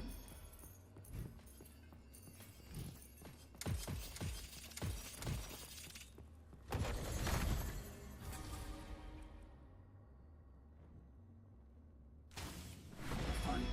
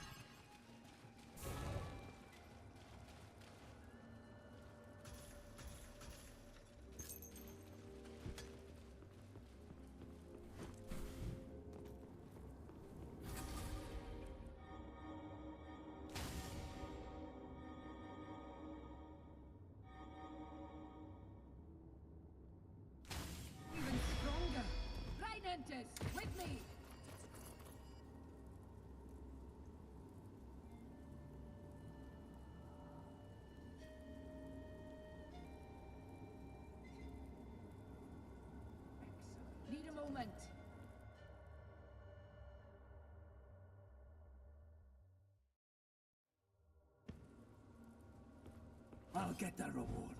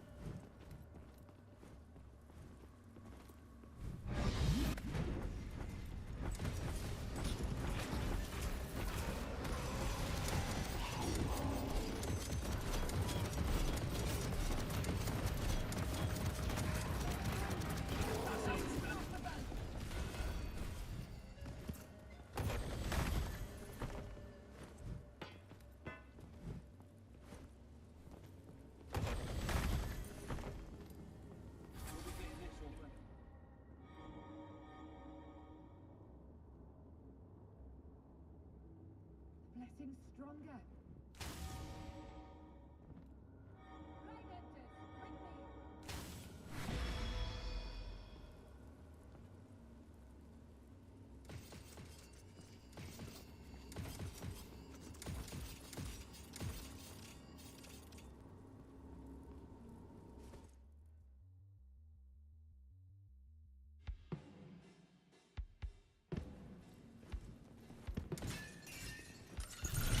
Trying to give me a heart attack?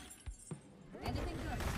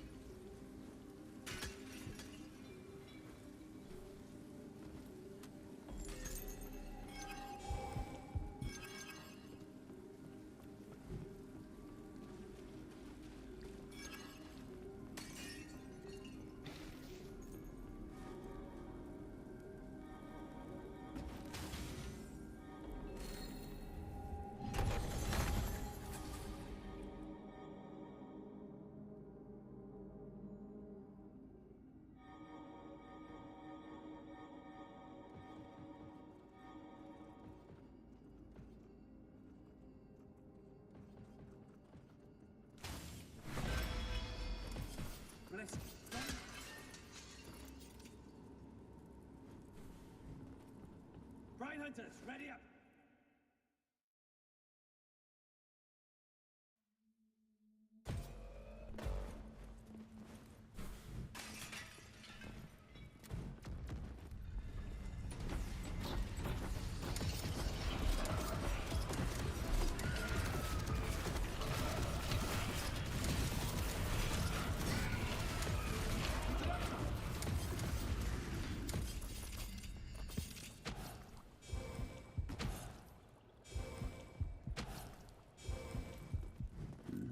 Clear improvement.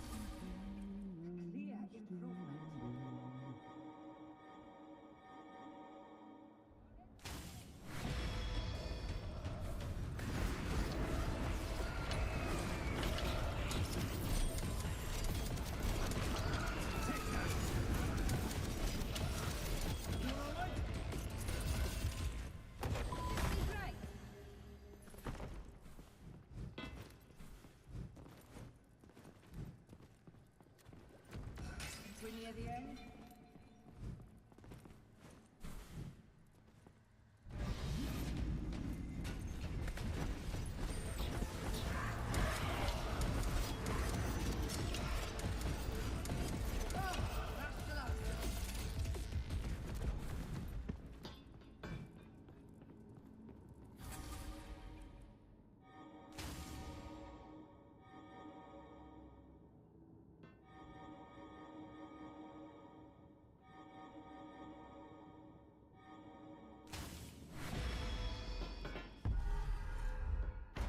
On board.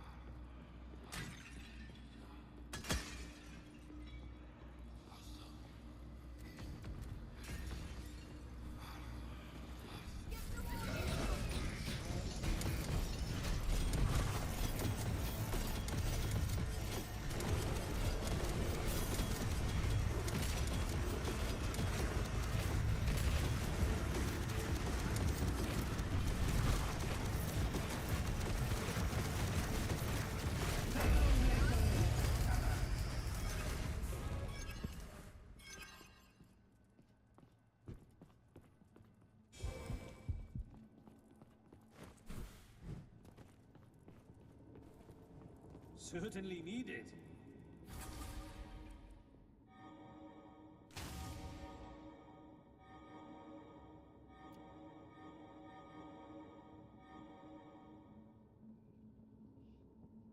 blessed again. Into the depths.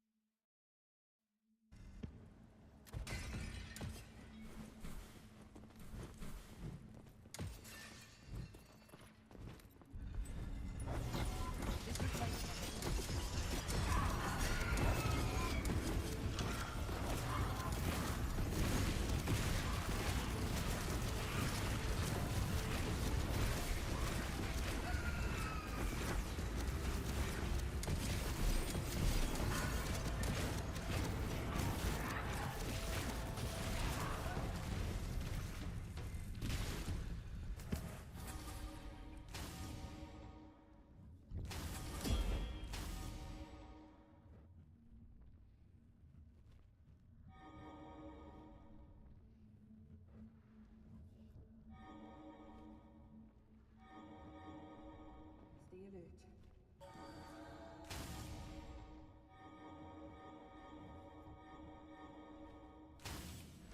This will do nicely.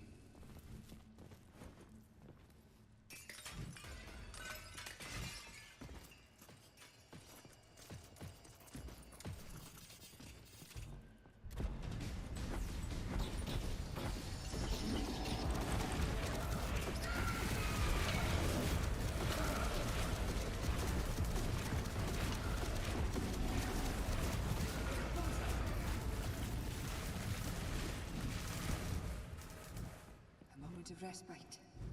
As we said.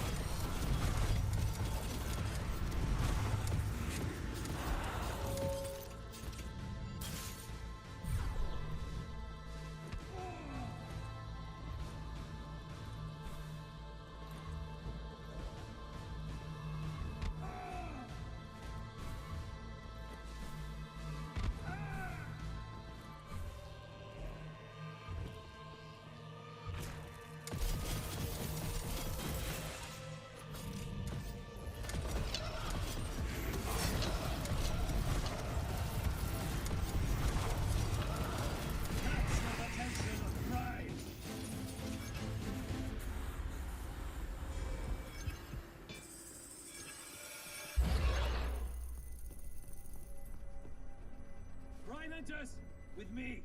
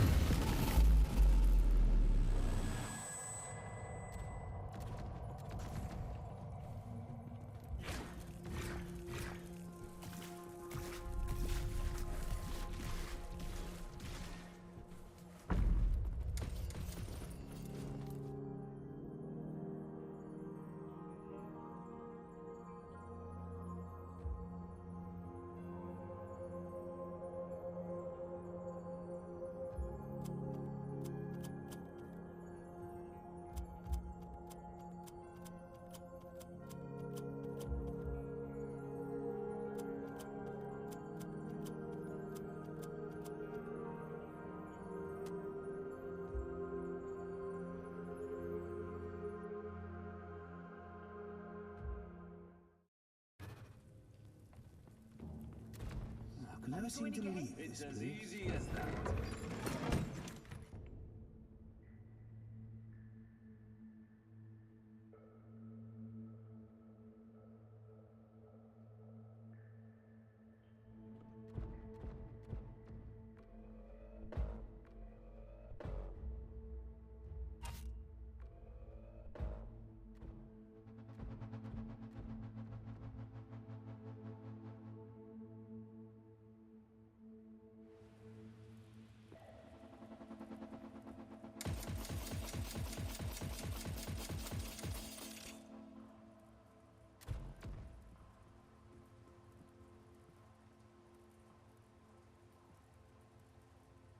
Likely copper bottom.